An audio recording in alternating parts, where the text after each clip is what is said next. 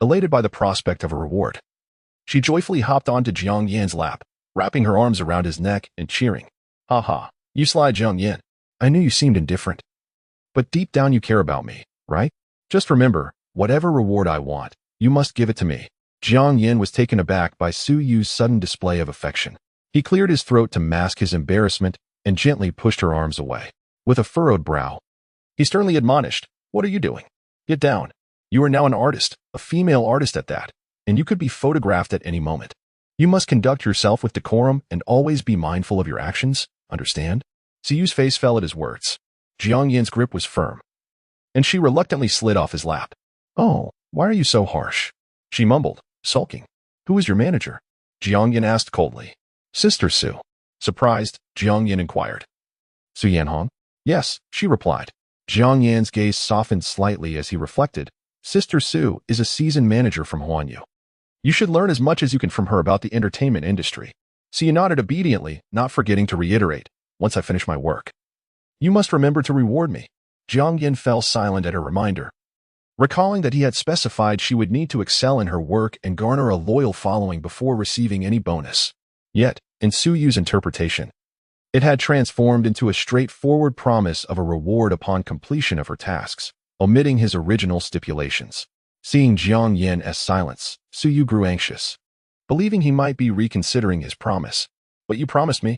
I haven't even started working yet, and now you're going back on your word?" Jiang Yan felt a headache coming on and decided to relent. "Fine, it's just a small bonus. I don't want to quibble over work expectations with you." He then stated firmly, "I promise, but if you continue to disregard the rules, I will terminate our contract." This statement had an immediate effect. Su Yu promptly settled onto a nearby sofa in silence, scrolling through her phone, allowing Jiang Yan to finally immerse himself in work. Little did he know that the rewards he envisioned differed vastly from those Su Yu had in mind. As noon approached, Jiang Yan noticed Su Yu still seated quietly on the sofa. He instinctively asked, "Why haven't you left yet?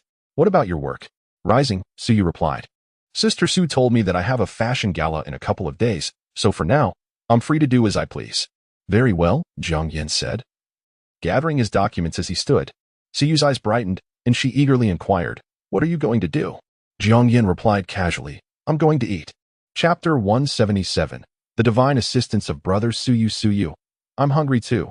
Let us go together. I still don't know where the company cafeteria is."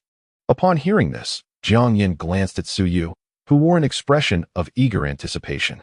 He realized that Su Yu had lingered just to dine with him.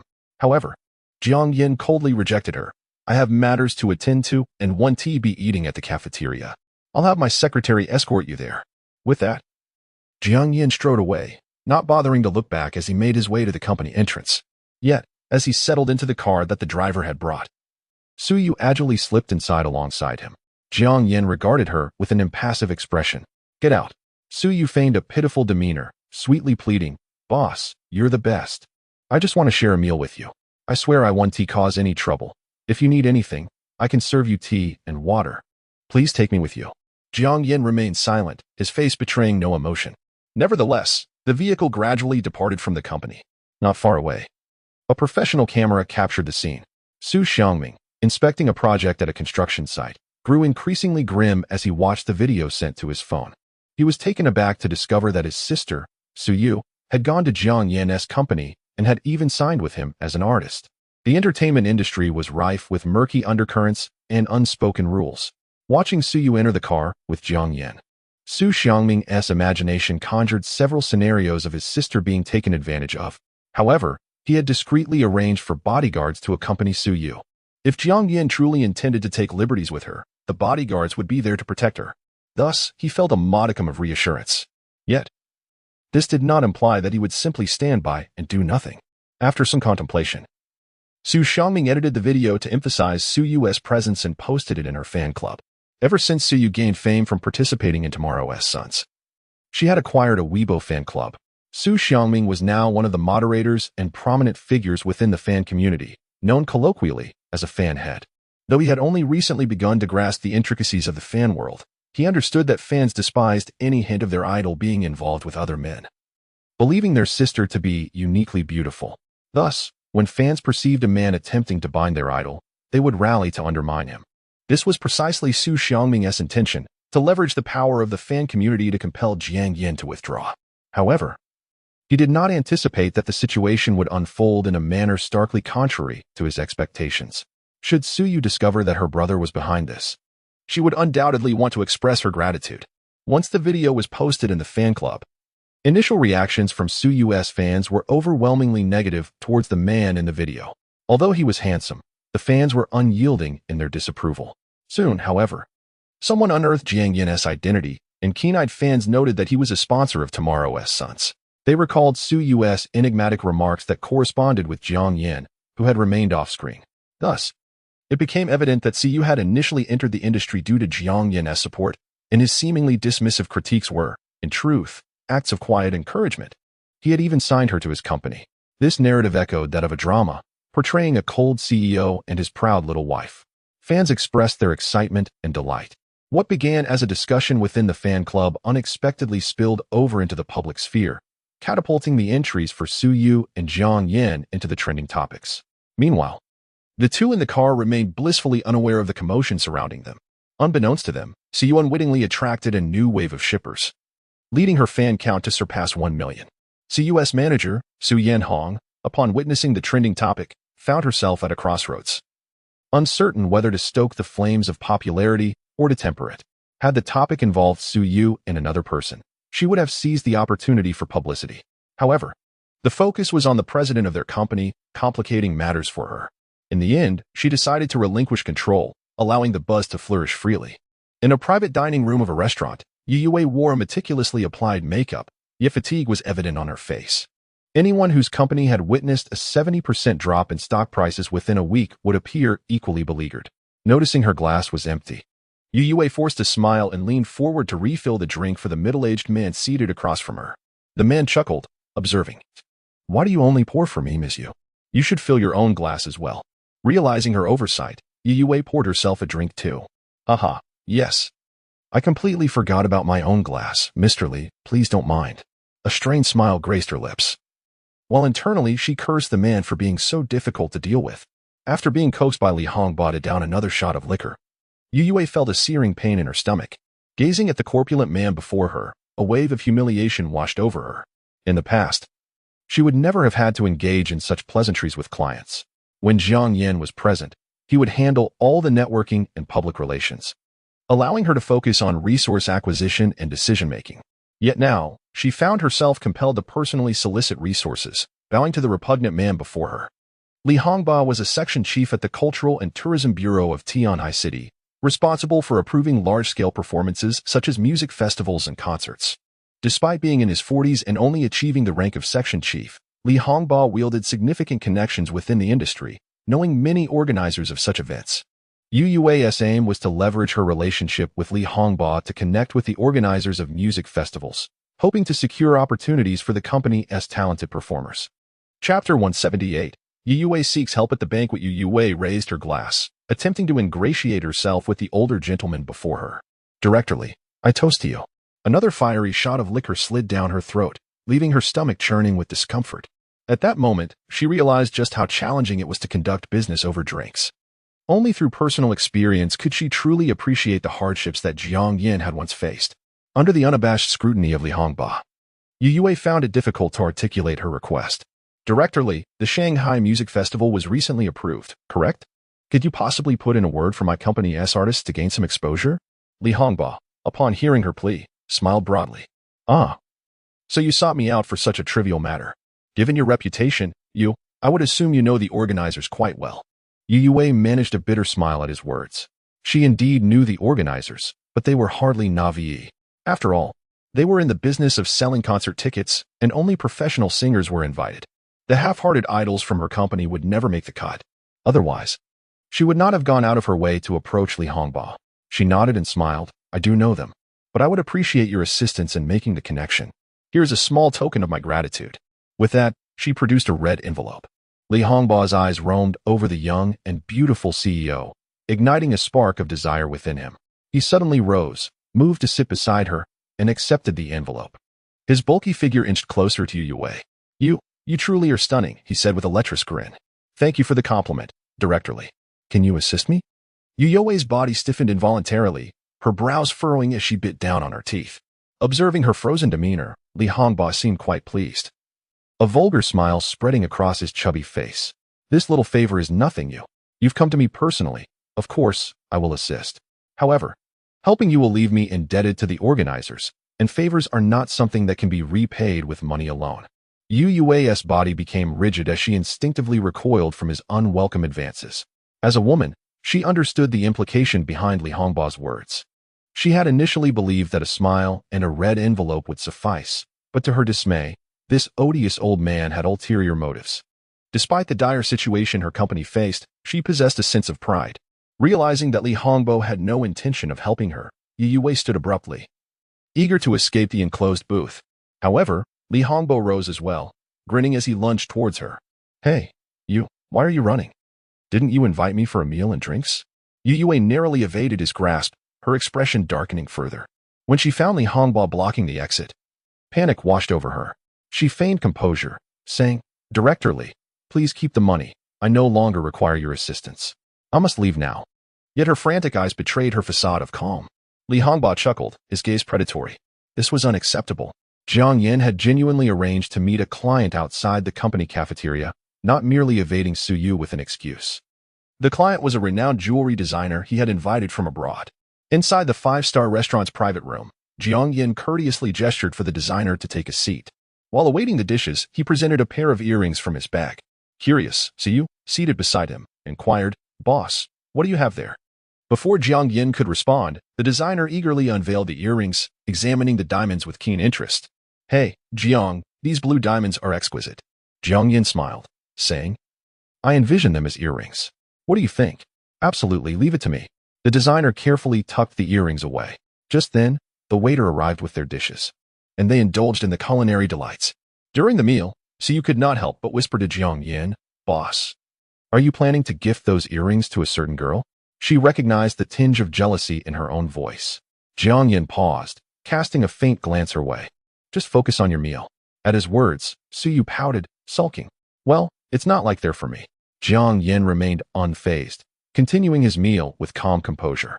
Despite her protest, a flicker of anticipation ignited within Suyu. What if these earrings were meant to surprise her? Perhaps her insistence on accompanying Jiang Yan had unwittingly spoiled his plans. After finishing their meal, Jiang Yan and his companions exited the private room. At that moment, they heard a familiar cry for help echoing from down the hallway. Suyu was the first to react, halting in her tracks as her eyes instinctively turned toward the source of the distress. Jiang Yan, however, maintained a stoic expression, though a shadow passed over his gaze. The muffled cries were unmistakably from Youwei. Jiang Yan glanced at Suyu, whose delicate features displayed a hint of turmoil. Clearly, Youwei was in trouble, desperately calling for help to open the door. Although their friendship had ended, the sound of her cries stirred a conflict within Suyu. Should she come to Youwei's aid? In that moment of internal struggle, Suyu glanced at Jiang Yan, seeking his decision. For Youwei had once been the love of his life. Blinking innocently, she asked, Do you want to knock and see what is going on? Chapter 179. In that fleeting moment, Jiang Yan's silhouette appeared tall and reassuring. Calmly, he stated, What does it have to do with me? Why should I help you, Youwei? He turned to Suyu and urged, Are you leaving or not? Suyu bit her lip, taking a deep breath. Let us go. After all, it was Youwei who had wronged her first, damaging their relationship for that by Luo. Why should she soften her heart to assist her now? After mentally reinforcing her resolve, Suyu stepped forward, rushing to Jiang Yan's side, following him outside. At that moment, the restaurant's waiter sensed something amiss in the private room. Without hesitation, he pushed open the door, and upon seeing the entrance ajar, Youwei seized the opportunity to escape from Li Hongba's grasp. As she dashed out, her eyes immediately fell upon Jiang Yan's tall and upright figure. His back was turned to her, exuding an indescribable sense of determination and composure against the dimly lit corridor, rendering her unable to look away. For a brief moment, she froze, instinctively believing she was hallucinating.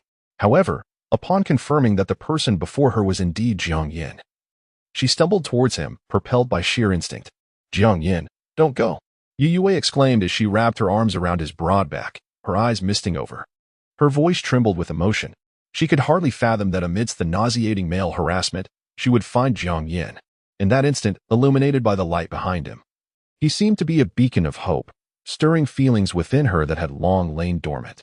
Desperately, She clung to him, overwhelmed by a surge of emotion.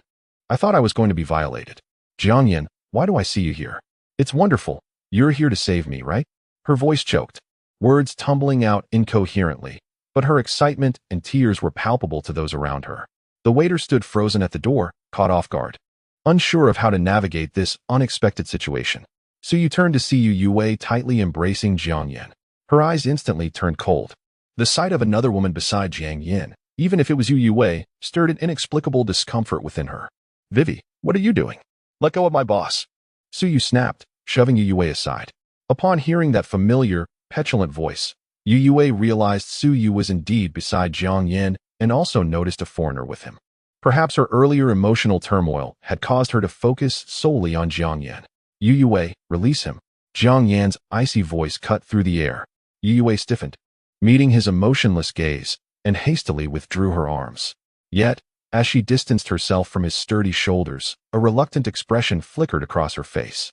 Jiang Yan, with his well-defined muscles from years of fitness, felt solid and reassuring. Youwei's heart raced as she stood before him, anxiously tidying her disheveled hair, momentarily shedding her haughty demeanor, appearing more like a bashful girl experiencing her first crush, imbued with a mix of unease and anticipation. Jiang Yan's timely emergence in her moment of peril ignited a profound and indescribable sentiment within Youwei. Meanwhile, another man emerged from the private room, Li Hongba, his rotund figure swaggering as he stepped out. Upon spotting Suyu, his eyes gleamed with surprise. Ah, why did you run out? Oh, I see you have friends here. Perfect, let us invite your friends to join us for dinner. Li Hongba's repugnant words turned Youwei's expression pale.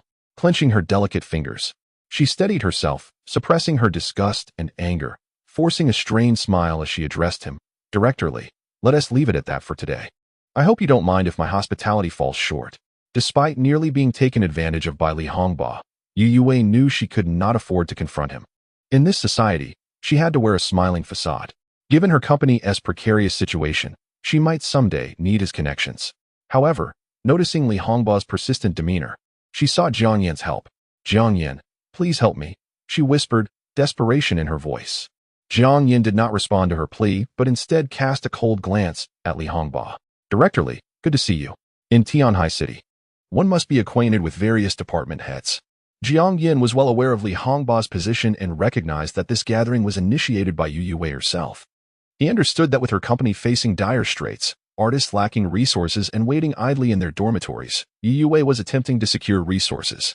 However, she had underestimated the intricacies of social dealings, particularly at the table where women often had to compromise their dignity to seal a deal.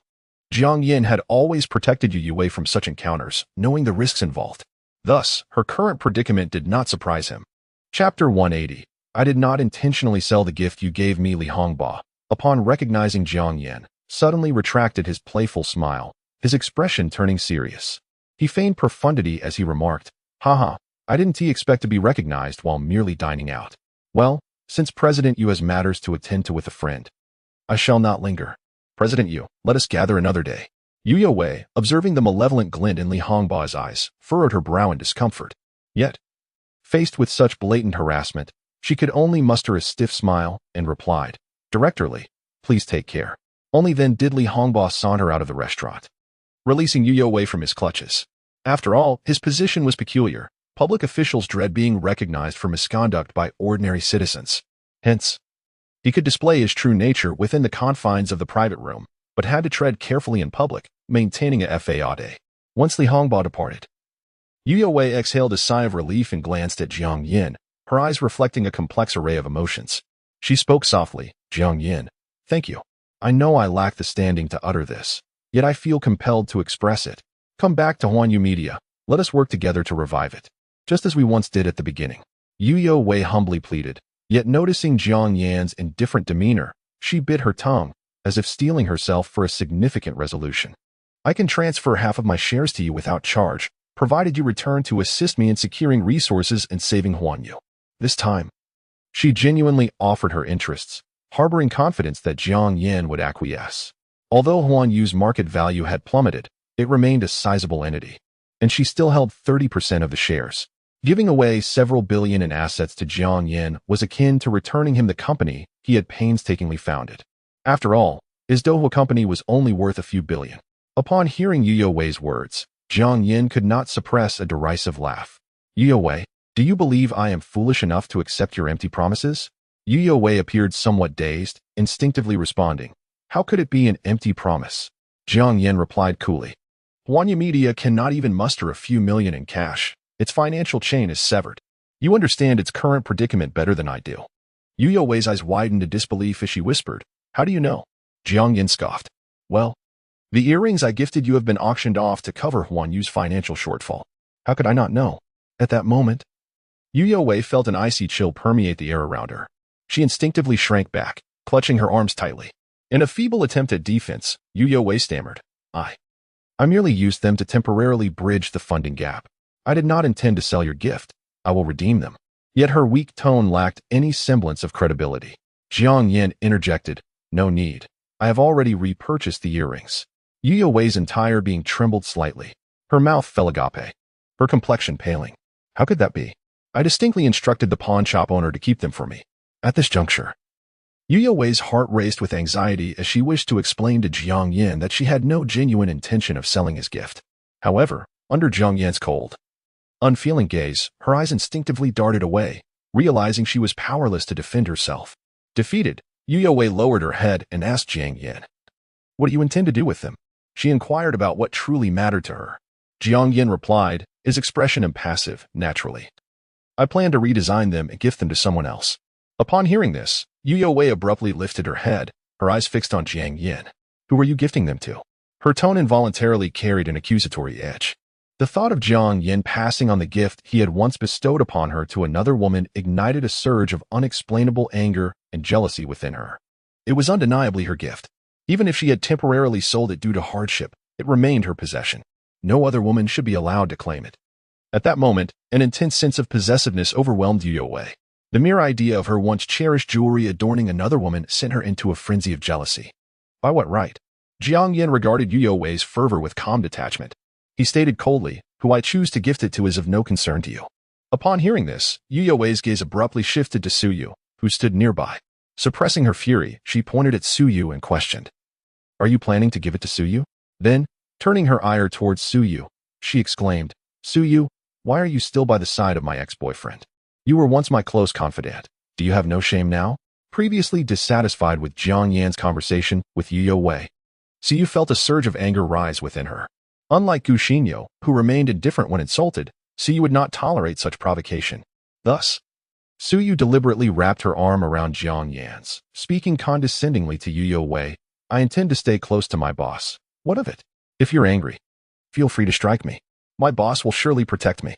Moreover, you relinquished the bond of friendship when you chose to protect your white moonlight back then. Why still cling to my boss? Youwei's face flushed in rage at Suyu's familiarity with Jiang Yan. She was at a loss for words. Especially since Bai Luo had always been her Achilles heel. Moreover, Suyu had brought up Bai Luo in front of Jiang Yan, leaving Youwei utterly flabbergasted. Unsure of how to retort. Suddenly, Youwei paused, her eyes narrowing at Suyu as she questioned, how did Jiang Yan become your boss? Chapter 181. What do you mean? I could go bankrupt. Suyu wore a triumphant smile, clutching Jiang Yan's arm more tightly. Humph. I am now assigned artist under Youwei Entertainment. If I am wronged, my boss will surely stand up for me. Observing Suyu's haughty demeanor, Youwei stamped her foot in frustration. She never anticipated that Suyu had become Jiang Yan's artist. Suddenly, she recalled that after her breakup with Jiang Yan, she had intended to apologize, but Suyu had inexplicably stopped her, brainwashing her with the notion that a woman should never apologize first, especially as the eldest daughter of the Yu family. Consequently, she believed Suyu's words and refrained from humbling herself before Jiang Yan. Had she chosen to apologize then, perhaps there would have been a chance for reconciliation. It turned out that Suyu had been scheming all along, posing as a good friend while secretly harboring intentions toward her man. Now, she had been ruthlessly dumped by Jiang Yan, losing nearly all hope for a turnaround.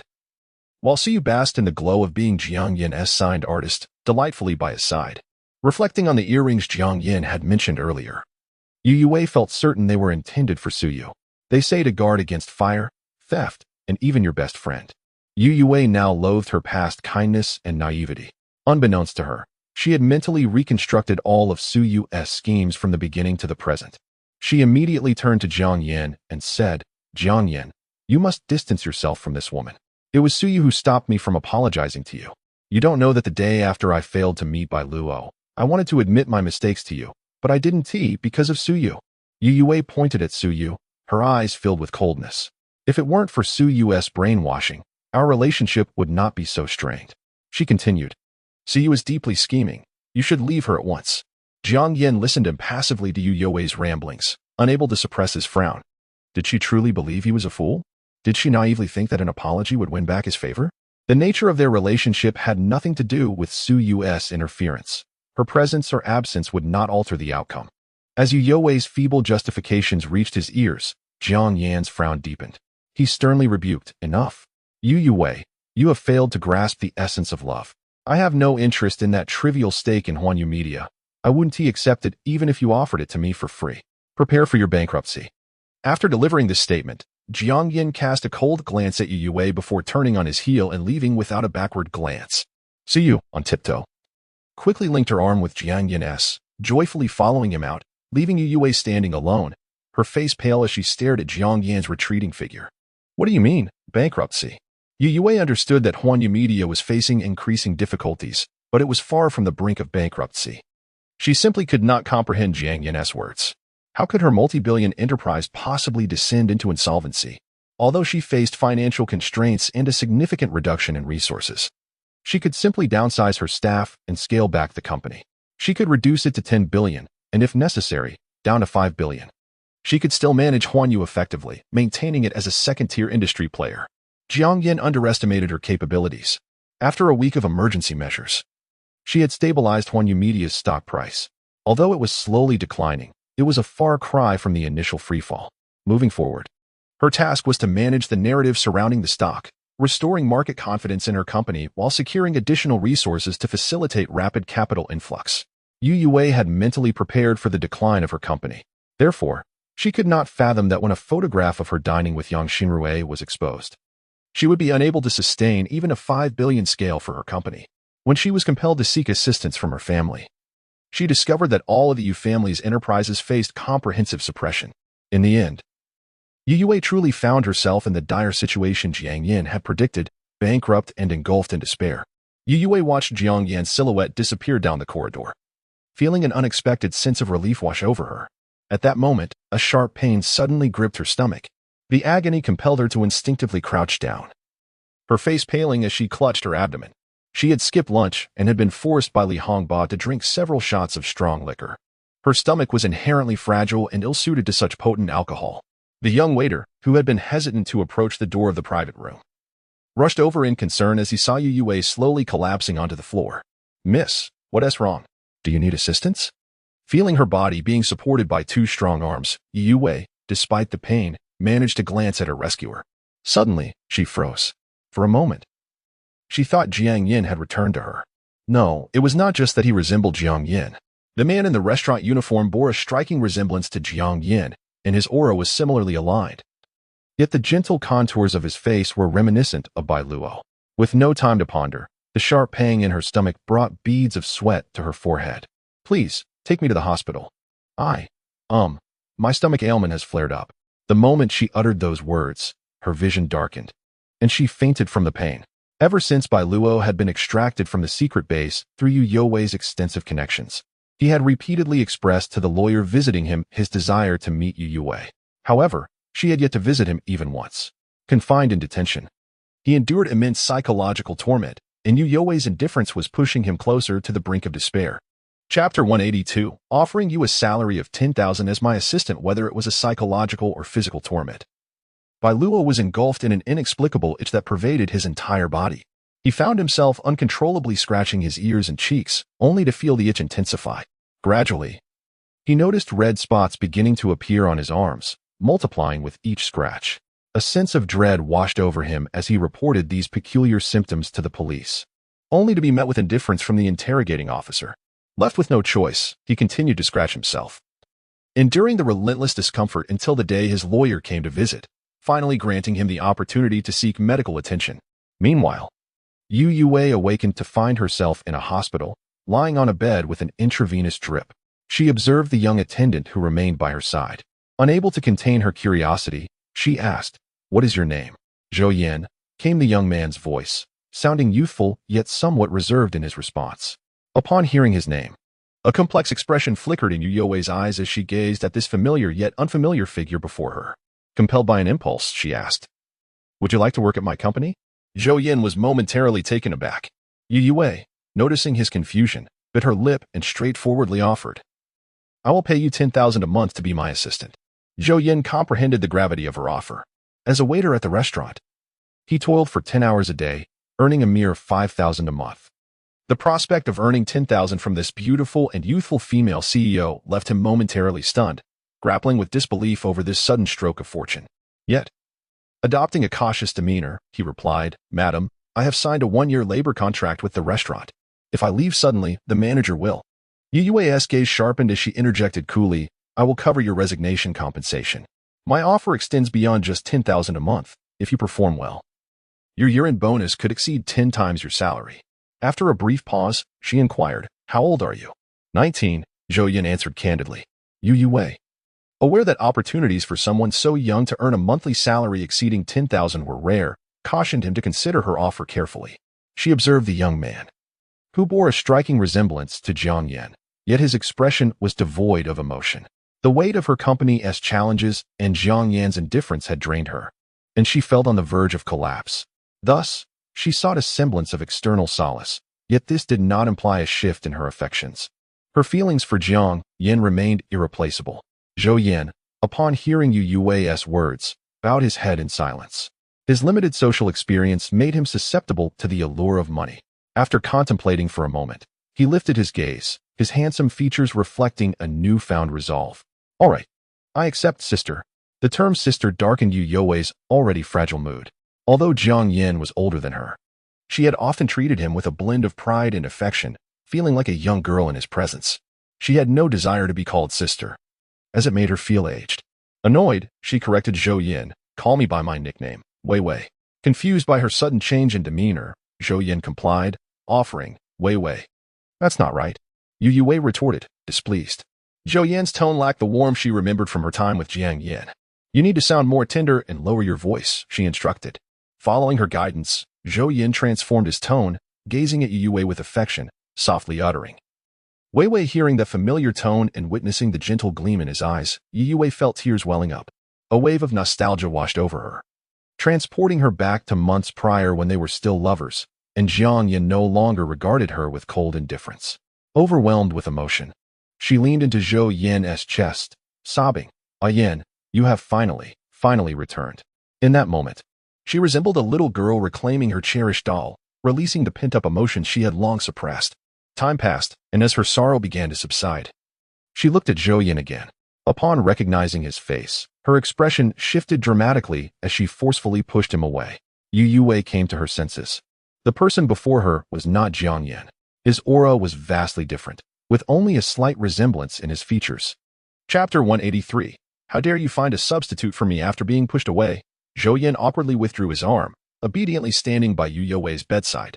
Noticing that the floor bag was nearly empty, Zhou Yan hesitantly remarked, "Weiwei, I shall summon a nurse." It seemed that Zhou Yan's words had inadvertently struck a nerve with Youwei. With a cold expression, she replied in a voice devoid of warmth, "From now on, refer to me as Director Yu." Zhou Yan's eyes flickered momentarily before he calmly responded, "Understood, Director Yu." Once the nurse arrived to remove the foreneedle, Youwei drank the millet porridge Zhou Yan had brought her, feeling a gradual warmth settle in her stomach as the pain began to subside. Glancing at Zhou Yan beside her, Youwei threw off her blanket and declared, "Let us go. You shall accompany me to another ward." The other ward she referred to as where Shenqing was hospitalized. In order to secure the lightest sentencing for Bai Luo, a letter of understanding from the victim was imperative. Thus, since they were already at Tianhai First Hospital, they needed to obtain Bai Luo's letter of understanding. Time was of the essence, as there were numerous matters awaiting her attention at the company. Shenqing's ward was located in the adjacent building, requiring passage through the outpatient department. As Youwei led Zhou Yan through the corridor for routine blood tests, her steps suddenly halted. "Bai Luo." Youwei's eyes widened as she caught sight of Bai Luo in the hallway, her voice barely a whisper. Zhou Yan, following closely behind, turned to see what had captured her attention. There stood Bai Luo, his hands and feet concealed beneath layers of clothing, bent at the waist, anxiously awaiting his test results. Flanking him were two tall men in plain clothes, subtly restraining his arms. It was evident that they were police officers discreetly guarding Bai Luo. To avoid drawing attention in the hospital, they had wrapped his handcuffs in clothing and donned civilian attire themselves. Upon spotting Bai Luo, Youwei quickened her pace towards him. Meanwhile, Bai Luo, his gaze darting among the crowd, was gripped by fear. Fear of being recognized as a suspect. Fear of the judgmental stares of strangers.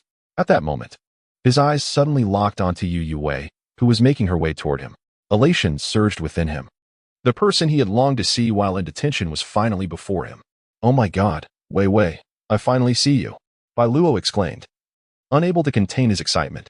However, his voice was too loud amidst the anxious crowd awaiting results, causing everyone to turn their heads and focus on him. Realizing he had drawn unwanted attention, Bai Luo quickly closed his mouth and hunched his shoulders, trying to shrink into an inconspicuous corner. By this time, Youwei had reached him. Her gaze fell upon his arms, which were intertwined and hidden beneath a garment, concealing his hands. Youwei's eyes flickered with understanding as she guessed what lay beneath the fabric. Fortunately for Bai Luo, Youwei did not expose his predicament. After a moment of silence, she bit her lip and finally asked, "Bai Luo, how have you been lately? What brings you to the hospital? Are you unwell?" Although they had only been apart for a little over a week, Youwei sensed a growing distance between them.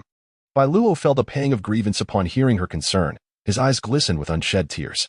He had lost considerable weight in detention, and his complexion was far from healthy, suggesting he was enduring a difficult time. With a hint of resentment, he looked at Youwei and lamented, "I'm not well at all. It's unbearable in there. It's no place for a human being. Wei, when will you get me out?" Youwei's expression stiffened. She averted her gaze, avoiding Bai Luo's pleading eyes. Silent and biting her lip, she refrained from responding, fully aware that Bai Luo could not possibly be released unscathed. The injury Shenqing sustained was classified as a minor injury by the police, warranting a sentence of no less than 3 years, compounded by Bai Luo's malicious intent and use of a weapon. Thus, it was highly likely he would receive a substantial prison sentence. After what felt like an eternity, Youwei finally looked at Bai Luo, her expression laden with complexity as she softly said, "Take care of yourself in there. If you need anything, speak to your lawyer. I can only do my best to assist you." "What do you mean?" Bai Luo's tone turned icy as he instinctively furrowed his brow, his deep-set eyes fixated on Youwei. At that moment, he noticed a man standing behind her. Upon seeing the man's appearance, Bai Luo's emotions flared. "Who is that man behind you? Wei, have you found someone else? How dare you find a substitute for me?" Suddenly addressed. Jiang Yan lifted his gaze to meet Bai Luo's. His expression faltered momentarily as he regarded Youwei's profile with confusion. He had been lost in thought and only now noted the striking resemblance between himself and Bai Luo. Jiang Yan found himself momentarily bewildered. So, he wasn't the substitute for a previous client? Whose substitute was he exactly? This frail young man? Whatever, as long as there's money to be made. Jiang Yan realized the complexities of the relationships surrounding this woman and contemplated making a quick exit after earning some money. Otherwise, entangling himself in this situation could lead to trouble. If not for the two police officers restraining Bai Luo's shoulders, he might have rushed forward to punch Jiang Yan. Chapter 184. Has Bai Luo contracted an illness? Gazing upon Bai Luo's face, contorted with rage, Youwei felt an unsettling discomfort surge within her. She could comprehend the sudden outburst of Bai Luo's anger, yet the accusation that she was irresponsible and had wronged him stirred discontent in her heart. She had been consistently concerned about Bai Luo's predicament and had even engaged a legal team, exerting considerable effort to leverage her connections on his behalf. As she observed Bai Luo's reddened eyes, she remained silent. At that moment, the long-awaited results of his blood test arrived. When he reached for the paper, he inadvertently exposed a portion of his wrist. Youwei's eyes widened in shock as she noticed the multitude of red spots and scratch marks adorning his wrist. "What has happened to your hand, your arm?" she instinctively inquired. Bai Luo stiffened momentarily, hastily handing the test results to the police before wrapping his wrist back in his clothing. Coldly, he replied, "It's none of your business." In truth, a sense of unease had gripped Bai Luo even before his arrival at the hospital. Since the previous day, he had been plagued by an inexplicable nausea and a feverish sensation, amplifying his internal agitation. Suddenly, memories of his humiliating encounter and Youwei's coercive threats flooded his mind. The possibility of having truly contracted that dreadful illness rendered his complexion ashen. Such a disease was incurable, and once diagnosed, he would be left to await a slow demise. Moreover, should others discover his affliction, they would shun him, fearing contagion. Thus, he could not allow Youwei to uncover his anomaly. The thought of being entirely abandoned by her was unbearable. Noticing Bai Luo's clumsy attempt to conceal his panic, Youwei instinctively reached out for the test results. However, Bai Luo brusquely shoved her aside with his shoulder. Fortunately, Jiang Yan was there to steady her, preventing her from falling. Anger flared in Youwei's eyes as she exclaimed, "Bai Luo, what are you doing? I merely wish to express my concern for you." In former times, such words would have filled Bai Luo with joy, but now he only yearned for her to leave him be. He could not permit her to view the test results. Such a blatant gesture was unacceptable. In a cold tone, he retorted, "There is no need for your feigned concern. Wei, if you truly cared for me, you would find a way to get me out of here. Otherwise, I shall never forgive you." Pausing, he shifted his gaze to Jiang Yan. Observing the larger man, Bai Luo's anger intensified. "Damn it," he thought. "Youwei even sought a stand-in while I was apprehended. This man bears no resemblance to me. His features are too harsh, lacking the delicate charm I possess." Bai Luo felt a surge of indignation at Youwei's poor taste in selecting a substitute, as if she feared he might discover the truth. Bai Luo glared at Jiang Yan, his voice icy. "You'd better watch out. Once I'm out, you'll be the first to face my wrath." Yet, before he could finish his threat, a nearby officer warned him to be silent. The psychological scars from his time in the secret facility silenced Bai Luo immediately. Though his gaze remained venomous, he still had further examinations to undergo, and his time outside was limited. He could not afford to waste it here. After Bai Luo was escorted away by two undercover officers, Youwei's mind raced with questions about his illness. Driven by curiosity, she stealthily followed them. Upon witnessing Bai Luo enter the examination room for a particular test, her heart sank in horror. She stood frozen for several moments before returning silently to the outpatient building. Jiang Yan followed closely behind, maintaining a quiet demeanor. The shocking truth of Bai Luo's condition left Youwei at a loss for how to regain her composure. She wandered through the small garden outside for an extended period, and once her emotions settled, she resolved to find Xinqing in the other inpatient building. Regardless of the circumstances, she had promised Bai Luo's parents that she would advocate for a lighter sentence, and she intended to fulfill that commitment. Once Bai Luo's verdict was rendered and everything reached a conclusion, she silently vowed to distance herself from him, severing all ties. Xinqing's wound had been successfully stitched up. Her recovery was progressing well, and she would soon be discharged from the hospital after a few days of treatment. Qin Shiyu had been keeping her company during this time, alleviating her boredom. While they were engaged in light-hearted conversation, Youwei entered the room. Xinqing's calm expression faltered slightly upon seeing her. The moment she noticed a man accompanying Youwei, a flicker of anger ignited within her. With a frosty demeanor, Xinqing stated bluntly, Your presence is unwelcome here." Youwei wore no friendly smile, seeing Qin Shiyu, resplendent in her attire beside Xinqing, stirred an inexplicable displeasure within her. As an actress, Qin Shiyu possessed both beauty and an enviable figure, enhanced by her vibrant aura. Yet, her achievements were solely attributed to the resources provided by Jiang Yan. The more Youwei pondered, the more incensed she became at Qin Shiyu's presence. She addressed Xinqing straightforwardly. "Let us dispense with pleasantries. How much compensation would suffice for you to issue a letter of understanding?" Xinqing chuckled at Youwei's words. Typically meticulous and methodical, she rarely revealed her true feelings outside of work. However, today, she felt no inclination to extend courtesy to Youwei. Thus, she retorted coldly, "I shall accept no compensation from you, nor will I issue a letter of understanding. Those who commit wrongdoing must face the consequences." Bai Luo dared to lay a hand on President Jiang. "I will not allow him to receive leniency." Chapter 185. Seeking a letter of understanding from Xinqing. Xinqing propped herself up with both hands, sitting at the edge of the bed. Her gaze fixed on Youwei, sharp and unwavering. With a resolute tone, she declared, "Youwei, your visit is futile. Your white moonlight must face justice in prison this time." Yet, Youwei merely interpreted Xinqing's words as a bargaining chip to negotiate a higher compensation. With confidence, she raised an offer, 500,000. Xinqing's eyes remained cold, her refusal steadfast. As the two engaged in this tug-of-war, Qin Shiyu discreetly picked up her phone, positioning herself so that Youwei could not see, feigning to organize the cluttered items on the table. In reality, she was sending a message to Jiang Yan. Youwei, oblivious to Qin Shiyu's subtle maneuver, focused her attention entirely on Xinqing. Noting Xinqing's indifference to her generous offer, Youwei's frustration mounted, prompting her to raise the compensation to 600,000. Shenqing found the situation increasingly amusing. She replied coldly, Chairman Yu, with your wealth of over 10 billion. Is this the extent of your willingness to spin for your white moonlight? Fuming, Youwei retorted, your injury assessment merely classifies as minor. The compensation I'm offering might equate to what an average person earns in 10 years. Shenqing, do not push your luck. This is my final offer, 1 million. She declared, reaching her limit. However, Shenqing's expression remained unchanged upon hearing such a high figure. She was curious to see just how much Youwei would sacrifice for the man who had caused her to hurt Jiang Yan for 5 years. What infuriated Shenqing the most was that Youwei had found a substitute, a man who bore a striking resemblance to Jiang Yan. Just days ago, she had feigned deep affection in front of Jiang Yan, only to turn around and seek solace in another man. It was laughable. Youwei's heart did not truly belong to Jiang Yan. She was oblivious to the sincerity of love and was exceedingly fickle and greedy.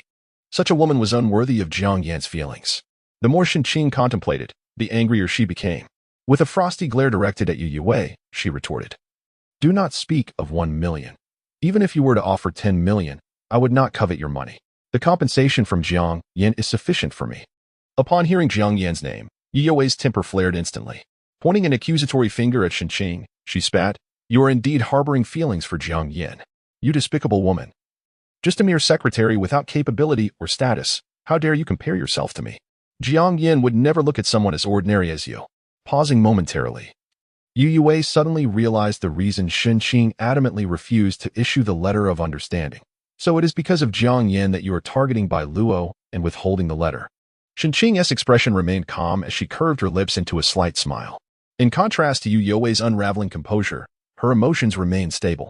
Bai Luo attacked Jiang Yan with a knife. If I had not intervened in time, it would be Jiang Yan lying in the hospital now. Youwei. Why should I grant him leniency?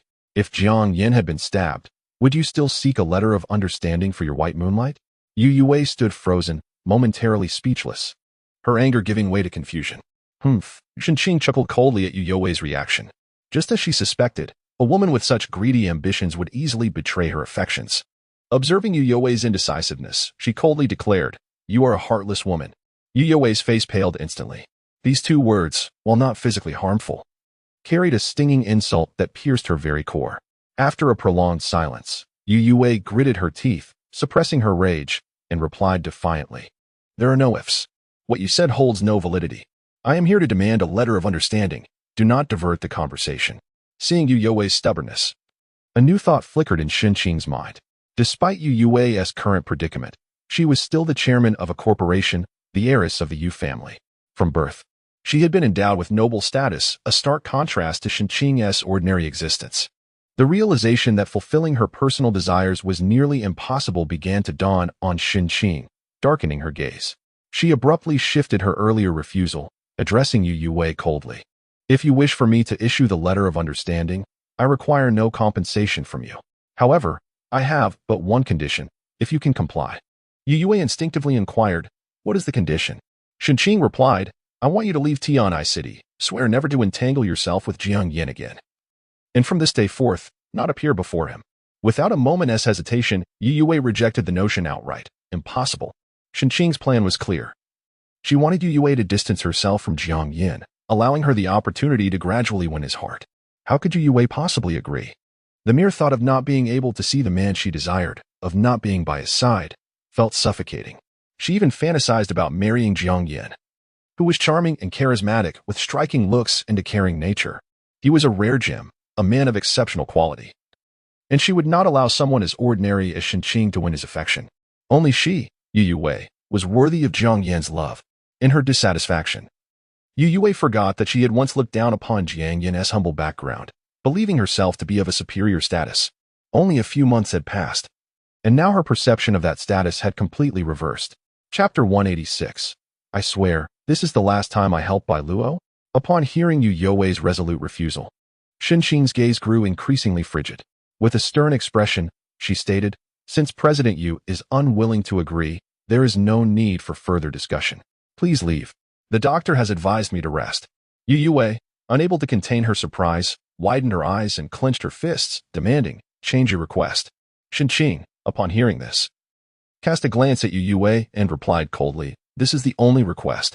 Everything else is off the table. Choose between President Jiang and your white moonlight. Will you forsake President Jiang to save your beloved? For a moment, Youwei fell silent. Her intention was merely to offer a sum of money for Shunqing to sign a letter of understanding, after which she planned to sever all ties with Bai Luo. However, Shunqing seemed to dismiss even her offer of 1 million, attempting to coerce her into leaving Jiang Yan, arrogantly demanding she choose between the two.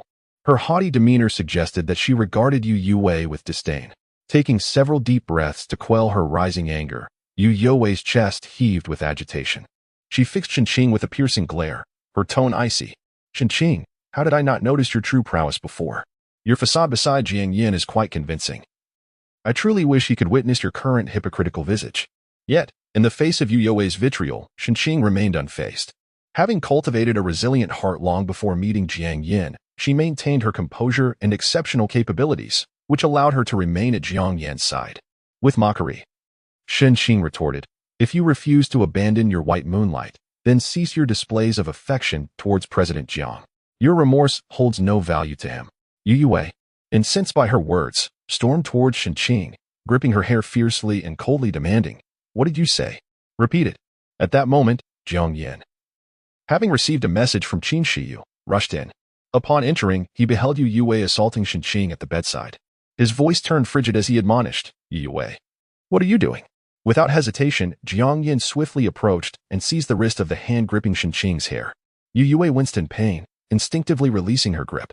Subsequently, she felt Jiang Yan push her away. Zhou Yan, who had been standing nearby, finally took action. He hurried over to steady the unsteady Youwei, expressing concern. President Yu, are you all right? At that moment, Jiang Yan finally noticed the man standing behind Youwei. He scoffed derisively, scrutinizing Zhou Yan from head to toe before disdainfully addressing Youwei. What is this? One stand-in isn't enough, and you found another? You truly are quite dedicated, Youwei. On the hospital bed, Shunqing stared in astonishment at Jiang Yan's tall figure. A warmth spread within her heart as she silently glanced at Qin Shiyu. Her clear eyes silently inquiring, Shiyu, did you call President Jiang? Qin Shiyu, biting her lip, cautiously nodded. She anxiously examined Shunqing's scalp, relieved to find it only slightly reddened without further injury. Leaning in, she whispered, fortunately, President Jiang arrived in time. Otherwise, you would have been hurt again. In response, Shunqing smiled gently. Thank you, Shiyu. However, she secretly wished Jiang Yan had not come, for his presence meant he would once again be ensnared by Youwei. Grateful, she cast a glance at Qin Shiyu before her expression turned somber as she regarded Jiang Yan. At that moment, Youwei realized it was Shunqing who had summoned Jiang Yan. Her expression shifted, and she glared furiously at the seemingly innocent Shunqing. Yet, she could not reprimand Shunqing now. The thought of Jiang Yan misunderstanding her and falling into Shunqing's trap filled her with indignation. With reddened eyes, Youwei pleaded, Jiang Yan, let me explain. Things are not as you perceive. Shunqing threatened me first. Jiang Yan's eyes darkened as he snapped, enough. Youwei, how long will you continue this? Shunqing has always been my secretary. She has never wronged you. Why are you harassing a patient? When he received Qin Shiyu's message, Jiang Yan's demeanor had turned grave during a meeting. He delegated the remainder of the conference to others and hurried to the hospital, only to find Youwei assaulting Shunqing, who was still recovering. The audacity of Youwei to attack a patient left him incredulous. She seemed to have lost all sense of humanity. Before Youwei could respond, Qin Shiyu interjected, President Yu is attempting to coerce Shunqing into signing a letter of understanding. This assertion, if uttered by Shunqing herself, might seem like a complaint, so Qin Shiyu, as a close friend, spoke up first. Youwei's expression soured as she shot an enraged glare at the meddling Qin Shiyu, a chill of animosity brewing in her heart. Upon hearing this, Jiang Yan scoffed, Oh, how far have the stocks of Huan Yu fallen? You still managed to find time to assist Bai Luo? Such devotion. However, regarding Bai Luo, prison is inescapable. You might as well visit him there. Youwei paused, her expression darkening as she gazed at Jiang Yan, instinctively protesting, I didn't. It was Bai Luo's parents who pleaded with me. I had no choice. This time will be the last I help him. After this, I will have no further contact with Bai Luo. Jiang Yan, I know you will be angry upon learning this, but I swear, this is the last time I assist Bai Luo. From now on, we shall go our separate ways. I will treat him as a stranger. Chapter 187. Youwei, your actions are utterly repugnant. With unwavering resolve, Youwei made her assurances. Yet how often have these guarantees come to fruition? Jiang Yan was indifferent to her relationship with Bai Luo. Do not delude yourself. Obtaining a letter of understanding is absolutely impossible. Do not think that you can coerce Shenqing into providing one. Otherwise, I will also engage a professional legal team to accuse you of coercing others and obstructing the prosecution's testimony. Upon hearing this, Youwei's lips turned pale, and her body trembled uncontrollably. She bit her lip, rendered speechless. The extent of Jiang Yan's resolve, merely for a secretary, left her astonished. He offered her no leeway. In that moment, Zhou Yin, who was supporting Youwei, sensed her uncontrollable shivering and gently patted her shoulder. Does this make you feel any better? He inquired kindly. His words drew the attention of everyone in the room, including a fleeting glance from Jiang Yan, who scoffed disdainfully at Youwei. You truly are desperate for male companionship. Bai Luo has been taken for mere days, and you hastily seek another substitute to soothe your lonely, empty heart, don't you? Youwei's complexion drained of color. Instinctively, she pushed Zhou Yin away and coldly commanded, leave.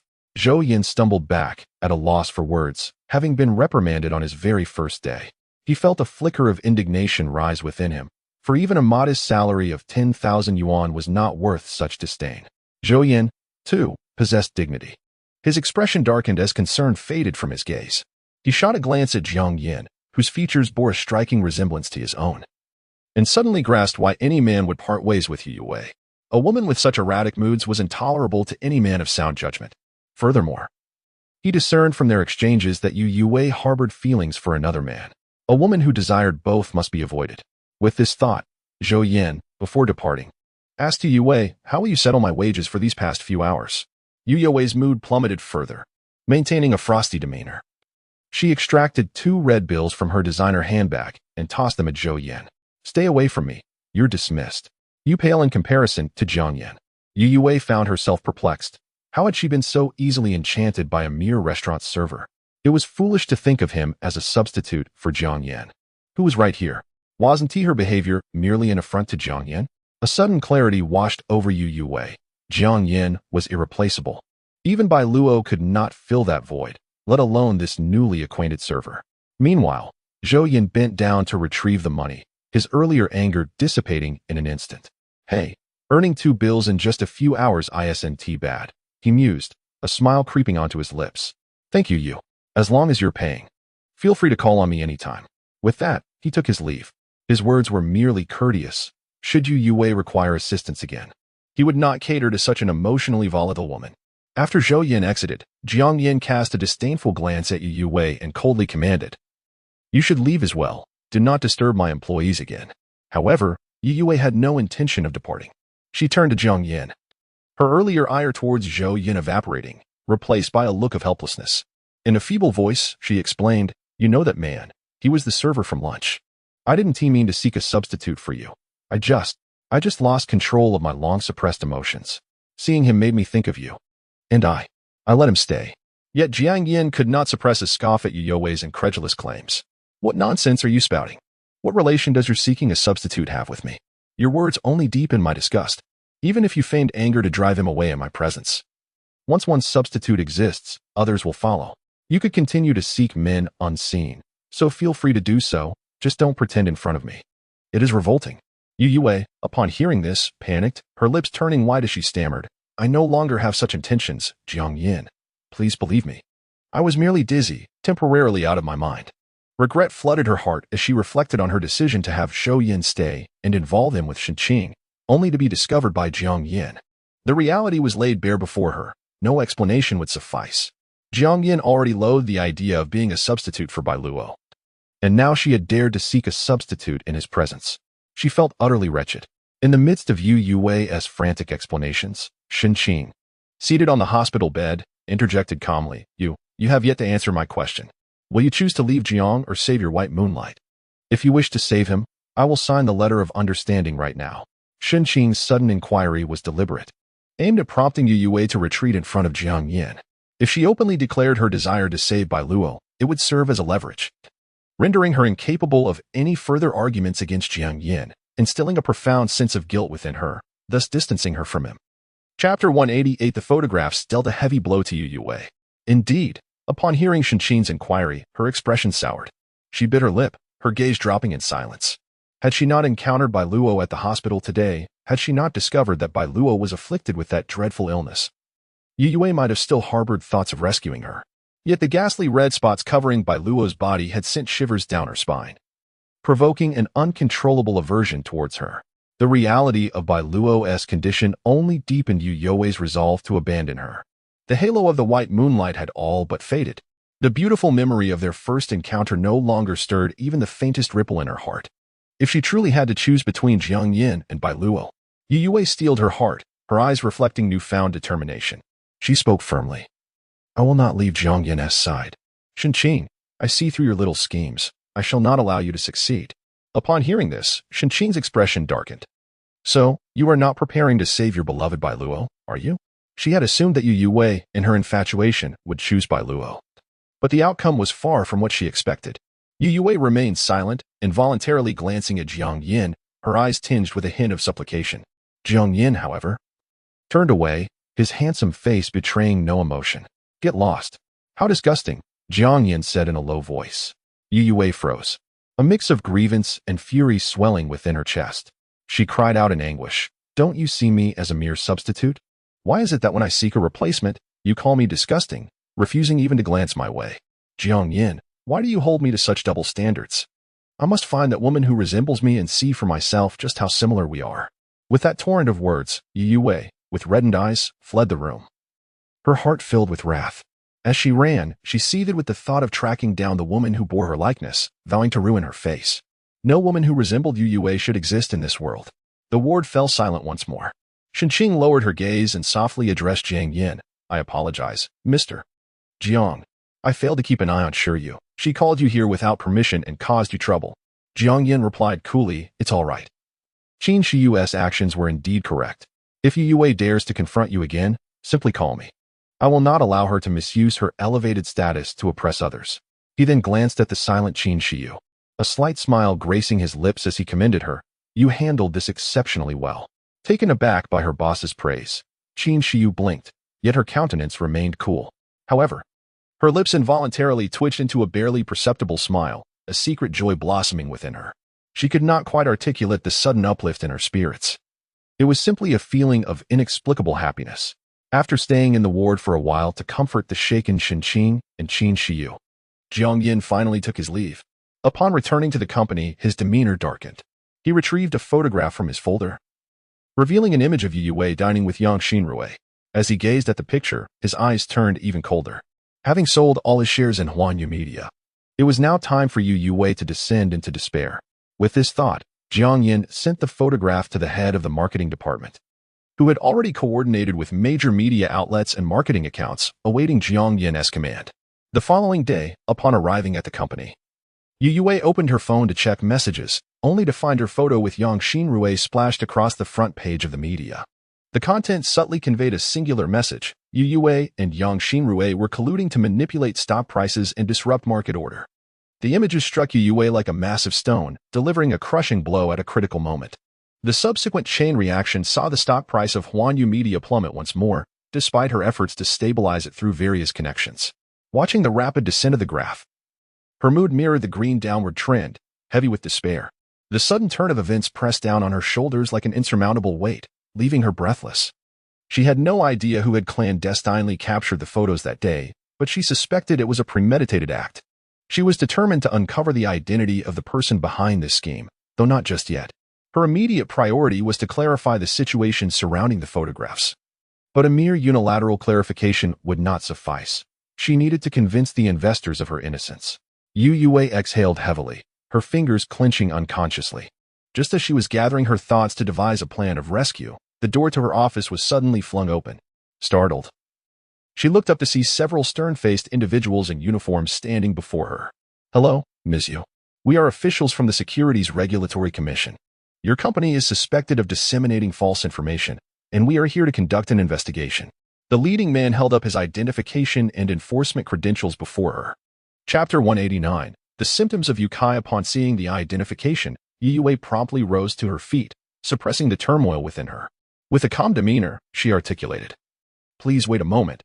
I will contact the relevant personnel for coordination. However, before she could finish her sentence, two officials from the Securities Regulatory Commission swiftly restrained her. There is no need for that. We will verify all necessary documentation. For now, please cooperate with our investigation.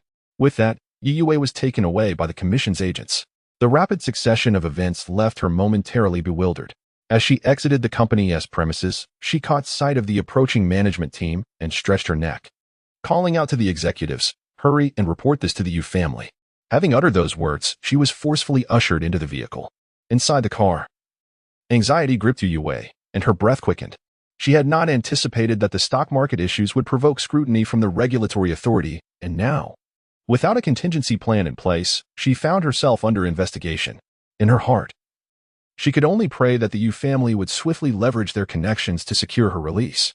Considering the precarious state of Huanyu Media and her position as chairwoman now under investigation, a wave of despondency washed over her.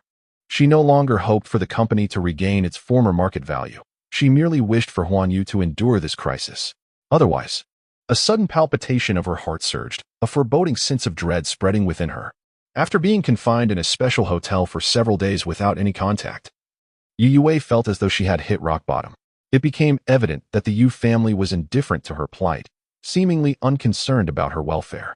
Ultimately, the one who came to her aid was her estranged aunt, and Yushio, with whom she had not spoken in over a decade. The Yu family, which once seemed robust, was now preoccupied with their own troubles. Huanyu Media was merely one of many enterprises under the Yu family's extensive portfolio, which encompassed numerous businesses across various sectors. However, for reasons unknown, the Yu Group had recently faced significant pressure, with some companies experiencing a staggering 20 to 30% decline in revenue this month, a devastating blow for an enterprise that had consistently thrived. Youwei's parents, Yushinxiang and Insuxia, upon learning of their daughter's detainment, erupted in fury, shattering cups in frustration and berating Youwei for her ineptitude. This useless daughter. I entrusted Huanyu to her, and instead of managing it well, she has created this colossal mess. It is infuriating. Yet, amidst their tirade, there was no indication of an intention to rescue her. Meanwhile, Yukai observed the scene with a sardonic smile. Suddenly, Insurong glanced over and inadvertently noticed the numerous red spots appearing on Yukai's neck. Kai, what are those red marks on your neck? She inquired instinctively. Huh? Yukai was taken aback and rushed to the mirror. Upon seeing the red blemishes, his brow furrowed deeply. Back in the living room, his father, Yuxinghua, adopted a grave expression and admonished, "What have you been up to? Associating with unsavory individuals? You need to get yourself checked at the hospital immediately." Startled by his father's stern reprimand, Yukai hurried to the best hospital in Tianhai City for an examination. On the way there, a sense of unease settled over him.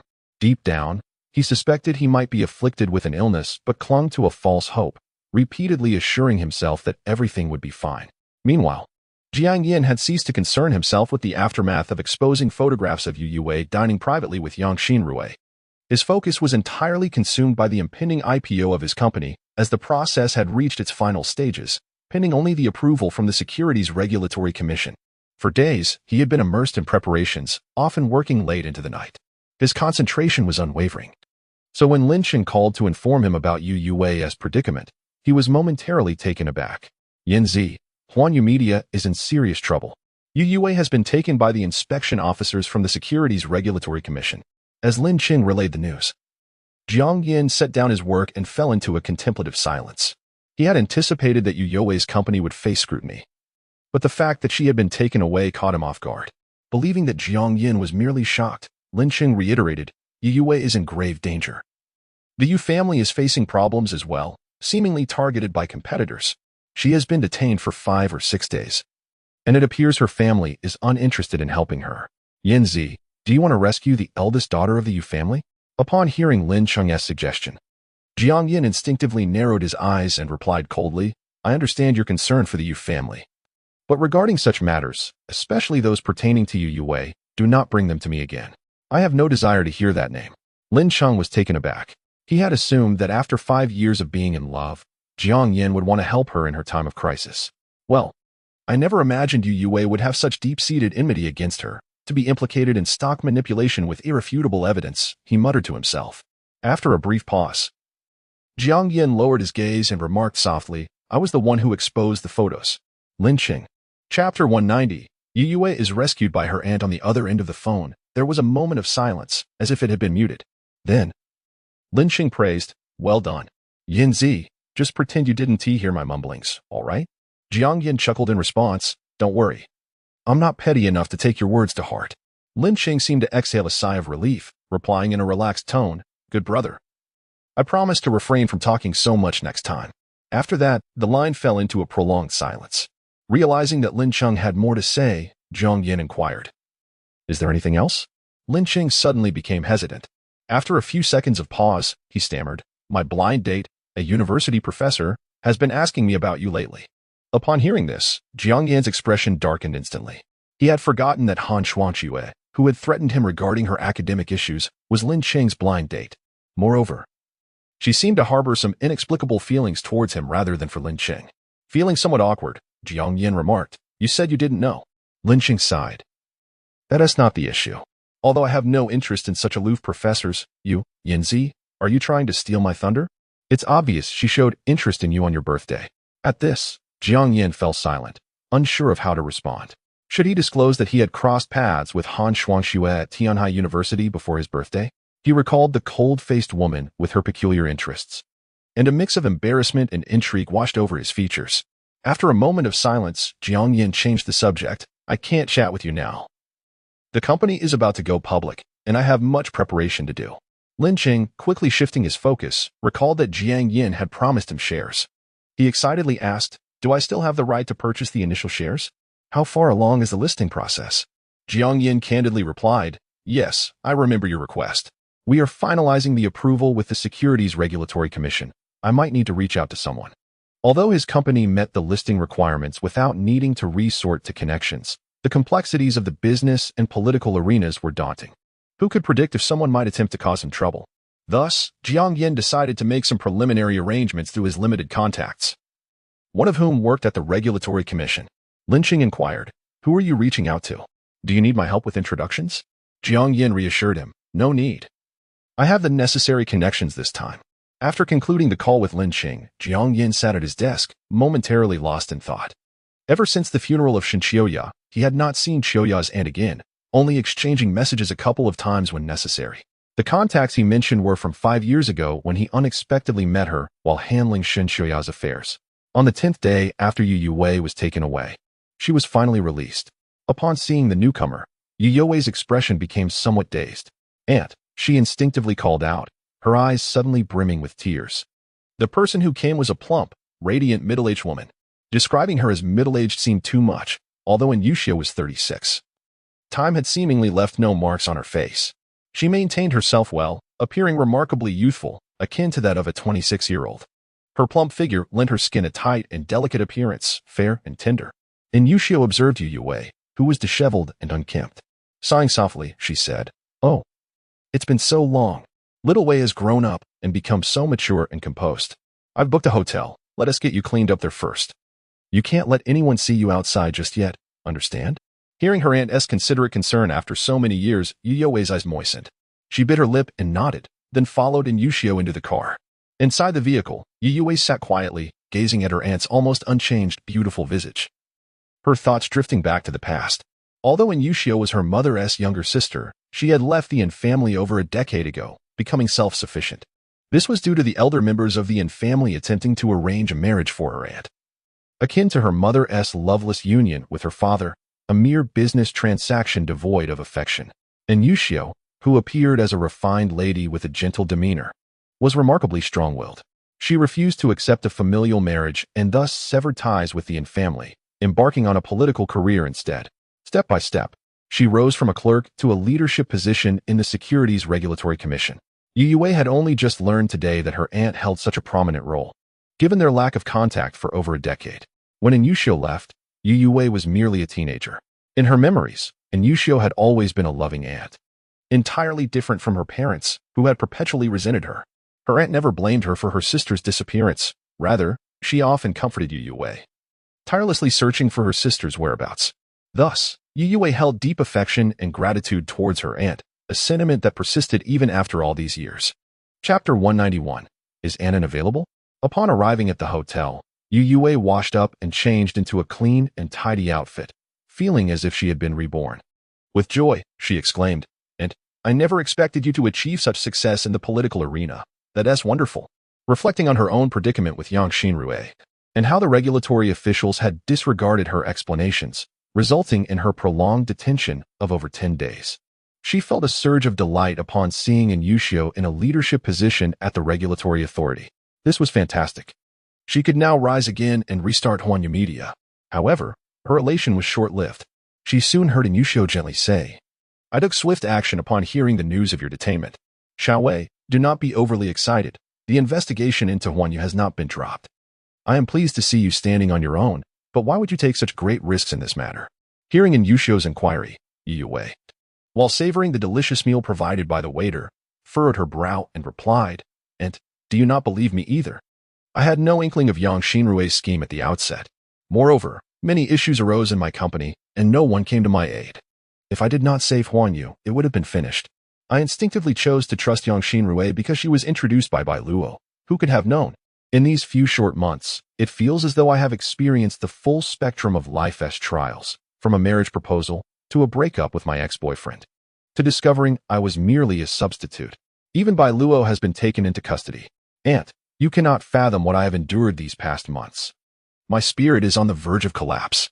Youwei's chopsticks unknowingly paused mid-air, her eyes reflecting a complex sadness, revealing her fragility. Youwei, seated beside her, gently patted her shoulder. After more than a decade without contact, she was unaware of the tribulations Youwei had faced. Yet she could distinctly sense a shift in her niece's demeanor. With a soft sigh, Youwei said, "Let it be for now. Focus on your meal. With me here, you will not be taken away by the authorities." Youwei nodded and resumed eating. Once satisfied, she raised her gaze to the elegant Youwei and asked, "Aunt, may I return to the company to assess the situation?" She needed to investigate the company's finances and determine the available funds to prepare for the challenges ahead. Youwei replied gently, "Yes, but refrain from going anywhere else for now." Subsequently, she typed a few words on her phone. "Your phone is being monitored." Upon reading this, Youwei nodded in understanding, which she had anticipated. As Youwei and Youwei concluded their discussion and prepared to leave the hotel, Youwei's phone suddenly pinged with a message. "Anton, are you free?" Before Youwei could discern the sender, Youwei promptly tucked her phone away. Youwei's curiosity was piqued. She found herself unable to resist glancing at Youwei's phone, wondering who had messaged her aunt, yet felt hesitant to inquire. As they strolled leisurely to the underground parking lot, Youwei finally succumbed to her curiosity and asked, "Aunt, who was that person messaging you just now?" Youwei glanced at her with a calm expression and replied, "A little friend I met by chance a few years ago." Hearing this, Youwei couldn't help but frown slightly. For some reason, her mood plummeted at her aunt's words, and she felt an inexplicable discomfort in her chest. Instinctively, she pressed further. "Who is it? You wouldn't know them," Youwei responded, somewhat perplexed by Youwei's attitude. She opened the car door and said, "All right, get in. My work is rather special. I want to be able to escort you. Let the driver take you back to Huanyu Media." Not receiving the answer she sought, Youwei reluctantly entered the car. After watching her niece's vehicle depart, Youwei finally replied to the earlier message, "Xiao Yan. I just took my niece out for a moment. There's nothing pressing now. What's up?" Meanwhile, Jiang Yan, seated in his expansive office chair, paused slightly as he read the message from Youwei. He had met her 5 years ago due to the tragedy surrounding Shun Qiuya's murder. At that time, he was attempting to contact Shun Qiuya's relatives in the countryside, only to find that they denied knowing her upon hearing the news of her death. They even avoided discussing her funeral, unwilling to spend any money, as they were impoverished. Angered by their attitude, Jiang Yan arranged a dignified funeral for Shun Qiuya himself. It was then that he encountered the hurried Youwei. Upon seeing Shun Qiuya's photograph, Youwei was immediately overcome with tears, revealing her identity as Shun Qiuya's aunt, who had been searching for her whereabouts.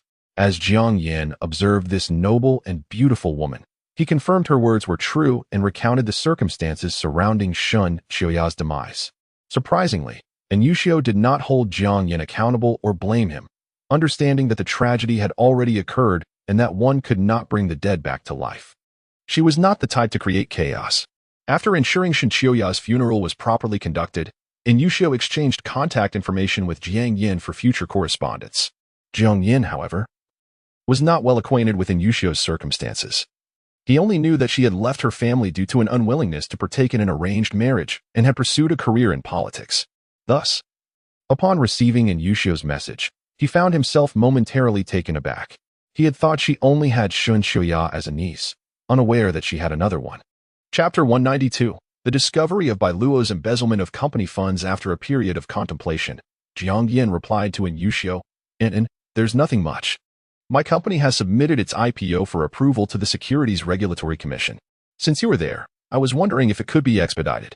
Yushio responded, no problem at all. Congratulations, Xiaoyan.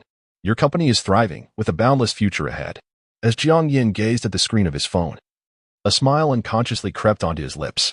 Thank you, Enden. Do you have some free time recently? I haven't seen you since that day with Chiyoya. After a few minutes, Yushio sent another message. Let's plan for another day. My little niece has been causing some trouble, and I need to handle her matters first. We can have a proper meal together later. Immediately following, Yushio sent another message. It's been 5 years since we last met. Xiaoyan has transformed from a university student into a successful company owner, and you've become increasingly mature and charming. Such a handsome and captivating Xiaoyan must have a girlfriend now, right? Upon reading Yushio's messages, Jiang Yan's gaze lowered slightly, and Yushio was unaware of his romantic circumstances, thus oblivious to the fact that he had not only been in a 5-year relationship, but had also transitioned from a contractual relationship to a genuine romance after their breakup. The thought of Yukiai's bashful countenance elicited a subtle smile from Jiang Yan. He replied nonchalantly, yes, I do have a girlfriend. Yushio responded, what a splendid harvest in both life and love. Congratulations, Xiaoyan. Upon reading her message, a smirk appeared on Jiang Yan's face. His previous relationship with Youwei was far from a bountiful harvest. It was only after a profound awakening and lessons learned that he found himself in a flourishing relationship now, due to Yushio's pressing matters. Jiang Yan could not arrange a meeting with her, and he would have to wait for another occasion. Unbeknownst to him, the little niece Yushio mentioned was none other than Youwei. At that moment, Jiang Yan's phone chimed. Lowering his gaze, he noticed a message that reminded him of Mu Wanzhou's impending birthday. The message was from the foreign designer he had commissioned to redesign a pair of blue diamond earrings, indicating that the finished product was ready. Rising from his seat, Jiang Yan departed the office. Upon receiving the new earrings, he was momentarily taken aback by their beauty. After the designer's meticulous craftsmanship, the pair of blue diamond earrings had been transformed, appearing far more exquisite than the original ones he had given to Youwei, embodying the essence of high-end jewelry. How do you find them? Are they satisfactory? The master inquired, having been compensated handsomely for his work, and thus keen to ensure the client's satisfaction. Jiang Yan, holding the newly revitalized earrings, replied with a gentle smile, I am exceedingly pleased. After bidding farewell to the foreign designer, Jiang Yan proceeded directly to the first hospital of Tianai City. Shenqing's injuries had significantly improved, and the doctor informed him that she could be discharged for home recovery. As Shenqing's employer, it was only fitting that he pay her a visit.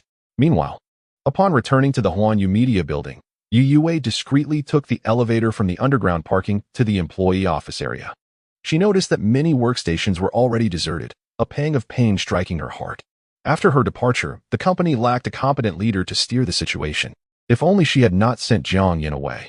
Youwei could not help but think, her gaze downcast, a shadow of melancholy crossing her features. However, this was not a moment for sorrow.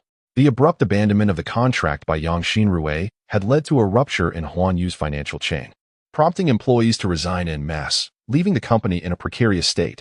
Youwei pressed her lips together, refraining from questioning the remaining employees, and instead headed straight to the finance office. Her immediate priority was to clarify the accounts and ascertain the remaining funds.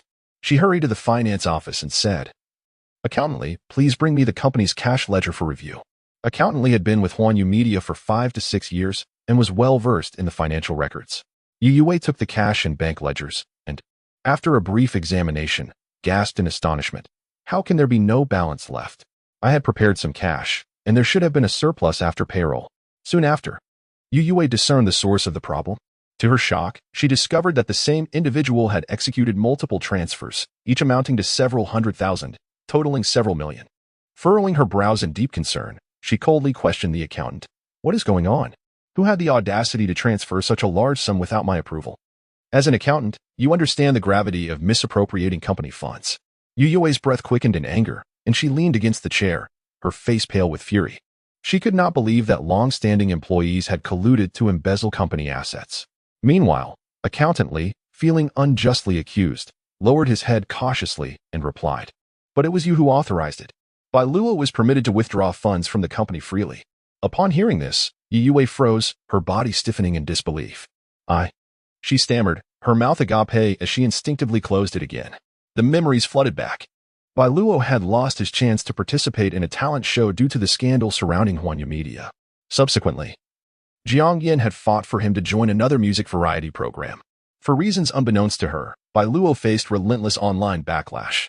In that desperate moment, when he had no means to support himself, she had instructed the finance office staff to allow Bai Luo to withdraw living expenses without following the formal procedures. However, her intent was merely to assist him with basic living needs. She had never anticipated that he would abscond with millions from the company. Chapter 193. The court seizes Youwei's assets. Such a significant sum was shamelessly transferred by Bai Luo. The millions at stake could very well become the lifeline for the company. Youwei sat in her chair, a surge of indignation rising from the depths of her heart. Huanyu Media was already facing financial difficulties, a fact Bai Luo was undoubtedly aware of. Yet, he remained entirely indifferent to her plight, not only failing to offer assistance but also inflicting a deep wound at her most vulnerable moment. Suddenly, Youwei felt a discomfort in her chest, instinctively clutching her heart as pain furrowed her brow. In that instant, her heart brimmed with sorrow and despair towards Bai Luo. Upon witnessing Youwei's anguished expression, accountantly instinctively inquired, "President Yu, are you all right? Do you need to call for emergency assistance?" As an accountant, she understood that Youwei was suffering from a tumult of emotions that was undoubtedly affecting her health.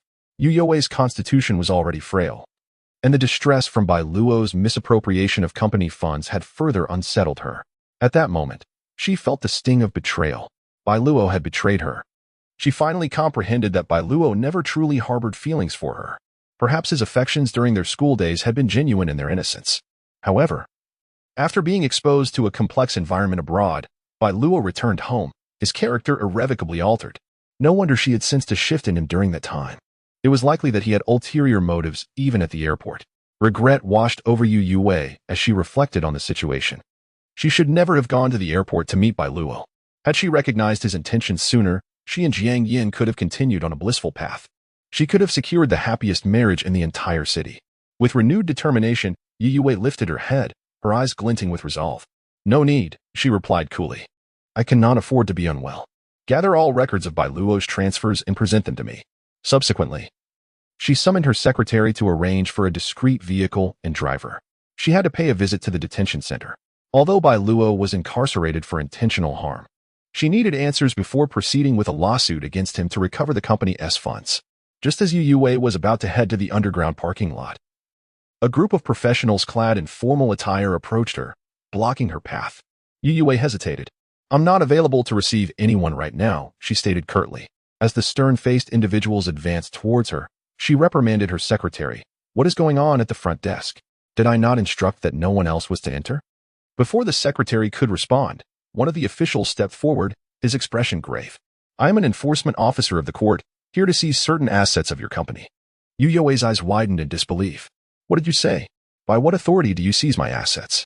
Just because you claim to be from the court. Does that make me trust you? Scammers nowadays are truly foolish." Her face remained impassive as her icy gaze swept over the group approaching her, filled with disdain. Already agitated from Yang Xinrui's deceit and Bai Luo's betrayal, the arrival of these troublesome individuals only exacerbated her frustration, even if they were indeed court officials. Youwei refused to show them any courtesy. Moreover, her company's assets were legal and compliant. What right did the court have to seize them? It was utterly ridiculous. Surely, some envious individual, seeing her in distress, sought to exploit her situation for their own gain. However, just as Youwei turned to leave with a cold demeanor, several individuals stepped forward to obstruct her path. The one holding a briefcase produced a document embossed with an official seal and placed it before her, stating, "Name, Youwei. Correct? Due to your prior refusal to return the 10 million yuan transferred to you by Mr. Jiang, he is now requesting asset preservation and hopes for your cooperation." Youwei staggered, rendered momentarily speechless by disbelief. "What did you say? Who are you referring to?" She could scarcely fathom that. In her time of hardship, facing potential bankruptcy, Jiang Yan would deal her yet another blow. At this point, securing even 1 million yuan was an insurmountable challenge for her. Fury flashed in Youwei's eyes as she glared at the document. How could Jiang Yan do this to me? He knows full well how difficult it is for me to come up with even a few million. He knows the extent of my struggles. I refuse to believe it. Her emotions were clearly spiraling out of control, and she struggled to maintain her balance until her secretary swiftly supported her. Concerned, the secretary urged, "President Yu, please calm down. Your health is paramount." Gently patting Youwei's back, the secretary assisted her in slowly sitting down. She understood that Youwei was already incensed over the financial misconduct of Bai Luo, and if her emotions continued to destabilize, it could lead to dire consequences. The court staff were accustomed to such situations. The lead enforcement officer directed his colleagues. One of her vehicles should be parked in the building's parking lot. Proceed to seal it. Upon hearing this, Youwei's anxiety intensified. She possessed numerous assets, and if these individuals succeeded in their endeavor, her villa, car, and considerable cash reserves would also be at risk of seizure. She could not allow that to happen, as those assets represented her final financial lifeline. With gritted teeth, Youwei addressed the court personnel. No one is permitted to touch my belongings. I assure you, the transfer from Jiang Yan was a voluntary gift during our relationship. I did not coerce him into it. Does the court truly lack understanding of this situation? That money rightfully belongs to me. As she spoke, her eyes blazed with indignation. Chapter 194. The house and car are gone. She was not mistaken. Despite the substantial sums Jiang Yan had previously transferred to her, once given, they became entirely hers. The court held no authority to meddle in the private matters between her and Jiang Yan, nor could it infringe upon her personal property. However, Youwei's assumptions were overly simplistic. If one party had transferred a significant amount of money to their girlfriend during the course of their relationship, the nature of the situation would inevitably shift. After a breakup, the other party could indeed demand a refund of those funds. Jiang Yan's actions were entirely reasonable. He merely sought the return of the amount reflected in the transfer records. The invaluable jewelry he had gifted Youwei was not even considered in his request. At that moment, Youwei, driven to despair, could not entertain such thoughts. She felt an overwhelming sense of betrayal. Not only did Jiang Yan refuse to assist her, but he also chose to corner her at such a critical juncture. His heartlessness was staggering. Which ex-boyfriend would treat his former girlfriend in such a manner? The more she pondered, the deeper the chill of hopelessness settled within her. Yet, in response to Youwei's warnings, the court's enforcement officers regarded her with bemusement, furrowing their brows in confusion. Here stood a woman who was the president of a major corporation, yet she seemed oblivious to even the most fundamental legal principles. I am informing you that we are here to seal your properties, not to seek your consent. Do you understand? One officer declared. He then gestured for his subordinates to proceed to the underground parking garage to seal one of Youwei's luxury vehicles. Upon witnessing this, Youwei's fury ignited, and she sprang to her feet, her secretary hastily supporting her unsteady form. Arriving at the parking lot via the elevator, she saw the enforcement personnel preparing to seal her car. Without a second thought, she rushed forward to intervene, momentarily forgetting that these individuals were court officials, with whom she should not engage in conflict or resist violently. Stop. This is my car. You must cease this immediately.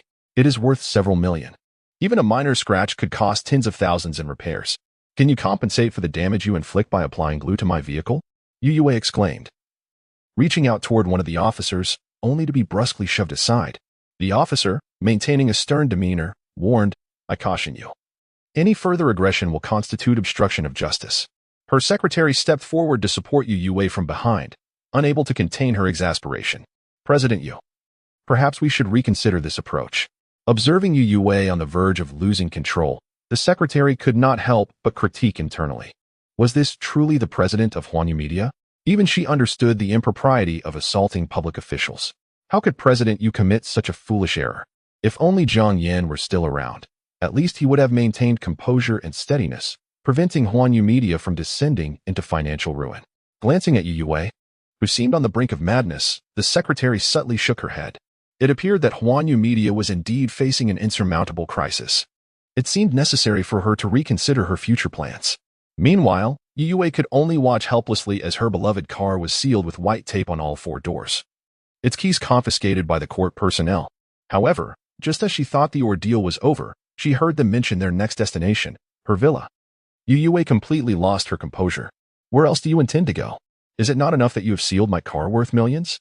Do not take your intimidation too far. Even if I am not as affluent as before, I am still the eldest daughter of the Yu family. In that moment, she had no choice but to feign authority, attempting to intimidate the officers with her family name. Yet, The court officials calmly explained, "We apologize, Miss Yu, but we are merely executing our duties.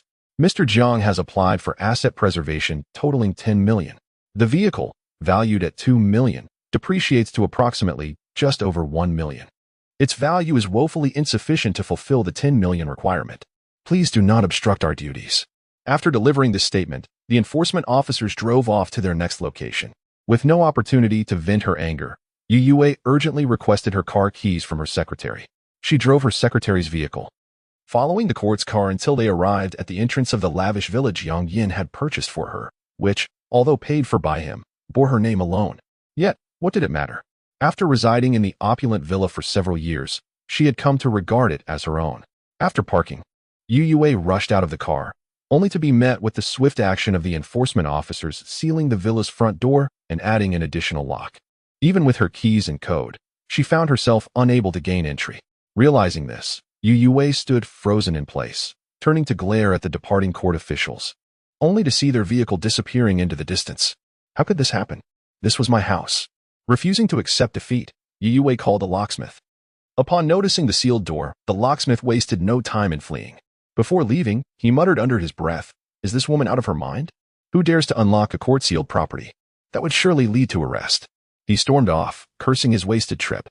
Youwei stared blankly at the locked entrance of her villa, the reality of the situation settling in as her expression turned pale. Biting her lip, she dialed Jiang Yan's number. After a brief moment, the call connected, but silence echoed on the other end. Chapter 195. What does that woman Mu Wanzhou want from you? Youwei's eyes betrayed a flicker of anger. She spoke coldly, "Jiang Yan, on what grounds do you allow the court to seal my villa?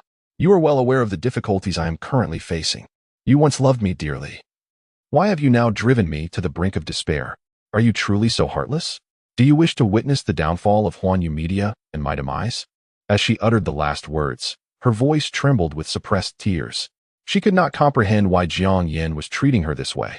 Admittedly, she had not been entirely faithful in their relationship, but was it necessary for him to resort to such ruthless measures against her? On the other end of the phone, Jiang Yan's tone remained unperturbed. "Oh, the court has sealed the villa. Their actions are quite swift." He had submitted the asset preservation request just 2 days prior, and he had anticipated a waiting period of at least 10 days to 2 weeks. To his surprise, the execution occurred in merely 2 days. Jiang Yan felt a sense of satisfaction with the court's efficiency. He answered Youwei's call to confirm whether the house had indeed been sealed. Upon hearing Jiang Yan's indifferent voice, Youwei's expression faltered slightly. If he had shown any anger or resentment towards her, she could have accepted it. However, his apathetic demeanor instilled a deep sense of fear within her. It signified that he no longer cared about her affairs and would distance himself like a stranger. No. A wave of panic washed over Youwei. She could not allow Jiang Yan to drift away from her. Consequently, she softened her tone slightly. "Jiang Yan, could you show some concern for me? Would you consider withdrawing the court's application? I have no other place to stay, and with the villa sealed, how can I return home? All my belongings are inside.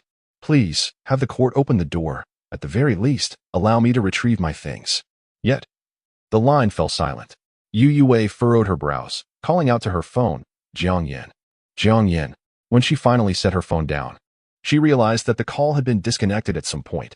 Looking up at the conspicuous seal on the villa's door, she bit her lower lip gently. Over 7 million from Huan Yu's accounts had been siphoned off by Bai Luo. Initially, she had planned to confront Bai Luo at the detention center, but her plans were derailed by the sudden appearance of court officials. Youwei felt a surge of self-loathing for not recognizing Bai Luo's true character sooner. Had she done so earlier, she could have salvaged a significant sum of cash. Now, Jiang Yan had dealt her a severe blow, exacerbating her already dire situation. She found herself without a place to stay. Although Youwei appeared polished and glamorous on the outside, she had her car and home seized. Not to mention her bank cards. Suddenly, she recalled the money in her account and quickly checked her phone. Fortunately, she had transferred all the funds from her personal bank account to the company account just in time. Even if her accounts were frozen, only a few thousand remained for daily expenses. However, having the villa sealed was untenable. She needed to approach Jiang Yan in person to resolve their issues. Resolute in her decision, Youwei drove directly to Jiang Yan's company. Before entering, she spotted Jiang Yan emerging, accompanied by Mu Wanzhou, for reasons she could not fathom. Seeing Mu Wanzhou's beaming smile and dazzling beauty stirred feelings of dissatisfaction and jealousy within Youwei. Yet, Keeping her purpose in mind, she remained silent, lowering her gaze to feign ignorance of Mu Wanzhou's presence. Once Mu Wanzhou departed, Youwei approached Jiang Yan, her expression displeased. What event? Where has Mu Wanzhou invited you? Jiang Yan appeared unfazed by Youwei's sudden arrival. He cast a cold glance at her and noted the different car parked at the entrance. He could not help but scoff. The chairwoman of Huanyu Media can now settle for a modest vehicle worth merely over 100,000. How amusing. He recalled their university days when Youwei had set her sights on a flashy luxury car worth millions as soon as he earned his first substantial profit. When he suggested a more reasonable vehicle priced at 50 to 60,000, she had sulked for days. Today, however, he observed her driving an ordinary compact sedan. It seemed that a woman's capriciousness was not innate. Given harsh circumstances, Jiang Yan believed Youwei would eventually accept even a dilapidated scooter. Faced with Jiang Yan's blatant mockery, Youwei felt a wave of embarrassment and discomfort wash over her. Recalling the friendly conversation between him and Mu Wanzhou, she raised her voice again. Jiang Yan, I do not wish to argue with you. What does that woman Mu Wanzhou want with you? She is full of malice and clever schemes. I overheard her mention inviting you to some banquet. Humph, regardless of what you say, I can guess it's certainly an inappropriate gathering. Jiang Yan regarded her with a cold disdain, remarking, Youwei, you truly underestimate others. If you label President Mu's birthday celebration as an inappropriate gathering, does that mean the esteemed business figures and dignitaries in attendance are also deemed improper in your eyes? Youwei was momentarily taken aback by Jiang Yan's words. She muttered to herself, what did you say? Mu Wanzhou's birthday. Mu Wanzhou was a rising star in the political and business realms in recent years. Since assuming control of the Mu Group, her birthday celebrations had attracted countless influential figures from various industries. Even the mayor of Tianhai City would make a brief appearance to deliver remarks in her honor. Such occasions provided prime opportunities for business owners to forge connections with the powerful and acquire resources. Thus, Mu Wanzhou's birthday parties were grand affairs, filled with numerous renowned guests, and featuring performances by popular singers and actors vying for invitations. Chapter 196. This time, the one I adore is you in contemplating the upcoming birthday celebration of Mu Wanzhou. Youwei hoped to secure some financial support to navigate her current crisis. Glancing at her phone's calendar, she suddenly realized that Mu Wanzhou's birthday was merely days away. Preoccupied with merriment and matters concerning Bai Luo, she almost overlooked the event. Feeling a twinge of embarrassment for misunderstanding Jiang Yan, Youwei sheepishly remarked, I forgot the date of Mu Wanzhou's birthday party. I'm sorry. I didn't intend to create trouble for you. However, she quickly shifted her tone, revealing a hint of jealousy as she added, she certainly has the time and energy for a grand celebration every year, inviting countless guests to celebrate her. When my birthday rolls around, no one bothers to commemorate it. It was unclear whether Youwei spoke with intention or inadvertently. Upon hearing this, Jiang Yan coolly retorted, Oh, do you need that? Youwei shivered at his words, realizing she had misspoken. Every year on her birthday, Jiang Yan had been by her side, bestowing upon her unique gifts, while she had indifferent accepted his thoughtful arrangements. Jiang Yan, that's not what I meant, she stammered, her voice faltering as she hurriedly clarified. I truly appreciate you celebrating my birthday. By the way, when is your birthday? It seems to be approaching as well. May I celebrate it with you this year? Although she could not recall the precise date, she remembered that Jiang Yan's birthday followed hers, and it should be soon. However, Jiang Yan remained silent for a moment, refusing to meet her gaze as he turned to stride towards the company's reception area. His birthday had already passed. Celebrated with Gu Xinyo, his mentor, Mu Wanzhou, and his close friend Lin Cheng at Yunjingu. On that occasion, he was not bound to Youwei but was finally surrounded by friends, brothers, and a girlfriend. Watching Jiang Yan walk away in silence, Youwei felt a pang of anxiety. She rushed forward and grasped his hand, only to have him shake her off. Stunned, her hand hovered awkwardly in the air. Jiang Yan cast her a cold glance and declared, Don't touch me. I don't need you for my birthday, and you only require your white moonlight to be by your side. Indeed, his life no longer required Youwei. In the past, even a slight kindness from her would have filled him with joy. However, after experiencing betrayal in his previous life, he had completely lost interest in her. He yearned to witness Youwei's downfall, experiencing the pain and despair he once endured. Youwei, upon hearing Jiang Yan's words, was engulfed in confusion. Tears glistened in her eyes as she helplessly explained, I want to reconcile with Bai Luo. He secretly took millions from my company, and I will never forgive him this time. Jiang Yan, please let me stay with you. I have nowhere to go tonight. Please convince the court to lift the freeze on my assets. I promise I will repay you the 10 million, along with the jewelry you gifted me. Can we start anew? With a pleading gaze, Youwei looked at Jiang Yan, her eyes brimming with sincerity. Yet Jiang Yan perceived the insincerity behind her plea. He was acutely aware of her ulterior motives. With the stock price of Huanyu Media plummeting by over 50 billion and a severe cash flow shortage looming, Youwei was even compelled to sell the jewelry he had given her to temporarily alleviate her financial woes. Meanwhile, Jiang Yan's legal actions to secure his assets rendered her private property untouchable. He understood all too well the dire straits Youwei found herself in, to the point where this once lofty heiress no longer reacted with anger to his harsh words, but instead resorted to pleading. Start anew? Ha! Jiang Yan chuckled softly at Youwei's words. He cast a dismissive glance at her tearful visage, devoid of any compassion or pity. Coldly, he remarked, "Have you suddenly realized the true intentions of your white moonlight and come seeking me, the substitute?" At his words, Youwei's body trembled involuntarily. She stammered, "No, I never saw you as a substitute," but as the words left her lips, she fell silent, her eyes betraying a hint of guilt. For indeed, her initial attraction to Jiang Yan had been sparked by his resemblance to Bai Luo. After Bai Luo went abroad, she felt a void in her heart that led her to accept Jiang Yan's affections. Yet, as she lifted her gaze, her expression became resolute. "But this time, I understand, I do not like Bai Luo. In fact, I detest him. Now, my eyes are only on you, Jiang Yan. From the moment Bai Luo returned and I saw you at Yunjingu, I realized you bore no resemblance to him at all. You are far superior and more handsome." Jiang Yan Youwei's voice softened, a hint of shyness creeping into her demeanor, her cheeks flushed with a gentle hue. "The one I adore is you. I like you, Jiang Yan." In an emotional outburst, she instinctively shut her eyes tight, her heart racing, overwhelmed with a mix of anxiety and fear. Indeed, she could not pinpoint when it had begun. But she discovered that she no longer saw any trace of Bai Luo in Jiang Yan. Ironically, as Jiang Yan grew increasingly distant and unfeeling, her desire for him intensified. Chapter 197. We are each other's substitutes, thus it can be considered even initially, she, lacking experience in matters of the heart, was oblivious to the nature of her feelings. In an attempt to mask this uncontrollable emotion, she deliberately lashed out at the man, uttering illogical and unreasonable remarks. Yet, the more she behaved this way, the more irreparable their bond became. It was not until her infatuation with Bai Luo faded, and she recognized Bai Luo's true nature, that her feelings for Jiang Yan surged forth like an uncontrollable spring, overwhelming her entirely. Youwei could no longer contain this emotion and confessed her feelings to Jiang Yan.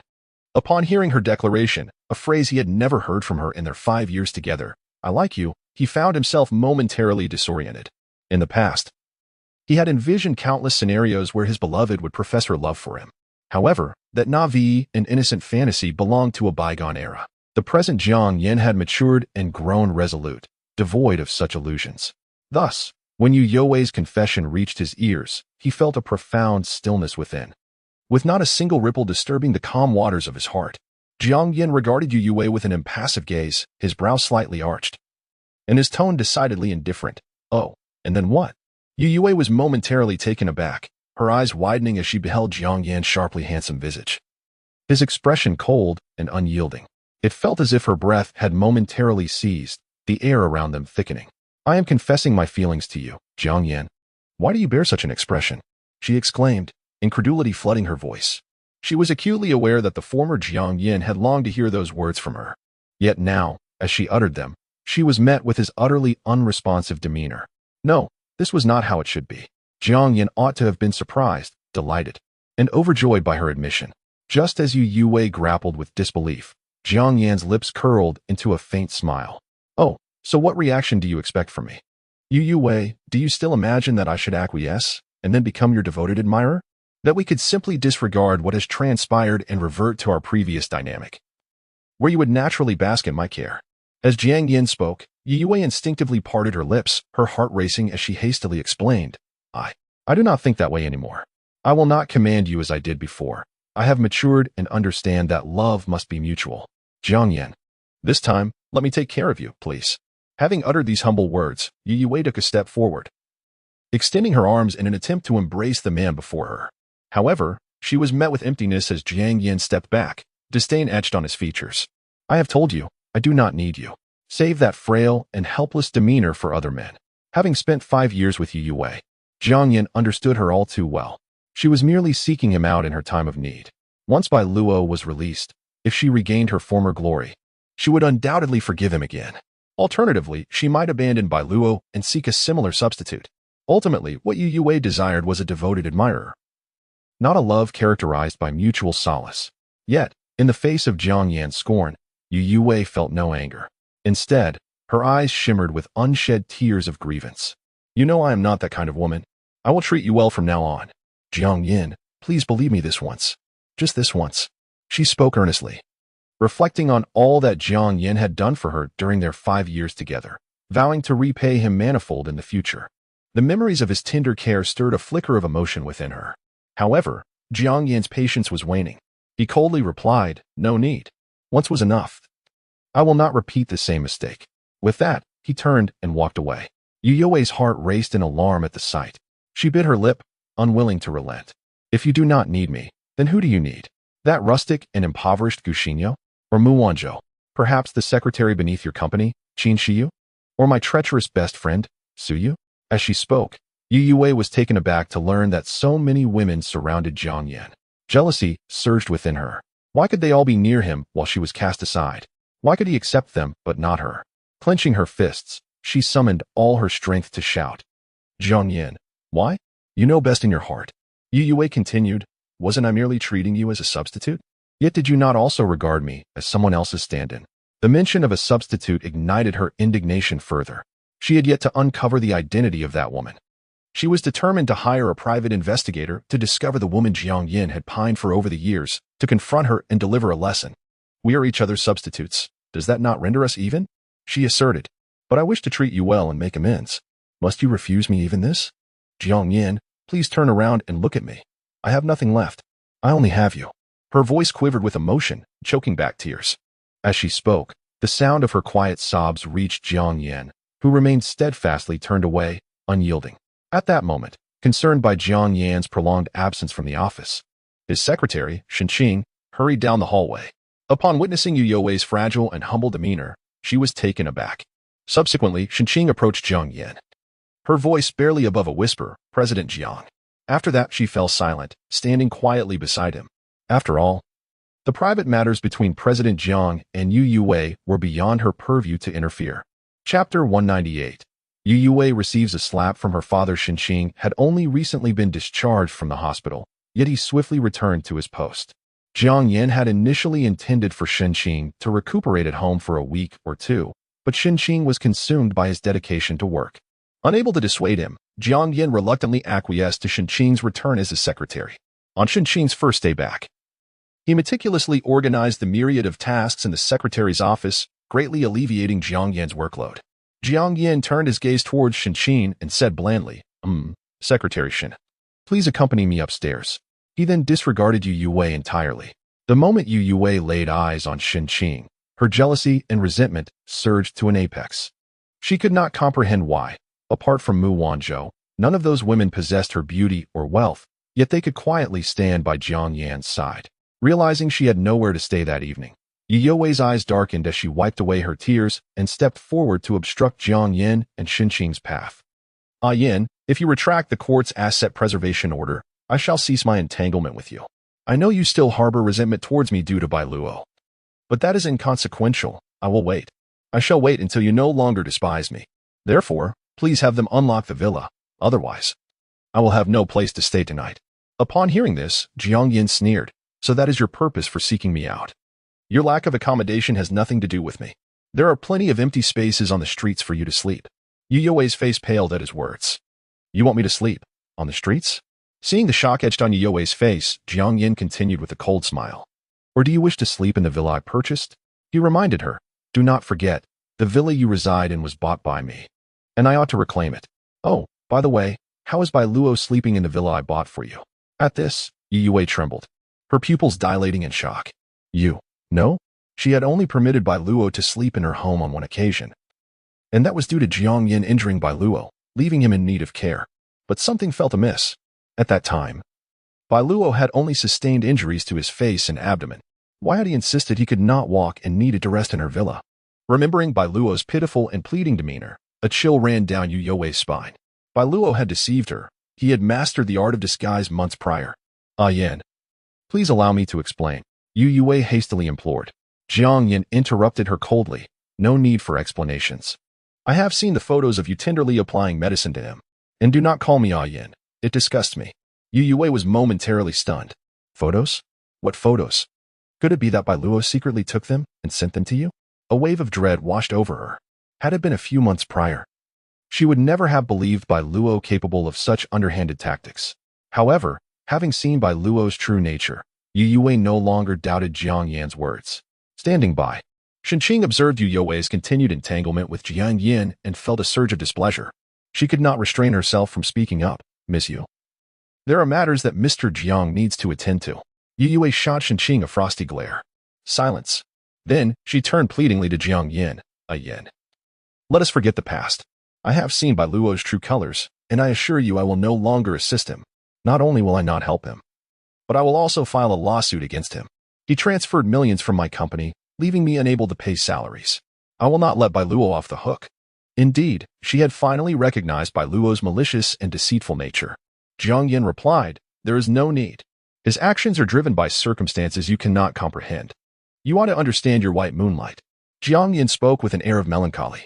He intended to bind Youwei and Bai Luo together, ensuring she could not easily extricate herself from this descent into hell. However, to Youwei, this statement took on a different meaning. A smile broke across her face as she gazed at Jiang Yan. That's wonderful, Yan. You understand me, right? Jiang Yan's demeanor softened slightly towards her, leading Youwei to mistakenly believe there was a glimmer of hope in his cold, unfeeling heart. Jiang Yan, however, merely smiled faintly, choosing not to shatter her illusions. Seizing the moment, Youwei said, regarding the court's seizure of the villa. Jiang Yan's response was icy. Before Huanyu Media encountered difficulties, I had Secretary Shen reach out to you. When you had the funds, you chose not to repay me, leaving me with no alternative. Feelings and finances must be distinctly separated. This is not unlike what you told me when you expelled me from Huanyu. I now return those words to you unaltered. After 5 years of our relationship, I expect you to repay every cent I spent on you. After that, we shall be even, with no debts between us. Each going our separate ways. Whatever becomes of you, even if you find yourself homeless, is of no concern to me. Having delivered this with an impassive expression, Jiang Yan and Shenqing strode into the elevator. Jiang Yan, do not leave. Youwei stood frozen, watching Jiang Yan's retreating figure. Her heart a tumultuous mix of emotions. This man remained as cold-blooded and unfeeling as ever. No matter what she did, she could not warm his heart. All her efforts to retain him were in vain. Youwei returned to her car with a heavy heart and drove back to the company. The secretary awaited her in the parking lot, relieved to see her beloved vehicle returned unscathed. Youwei exited the car, and the secretary approached cautiously, bowing her head as she said, Miss Yu, it's time to leave work. The implication was clear, yet Youwei did not lift her head, responding with a despondent hum. She then took the elevator back to her office, collapsing into the plush, expansive chair, her eyes devoid of their usual luster. Time passed, and eventually, the employees in the office building departed, turning off the lights. Youwei finally sighed heavily. Despite her low spirits, she had to confront reality. The pressing issue was her accommodation. After much contemplation, she resolved to spend the night at her family's old residence. She shared her aunt's aversion to the place, having only returned during the New Year since she graduated and joined Huanyu. However, Youwei did not anticipate that as she pushed open the door to the vast living room of the old house, her father, Yu Zhenxiang, would strike her across the face. Slap. You ungrateful wretch. I entrusted Huanyu to your care, and you have driven it to the brink of ruin. Facing imminent bankruptcy, have I raised you only to bring me despair? Yu Zhenxiang's voice thundered with righteous anger, and Su Xia hurried over to soothe the enraged Yu Zhenxiang, her gaze falling on Youwei's swollen cheek. With a tone of disappointment, someone exclaimed, Youwei, you truly are a source of frustration. Sigh.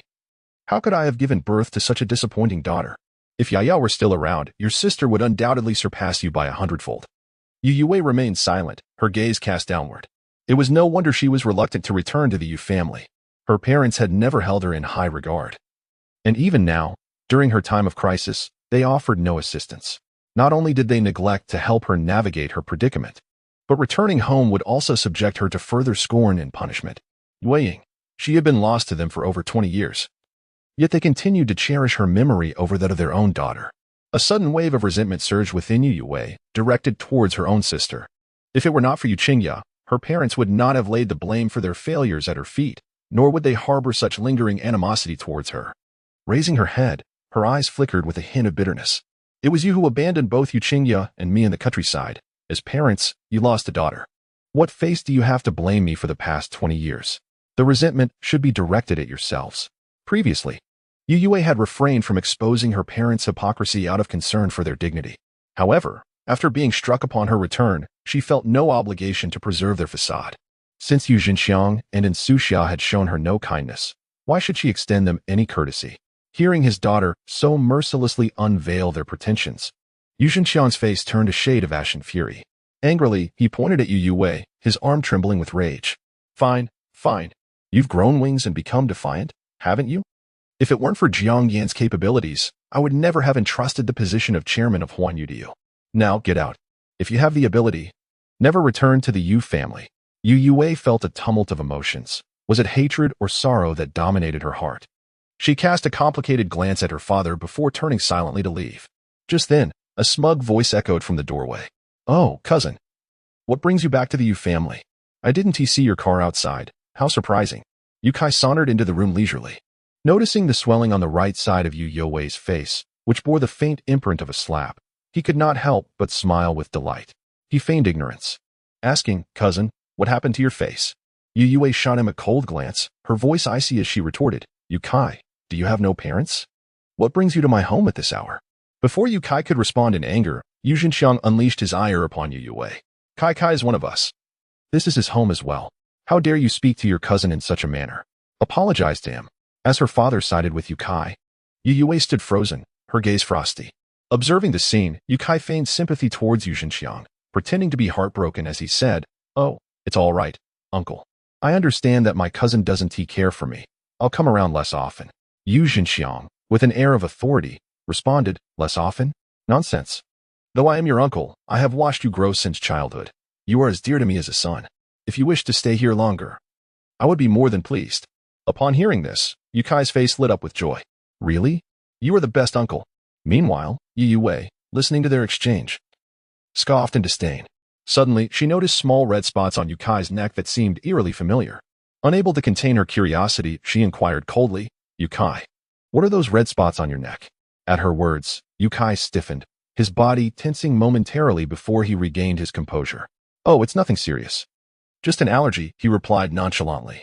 Insuxia, overhearing this, expressed concern. Kai, didn't your father take you to the hospital for a checkup? Did they determine the cause? Yukai's words became vague. They said it was just a common allergy, nothing to worry about. Yet, Youwei discerned a hint of deceit in his eyes, observing how he unconsciously tugged at the collar of his shirt. An instinct told her he was concealing something about his condition. This illness could not be trivial, otherwise, why would he be so evasive? The thought of Yukai's suffering brought a flicker of satisfaction to Youwei's heart. In the past, when she had just joined Huanyu, Yukai had secretly undermined her. Thus, she found herself wishing for his ailment to worsen, yearning for him to be bedridden. Ah, Yukai, since you enjoy my family so much, why not stay at my home? After all, they seem disinterested in acknowledging me as their own daughter. You might as well consider my father as your own, she mocked before leaving the Yu family behind without a backward glance, indifferent to her father's furious shouts. As she walked alone on the street, the dim glow of the streetlights cast long shadows behind her. She lifted her head, her emotions a turbulent mix as she gazed at the starry sky, reflecting on her circumstances. Just months prior, she had been a rising star in the industry, valued at over $1 billion, basking in luxury and adoration. Yet now, in the vast and vibrant city of Tianhai, she found herself devoid of a place to belong. Where could she possibly go tonight? Chapter 199. 5 years apart, Xiaoyan has become more charming. Youwei took out her phone and gazed at her contacts on WeChat. As she scrolled, her finger paused at a certain name. With a gentle tap on the screen, a video call was initiated. Aunt Youwei's voice trembled slightly. Presently, the only person she could rely on was her aunt, Insuxia. Meanwhile, Jiang Yan had successfully obtained approval from the Securities Regulatory Commission for the materials prepared for his company's IPO. A swift process largely thanks to Insuxia's prior arrangements. With the approval secured, Jiang Yan's company was just one step away from going public, the issuance of shares. Thus, this evening, he had specially invited Yushio out for dinner to express his gratitude and to strengthen their bond. After all, communication through WeChat could never compare to face-to-face interactions. If too much time passed, relationships could become distant. However, upon seeing Yushio at Yinjin Go, Jiang Yan felt no such distance. It's been so long since we last met. You still look as young and beautiful as 5 years ago, he remarked with a smile. Yushio approached with a beaming smile of her own. Thank you. I'm nearly 40 now. I can't possibly look the same as before. Upon seeing Jiang Yan, impeccably dressed and exuding charm, Yushio couldn't help but marvel at his transformation. With a gentlemanly gesture, Jiang Yan helped her to her seat. Oh my, 5 years apart. And Xiaoyan has grown from a naive college student into a mature and charming man. Time truly flies. They conversed amiably over dinner, neither opting for alcohol, simply enjoying each other's company and sharing updates on their lives. As their meal drew to a close, Yushio's phone rang. Glancing at the screen, she felt a twinge of embarrassment as she turned to Jiang Yan. Xiaoyan, I'm sorry, I need to step outside for a moment. That's perfectly fine, Aunt. Jiang Yan replied nonchalantly. Their relationship, complicated by the presence of Shinchuya, was not merely that of business acquaintances. It occupied a unique space between friends and family. Therefore, he bore no ill will towards her needing to take a call. With an apologetic smile, Yushio stood and, as she passed Jiang Yan, she answered the video call. In that instant, Jiang Yan caught a faint echo of a familiar voice. Aunt, through the video feed, Youwei appeared to be wandering in a restaurant. Aunt, are you out? She asked, unable to contain her curiosity. Yushio smiled and nodded. Once she found a quiet spot, she gently inquired, Xiaowei, I see you're by the roadside? What is the matter? Noticing Youwei's slightly swollen face, concern washed over her. Was something troubling her niece? Upon hearing Yushio's soft voice, warmth flooded Youwei's heart, and her eyes began to glisten with moisture. Like a child who had suffered a slight, she couldn't help but confide in her aunt. Aunt, my villa has been seized by the court because of my ex-boyfriend. I have nowhere to stay. Yushio's brows furrowed slightly at the revelation. She recalled hearing Youwei mention her ex-boyfriend during a stay at a hotel, but the details had been sparse. Thus, she was left to speculate about the nature of their relationship. Clearly, the end of their romance had not been amicable. But Xiaowei, why would your villa be seized? It's your property. Without proper procedures, the court cannot just take it, Yushio questioned, perplexed. Youwei hesitated momentarily, biting her lip before responding. During our relationship, he spent about 10 million on me, and now he is seeking to secure that amount through the court. But I'm in a financial bind. Where would I find 10 million in cash? So, the court has seized all my assets, including my house and car. She vowed to repay Jiang Yan that 10 million, yet certainly not at this juncture. While she bore no grudge against him for wanting his money back, she was deeply aggrieved by his betrayal at such a critical moment. After all, he was in a lucrative position now. He did not need to press her so harshly. Yushio's expression turned serious. Xiaowei, what did you do to warrant such an expense? 10 million is not a trivial sum, even in a relationship. One cannot take such generosity for granted. Feeling slighted that her aunt wasn't defending her, but rather siding with a man she had never met, Youwei felt a pang of jealousy. Aunt, I was the one who was broken up with, not the other way around. He was kind and considerate, but I endured my share of grievances too. It's complicated, and I can't explain it all to you. Instinctively, she wished to keep the details of her relationship with Jiang Yan from Yushio, hoping to prevent any connection between them. Yet, Yushio was a wise woman. After hearing Youwei's words, she gently replied, I may be older and inexperienced in love, but if he spent 10 million on you, he likely harbors no ill intentions. Xiaowei, you should consider his perspective as well.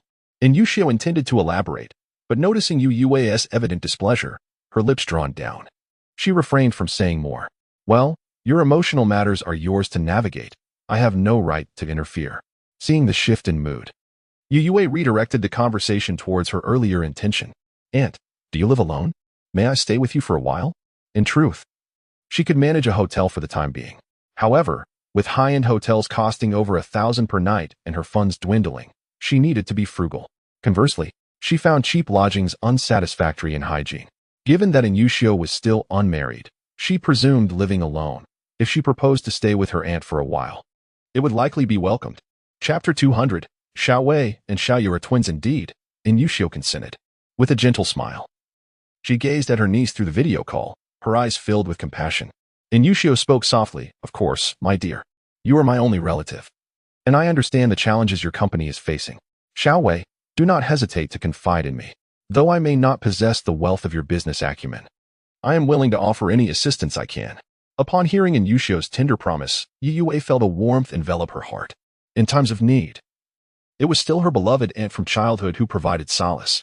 Youwei expressed her gratitude. Thank you, aunt. And Yushio replied, I will send you the location and the door code. There is no one else in the house. You can come over at your convenience. All right, aunt, Youwei said, concluding the video call. With renewed spirit, she hailed a taxi and headed directly to Yushio's residence, while Yushio returned to her dining companions. Xiaoyan, I apologize for the delay. It was my niece on the phone, and we had quite a lengthy discussion, and Yushio said apologetically. Xiaoyan smiled faintly. No worries. I didn't wait long. Who is your niece, if I may ask? He recalled that during their previous WeChat conversation, Yushio had mentioned her niece. Though at that time, he had overlooked the mention. Now, hearing Yushio speak of her niece piqued his curiosity. From what he knew, Yushio's niece, Shinxiui, had tragically passed away 5 years prior, and since then, Yushio had refrained from discussing her relatives, having left her family due to the unbearable pressures of familial expectations. Xiaoyan had assumed that Yushio harbored disdain for all members of the Yan family. Observing her smile as she mentioned her niece, he speculated that she must hold a deep affection for her remaining niece. With a sigh, Yushio said, Alas, I have but one niece left, and her name is Xiaowei. She recounted stories from their childhood without hesitation, and Xiaoyan listened attentively. However, the more he listened, the more certain he became of his extraordinary suspicions. Yushio's gaze drifted into the distance, lost in reminiscence of events from 2 decades ago. Xiaoya and Xiaowei are my sister's children, twins who looked almost identical. At times, I could hardly tell them apart. Tragically, when they were just 3 years old, they went missing. My sister eventually found Xiaowei in the countryside. But Xiaoya, if only we had searched the neighboring village a little longer. As she spoke of Shinxiui, Yushio's eyes glistened with unshed tears. Xiaoyan, taken aback by her emotion, graciously offered her a tissue, comforting her. Aunt, please do not be saddened. Perhaps this was simply their fate. What has happened cannot be undone. Yushio softly replied, Yes, I understand. After about 10 minutes, her emotions gradually settled. She felt somewhat embarrassed as she adjusted her tear-streaked makeup and said apologetically to Xiaoyan, I'm nearly 40, yet I could not control my emotions, causing you to witness the spectacle. With a gentle smile, Xiaoyan reassured her, Not at all. In my eyes, aunt, you remain as youthful as you were 5 years ago, with a spirit to match. Why, you blush like a young girl, he playfully teased, aiming to lift her spirits from her sorrow, and indeed, Yushio chuckled in response.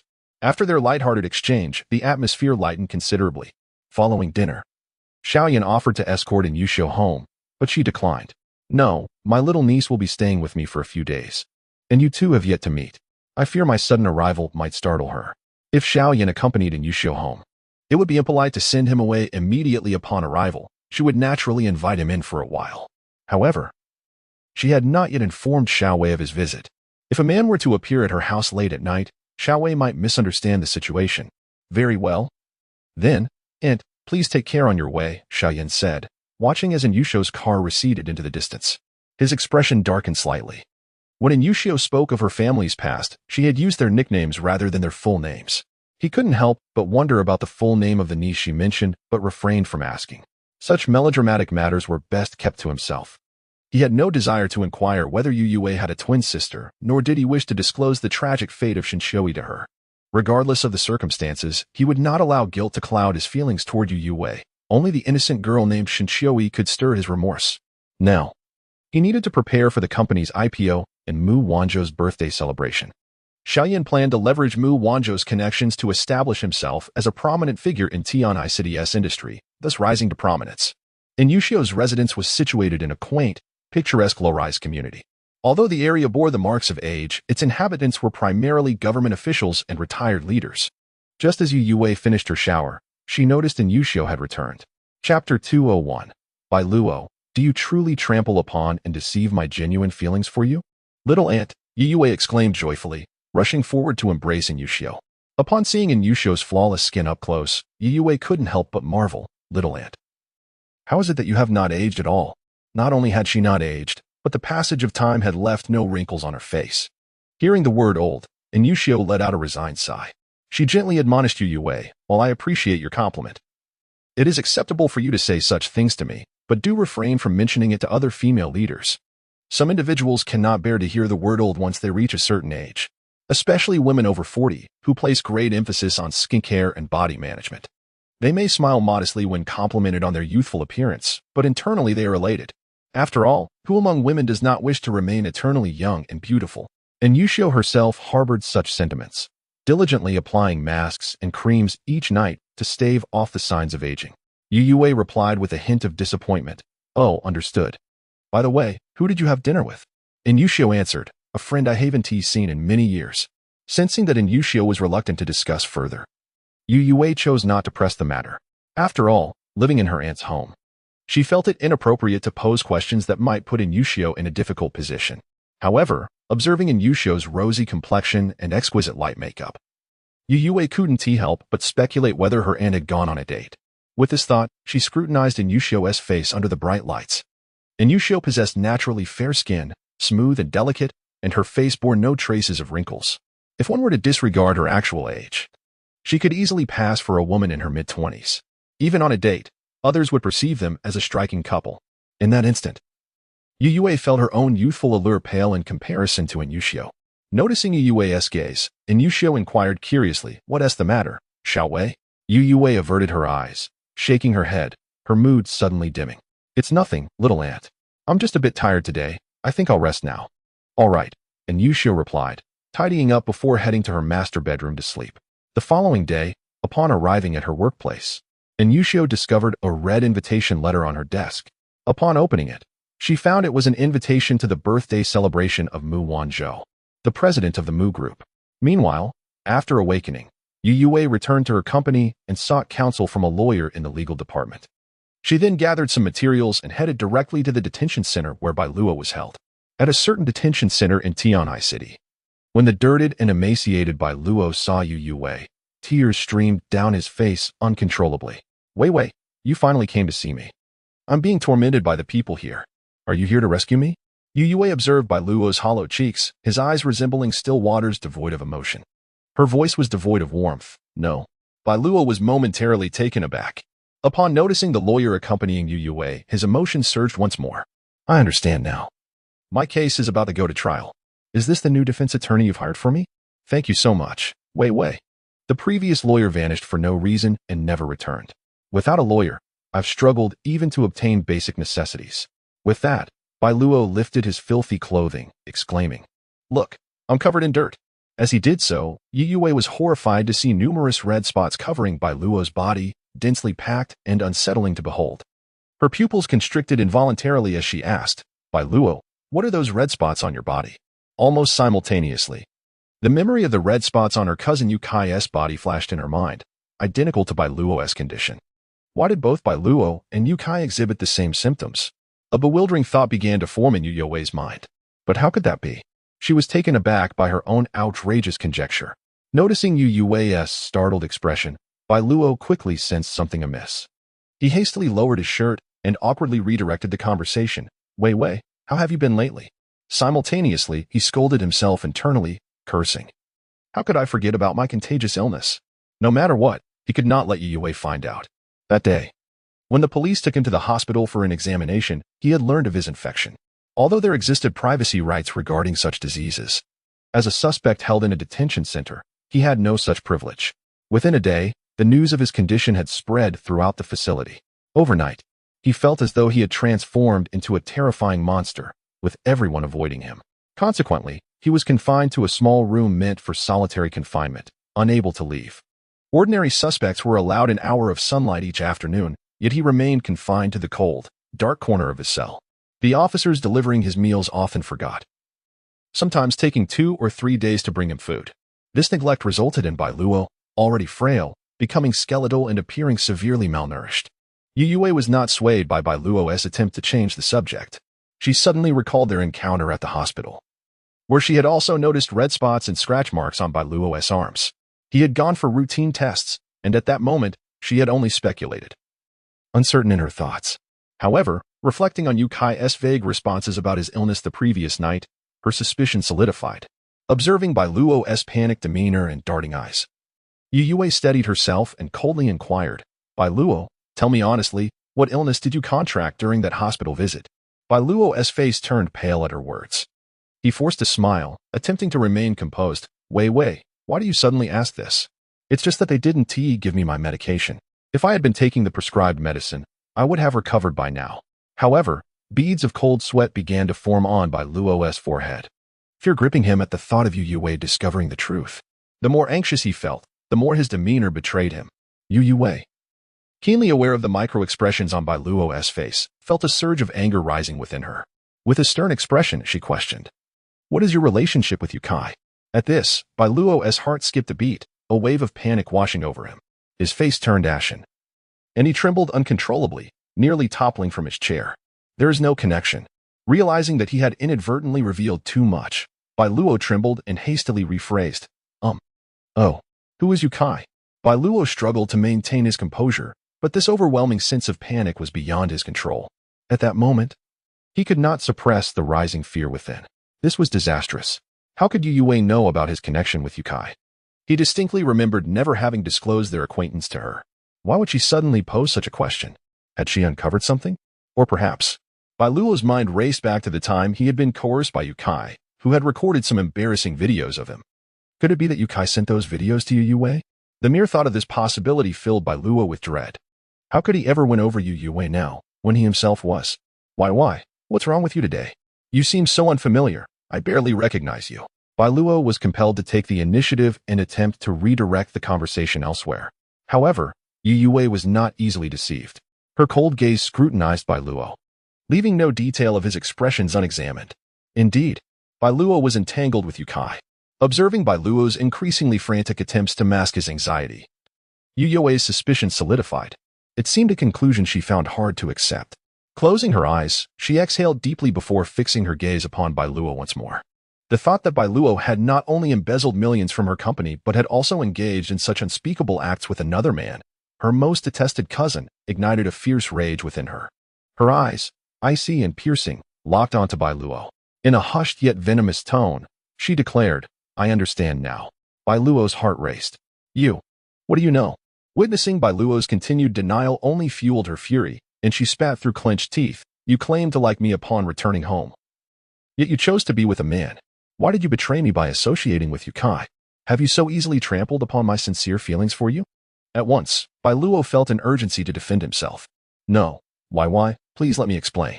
Desperately, he pressed his hands against the glass, yearning to reach out to Youwei.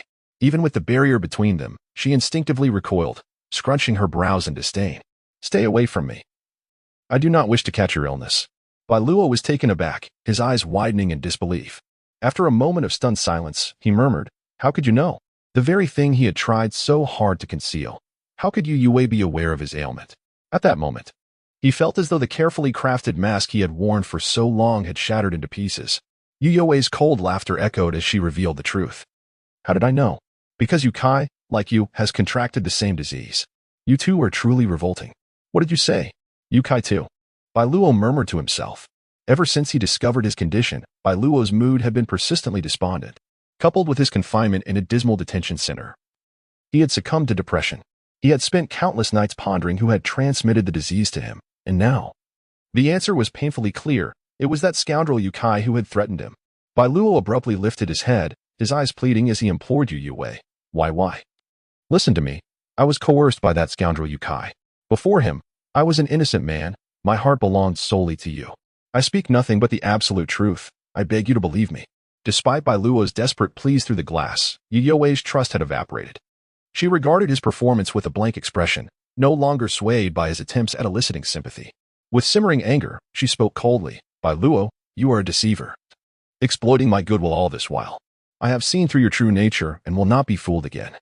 The notion that Bai Luo had professed his love for her while secretly engaging with Yukai ignited a deeper fury within Youwei. This revelation incited a greater rage than the knowledge of Bai Luo's embezzlement. In an instant, she felt a wave of nausea wash over her. Unable to contain herself any longer, she turned and fled, bending over to expel the contents of her stomach from breakfast.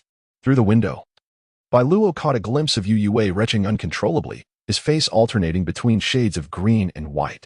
The sight of her vomiting in front of him felt like a public humiliation. Yet, he could only seethe in silence. Bai Luo's gaze shifted to the silent lawyer standing nearby, frustration boiling within him as he glared at the man, seeking an outlet for his pent-up anger. The lawyer, seasoned in the professional realm, remained unfazed by Bai Luo's futile glare. With a resigned shrug, he expressed his silent disapproval. The lawyer mused that it hardly mattered. Once Huanya Media reached the point of bankruptcy, they would no longer require the legal department or their services. He estimated that this day was not far off. Likely within 2 months. He had already secured a new position and planned to resign at the month's end. Chapter 202. Everything you are experiencing now is the retribution you deserve before long, Youwei entered after wiping her mouth. At this moment, she was unaware that the lawyer she had brought along was on the verge of resigning. Upon seeing Youwei enter, Bai Luo's previously shamefaced and angry expression transformed into one of pitiable grievance, his eyes glistening with tears that evoked sympathy. Bai Luo choked back his words, explaining, Weiwei, I truly did not betray you. Yes, I admit I had some dealings with that scoundrel Youkai, but it was under duress. If you don't believe me, you can ask Youkai. He forced me to record a video, which is still saved. You will see for yourself whether I was coerced when you watch it. Bai Luo blinked at Youwei, his eyes filled with a desperate plea for her belief. However, Youwei responded with an angry hiss. Enough. Bai Luo, even now you continue to deceive me. Do you really think I am a fool? Her patience had worn thin. In a fit of frustration, Youwei slammed the documents held by her lawyer against the glass partition, ensuring Bai Luo could see them clearly. With a voice strained and desperate, she demanded, Look closely. Is being forced to take away several million from my company also something you were coerced into? Through the transparent glass, the documents displayed every transaction record of the funds he had transferred from the public account of Huanya Media. Upon realizing the gravity of the situation, Bai Luo stood frozen, utterly dumbfounded. Damn it, he had completely forgotten that during the month he had been permitted by Youwei. He had recklessly siphoned off several million from the company. Half of that money had been squandered, while the other half was used to purchase shares in Huanya Media. Bai Luo had anticipated selling at the peak of the stock price, but before he could, he was arrested by the police on charges of intentional harm. Later, he learned from the news that young Xinrui had fled and that Huanya was implicated in stock market manipulation, causing the stock price to plummet. Thus, the value of the shares he purchased had likely diminished to nothing.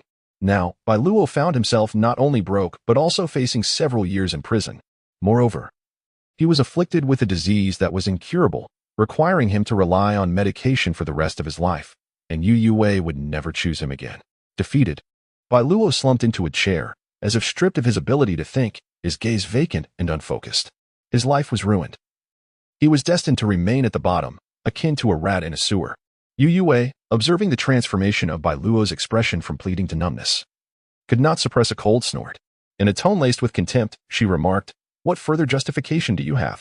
At her words, Bai Luo lifted his vacant eyes to Youwei, weakly stating, Wei, although I took the company's money with your permission, I will no longer offer excuses.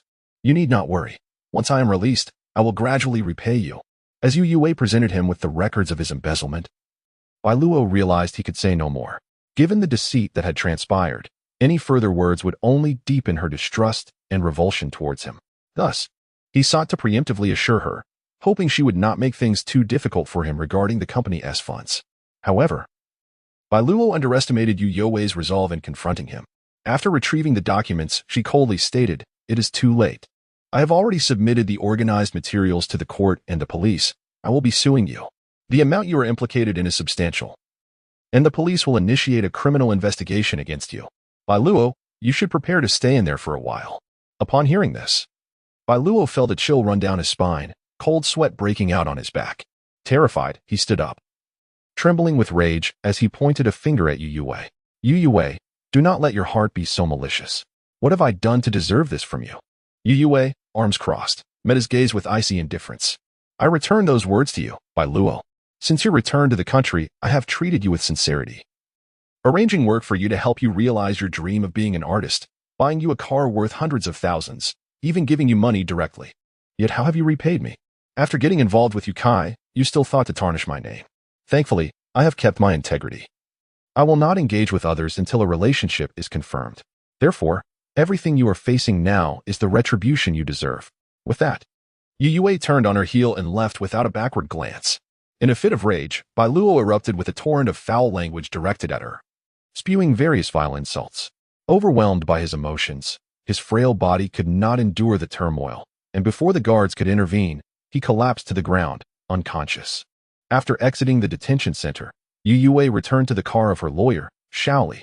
Despite owning multiple vehicles, upon returning to her garage, she found that all her cars had been seized by the court. With her finances strained, purchasing a new vehicle was out of the question, leading her to rely on her employees' cars for transportation. Once Shaoli had concluded his matters and returned to the car, he found Youwei waiting to head back to the company. Hesitant, he said, "President Yu, I still need to handle some matters at the police station. Would you like to accompany me? The process may take some time." Upon hearing the lawyer's words, Youwei frowned. The implication was that she should take a taxi back to the company. As the esteemed chairwoman of Huanyu Media, was she reduced to relying on her employees' vehicles? Her anger, which had yet to subside, flared anew at Shaoli's suggestion. Noticing the change in her demeanor, Shaoli awkwardly added, "I apologize, President Yu. I forgot that the driver is on leave today. How about I take you back to the company first?" Youwei remained silent for a moment before coldly replying, "No need. You go about your business." With that, she stepped out of the car. Aware of the company's precarious situation, with half the staff having resigned, she recognized the need to retain her remaining employees and could no longer afford to lash out as she once did. Taking a deep breath to suppress her anger, she hailed a cab back to the company. Upon reaching her office, she recalled that Mu Wanzhou had sent an invitation to Jiang Yan yesterday. Thus she should also expect to receive one today.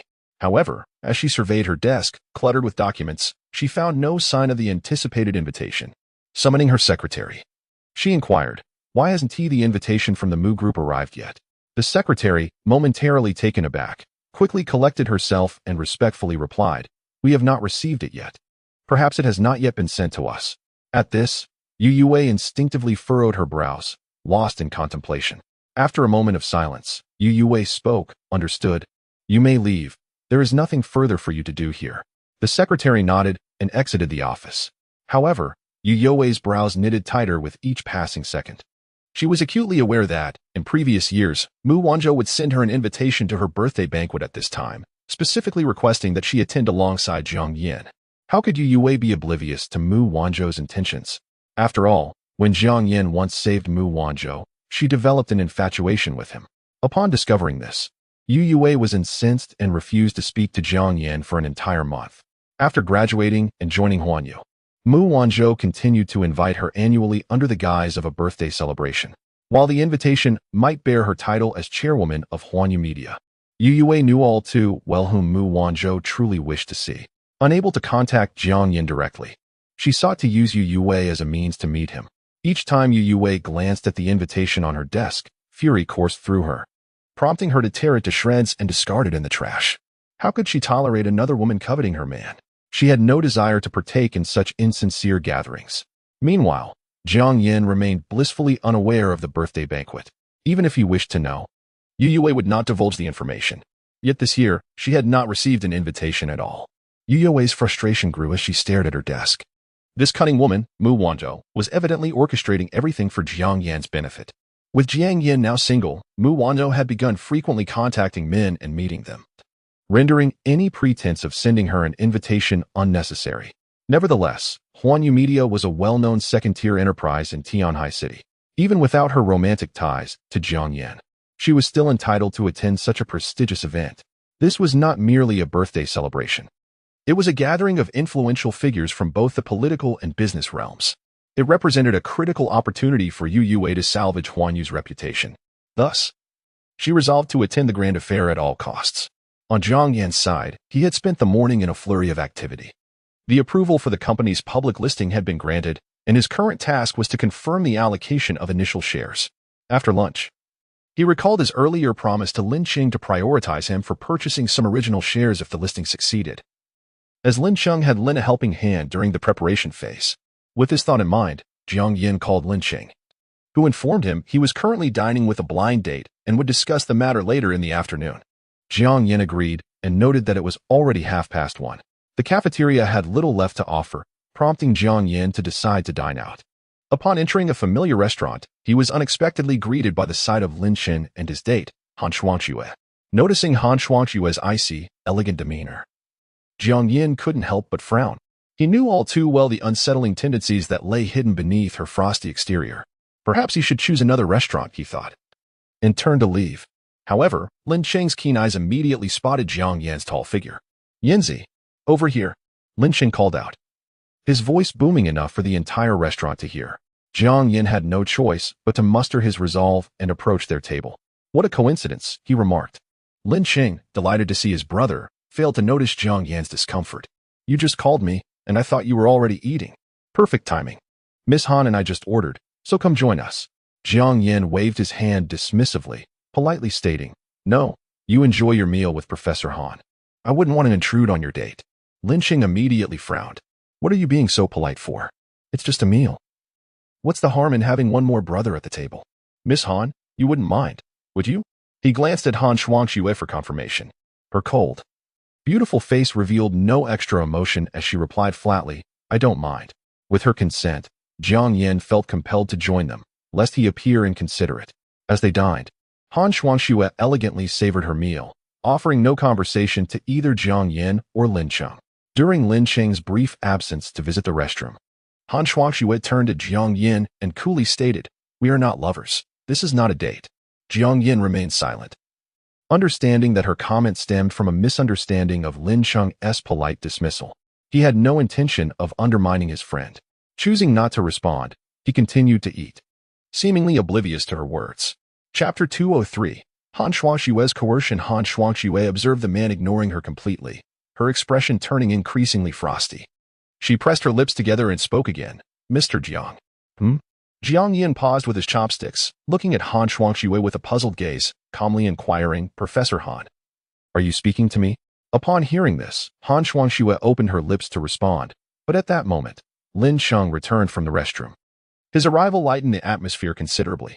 Lin Qing served Han Shuangxue another dish, cheerfully remarking, "Miss Han, you should try this. It's excellent for you ladies. Great for beauty and skin." Han Shuangxue merely acknowledged him with a cold yet the food he had placed on her plate remained untouched, unfazed by her indifference. Lin Qing continued to chat amiably with his good friend Jiang Yan as they finished their lunch. After the meal, the three of them drove back to Jiang Yan's Douwa company. Since Lin Qing needed to discuss business with Jiang Yan, he instructed the company driver to take Han Shuangxue home when they reached the entrance. Once inside Jiang Yan's office, Lin Qing eagerly asked, "Yanzi, has the approval from the Securities Regulatory Department gone through?" Jiang Yan had only mentioned a matter over the phone without specifying it was about listing. However, Lin Qing cut straight to the heart of the matter upon entering the office. Despite not knowing how Lin Qing had obtained this information, he was indeed well informed when it came to gathering news. Jiang Yan sat down and replied nonchalantly, "I brought you here to discuss the matter of initial shares." Lin Qing's excitement was palpable as he rubbed his hands together. When Jiang Yan had entrusted him to find a reliable and professional sponsoring agency, it had hinted at the potential growth of his Douwa company. After several months of financing and expansion, Douwa's revenue had multiplied compared to the previous quarter. Therefore, acquiring initial shares before the listing would undoubtedly yield substantial returns. Such prime shares were highly sought after, often difficult to obtain even among close relatives. It was clear how generous Jiang Yan was being towards him. With this thought, a radiant smile spread across Lin Qing's face. "Hey, Yanzi, you're truly a man of your word. Good brother, feel free to reach out to me whenever you need assistance. Although I may not possess your capabilities, I do have some connections." Upon hearing this, Jiang Yan simply smiled politely and replied, "All right." The two then engaged in a lengthy discussion about important matters in the office. Ultimately, Lin Qing secured 60,000 shares of initial stock. While it fell short of the 100,000 shares initially mentioned, Lin Qing felt immensely satisfied with his acquisition. It was worth noting that even his father's investment company couldn't obtain such initial shares from Douwa. As evening approached, Jiang Yan and Lin Qing exited the office, conversing jovially. Jiang Yan escorted Lin Qing to the company entrance, and after watching Lin Qing's car drive away, he turned to head back inside. Just as Jiang Yan turned, Han Shuangxue unexpectedly appeared at the entrance. "Mr. Jiang," she called out, halting him. Jiang Yan was taken aback and turned his head in surprise. "Professor Han hasn't left?" As he spoke, his gaze fell upon a tote bag in Han Shuangxue's hand, which contained a medium-sized square box. Indeed, Han Shuangxiwei replied with a slight nod. She approached Jiang Yan and, with a cool demeanor, stated, "I need to speak with Mr. Jiang about something." Jiang Yan instinctively inquired, "What is it?" Han Shuangxiwei did not respond directly but moved closer to him, her frosty countenance remaining expressionless. Regarding Gu's graduation, it is not convenient to discuss here. It was clear she wished for Jiang Yan to lead her to a quiet, secluded office. Jiang Yan regarded the tote bag in her hand with a hint of suspicion.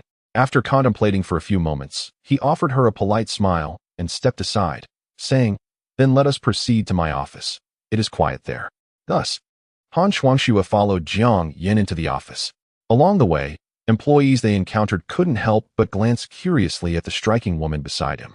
Male employees were largely indifferent, but the female staff's eyes brimmed with gossip. Shenqing entered from the reception area, bringing tea and a fruit platter, placing them on Jiang Yan's tea table, and skillfully preparing the tea. After completing these tasks, Jiang Yan nodded at Shenqing, acknowledging her efforts. "Thank you, Secretary Shen. That will be all." In response, Shenqing quietly remarked, "Understood, Mr. Jiang," before discreetly casting a glance at the elegant yet aloof woman before exiting the office. Once the door closed behind Shenqing, Han Shuangxiwei took a seat. As Jiang Yan poured tea for her, he inquired, "What does Professor Han wish to discuss?" At this moment, Han Shuangxiwei maintained her icy demeanor. She gently spoke, "Gu will be graduating next year, and before that, she must prepare the first draft of her thesis this semester. However, her initial draft is quite poor." Jiang Yan's expression remained unchanged as he replied coolly, "Theses require numerous revisions. The only concern is to complete the defense before graduation."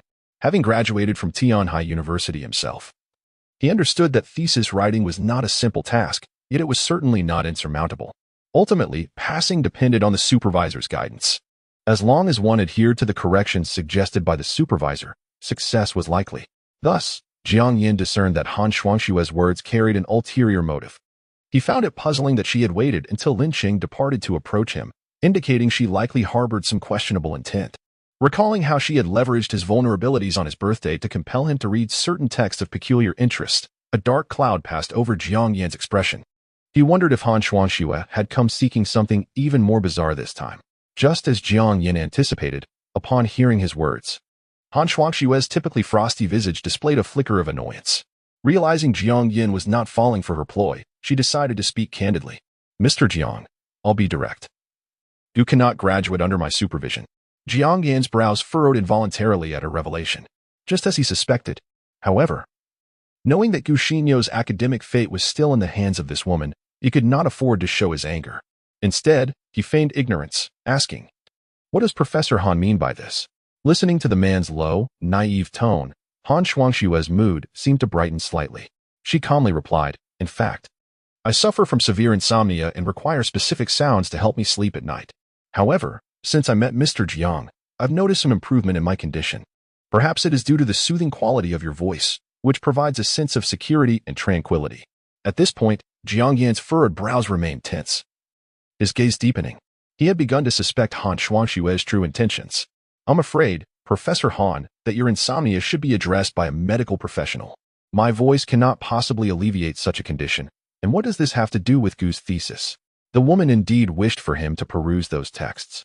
While he could tolerate some of the bizarre narratives within, he had no desire to perform once more, as the act of reading left him mentally exhausted. Upon hearing this, Han Shuangxiwei's frostbitten visage revealed a trace of a faint smile. Of course, there was a connection. Han Shuangxiwei fixated her gaze on Jiang Yan, her tone indifferent as she remarked, "If I suffer from insomnia daily, my mood the following day deteriorates significantly when I am in a foul mood. My expectations of students become exceedingly stringent, so stringent that their graduation theses would not pass under my supervision."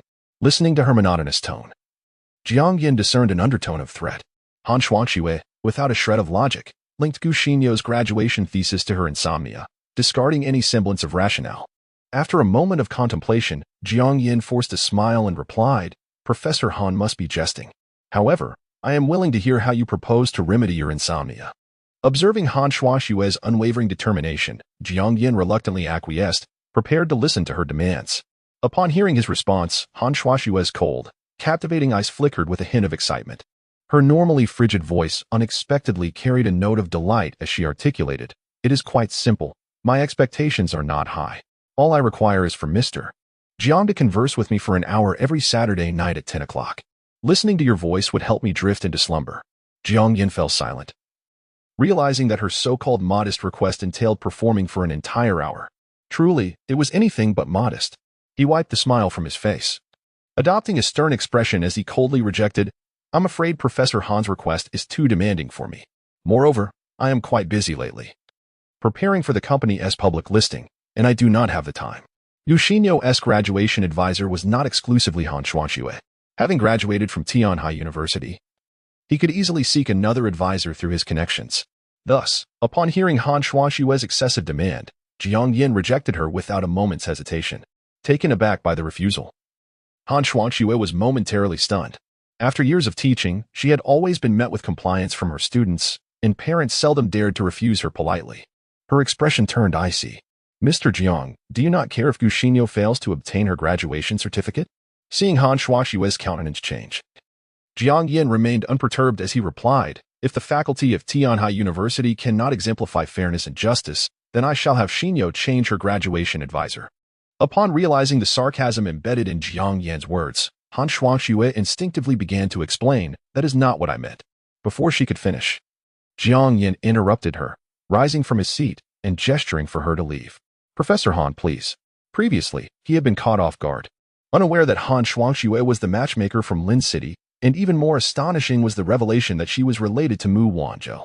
Most importantly, he had deceived Han Shuangxue by concealing his identity and his connection to Guxinyo, thus allowing her peculiar demands to prevail. But this time, he would not permit her to use Guxinyo's graduation as leverage against him. Han Shuangxue was merely a university advisor. She held no superior position. If she proved unfit, he could simply seek another. Observing Jiang Yan's actions, Han Shuangxue remained seated, seemingly unwilling to depart.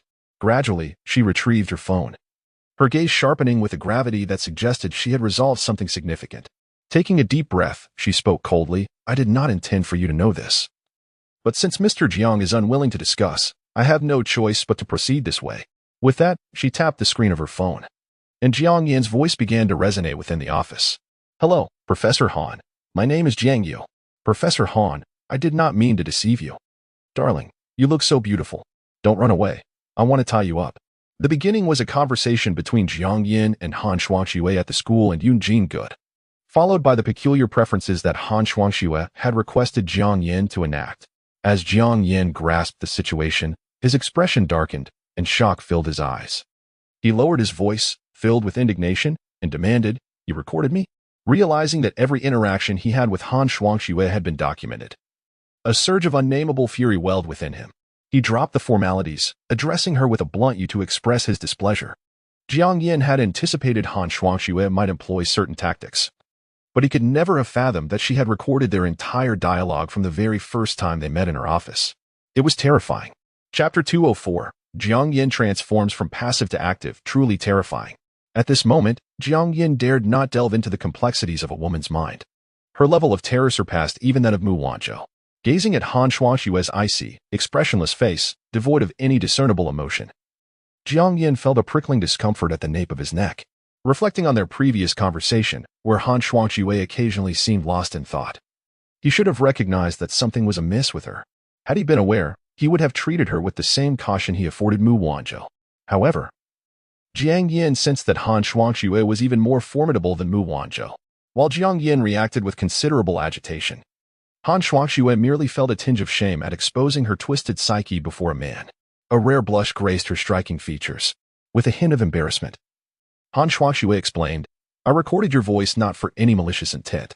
Your voice aids my sleep. Whenever I suffer from insomnia, I listen to it to drift off. That's why I made that request. If you find half an hour too long, I can reduce it." She acknowledged that surreptitiously recording someone infringed upon their privacy. So Jiang Yan's sudden shift in demeanor and rudeness was something she could comprehend. Nevertheless, she was determined to have Jiang Yan indulge her for half an hour, no matter the cost. Upon hearing Han Shuangxue's explanation, Jiang Yan could not help but scoff. "So you intend to record this half hour and then use it to blackmail me?" With this lesson learned, Jiang Yan was resolute in avoiding any such pitfall again. He treated both strangers and friends with courtesy and warmth, but Han Shuangxue's actions had crossed a line that incited his ire. He had no intention of sparing her feelings. Upon hearing his words, Han Shuai grew anxious and insisted, "No, I want to record again." Jiang Yan shot her a cold glance. "Do you think I would believe that? By the way, you aren't still recording, are you?" His frosty demeanor made Han Shuai realize the gravity of her earlier actions. Jiang Yan's skepticism shattered her trust in herself. Shaking her head and pressing her lips together, she asserted, "No, I haven't recorded anything. You can check my phone and my person."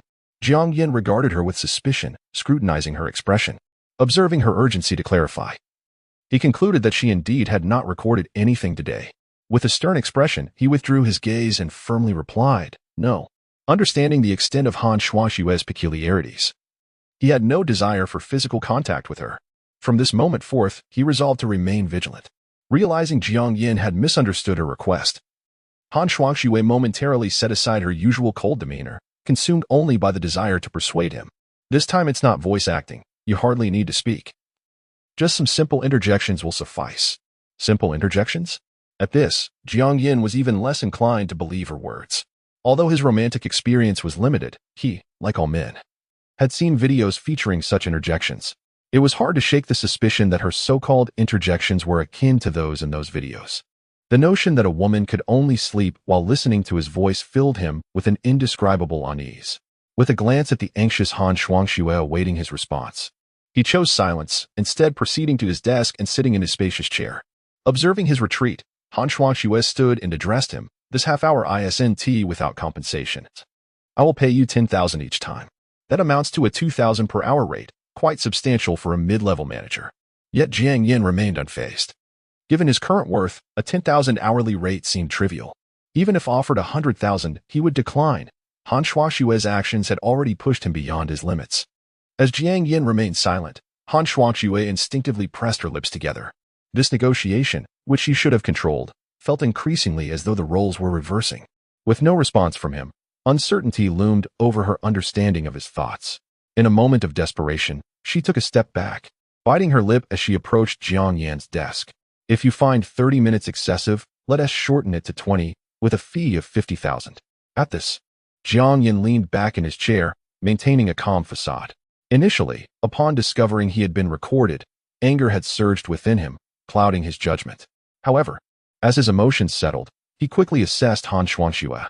Her methods, while terrifying, were rather straightforward. All she sought was a man to lull her to sleep, and by chance, that man was him. Believing she could manipulate him as before through emotional appeal, Han Shuai was met with unexpected resistance. When Jiang Yan firmly refused, she grew anxious, hastily presenting her recording as leverage. Yet, she failed to grasp that recording someone without consent constituted an infringement. To threaten him with such illicit material was, in itself, a violation of the law. In their tug-of-war, it was clear that the one who faltered first would lose. Thus, Jiang Yan remained composed, watching Han Shuai with an unhurried demeanor. "Professor Han, are you implying that I am to become a male escort?" Taken aback by his words, Han Shuai stammered, "No, I don't wish to belittle Mr. Jiang. Surely you'll agree? 20 minutes is not a long time, and with 50,000 in compensation, you need not worry about the graduation issue of Gu." It seemed a rather advantageous deal. However, she was aware that 20 minutes was merely her minimum. A voice like Jiang Yan's could easily keep her engaged for over an hour. She had once listened for 2 hours straight, enraptured by his deep, melodious voice, until she finally drifted off to sleep. Yet, repeated listens would dull the experience, hence her need for fresh audio. Noting Jiang Yan's reluctance, Han Shuai feared that her desire for something more might remain unfulfilled. Missing this opportunity could render future attempts nearly impossible. Thus, she was resolute in her quest to have him agree. Contrasting her anxious tone, Jiang Yan lowered his voice, expressing his displeasure. "Before we discuss my acceptance, shouldn't you first delete all your recorded audio? I feel my privacy has been violated." With that, Jiang Yan fixed a piercing gaze upon Han Shuai and extended his hand. "Hand over your phone." He was determined to ensure that she deleted the recordings before anything else transpired. As she gazed into Jiang Yan's penetrating eyes, Han Shuai's face displayed a flicker of hesitation. Yet, recalling the necessity of seizing this opportunity, she ultimately handed her phone to Jiang Yan. Upon acquiring the device, Jiang Yan swiftly located the audio files and heard Han Shuai inquire, "Once the recording is deleted, Mr. Jiang will comply with my request, correct?" In response, Jiang Yan subtly raised his gaze without uttering a word. After erasing the recordings entirely, he turned to Han Shuangxiwei and asked, Professor Han, would you mind if I accessed your WeChat and cloud storage? At this, a visible panic crossed Han Shuangxiwei's eyes. After a few seconds of silence, she hesitantly bit her lip and replied, I don't mind. Subsequently, Jiang Yan opened the specified applications on her phone and conducted a meticulous examination. Indeed, he discovered a neatly edited audio backup within the cloud storage. Raising an eyebrow, he promptly deleted it. Having completed this task, he returned the phone to Han Shuangxiwei and, adhering to a prudent approach, inquired, Does Professor Han have any backups on her computer? Since you agreed to delete, it is imperative to eradicate all original files entirely. Otherwise, how can I ever trust you again? This final statement was articulated with deliberate slowness, imbued with sincerity, causing a momentary wavering in Han Shuangxiwei's resolve. Her computer indeed held backups of all recordings between her and Jiang Yan. At that moment, she found herself torn, uncertain of how to respond truthfully. To assert she had none would surely provoke disbelief from Jiang Yan, who had already been ensnared once. Conversely, admitting she had backups would obliterate the hard-won recordings. How should she articulate her answer? For a time, Han Shuangxiwei stood before Jiang Yan across the expansive office desk, her head bowed in contemplation. Resembling an employee being reprimanded for a mistake, lingering in silence for an extended period. Observing this, Jiang Yan discerned the answer. Before she could respond, he interjected. It seems Professor Han has quite a few backups. At this juncture, Han Shuangxiwei had become entirely passive.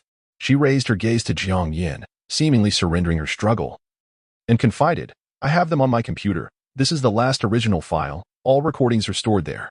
It was acceptable, as long as Jiang Yan acquiesced to her request.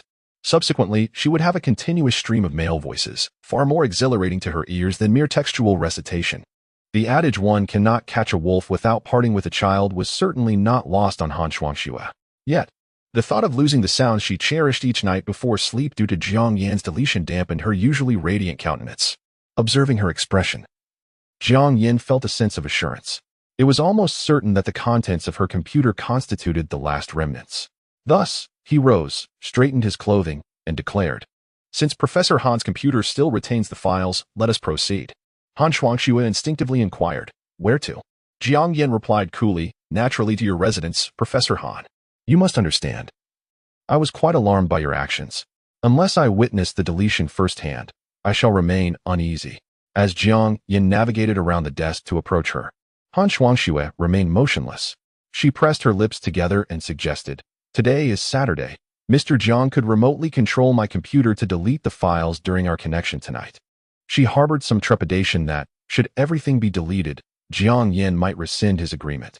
Thus, Han Shuangxiwei contemplated leveraging this final fragment of bargaining power to secure their evening connection. Jiang Yan, upon hearing her words, lowered his gaze to scrutinize her. He recognized that they were engaged in a tug-of-war. Jiang Yan sought to obliterate the recordings, while Han Shuangxiwei desired his comforting voice to lull her to sleep. Their objectives were fundamentally opposed. If he did not concede even slightly at this moment, it was highly probable that she would refuse to allow the deletion of the recordings on her computer. After a period of contemplation, Jiang Yan suddenly smiled, a gentle curve of his lips, and leaned closer to Han Shuangxiwei, whispering softly, All right, Professor Han. A shiver coursed through her. A sensation of tingling warmth enveloping her from head to toe, particularly around her waist, which felt both itchy and numb. Before she could fully process the unexpected joy, she heard Jiang Yan's deep, resonant voice once more at her ear. However, I have one stipulation. During our evening call, I require you to delete the recordings first. Is that agreeable? Han Shuangxiwei instinctively gripped the edge of the desk, her fingers tightening involuntarily, and replied, Yes. After a brief pause, she seemed to regain her composure, her expression returning to its icy demeanor, though her shoulders still trembled slightly. This time, Jiang Yan meticulously observed Han Shuangxiwei's every reaction. Noticing her right foot subtly lift and cross over her left, he instinctively frowned. It appeared that this ostensibly frigid and stern professor was genuinely sensitive to his voice. Alas, this could complicate matters further. Chapter 205, The Worries of Gu Xinyo. How should he subtly remind his good friend Lin Qing that beneath the aloof exterior of this woman lies an extraordinarily unique inclination? After the two reached an agreement, Han Shuangxiwei seemed to regain her strength. She produced the equipment she had prepared long ago and handed it to Jiang Yan. Jiang Yan gazed at the box in her hand, refraining from taking it, and curiously inquired, "What is this?" Han Shuangxue replied, "ASMR equipment." The term was entirely unfamiliar to Jiang Yan. He searched his mind for the English equivalent, but regrettably could not recall it.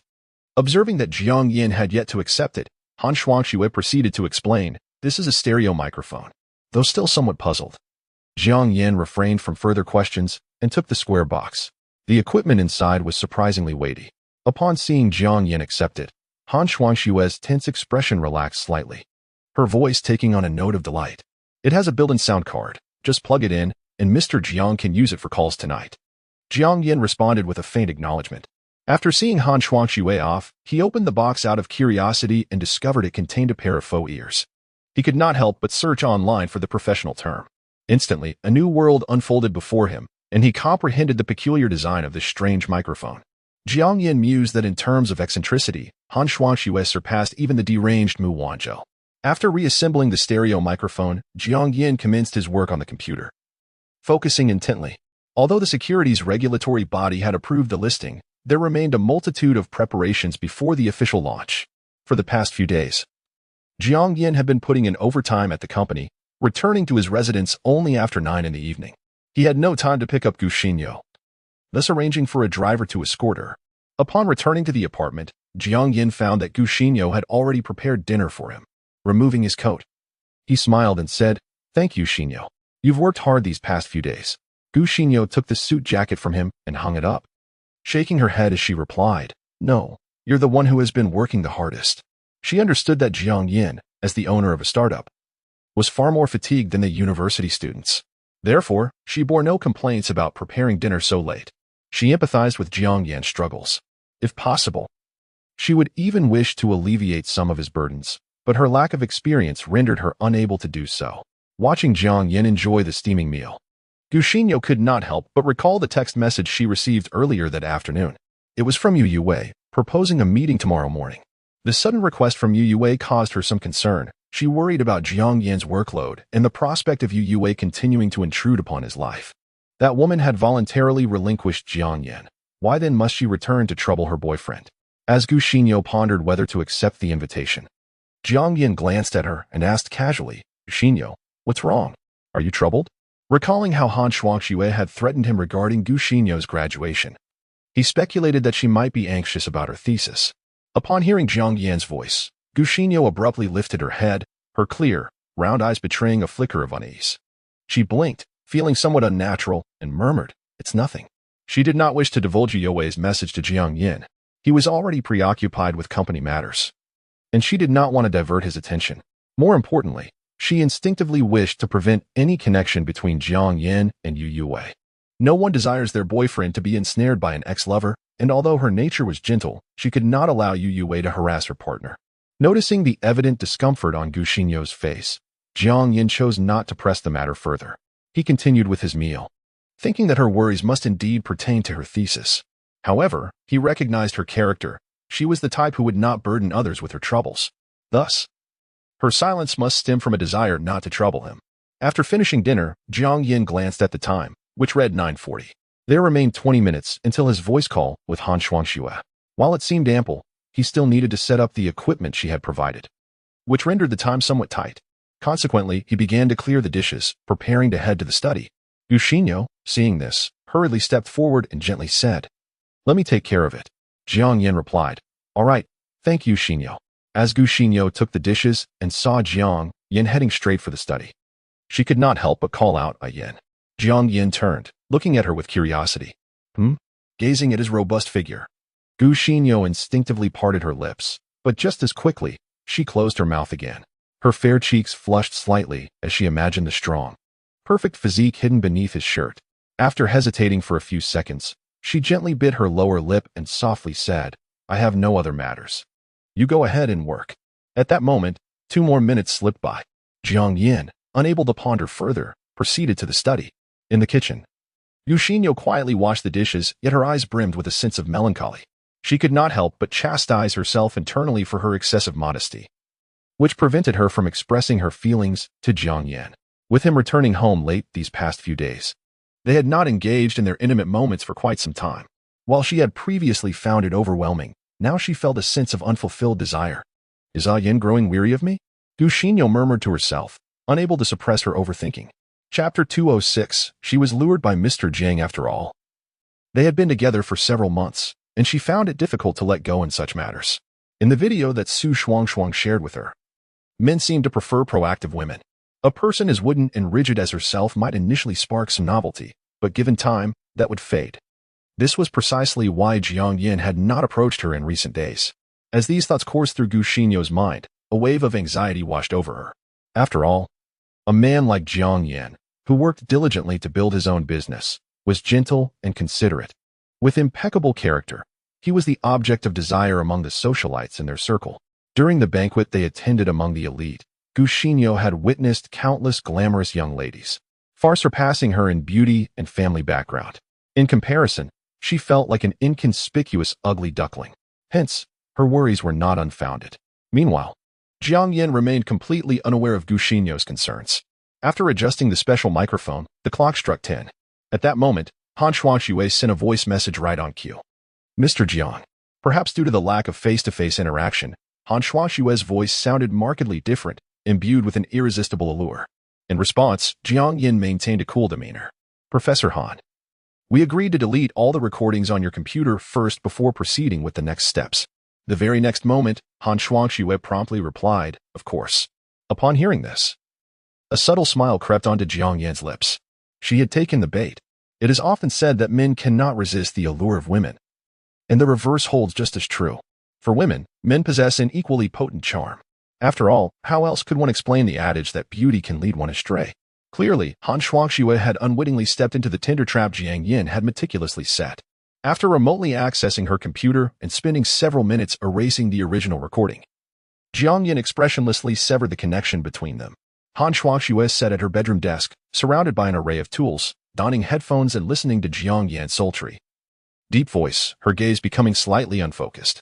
Although it appeared she was fixated on the computer that Jiang Yan was controlling, her thoughts had drifted far away.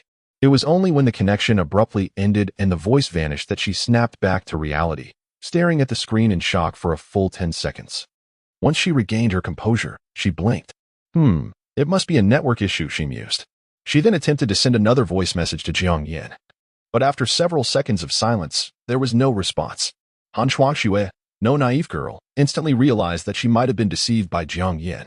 In an instant, all her feelings evaporated, and her eyes turned icy. How could Jiang Yan, who had so firmly rejected her in the afternoon, suddenly agree? No, he had never actually agreed. It dawned on Han Shuangshui that Jiang Yan had never uttered a single word of assent. Rather, in her eagerness, she had allowed him to seize the conversational reins. The realization filled her with regret. Now, with the recordings gone, how could she possibly sleep soundly that night? No, how could Mr. Jiang treat me this way? Han Shuangshui murmured to herself. As a teacher, she naturally wielded a certain authority, and after being played by Jiang Yan, she had no intention of letting it rest. Unable to reach Jiang Yan directly, she resolved to have her cousin call him instead. Han Shuangshui was well aware of the connection between Jiang Yan and Mu Wanzhou. A man might dismiss her without a second thought, but he would never brazenly reject Mu Wanzhou. With this in mind, Han Shuangshui dialed Mu Wanzhou. However, as the call connected, a wave of regret washed over her. Her cousin had a near-obsessive affection for Jiang Yan, and by revealing her interest in him, she would inadvertently expose her own feelings. Though her cousin was attracted to the man himself, her fascination lay solely in his voice.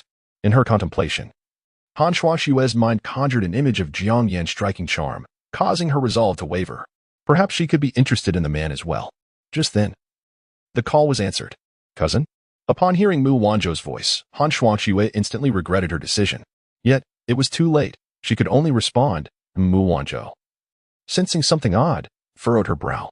Why are you calling me so late? Do you have something urgent to tell me? Han Shuangshui bit her lip.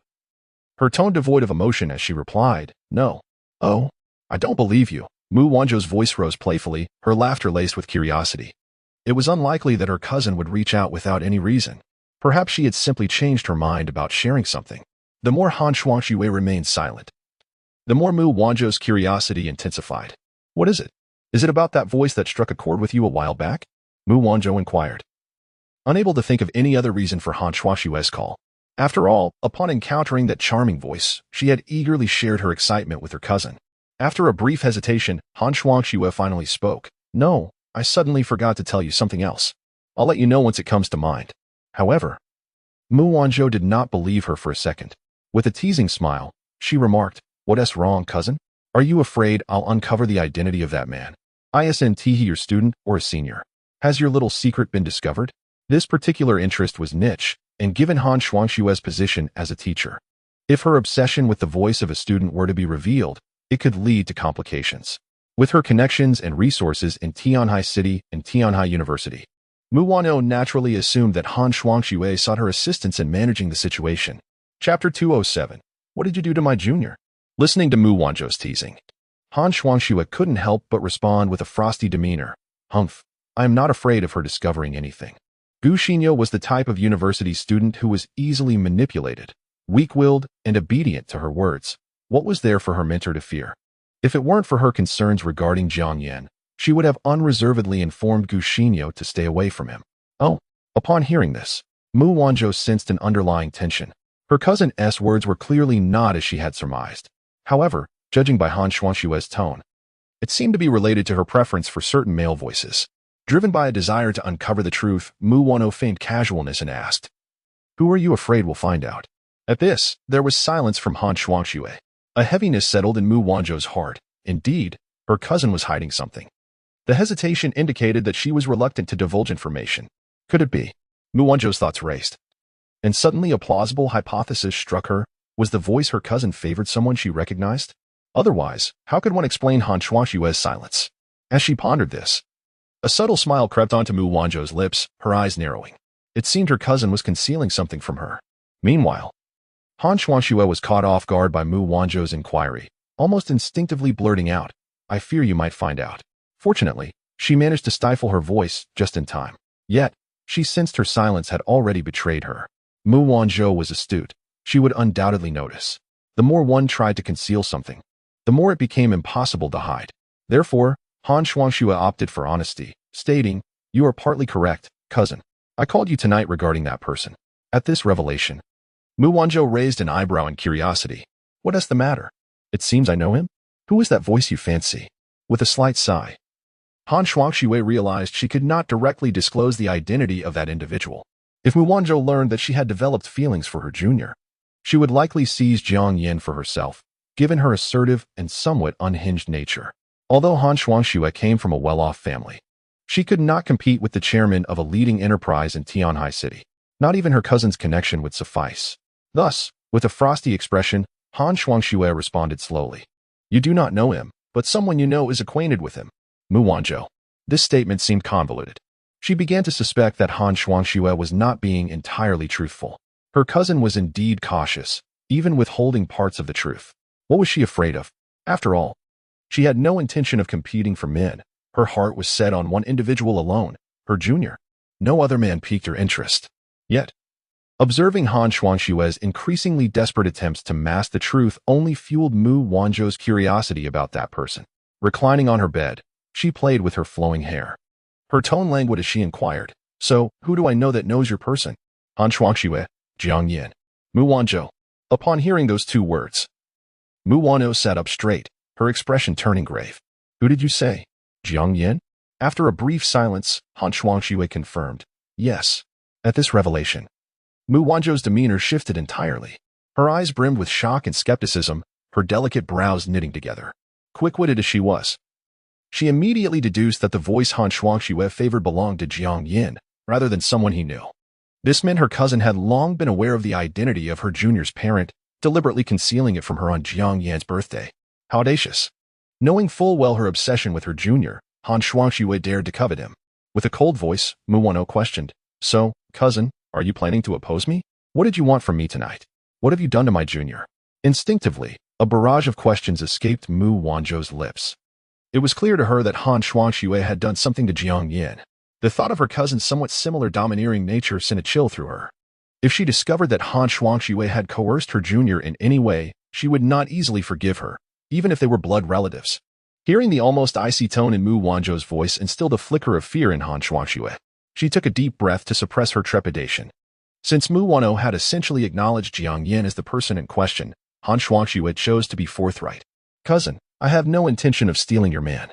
You know I'm not interested in anyone. Only a man's voice can catch my attention. Yet, Han Shuaxue's words did not convince Mu Wanzhou in the slightest. With a disdainful snort, she replied, "You had better mean that." Then, without hesitation, Mu Wanzhou pressed on. "Now, tell me, what did you do to my junior?" Of course, Han Shuaxue could not confess that she had leveraged Jiang Yan to meet her own small demands. However, claiming she had done nothing would be equally implausible. Thus, she responded. Half-truthfully, I merely asked him to record some sounds. Oh? Mu Wanzhou recognized that Han Shuaxue had not fully divulged the truth, yet she could surmise the general idea. Although she had no particular interest in voice recordings, the thought of her junior's deep, melodious voice stirred something within her. "Let me hear it," she requested. Han Shuaxue replied. He deleted all the recordings. They cannot be retrieved. The discontent in her voice was unmistakable. Chapter 208, The Subtle Rivalry Between Two Women Upon hearing the news. Mu Wanzhou could not help but chuckle softly. It was indeed characteristic of her junior, who was not as easily manipulated as the other students under her. Although it was somewhat regrettable that she hadn't heard everything, she still had many opportunities for her junior to whisper sweet nothings in her ear. For instance, her upcoming birthday celebration in a few days. As the guest of honor, it would be quite natural for her to request a birthday wish from him. While he might refuse if the demand were too extravagant, a modest request would likely be met with favor on her special day, preventing any fallout. Mu Wanzhou pondered this, secretly anticipating the day when Jiang Yan would present her with a gift. Given that Han Shuaxue's subtle maneuvers had been discerned by Jiang Yan, Mu Wanzhou felt there was no need for her to dwell on the matter any longer. After such a lengthy conversation, fatigue began to creep in. She stifled a yawn and lazily addressed Han Shuaxue. "All right, I believe I have grasped the reason for your call. It seems that after achieving his goal, my junior has blocked you. You think I can manipulate him to take your side?" But Mu Wanzhou shifted her tone. "Let us put this matter to rest. Your involvement with my junior ends here. Do not cling to his voice any longer. He is mine." Although her tone seemed casual and light, the underlying warning was unmistakable. Yet, Han Shuaxue appeared unwilling to relinquish her claim on Jiang Yan. With a hint of defiance, she retorted, "Cousin, Mr. Jiang does not belong solely to you." Though Han Shuaxue felt regret for having sought Mu Wanzhou's assistance, she understood that Mu Wanzhou would inevitably learn the truth. Since both women were drawn to the same man, the outcome would depend on their respective abilities. Mu Wanzhou quickly discerned Han Shuaxue's intentions and scoffed, "Cousin, you just claimed you didn't want to compete with me for a man, yet now you refuse to give up? Whether he is mine is not for you to decide. Do you understand?" Mu Wanzhou was well aware that Jiang Yan had his own convictions. He was not the type to be swayed by coercion. She had learned this lesson 4 years prior. To win a man's affection, one must exchange sincerity. At times, one must not press too hard. A balance of closeness and distance is essential. After concluding her call with Han Shuaxue, Mu Wanzhou dialed Jiang Yan. As he lay down after turning off the lights, he heard his phone vibrate. Glancing at the peacefully sleeping Gu Xinyo beside him, he answered the call. Lowering his voice, "President Mu?" Hearing Jiang Yan's slightly husky voice, Mu Wanzhou recalled Han Shuaxue's earlier boasting. Suddenly, she found her junior's voice irresistibly alluring. She bit her lip, feeling a warmth rise to her cheeks. "Are you asleep, Junior?" she whispered softly. Jiang Yan, somewhat perplexed, responded with a quiet The stillness of the environment allowed her to hear his deep breaths. Mu Wanzhou gently bit her lower lip, feeling her heart flutter. Noticing the silence on the other end, Jiang Yan furrowed his brow and softly inquired, "President Mu?" His deep, husky voice sent shivers down Mu Wanzhou's spine. She struggled to maintain her composure, her face flushing with a charming hue. How had she never realized before how captivating his deep voice was? Perhaps it was Han Shuaxue's sensitivity to sound that had now drawn all of Mu Wanzhou's attention to the timbre of Jiang Yan's voice. Regaining her composure, Mu Wanzhou sweetly stated, "I merely wanted to remind you not to forget my birthday party in 3 days." Jiang Yan felt a twinge of confusion upon hearing that she had called in the middle of the night just to remind him. After all, he had received her birthday invitation in person. How could he possibly forget such an important occasion? Thus, why had she suddenly decided to call him? After pondering for a moment, Jiang Yan could not discern the reason. He decided to attribute it to Mu Wanzhou's sudden one to tease him. Sensing a slight movement from Gu Xinyo, he quickly replied, "All right, of course I'll be there in 3 days." Before Jiang Yan could finish his sentence, Gu Xinyo rolled over instinctively and murmured, "Yan, why are you still awake?" Her voice, though soft, reached Mu Wanzhou's ears clearly in the quiet night. Instantly, Her expression changed. She had forgotten about Jiang Yan's girlfriend, who was now sleeping beside him, although she was aware of their relationship. Hearing it confirmed left her with an unshakable chill. The silence stretched on for what felt like an eternity, just as Jiang Yan sensed the awkwardness. Muwan's enchanting laughter broke the stillness. Her tone remained unchanged. As long as you haven't forgotten, that's good. By the way, I thought we agreed you wouldn't call me President Mu anymore. Have you forgotten? Upon hearing her words, Jiang Yan felt a wave of relief wash over him. The previous moments of silence had been rather unsettling. With Gu Xinyo now awake, he no longer felt the need to whisper and addressed her normally. Senior.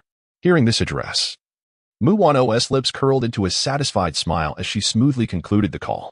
Meanwhile, Jiang Yan rubbed his temples in exasperation. It seemed that at Muwan's birthday party, he could hardly slip away after delivering his gift. Gu Xinyo turned to face Jiang Yan, her gaze flickering. She timidly said, Ian, did I interrupt you? I'm sorry, it's fine. Jiang Yan shifted, enveloping Gu Xinyo in his arms, gently patting her back in comfort. He said nothing more. Chapter 209. Jiang Yan does not love you soon. The rhythmic sound of a man's breathing filled the air. Jiang Yan had succumbed to slumber, while Gu Xinyo found herself unable to sleep. In the pitch-black bedroom, her round, glistening eyes remained wide open, her mind spiraling into a labyrinth of thoughts. Gu Xinyo was aware of Mu Wanzhou. When Jiang Yan had brought her to a gathering, he had cautioned her against any interaction with that woman, deeming her dangerously perilous. At the time, she had been somewhat naive, unable to grasp the full implications of his warning.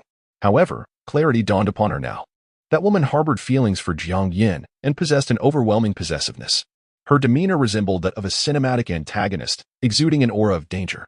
A person as defenseless as Gu Xinyo could easily be crushed like a feeble ant at a mere flick of Mu Wanzhou's finger. Hence, Jiang Yan had forbidden her from mingling with Mu Wanzhou, for ignorance could lead to dire consequences. Initially, Gu Xinyo had presumed that the woman entangled with Jiang Yan was merely his ex-girlfriend, Youwei. Yet, she now realized that to remain by Jiang Yan's side, she must also guard herself against another rival. The thought of Youwei's sudden message requesting a meeting sent a flicker of uncertainty through Gu Xinyo's eyes. Though she had intended to avoid any further encounters with Youwei, her resolve had now shifted. After months of being around Jiang Yan, Gu Xinyo was no longer the simple-minded girl she had once been.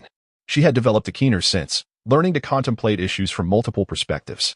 The following day, Gu Xinyo arrived at the location designated by Youwei, a chain dessert shop.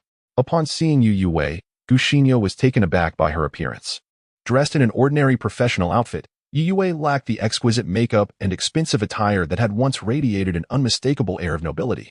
Instead, she appeared weary and devoid of her usual grace, making her seem several years older than before. Gu Xinyo was astounded by the transformation that had taken place in just a few months. As Youwei sat down across from Gu Xinyo, she noticed the surprise in her eyes. However, Gu Xinyo's astonishment stemmed purely from Youwei's change, while Youwei interpreted it as mockery from a mere country girl who had no right to look down on her current state. Despite the impending collapse of Huanyu Media, Youwei's assets still far surpassed Gu Xinyo's by hundreds of times. With a cold glare, Youwei wasted no time in delivering her message. It seems my previous warning fell on deaf ears. She had summoned Gu Xinyo to confirm two matters. 1.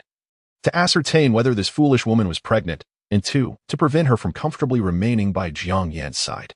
Since Jiang Yan had treated her as a mere substitute for another woman, Youwei intended to make Gu Xinyo aware of this reality. Should Gu Xinyo uncover the identity of the substitute, she could entice her into revealing more. If Gu Xinyo remained oblivious, Youwei would enlighten her. Everyone was merely a substitute, and no one would have it easy. Ideally, this revelation would provoke Gu Xinyo into leaving Jiang Yan's side. Gu Xinyo met Youwei's icy gaze head-on and calmly replied, I am not afraid of you. We live in a society governed by law, and your abilities cannot grant you the liberty to act recklessly. At this declaration, Youwei's teeth clenched in anger. You've grown bold, you country bumpkin. I told you before, a swan cannot emerge from a duckling. Your origins will forever mark you, no matter how you adorn yourself. With her head held high and arms crossed over her chest, Youwei looked down at Gu Xinyo with palpable disdain. Yet, Gu Xinyo maintained her composure, undeterred by Youwei's arrogance. The two women locked eyes, a silent battle of wills ensued. In truth, Gu Xinyo yearned to uncover more about Mu Wanzhou and Jiang Yan's past through Youwei. However, despite her newfound ability to think critically, She struggled with the art of conversation, uncertain how to subtly extract the information she sought. This silence, however, was misinterpreted by Youwei, who perceived it as a challenge to her authority. Anger and resentment boiled within Youwei, but recalling her purpose, she inhaled deeply, striving to maintain her poise. Youwei abruptly broke the silence. Jiang Yan does not love you. Gu Xinyo faltered at this remark, her eyes betraying her inner turmoil, which Youwei swiftly discerned. With a triumphant smirk, Youwei continued, "Do you know why I am certain Jiang Yan does not love you?" Gu Xinyo's calm demeanor began to waver, her hands gripping her pant leg beneath the table. She shook her head, asserting, "A Yan likes me. He has said so himself." At this declaration, Youwei's eyes widened in horror, her jealousy flaring to life. How could this wretched woman elicit such affection from Jiang Yan? With a scoff, Youwei retorted, "No. He was merely deceiving you. I have known him for 5 years. I am well aware of the man he truly is. He professed feelings for me that surpassed yours, even claiming he would love me for a lifetime.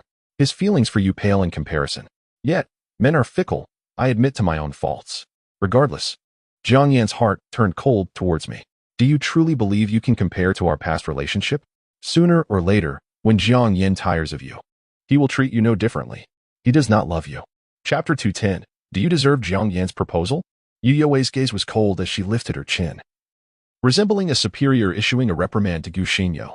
Upon hearing this, Gu Xinyo, having spent a restless night in contemplation, felt a flicker of uncertainty stir within her. Yet, she understood that she must not display this wavering in front of Youwei. Otherwise, the woman would undoubtedly reveal that mocking, triumphant smile. Gu Xinyo made an effort to conceal her feelings and replied to Youwei, "I do not believe you. I only trust my own feelings. Jiang Yan is not the person you claim he is." Indeed, although she had only spent 5 months with Jiang Yan, far less than the 5 years Youwei had shared with him, she believed she had come to know his character quite well. Jiang Yan was a man who far surpassed others, constantly showing concern for her and offering considerable assistance. Her life had transformed, evolving into that of a carefree university student, all thanks to Jiang Yan's support. Moreover, her grandmother held Jiang Yan in high regard. While Gu Xinyo felt a twinge of concern, it was for herself, not for Jiang Yan's character. Observing that Gu Xinyo was utterly unfazed by her taunts, Youwei narrowed her eyes and coldly inquired, "Since Jiang Yan is fond of you, are you pregnant? Will he allow you to bear his child?" The question left Gu Xinyo momentarily stunned. She suddenly recalled that, despite their harmonious living situation, Jiang Yan had approached the subject with utmost caution. After all, a child symbolizes an inseparable bond between two individuals and represents the most intimate point in their relationship. After a few seconds of silence, Gu Xinyo bit her lip and replied, "No, but we can only discuss pregnancy after marriage." As she spoke, Gu Xinyo's voice faltered. Youwei, reveling in her moment of triumph, mockingly retorted, "Ha, marriage? Don't make me laugh. Do you really think Jiang Yan would marry you?" Hearing Youwei's merciless ridicule, Gu Xinyo lowered her head, unable to hide the sorrow in her eyes. She was at a loss for words. With her naturally slow reactions, she struggled to formulate a retort. Marriage was a longing she dared not envision. It was entirely different from dating. A man might have numerous romantic entanglements without regard for familial expectations, but marriage necessitated finding a partner of equal standing, particularly for someone of Jiang Yan's caliber. Gu Xinyo was acutely aware that she lacked the qualifications to marry him. As Youwei observed Gu Xinyo's despondent demeanor, a sense of satisfaction washed over her. Earlier, Gu Xinyo had looked down upon her due to her less-than-stellar state, and now Youwei was determined to retaliate. She lifted her chin slightly, gazing down at Gu Xinyo with a self-satisfied glint in her eyes. Originally, Jiang Yan had promised to marry me. He even prepared an engagement ring. If I hadn't stood him up that day, we would have been celebrating our wedding by now. And you? Youwei couldn't help but scoff. Let us be honest, do you even deserve a proposal from Jiang Yan? As Youwei's laughter rang out without restraint, Gu Xinyo's complexion grew increasingly pale. She understood her humble origins as an ordinary university student rendered her unworthy of Jiang Yan. Nonetheless, she could not suppress her dreams of a bright future with him. Yet, upon further reflection, who truly had the right to be Jiang Yan's wife? She inadvertently thought of Mu Wanzhou, who had spoken with Jiang Yan the previous night. Mu Wanzhou came from a prestigious family, possessed striking beauty, and exhibited remarkable personal abilities. Her allure and worth were levels beyond Gu Xinyo's reach. Gu Xinyo instinctively retorted, "You have no right either." Upon hearing those words, Youwei's expression turned menacing. "What did you say?" she hissed, her voice low and venomous. Even if she lost her position as the chairman of Huanyu Media, she is still the daughter of the Yu family. That status is unchangeable. This was the source of Youwei's pride. The wealth she was born into was something an ordinary person could never hope to amass. Thus, when Gu Xinyo claimed she had no right, it felt like a direct blow to Youwei's pride, igniting her anger. Noticing Youwei's fury, Gu Xinyo blinked, suppressing her hidden delight. It seemed she had gained the upper hand. Thus, she continued, Miss Mu has more qualifications than you. The mere mention of Mu Wanzhou's name sent Youwei into a rage, like a balloon that had suddenly burst. This woman was far more formidable than Gu Xinyo. In every aspect, family background, connections, wealth, and beauty, Mu Wanzhou eclipsed Youwei. Even if Youwei exerted herself, it appeared impossible to reach Mu Wanzhou's level. The sense of helplessness was something Youwei could not even deceive herself about. Her face flushed with anger, yet she found herself unable to counter Gu Xinyo's assertions. Instead, she spat. You know nothing, you wretched girl. You've only been by Jiang Yan's side for a few months. He would never be with Mu Wanzhou. He would prefer that old woman stay far away from him. The initial connection between Jiang Yan and Mu Wanzhou had arisen because of Youwei herself. If only she had graciously consumed the porridge Jiang Yan had prepared that morning, refrained from lashing out at him, and avoided uttering hurtful words, he would not have skipped class and consequently would not have crossed paths with Mu Wanzhou. With that thought, Youwei felt a pang of regret for not having cherished Jiang Yan when he had been good to her. Now that he had left her, she realized that no man could love her more than Jiang Yan did. Chapter 211. What do you know? Who was that woman? Upon hearing Gu Xinyo mention Mu Wanzhou, Youwei felt a twinge of unease. Ever since her breakup with Jiang Yan, Mu Wanzhou had quietly infiltrated the men's circle. The woman was astutely calculating, possessing remarkable skills. With Mu Wanzhou's birthday banquet approaching in just a few days, it was evident that her intentions were not merely to celebrate, but rather to pursue Jiang Yan himself. The thought of Jiang Yan potentially falling under her influence sent a chill through Youwei. No. She must act before Mu Wanzhou and establish a connection with Jiang Yan. If she were to conceive, even if Jiang Yan found her distasteful, he would not abandon her. As Youwei contemplated her strategy, Gu Xinyo began to grasp the implications behind her words. Eagerly, she inquired, Why? Is there some rift between Jiang and Miss Mu? At this, Youwei snapped back to reality, casting a cold glance at her. With a disdainful tone, she retorted, Do you really wish to know? Humph, do you?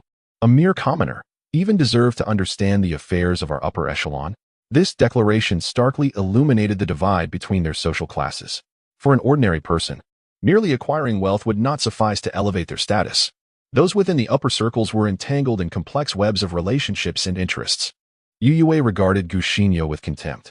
Even if Jiang Yan had drawn Gu Xinyo into their circle as a romantic partner, it would not facilitate her ascent. Without Jiang Yan, she remained a destitute country girl. Yet, Gu Xinyo seemed unfazed by Youwei's words, indicating her lack of understanding. However, she did glean that something had transpired between Jiang Yan and Mu Wanzhou, although she was unaware of the specifics. The realization that Jiang Yan would not be with Mu Wanzhou brought a sense of relief. Looking at Youwei, Gu Xinyo calmly stated, If you call me out just to mock me, then I suppose you're satisfied now. I know I cannot compare to you. But as long as I am near Jiang Yan, I am content. With that, she rose to leave. Wait, Youwei called coldly. At this moment, Gu Xinyo stood, not departing, but waiting for Youwei's next words. Originally, Youwei had intended to ascertain whether Gu Xinyo was pregnant and belittle her in the process. But now she found herself consumed by irritation. Her eyes narrowed as she glared at Gu Xinyo and said, If you are truly as easily satisfied as you claim, then allow me to divulge a secret. Perhaps you have already sensed something while being with Jiang Yan? Gu Xinyo looked at her with confusion and instinctively asked, What secret? She was unable to comprehend Youwei's implication, perhaps due to her limited observational skills, as she had not noticed anything unusual while close to Jiang Yan. Observing Gu Xinyo's bewildered expression, Youwei couldn't help but smirk coldly, saying, In truth, Jiang Yan has always harbored feelings for another woman. Gu Xinyo's delicate features remained perplexed. But in the next moment, Youwei bluntly added, And you are merely a stand-in for that woman. Jiang Yan has chosen you as a substitute. At this revelation, even Gu Xinyo's slow-witted mind began to grasp the gravity of the situation. Her lips turned pale, and she stumbled slightly, grasping the table for support. Impossible, Gu Xinyo murmured. Youwei observed Gu Xinyo's ashen face. Though she should have felt a sense of relief, her gaze betrayed a hint of bitterness. A stand-in. Youwei silently chuckled bitterly. Not only was Guxinyo a substitute, but she too had been relegated to such a role in Jiang Yan's life. The identity of that woman remained a mystery to both of them, and without a lead to investigate, they were left in the dark. Had it not been for Jiang Yan's own admission, she would have remained oblivious forever. Similarly, Guxinyo, suddenly learning of her role as a substitute, wore an expression of disbelief. The news was far too shocking, especially coming from Youwei, leaving her unable to trust it. Guxinyo's slow mind struggled to process the information. Youwei suppressed her own bitterness and coldly informed Guxinyo, "It is futile to insist that it is impossible. If you desire the truth, you must ask Jiang Yan. He is still preoccupied with that woman and must have some connection with her. Have you not sensed any clues while by his side?" In reality, the private investigator Youwei had hired had yet to provide her with any useful information. Her intent in speaking these words was to see if she could extract any insights from Guxinyo. Even if Guxinyo was initially unaware, now that she knew, she would undoubtedly keep a vigilant eye on Jiang Yan. If she were to discover anything, Youwei could leverage that information. Upon hearing Youwei's insinuation, a glimmer of understanding crossed Guxinyo's eyes. Jiang Yan is still thinking about that woman. The weight of Youwei's words stirred something within Guxinyo, causing her gaze to drop, unable to conceal her inner turmoil. As Youwei scrutinized Guxinyo closely, noticing her change in demeanor, her eyes widened in realization. And she demanded, "What do you know?" Youwei's tone was laced with a menacing intensity, causing Guxinyo to tremble in fear. She hastily shook her head. "I don't know." Youwei abruptly stood, slamming her hands on the table, pressing closer. "Nonsense. You must have recalled something. Who was that woman?" Guxinyo remained silent. Intimidated by Youwei's fierce glare, she took a step back, hastily gathering her belongings and fleeing the dessert shop. Chapter 212. Confirming at Youning Cemetery, it was not until she hailed a taxi by the roadside that Guxinyo finally exhaled slowly. Moments ago, she had nearly believed she would be unable to leave, had the location been a more secluded private room rather than a dessert shop. Guxinyo truly felt that Youwei would have restrained her and employed coercive methods to extract the identity of that woman. Yet, in truth, she remained uncertain whether the girl in question was indeed Jiang Yan's white moonlight. The girl Guxinyo envisioned was the one Jiang Yan had commemorated during their first encounter. At that time, the darkness obscured the photograph on the tombstone, and in the unexpected moment of colliding with Jiang Yan, she had been too flustered to regard the gravestone before him. Perhaps she should go and confirm it once more, Guxinyo pondered, biting her lip. Meanwhile, Youwei, seated in the dessert shop, wore an expression of icy disdain. She pulled out her phone and contacted a private investigator, instructing them to monitor Guxinyo's movements. To visit Youning Cemetery again, Guxinyo knew she must go alone, without letting Jiang Yan know. Although Jiang Yan had been exceptionally busy these past few days, he had arranged for a driver to pick her up after class. Thus, Guxinyo had found no opportunity until now. Nevertheless, this matter lingered in her heart. Upon Jiang Yan's return that evening, he noticed the unusual expression on Guxinyo's face. Her eyes often darted away, unable to meet his gaze. After dinner, Jiang Yan tenderly enveloped Guxinyo in his embrace and gently said, "I've been so busy lately and haven't had time to accompany you. Shall I take you out tomorrow?" Guxinyo, obediently and softly, replied, "Yan, you still have matters to attend to at your company. Work is paramount. I am fine here." After a brief pause, she carefully ventured, "Tomorrow is Sunday, and Shuang mentioned wanting to go out. Is that all right?" Guxinyo was not adept at deceit, and this was her first lie to Jiang Yan. Her eyes blinked rapidly, betraying her inner turmoil. Jiang Yan saw through her facade at once. With a faint smile, he said, "Of course, that sounds lovely. By the way, ever since I bought you clothes last time, I haven't seen you get anything new. Tomorrow, go to the mall with your friend and indulge in some shopping. Don't worry about the cost. I will cover your expenses for the day." Upon hearing Jiang Yan's words, Guxinyo quickly shook her head. "That won't he do? I have money. I can't let you spend on everything." Indeed, the funds in her bank account were entirely from Jiang Yan's monthly allowance of 100,000, though her savings were substantial. She was always frugal, setting aside most of it. She had meticulously planned her finances and could not allow Jiang Yan to bear all her expenses. Jiang Yan simply smiled indulgently, ruffling Guxinyo's hair. "Do not concern yourself with that. Tomorrow, just enjoy your day out with your friend. If you find something you like, purchase it with this card." He produced a black card and handed it to her. Being a sheltered student, Guxinyo was at a loss for words and accepted the card with a small nod. "All right, thank you, Yan." Jiang Yan's lips curled into a teasing smile. Hmm? What should you call me? Gu Xinyo's cheeks flushed, a rosy hue spreading across her face. She lowered her gaze and shyly murmured, "Thank you, husband." At that moment, she felt herself being lifted from the sofa and seated on Jiang Yan's lap. Having experienced much, she quickly grasped his intentions. Embarrassed, Gu Xinyo squirmed, saying, "Ah Yan, please let me down." The position felt awkward, as though Jiang Yan were treating her like a child. Jiang Yan, feeling a surge of warmth, suppressed his excitement and playfully teased, "Did you not say you wanted to thank me? Now is your chance to show your gratitude." Gu Xinyo's face turned crimson, and she stammered, "But, we're in the living room. Let's go to the bedroom." Before she could finish, Jiang Yan silenced her with a kiss. Ultimately, Gu Xinyo could not sway Jiang Yan. A night passed. The following morning, after breakfast, Jiang Yan departed for work. Upon returning to the office, he discreetly arranged for someone to follow Gu Xinyo without being noticed. After Jiang Yan left, Gu Xinyo gathered her belongings and took a bus to Youwei Cemetery. Youwei Cemetery was situated far from the city center, requiring a journey of 3 to 4 hours. After disembarking, she still had approximately 200 meters to her destination. After a few minutes of walking, Gu Xinyo arrived at the entrance of Youwei Cemetery. As she gazed into the cemetery, a wave of anxiety washed over her.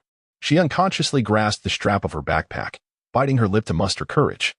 And with determination in her eyes, she ventured deeper into the cemetery. Regardless of whether the deceased girl was Jiang Yan's white moonlight, she had come this far and needed to see for herself. At that moment, Gu Xinyo was entirely oblivious to the two individuals discreetly following her from a distance. Hard by Youwei, the private investigator, eager for payment, had unwittingly closed in on Gu Xinyo. Coincidentally, Jiang Yan's arranged bodyguard trailed behind them. Chapter 213. Betrayal of the private investigator. The bodyguard's keen gaze was fixed on the stealthy private investigator and the still-forward figure of Gu Xinyo. After a moment of contemplation, the bodyguard retrieved his phone and quietly reported the situation to Jiang Yan. At that moment, Jiang Yan had just finished a call. Upon reading the message from the bodyguard, his brows furrowed in confusion.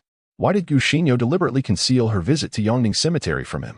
Such matters could be communicated with a simple word. Jiang Yan would never restrict her freedom or movements. He found himself perplexed. Moreover, he was astonished to discover that someone besides him was secretly observing Gu Xinyo. Who could this individual be? Gu Xinyo's social background was rather straightforward, as simple as a blank sheet of paper. Other than following her through his own channels, Jiang Yan could think of no other possibilities. Was it Youwei or Mu Wanzhou? Jiang Yan's mind raced with contemplation.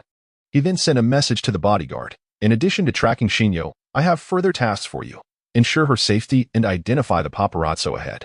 Upon receiving Jiang Yan's directives, the bodyguard snapped to attention, focusing intently on the tasks assigned by his superior. He continued to observe from the shadows, gradually inching closer at a moment when the private investigator remained unaware.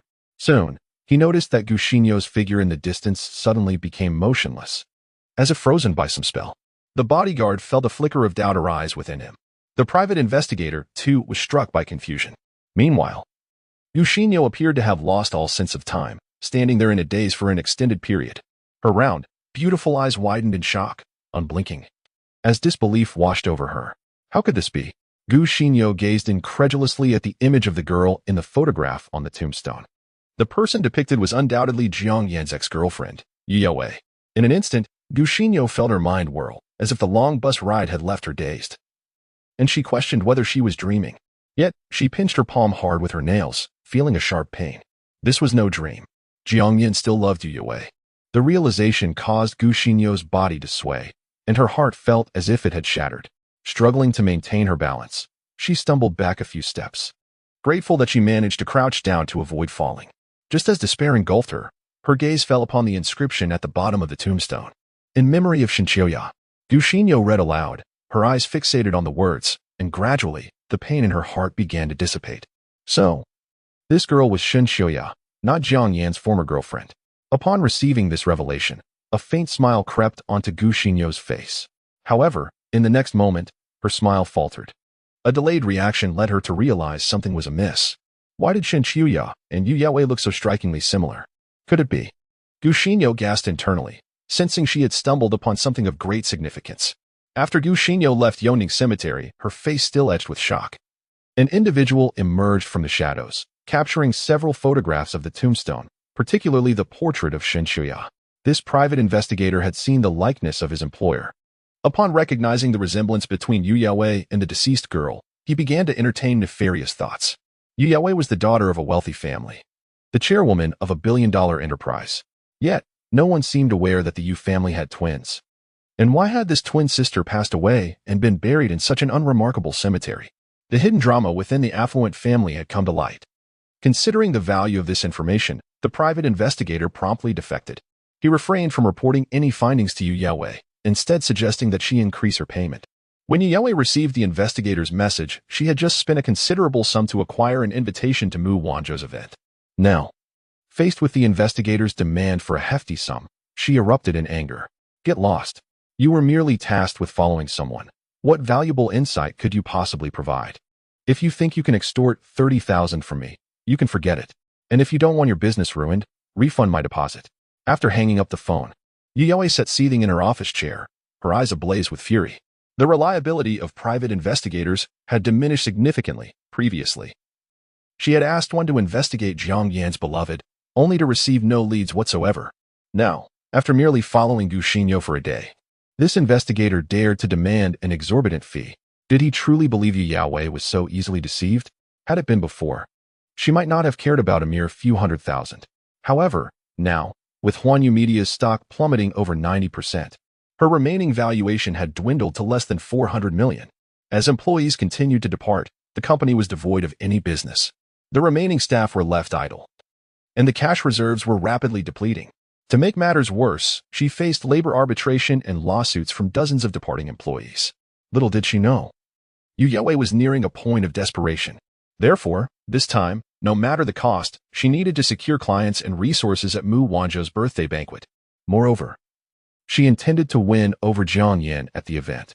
In her pursuit of bearing Jiang Yan's child, she had resorted to consuming ovulation-inducing medication, willing to jeopardize her own health. Yet, Youwei had no regrets. As long as she could have Jiang Yan's offspring, every sacrifice was worth it. Chapter 214. The birthday banquet of Mu Wanzhou. Meanwhile, Jiang Yan had employed various means to uncover the identity of the private detective tracking Gu Xinyo.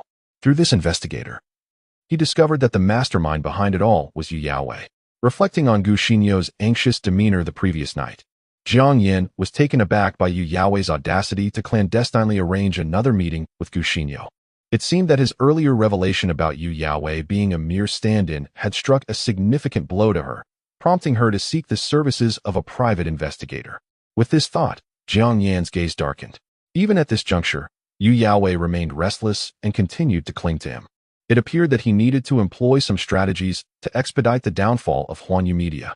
Upon returning to his apartment, Jiang Yan refrained from inquiring about Gu Xinyo's whereabouts with her friends. Instead, he embraced her as usual, whispering softly in her ear, Tomorrow I will take you shopping for clothes." Gu Xinyo felt a tingle in her ears, recalling their extended time spent on the sofa the previous night, her cheeks involuntarily flushing a delicate pink. She replied softly, "No need to buy. A yen, I have several outfits." Moments later, she suddenly remembered mentioning to Jiang Yan that she was shopping with Shuang today, and in a flurry, she added, "I bought clothes today as well." Jiang Yan noticed her flustered demeanor but chose not to confront her, calmly stating, "What you purchased was casual wear. I am taking you to buy a gown for the banquet the day after tomorrow."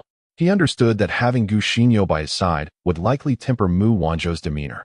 The forthcoming birthday celebration would undoubtedly be quite demanding. Upon hearing this, Gu Xinyo felt a wave of relief wash over her. She inquired, "What occasion?" Jiang Yan pressed a gentle kiss against her rosy cheek and replied, "Mu Wanzhou's birthday banquet."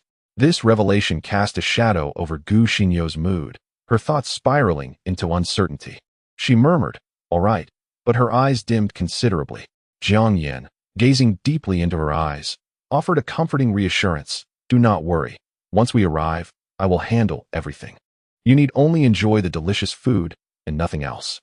Gu Xinyo's simplicity and innocence were endearing, yet it pained him to see her harboring unspoken concerns.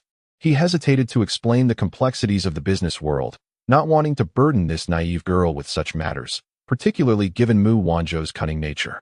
He feared that excessive explanation might lead Gu Xinyo to misunderstand and become even more anxious. Thus, he opted for silence.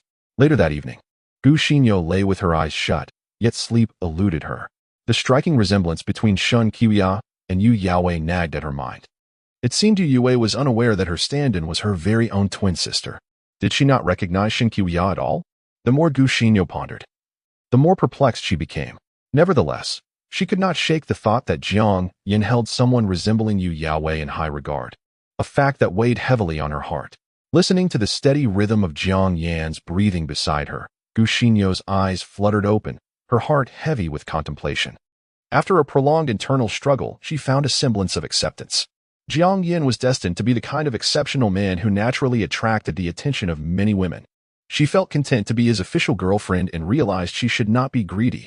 After all, with someone like Mu Wanzhou, a formidable woman beyond her reach, what chance did she have to compete for Jiang Yan's affections?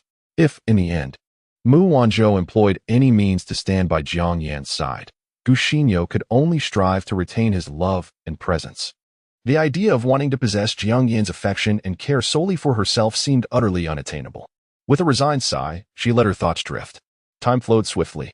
On this day, the prominent enterprises and elite families of Tianhai City gathered at a specific venue. The birthday banquet for Mu Wanzhou was held in the exquisite Huabin Pavilion, a place designed exclusively for hosting distinguished guests.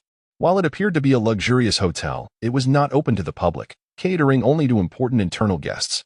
Dressed in a tailored black suit, Jiang Yan looked exceedingly mature and handsome, his hair neatly slicked back, revealing a broad, well-defined forehead. Beside him stood the elegantly attired Gu Xinyo, who wore a custom evening gown adorned with exquisite jewelry that accentuated her graceful collarbone, making her radiate with poise and charm. In addition to the elite and powerful, numerous A-list celebrities from the entertainment industry were also present, as opportunities here far exceeded those in the entertainment realm. Gaining the attention of a mogul could lead to a surge in resources and status. Shen Qing and Qin Shiyu had already made their entrance. Upon spotting Jiang Yan and Gu Xinyo, they approached them with friendly smiles. Mr. Jiang, Miss Gu, Shen Qing greeted in her professional tone, accompanied by a gentle smile, while Qin Shiyu followed suit with her own greeting. Having encountered Shen Qing and Qin Shiyu at Tianhai People's Hospital, Gu Xinyo quickly felt at ease with them. Shen Qing had not disliked Gu Xinyo personally. Rather, the fact that Gu Xinyo was Jiang Yan's girlfriend had left her feeling somewhat uncomfortable. However, she held no negative feelings toward Gu Xinyo herself. Jiang Yan then suggested, "You girls share plenty of common interests. You should converse. There are desserts and ladies' wine over there. Why not go and indulge?" At this, Shen Qing immediately responded, "Of course, Mr. Jiang." Turning to Gu Xinyo with a friendly smile, she added, "Miss Gu, please follow us." Thus, the three young women chatted and laughed as they made their way to the dessert area. Chapter 215. Han Shuangxiwei apologizes, taking this opportunity. Shen Qing sought to delve deeper into the character of Gu Xinyo, having spent the past 2 years shadowing Jiang Yan. She found it perplexing why he lavished such unwavering affection on Youwei, a woman so prideful and self-satisfied. Yet, Gu Xinyo's appearance and demeanor seemed to align perfectly with Jiang Yan's preferences. Shen Qing yearned to discern the qualities that attracted Jiang Yan to women. Although she felt content merely being his secretary, the more time she spent in his proximity, the more her heart longed for the day she could be his woman, if only for a single evening. Human desires are insatiable. The more one possesses, the more one craves. As Shen Qing savored her dessert, she discreetly observed Gu Xinyo's graceful gestures. At times, she could not suppress the pangs of envy. This woman truly led a charmed life, Shen Qing mused. "Miss Gu, you look stunning today. Your makeup and attire are perfectly coordinated," Shen Qing complimented. Hearing the praise, Gu Xinyo blushed slightly and responded, "It was Jiang Yan who helped me choose the dress and jewelry. Every piece of adornment she wore had been personally selected by Jiang Yan. Undoubtedly, he possessed an exquisite eye for aesthetics. This elegant yet modest evening gown accentuated her slender waist beautifully. Had it not been for Jiang Yan, she would have never realized she could embody such alluring curves." Qin Shiyu, who stood beside Shen Qing, echoed her sentiments. "Indeed, you look marvelous. I almost didn't recognize you as Miss Gu earlier." After all, when they had encountered Gu Xinyo at the hospital, she had been dressed in simple casual wear, without a trace of makeup. In her natural state, Gu Xinyo resembled a charming college girl next door. The contrast between her current glamorous appearance and her previous simplicity was striking. Feeling the warmth of their compliments, Gu Xinyo's cheeks flushed. "You can just call me you. It feels a bit strange to be called Miss Gu," she replied shyly. At this, Qing smiled and said, all right, I am older than you. You may call me Sister Qing. Qin Shiyu is probably around your age, isn't she? Qin Shiyu chimed in, I am 20. Guxinyo looked at Qin Shiyu in surprise and remarked, you are so young, I am 22. After all, Qin Shiyu had entered the entertainment industry at a young age. At 20, she was at the pinnacle of her career, while in a few years, she would have to contemplate a transition. Qin Shiyu pursed her lips and stated lightly, not so young anymore. Many female artists in the industry are younger than I am. Observing the two young and beautiful women, 26-year-old Qing silently took a bite of her dessert. She suddenly realized that in terms of age, appearance, and status, she felt overshadowed. In a few years, she would be approaching 30 as a single woman. How could she possibly remain by Jiang Yan's side then? An inexplicable sadness washed over Qing.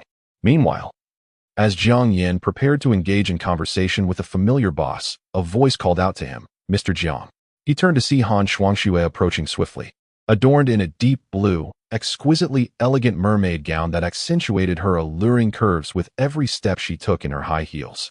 To his surprise, the typically conservatively dressed Han Shuangxue from Tianhai University appeared so boldly attired this evening, her figure remarkably striking. Whether it was her eagerness to converse with Jiang Yan or the seductive nature of her attire, the formerly cold and haughty Han Shuangxue now exuded a newfound feminine charm. Upon seeing her, Jiang Yan responded with a neutral tone, hello, Professor Han. There was no excessive pleasantry, nor did he ignore her. It was as if their previous altercation had never occurred. Hearing Jiang Yan's deep, distant voice, Han Shuangxue felt a wave of relief wash over her. After he had abruptly hung up on her during their last conversation, ignoring her subsequent attempts to reach out, it seemed he was finally willing to acknowledge her presence. With a slight smile, Han Shuangxue gazed intently at Jiang Yan and remarked, Mr. Jiang, you look exceptionally handsome today. The impeccably tailored black suit showcased his broad shoulders and well-defined physique, causing her eyes to sparkle. Although she was undeniably captivated by his charisma, Jiang Yan was not inclined to indulge her advances. Out of respect for Mu Wanzhou, he felt compelled to maintain decorum in this social setting. For the adult world is adept at masquerade. Thank you, he replied with an indifferent expression, before shifting his gaze elsewhere, seemingly eager to distance himself from Han Shuangxue. However, she was determined not to let this opportunity slip away. Rarely shedding her usual aloof demeanor, she softly apologized, Mr. Jiang, I realize my previous actions were inappropriate. I sincerely apologize. Jiang Yan furrowed his brow slightly, scrutinizing the poised yet icy Han Shuangxue, remaining silent. He had to tread carefully around her. Who knew if she was secretly recording their conversation to manipulate his words into something unsavory? Seemingly attuned to his apprehension, Han Shuangxue continued earnestly, rest assured, Mr. Jiang. I will not record our conversations without your consent in the future, nor will I use Guxinyo's graduation to coerce you. Today is my cousin's birthday, and I cannot exploit this occasion. Tomorrow, I would like to invite you to Yinjing Ge to properly apologize for my previous rudeness. Chapter 216. Am I not your ex-girlfriend? Is it really necessary for you to treat me so coldly? As Han Shuangxue sought to draw closer to Jiang Yan, he instinctively took a step back, coolly rejecting her. No need. Upon hearing Jiang Yan's aloofness, Han Shuangxue pressed her lips together, her eyes betraying a hint of grievance. She had never lowered herself before anyone else. After finally shedding her pride for Jiang Yan, he completely dismissed her apology. Standing there, she felt somewhat at a loss, unsure of how to proceed. It is often said that men are most susceptible to a woman's allure, and she was well aware of her own enticing figure. At times, while donned in professional attire at school, she would attract the attention of unfamiliar male students, who would often whistle at her. Had it not been for her perpetually frosty demeanor that commanded respect, she would have long been bullied by a gaggle of immature boys. Now, Han Shuangxue had intentionally revealed her alluring curves for Jiang Yan's sake, yet he exhibited no signs of desire, having not even glanced in her direction from the outset. This left her questioning the appeal of her physique. However, the sidelong glances from other businessmen in the banquet hall reassured her of her attractiveness, restoring a modicum of confidence. Just as Jiang Yan prepared to leave, Han Shuangxue's gaze sharpened. She stepped forward, wrapping her arms around his solid bicep, holding him close. Mr. Jiang. Before she could finish her sentence, a sharp voice abruptly separated them. Jiang Yan, who is this woman by your side? It was Youwei, storming over in anger. She seized Han Shuangxue's delicate arm, forcefully pushing her away from Jiang Yan.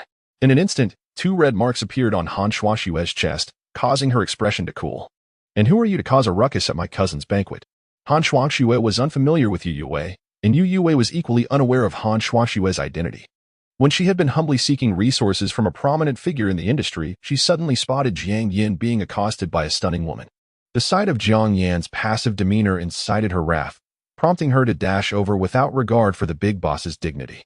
After pushing Han Shuangxue aside, Youwei paused, realizing that not only had she failed to secure her business deal, but she had also offended the previously mentioned big shot. Glancing back, she caught the dark-eyed executive casting a menacing glance her way before he masked his irritation and resumed amiable conversation with others. Youwei's expression darkened. It was over.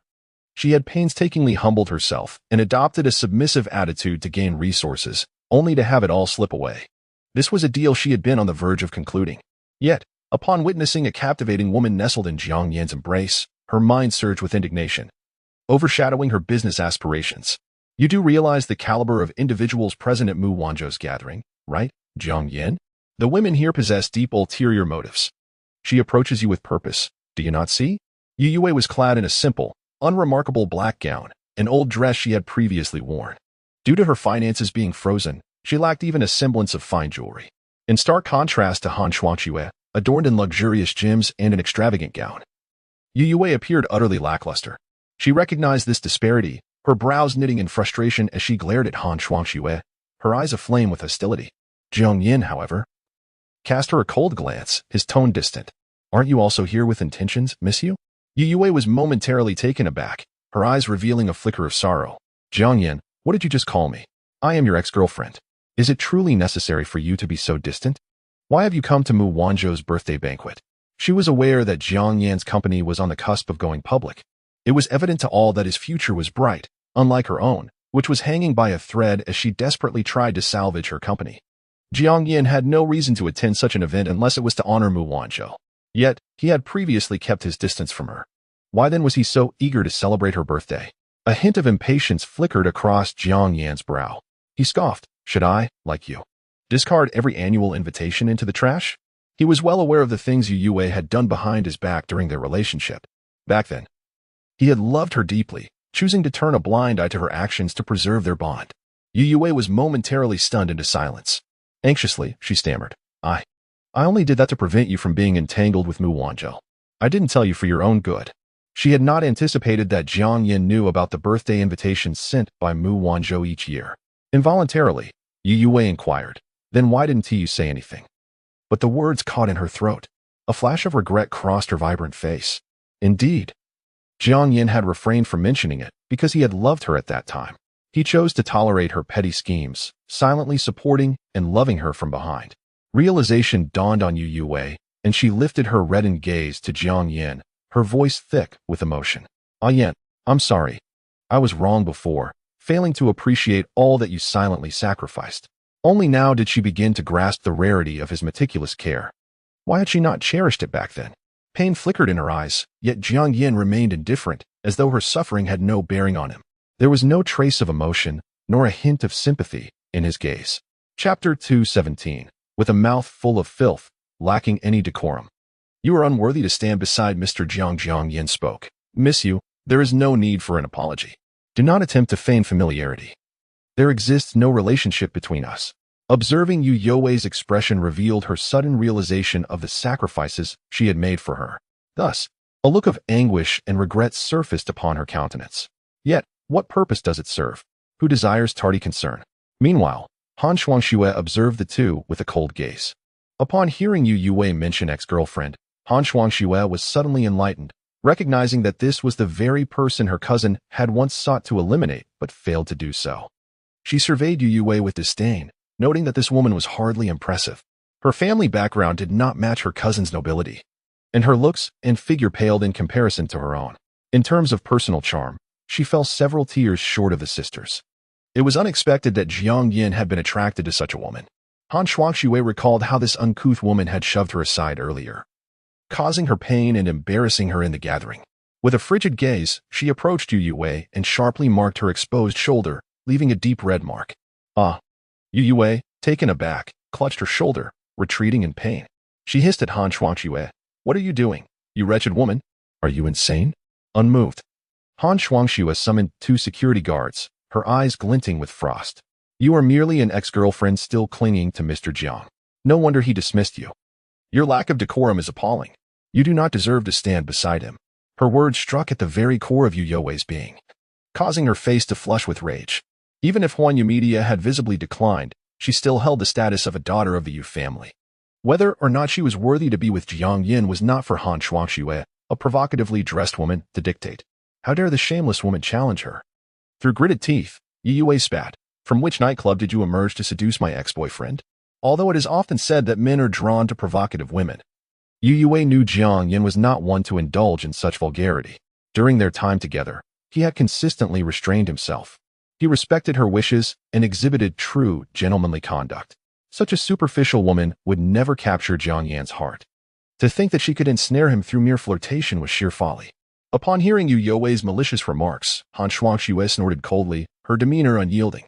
She wished not to engage further and signaled to the security personnel to escort Youwei from the banquet hall. Caught between the 2 women, Jiang Yan regarded the scene with indifference. This gathering comprised influential figures from both political and business realms. Their quarrel had drawn the attention of several executives. Unlike the common onlookers, these prominent individuals did not gather closely to spectate, but merely cast occasional glances toward Youwei and Han Shuangxue. Yet, even this attention was uncomfortable for Youwei. As she watched the security approach, she coldly declared, "What do you intend to do? I am an invited guest. Should you provoke me, it won't just be your jobs at stake. I can ensure you cannot thrive in this industry." The guards hesitated, momentarily faltering. After all, they were mere low-level workers, unfamiliar with these prominent figures and unaware of Han Shuangxue's status.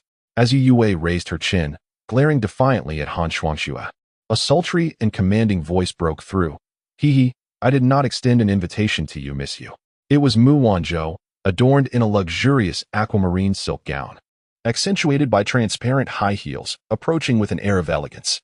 Her makeup was nothing short of exquisite, with her soft hair pinned back with a decorative hairpin, complemented by a lively green dragonfly hair accessory, exuding a refined and graceful demeanor. However, the piercing gaze in her eyes betrayed a fierce dominance. Upon hearing Mu Wanzhou's voice, Youwei's previously haughty expression froze. Yet, to avoid appearing diminished, she stiffly pressed her lips together and addressed Mu Wanzhou, "President Mu." Mu Wanzhou gracefully positioned herself beside Jiang Yan, resting her head lightly on his shoulder. Her gaze swept over Youwei and Han Shuangxue. The unspoken declaration evident in her eyes, Jiang Yan belongs to her. Neither her cousin nor Youwei would take him from her. With a sidelong glance at Youwei, Mu Wanzhou languidly remarked, "What brings the eldest daughter of the Yu family to my birthday celebration? I certainly did not invite you." With that, Mu Wanzhou gestured to the guards to remove Youwei. Noticing her action, Youwei's expression shifted. She clenched her teeth and replied, "President Mu, today is your birthday, and Huan Yu Media has previously collaborated with the Mu Group. It is only fitting that I come to extend my birthday wishes."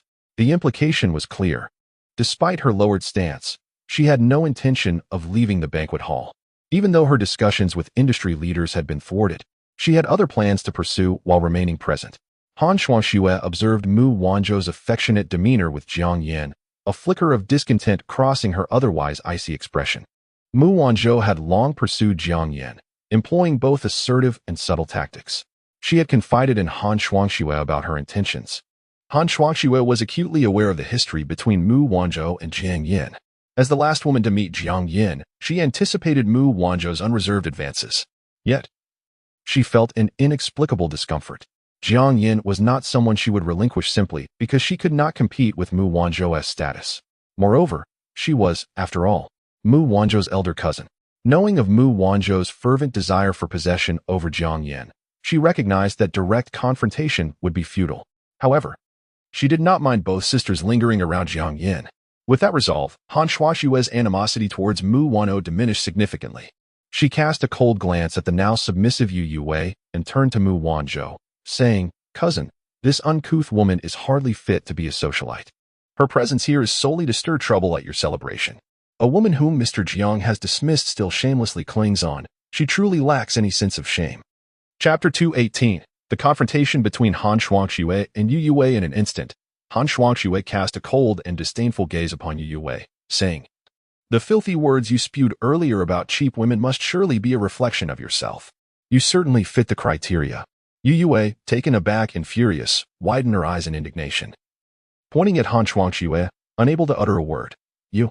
At that moment, the arrival of the day's protagonist, Mu Wanzhou, drew the attention of numerous politicians and executives from the business world. Even Mayor Li of Tianhai City noticed the unusual atmosphere and hurried over. Upon seeing Jiang Yan and Youwei, his heart sank.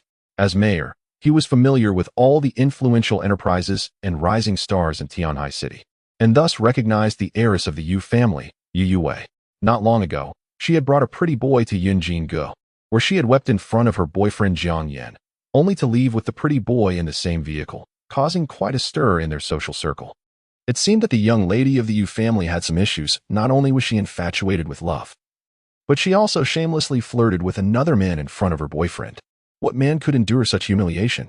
Youwei had no sense of occasion and was unable to control her emotions. Consequently, Mayor Li felt a pang of anxiety, fearing that Youwei might cause a scene at Mu Wanzhou's birthday banquet. As the person scheduled to speak today, he hoped for the event to conclude smoothly. Mayor Li attempted to ease the tension between the two confrontational figures, but just as he took a few steps forward, he was halted by a glance from Mu Wanzhou. Lazily leaning against a wall, she remarked, "Mayor Li, you are an important figure today. The banquet is about to commence, and you must prepare for your speech. I appreciate your understanding." Upon hearing this, Mayor Li quickly grasped her implication. Courteously, he responded, "It's no trouble at all. I shall prepare in the banquet hall." With that, he left, somewhat discontented. Although he was the mayor of Tianhai City, he lacked real power. The Mu Group generated hundreds of billions in GDP annually, establishing itself as one of the city's economic pillars, making it unwise for him to be disrespectful to Mu Wanzhou. Meanwhile, Jiang Yan glanced helplessly at the birthday girl, Mu Wanzhou, who was entwined around him. He had anticipated the day's events but had not fully expected the confrontation between Mu Wanzhou, Han Shuangqiue, and Youwei. He had intended to present Mu Wanzhou with a birthday gift and then discreetly extricate himself with Gu Xinyo. However, reality often diverges from expectation.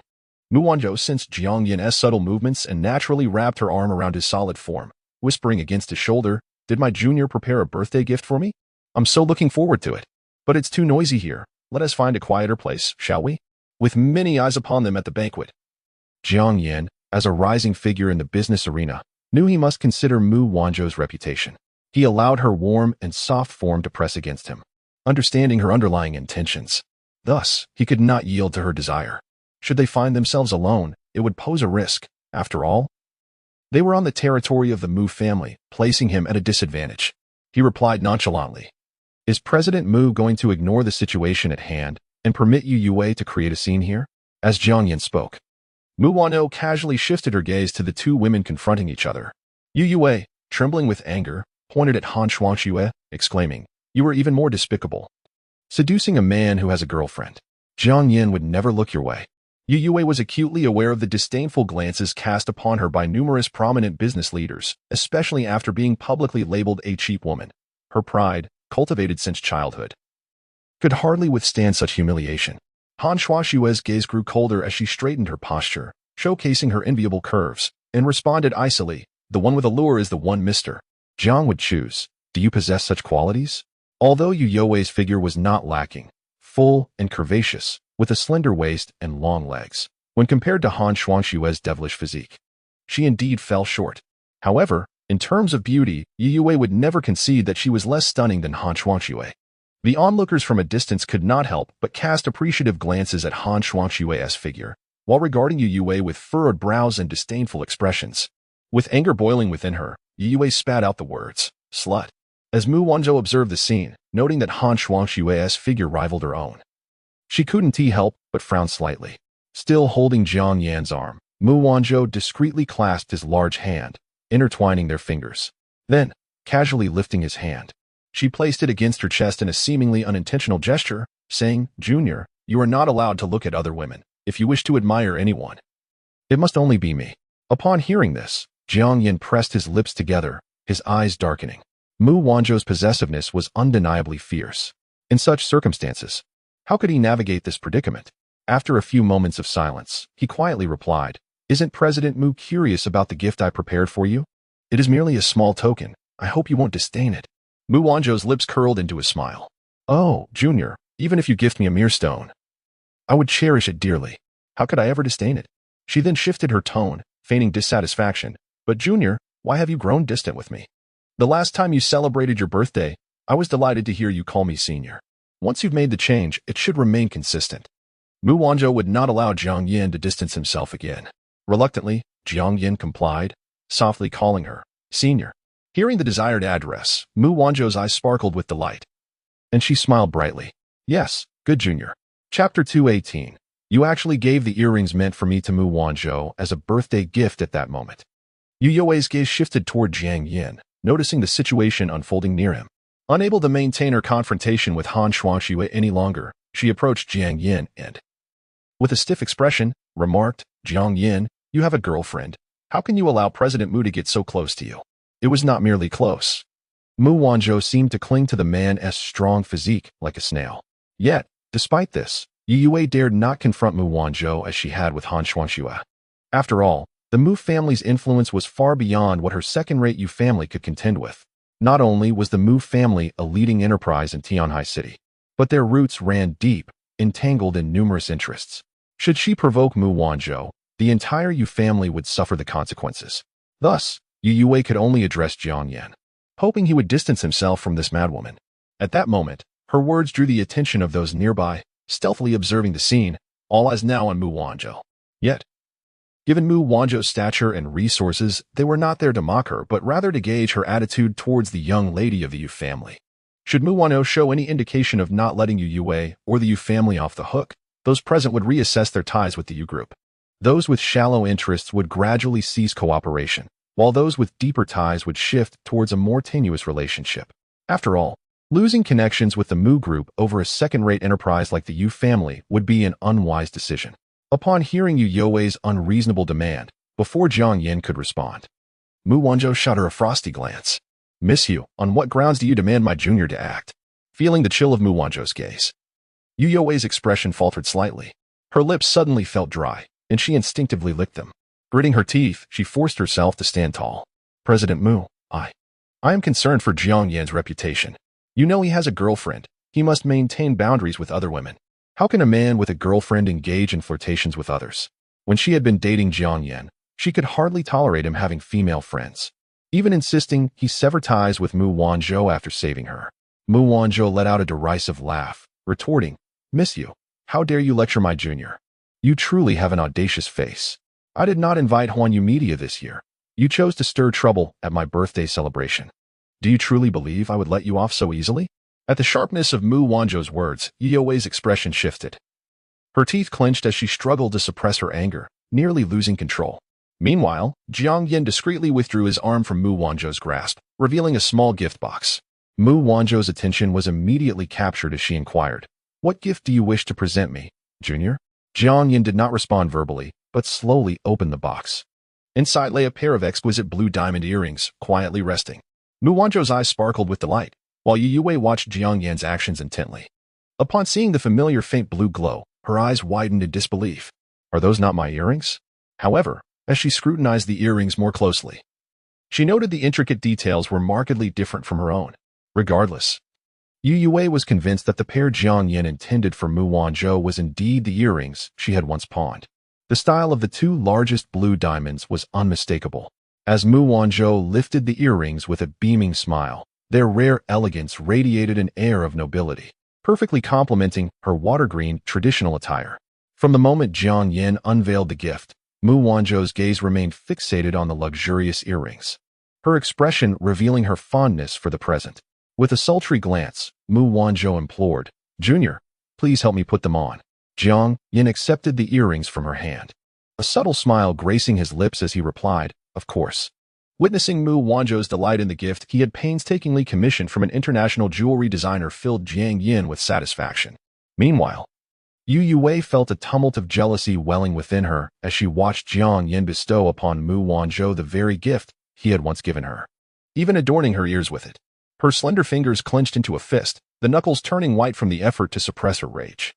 Unable to contain her fury any longer, Youwei erupted, Jiang Yan, why would you give my belongings to another? Do you realize how much this hurts me? That was my birthday gift. Why give it to another woman? Why Mu Wanzhou? She was incredulous that Jiang Yan could act so heartlessly. To make matters worse, the recipient was Mu Wanzhou, the very rival she had long guarded against. The pain in her heart was more acute than the loss of millions. It felt as if her former partner had taken her gift and given it to another. Even post-breakup, such a betrayal was unthinkable. As Jiang Yan listened to Youwei's frantic accusations, his hand paused mid-air. He cast a cold glance at her, mocking, "Youwei, have you forgotten? You sold the gold and silver jewelry I gave you. I reclaimed them through proper channels. They are mine to bestow upon whomever I choose. You, who sold the carefully prepared gift I crafted for you, have no right to question me. Why not reflect on your own actions?" At his words, Youwei's reddened eyes widened in shock.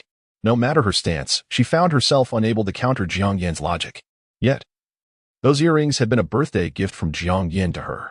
Now, he was handing them to another, a blatant trampling of her emotions. Youwei bit her lip, unwilling to accept the sight of Jiang Yan gently placing the earrings on Mu Wanzhou's ears. The sound of her grinding teeth echoed her fury. But she felt powerless to reclaim the dazzling jewelry. As Mu Wanzhou tilted her head, proudly showcasing the gift from Jiang Yan, Youwei was pierced by a pang of anguish. The image of Jiang Yan, gentlemanly placing the earrings on Mu Wanzhou, was seared into her memory. A painful reminder of her already battered heart. Was this enough for you, Jiang Yan? Youwei choked on her words, questioning, is your emotional revenge against me sufficient now? Since our breakup, you have used your new girlfriend to provoke me, allowing so many women to surround you. Even Suyu has developed feelings for you.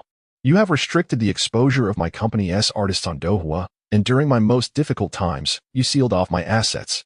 Now, you present the birthday gift you once gave me to Mu Wanzhou right before my eyes. I know you despise me immensely, so tell me, is this enough for you? Tears streamed down Youwei's face as she spoke, her gaze devoid of life, resembling a stagnant pond, dim and lifeless.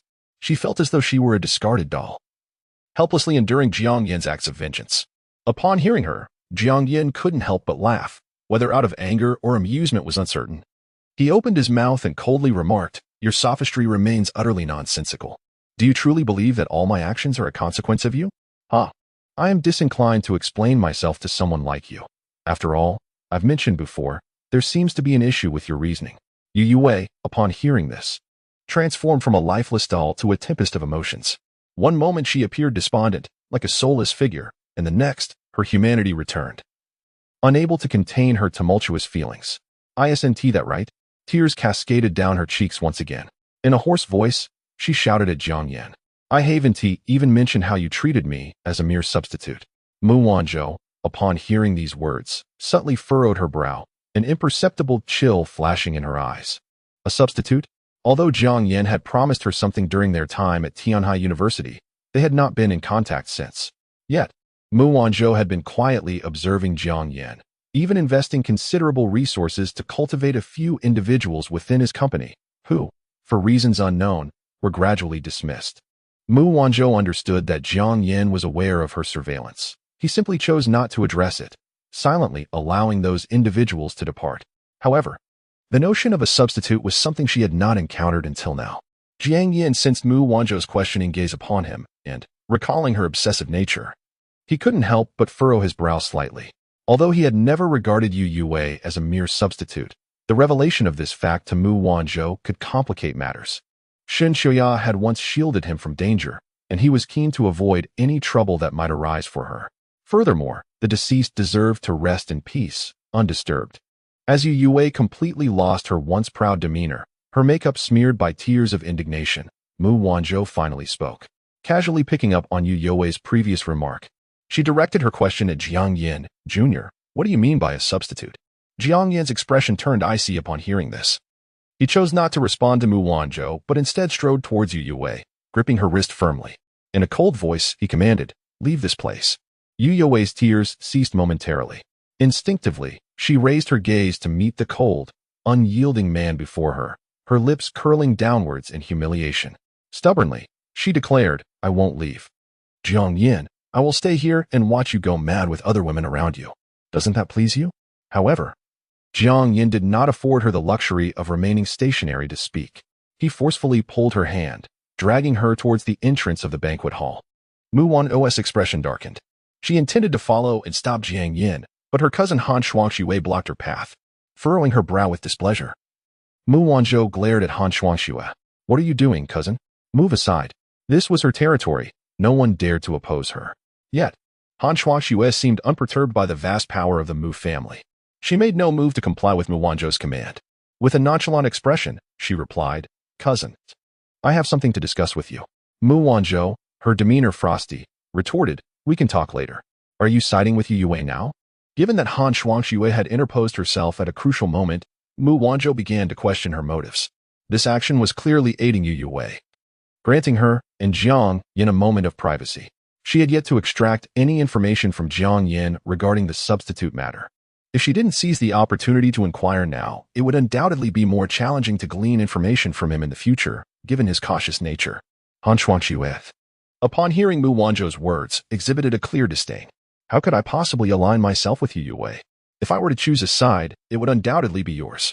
Cousin, after all these years, you still have not captured Mr. Zhang's heart.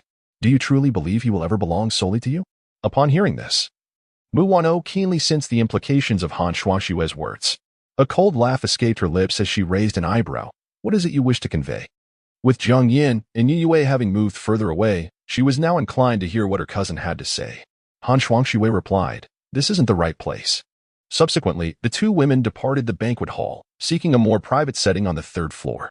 Chapter 219 Cough. What kind of drug did you make me inhale? Jiang Yan forcefully dragged Youwei to a corner behind the hotel. He then released her, throwing the struggling Youwei aside with great force. Given Youwei's slight stature, she could hardly resist the man's momentum and lost her balance, landing heavily on the cobblestone ground. Jiang Yan. Ah. Just as Youwei called out the man's name, a sharp pain coursed through her. She raised her arm in discomfort, revealing her delicate wrist and exposed skin, both grazed by the unforgiving stones. Her expensive evening gown, worth several tens of thousands, was also soiled. Tears welled in Youwei's swollen eyes, not from physical pain, but from the cruelty of the man before her. Jiang Yan, you intentionally made me fall, didn't you? With a hoarse voice, Youwei gazed into Jiang Yan's cold, indifferent eyes filled with profound sorrow. Jiang Yan regarded her with an icy detachment, darkness swirling in his gaze. Youwei, whether you are here to network or seek resources is entirely your business, but do not involve me any further. I have made it clear that whatever you become in the future is of no concern to me. This is my final warning. Otherwise, do not make me resort to severe measures. Youwei was born into a life of privilege, achieving heights unattainable for the average person. With her status and wealth, she had assumed the role of a formidable CEO just 2 years post-graduation, embodying a sense of innate pride and self-importance. Jiang Yan's original plan was to drag the lofty Youwei down into the mire of despair, stripping her of the noble identity and status she held dear. However, her relentless pursuit of him in significant moments had tested Jiang Yan's dwindling patience. Frustrated, Jiang Yan thought, if Youwei continued to display such obliviousness, he wouldn't hesitate to ensure she faced dire consequences, possibly even imprisonment alongside her beloved. Despite Jiang Yan's ominous warning, Youwei paid it no heed. She leaned against the wall, slowly rising, and displayed her injured hand to him, her voice trembling with distress. My hand and arm are bleeding, Jiang Yan. Don't you feel even a twinge of sympathy? In that moment, she seemed to regress to the time when they were in a relationship, pouting with tear-filled eyes. In the past, any injury she sustained would elicit profound concern from Jiang Yan, who would tenderly care for her. Yet now, he regarded her with a chilling indifference, devoid of any warmth. Why can't we return to the past? Why can't time flow backward? Youwei, beset by emotional and professional turmoil, appeared to be losing her grip on reality. At times, she failed to comprehend what was being said, fixating solely on her own thoughts. Observing her erratic state, Jiang Yan couldn't help but furrow his brow. He recognized her instability, yet she remained oblivious to it. If Youwei had indeed lost her sanity, Jiang Yan would find a twisted sense of satisfaction in that. However, he feared that even in such a state, she might instinctively cling to him, creating significant complications for him. After all, who could control a deranged individual aside from in a mental institution? Jiang Yan coldly advised. I do not care whether you are feigning or genuinely troubled.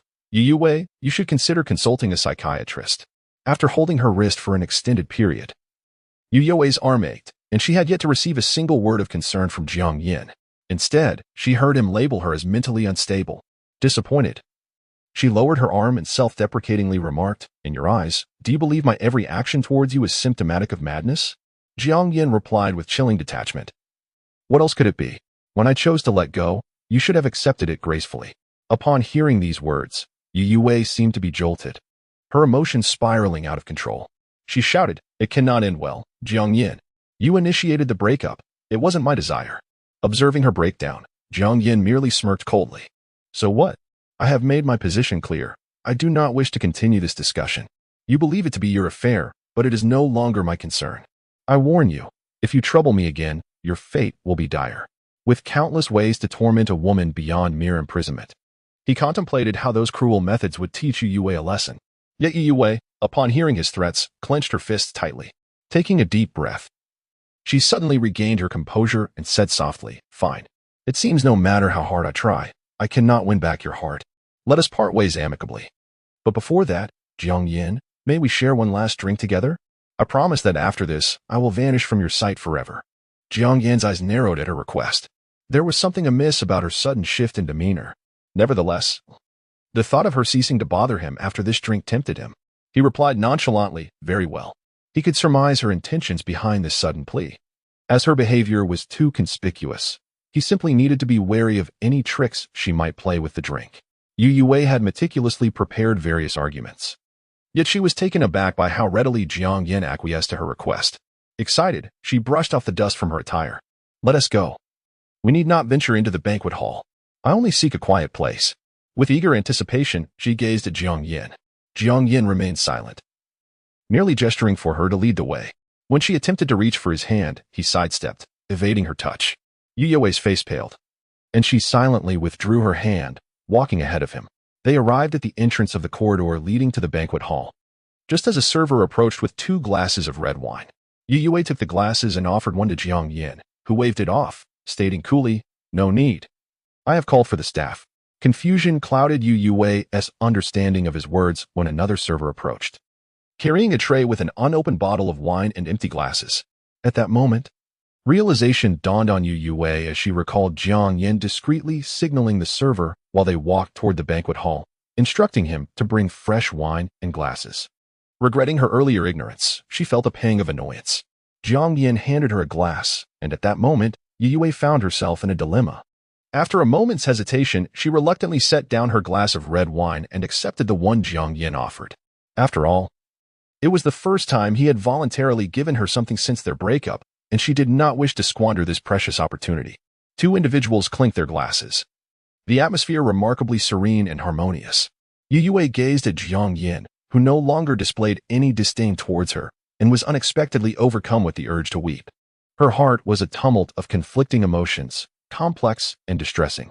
She parted her lips and posed a question that had long troubled her. "Jiang Yan, why have you seemingly transformed into a different person since my birthday? Your demeanor has changed drastically, and you seem devoid of any feelings for me." She was certain that on that very day, Jiang Yan had morphed into a stranger. Yet there lingered an inexplicable familiarity about him, akin to the sentiment evoked by a song titled "Familiar Stranger." This was the impression Youwei later recalled from the man. Upon hearing her words, Jiang Yan's gaze deepened and darkened. His expression remained inscrutable as he replied coolly, "I have simply come to terms with things. Rather than tormenting myself daily with someone who does not love me, I would prefer to seek a woman who does. Surely, you can relate." His calm sarcasm pierced through to Youwei, who could not help but lower her eyes in shame. Indeed, she realized she was now facing the consequences of her actions. With a self-deprecating smile, Youwei raised her glass towards Jiang Yan. "After this drink, we shall become strangers, and I shall never see you again." As she sipped the liquor, a bitter taste overwhelmed her. Though she was aware that she was merely deceiving Jiang Yan with her words, uttering them felt painfully real. Leaving her heart heavy with sorrow, this anguish rendered her despondent, causing her to lose interest in all matters. The familial inheritance disputes and the lavish, hedonistic lifestyle no longer held any allure for her. Without Jiang Yan, what significance did any of it possess? Jiang Yan remained silent, clinking his glass and drinking. As the last drop of wine vanished, he acquiesced to Youwei's request and prepared to depart. At that moment, however, Youwei's eyes widened in shock as she stared incredulously behind Jiang Yan, exclaiming, "Jiang Yan, your white moonlight is right there." No sooner had she spoken than Jiang Yan furrowed his brow, instinctively turning to look behind him, before he could process the impossibility of it being Shinqiuya. Youwei swiftly extracted an object from her concealed pocket and thrust it towards his mouth and nose. Despite Jiang Yan's quick reflexes in attempting to block her, He still inadvertently inhaled some of the gas. Jiang Yan's brow furrowed in anger as he tightened his grip around Youwei's neck, demanding, "What did you make me inhale?" However, in the next instant, he sensed a peculiar change in his body. Not only did his strength wane, but a wave of heat also began to radiate from his abdomen. Damn, his suspicions were confirmed. Yet, he had not anticipated that Youwei had a backup plan, nor the potency of the substance. Just a slight inhalation had such a profound effect. Within half a minute, the strength in Jiang Yan's grip faltered, and he released her. Freed, Youwei instinctively clutched her neck, gasping for breath. Cough, cough. That was close. I almost suffocated at his hands. In that fleeting moment, she had glimpsed a chilling, merciless intent in Jiang Yan's eyes. Realizing the precariousness of his situation, Jiang Yan dashed towards the staircase at the end of the corridor, prompting Youwei to chase after him. This was the potent drug she had painstakingly acquired. Now that Jiang Yan had ingested a bit, its effects would last a full day. Yet, Youwei was uncertain if the duration would apply to him, so she dared not delay. Disregarding the injury to her neck as she hurried after him, she could not afford to lose this final opportunity. Meanwhile, on the third floor, Han Shuangxue and Mu Wanzhou entered one of the guest rooms. Mu Wanzhou languidly settled onto a spacious, comfortable sofa and casually inquired, "Speak, cousin. What did you summon me here to discuss?" After taking a seat, Han Shuangxue turned to her with an expression of calm detachment. "Cousin, I do not wish to become adversaries, and Mr. Jiang is not someone we can easily manipulate. Why not consider collaboration?"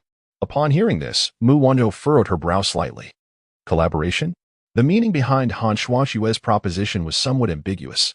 Mu Wanzhou raised an eyebrow, a hint of amusement flickering in her gaze. "Cousin, do you believe that you cannot compete with me for the affections of our junior, prompting you to resort to such a strategy? How naive of you." In truth, this was indeed a concession from Han Shuangxue, albeit not a desperate measure. They both understood that Jiang Yan was not a man easily swayed. Attempting to manipulate him would not garner his affection. Han Shuangxue remained unfazed by Mu Wanzhou's intimidation. Her expression remained cool and unyielding. "Cousin, I have already mentioned that had you truly captured Mr. Jiang's heart, you would have been with him long ago. Why should I fear competing with you? When Mr. Jiang became single again, you failed to seize that opportunity. Now, the chances of winning him back are exceedingly slim." Chapter 220. Pressed down by Mu Wanzhou after all. Jiang Yan now possessed the means to establish himself in Tian'ai City. Even though Mu Wanzhou held the prestigious title of a billionaire CEO and boasted the extensive connections of the Mu family, she could not recklessly imprison Jiang Yan without concern. Furthermore, Mu Wanzhou's true intention was not to incite hatred from Jiang Yan through such forceful measures. Rather, she yearned for him to fall in love with her and cherish her for a lifetime, binding him closely to her, ensuring they would never part. Upon hearing Han Shuangxue's words, Mu Wanzhou's previously carefree demeanor shifted, her gaze deepening. With a cold and expressionless tone, she replied, "So what?" Noticing Mu Wanzhou's lack of interest in dialogue, Han Shuangxue continued, "Although Jiang Yan currently dislikes me, he is also avoiding you. Our situations may appear vastly different, but they are, in essence, quite similar. One is overt, while the other is a subtle evasion." At this, Mu Wanzhou's eyes flashed with a fierce glare directed at Han Shuangxue. While it seemed to outsiders that she and Jiang Yan were on good terms, bolstered by her financial contributions, the reality was known only to Mu Wanzhou. Jiang Yan was perpetually seeking opportunities to evade her, remaining on guard against her advances. However, due to her status and the need to maintain appearances, he feigned normalcy. This had always been a conundrum for Mu Wanzhou, and Han Shuangxue's direct comments had pierced her most vulnerable defenses. Her expression shifted to one of cold amusement as she inquired languidly, "Then tell me, how do we collaborate? Regardless of the arrangement, the junior is mine alone." Her possessiveness would never allow her to share Jiang Yan with anyone else. Han Shuangxue's cold, elegant demeanor softened slightly upon hearing this. Since Mu Wanzhou had begun to entertain the idea, it suggested there was a possibility for collaboration. "Cousin, your approach is flawed. Jiang Yan cannot be easily manipulated by you. However, if we join forces, we may have a chance to win his affection. A man cannot withstand the allure of two women." Without a moment's hesitation, Mu Wanzhou dismissed the suggestion impossible. "Cousin, I advise you to abandon this notion at once. I cannot tolerate the idea of another woman being by Jiang Yan's side." Han Shuangxue, too, found the idea difficult to accept. However, having already angered Jiang Yan, she realized that she could not regain his favor alone. Thus, She was compelled to consider a compromise, remaining close to Jiang Yan alongside Mu Wanzhou. How will you know unless you try? Han Shuangxue challenged. Mu Wanzhou's expression darkened as she glared at Han Shuangxue in disbelief. She was taken aback by Han Shuangxue's intentions, losing interest in the conversation altogether. Such naive and tedious thoughts were beneath her consideration. Rising from her seat, she icily remarked, "There is no need to try, even if we did. I would never accept it." Just as Mu Wanzhou was about to exit the room, Han Shuangxue interjected urgently, "What if Jiang Yan were to accept?" At this, Mu Wanzhou experienced a momentary flicker of uncertainty, halting in her tracks. The notion of Jiang Yan accepting such an arrangement had never crossed her mind before, leaving her momentarily at a loss for words. Despite her alluring appearance and stunning figure, which projected the image of a seasoned woman of the world, she lacked practical experience. Her demeanor toward Jiang Yan was merely a facade she had mastered. After a brief pause, Mu Wanzhou chose silence, striding out in her high heels, leaving Han Shuangxue seated on the sofa. The question of Jiang Yan's acceptance was one that could only be posed to him. Meanwhile, Jiang Yan, feeling disoriented, made his way down the third-floor corridor. The hallway was not a straight path. It twisted and turned through various sections. Under the influence of the drug, he found himself lost. As he rounded a corner, he unexpectedly collided with a woman approaching from the opposite direction. Struggling to maintain his balance, he was fortunately steadied by her. Rubbing his forehead, he instinctively murmured, "Thank you, Junior," came a familiar, sultry voice. Jiang Yan looked up to find Mu Wanzhou, dressed elegantly in evening attire, standing before him at close range. "Mu, President." His reaction was delayed due to the effects of the drug, and Mu Wanzhou quickly sensed something amiss with him. "What is wrong, Junior?" she inquired, concern evident in her voice. At that moment, from the far end of the corridor, the hoarse voice of Youwei called out, accompanied by hurried footsteps. Jiang Yan's eyes widened as Mu Wanzhou immediately understood the situation. She swiftly produced a universal room key, guiding Jiang Yan into the VIP lounge before locking the door behind them. Just as they secured the room, Youwei arrived at the spot where Jiang Yan and Mu Wanzhou had been, her anxious footsteps urging her forward as she searched for him. Hearing the footsteps fade away, Jiang Yan finally relaxed, his tense nerves easing. He steadied himself, addressing Mu Wanzhou politely, "President Mu, I am fine now. Thank you. You need not worry about me. You are quite busy today." Mu Wanzhou's expression darkened at his words. She feigned indifference, saying, "Junior, we just spoke in the banquet hall. Must we remain so distant?" Without a moment's hesitation, Jiang Yan called out, "Senior." His primary concern was to ensure Mu Wanzhou left the room. The drug's effects were potent, and he needed a cold shower to subdue them. If she lingered, he feared he would lose control and reveal his true state. If it were anyone else, he might manage to feign normalcy, but Mu Wanzhou's keen insight and acute observational skills made deception exceedingly challenging. Yet, upon hearing the slightly hoarse and low tone of the man calling her name, Mu Wanzhou felt a sense of satisfaction wash over her, a glimmer of pleasure lighting up her eyes. "Junior, what transpired just now?" she inquired, struggling to suppress the unusual sensations coursing through him. Jiang Yan pressed his lips into a thin line. He responded with a half-truth, "It's nothing." Youwei was acting strangely, a bit out of control. "I was simply avoiding her." "Oh?" Mu Wanzhou's eyes narrowed slightly as she scrutinized him under the warm yellow light. Jiang Yan could feel the weight of her sharp gaze upon him. This could not continue. He would be unmasked if it did.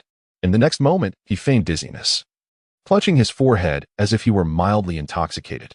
"Senior, I had quite a bit to drink earlier. I just need a moment to recover here, so please don't trouble yourself." After speaking, Jiang Yan turned and walked lightly towards the grand bed. He deliberately moved slowly, both to convince Mu Wanzhou that he was genuinely intoxicated and to conceal any signs of his own condition. Should Mu Wanzhou discover that he had been drugged by Youwei, he would find himself in a perilous situation in this secluded room where only they existed. It was not that Jiang Yan was particularly loyal in such matters. Rather, once intimacy occurred, he would be ensnared by Mu Wanzhou's unpredictable nature. Furthermore, he had a girlfriend.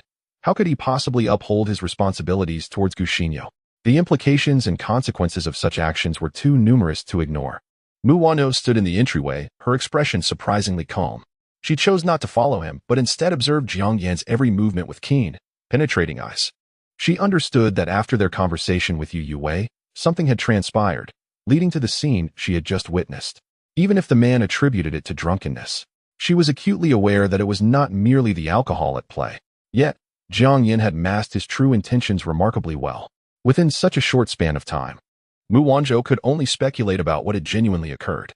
As she pondered this, her eyes flickered, seeing Jiang Yan collapse onto the bed, nearly asleep. She surprisingly chose to let him be. Very well, let the junior rest. I shall make my way to the banquet hall first. Silence enveloped the room, broken only by the sound of heavy breathing. Mu Wanzhou realized he was feigning sleep, desperately controlling his breath. However, it was anything but steady. Yet she chose not to expose him. Instead, she exited the room. With his eyes closed, Jiang Yan held his breath upon hearing the door close, listening intently as her footsteps faded away. After 2 minutes, once he was certain Mu Wanzhou had truly departed, he slowly sat up. His body still felt weak, and a wave of heat began to spread throughout him. Frowning in irritation, he clicked his tongue. Gradually, he rose, grabbed a clean bathrobe, and headed for the shower. Soon, the sound of rushing water filled the bathroom. After a 20-minute cold shower, the agitation within him subsided considerably, though the effects of the drug lingered. He could at least present himself decently at the banquet. Thereafter, Jiang Yan planned to wait for the event to conclude before having Qin take him to the hospital, crafting some excuse for Qin Shiyu and Gu Xinyo to leave ahead of him. Draped in his bathrobe, Jiang Yan emerged from the shower and made his way to the grand bed. However, just after taking a couple of steps, an instinctual sense of danger surged within him.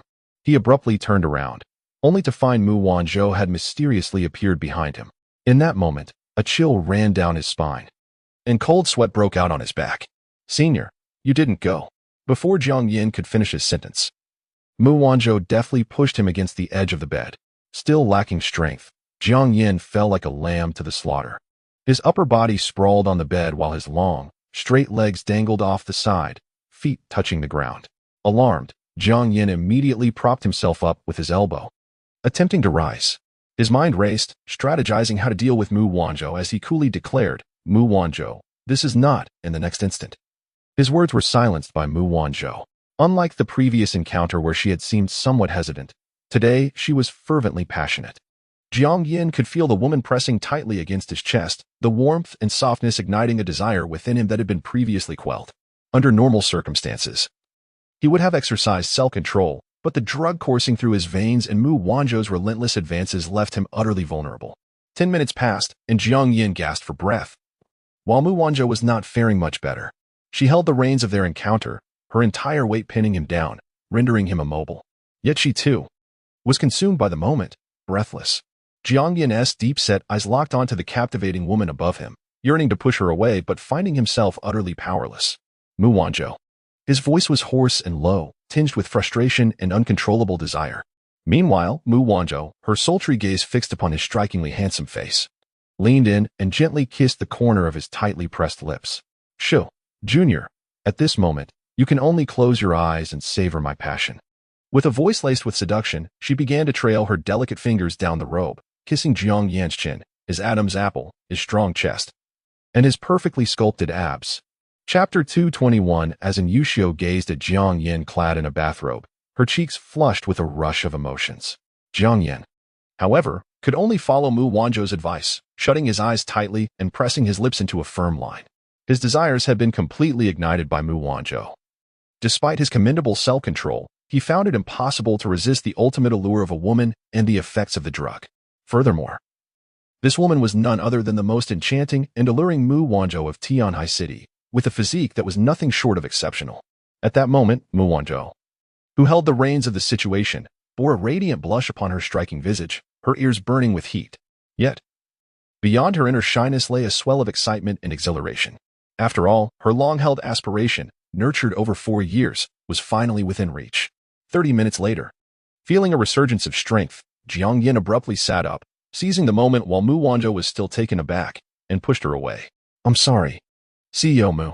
Jiang Yan dared not linger, hastily pulling his bathrobe together and staggering out of the room.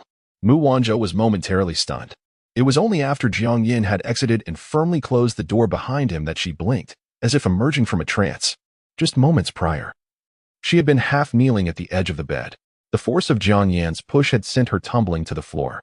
Turning to glance at the door he had slammed shut, Mu Wanzhou appeared to be still processing the events. After all, this was her first time serving a man. Who could have anticipated that, even in such an atmosphere, Jiang Yan would muster the strength to push her away and flee. She turned her gaze back to the bed where he had been lying, her eyes glimmering with inscrutable depth. Slowly, she raised her hand to brush her lips, swallowing hard. During those fleeting minutes, she had nearly explored every inch of his robust physique, and now, caught in a fervor, she found herself abandoned. Mu Wanzhou's mood resembled that of a scorned woman, her expression laced with longing and dissatisfaction. Gradually, she supported herself on the bed's edge and rose. Approaching the bedside to pick up the neatly folded garments he had left behind, she lifted a small piece of intimate attire, delicately placing it near her nose. Then clutched it tightly to her chest as she lay back on the bed. Meanwhile, Jiang Yan was utterly disoriented, running aimlessly, clad solely in a bathrobe. The prospect of being seen in such a state was utterly mortifying. Fortunately, the third floor was outside the venue's main area, and he encountered no one in the corridor. The events that had just transpired were far too sudden. He hadn't even taken his phone with him. Now, contacting Shenqing for a change of clothes was impossible. Not hearing any footsteps pursuing him, Jiang Yan gradually slowed his pace. He took a left turn, opening the security door to the stairwell, seeking a moment to compose himself. After all, the effects of the drug still lingered, and the exertion from his hasty escape had drained much of his energy. He paid no mind to the dirt beneath him and simply sat on the stairs, catching his breath. As he reflected calmly on the chain of events that had unfolded, a familiar, gentle voice echoed before him. Xiaoyan. Jiang Yan instinctively lifted his gaze to find the graceful and elegant Youwei standing before him. Unlike the other women adorned in dazzling evening gowns, she wore a sophisticated, deep green cheapao that accentuated her inherent charm as a gentle, middle-aged woman. At that moment, Youwei stared at Jiang Yan, who sat on the stairs in nothing but a bathrobe, her eyes wide with astonishment. His current disheveled appearance starkly contrasted the composed and refined image she had come to know. Given the gathering of esteemed guests at the party, it was unfathomable that Jiang Yan would allow himself to fall into such an embarrassing predicament. When Jiang Yan recognized that it was none other than Youwei, his previously cold and fierce demeanor softened. He let out a quiet sigh of relief and offered her a slight smile, speaking with a hint of resignation. Auntie. Youwei hurried forward, concern etched on her face. Xiaoyan, what on earth happened? She sensed that he had encountered some trouble, perhaps having offended someone who sought to humiliate him in this setting. Seeing Youwei's worried expression, Jiang Yan slowly shook his head. It's nothing serious, Auntie. He certainly could not disclose that it was his cousin who had orchestrated his predicament. While he had initially felt confident in thwarting Youwei's schemes, he had not anticipated the astuteness of Mu Wanzhou. In truth, it was his own negligence that had allowed her to seize the opportunity. Mu Wanzhou, with her striking beauty and alluring figure, was undoubtedly captivating to any man. Jiang Yan did not harbor disdain for her. It was merely her dominant personality that unsettled him. As she sought to claim control, men like Jiang Yan, who were naturally inclined to lead, would never permit a woman to take the reins. Moreover, Mu Wanzhou's obsessive nature prompted an instinctive sense of danger within him, compelling him to maintain a safe distance and remain vigilant. In contrast, Jiang Yan felt entirely at ease with Youwei. From the moment they met 5 years ago, he had recognized her gentle disposition, soft nature, and firm convictions. Her ascent to the head of the Tianhai City Securities Regulatory Commission attested to her exceptional professional capabilities. Interacting with someone like Youwei was a comfortable experience, allowing Jiang Yan to set aside his concerns. Not only Jiang Yan, but also the grassroots personnel under Youwei's leadership greatly appreciated her approachable demeanor. She bore no airs of superiority, spoke softly, and never unjustly chastised her subordinates.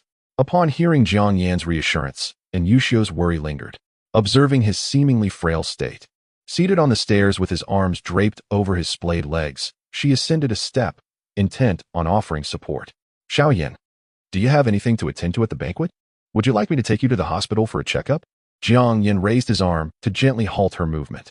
No need, Auntie. I'm fine. I just need to rest for a moment. However, I may require your assistance in fetching a clean suit. At this juncture, he prioritized acquiring a respectable outfit over a hospital visit. It would be far too embarrassing to remain in loose-fitting bathrobes. Inadvertently, as he raised his arm, Jiang Yan's wrist brushed against Youwei's delicate fingers. Upon retracting his hand, he felt no awkwardness, yet Youwei momentarily froze, her reaction swift as she masked the fleeting sensation with a smile. With warmth in her eyes, Youwei replied, "All right. Xiaoyan must have his reasons. I won't pry further. Please wait a moment while I arrange for someone to fetch it." Her tone remained calm and gentle. unchanged from before, as she observed Jiang Yan still seated upon the dusty stairs. And Yushio could not help but say, "Shall I ask the waiter to find a vacant room for you? It is not suitable for you to just sit here." Upon hearing Yushio's kind-hearted suggestion, Jiang Yan smiled faintly and replied nonchalantly, "It's all right. I don't mind waiting here. Thank you, Inian." The reason Jiang Yan chose not to venture out was due to the fear of encountering Mu Wanzhou on his way to the guest room, which would complicate matters. It was better to remain hidden in the stairwell, a place typically avoided by others.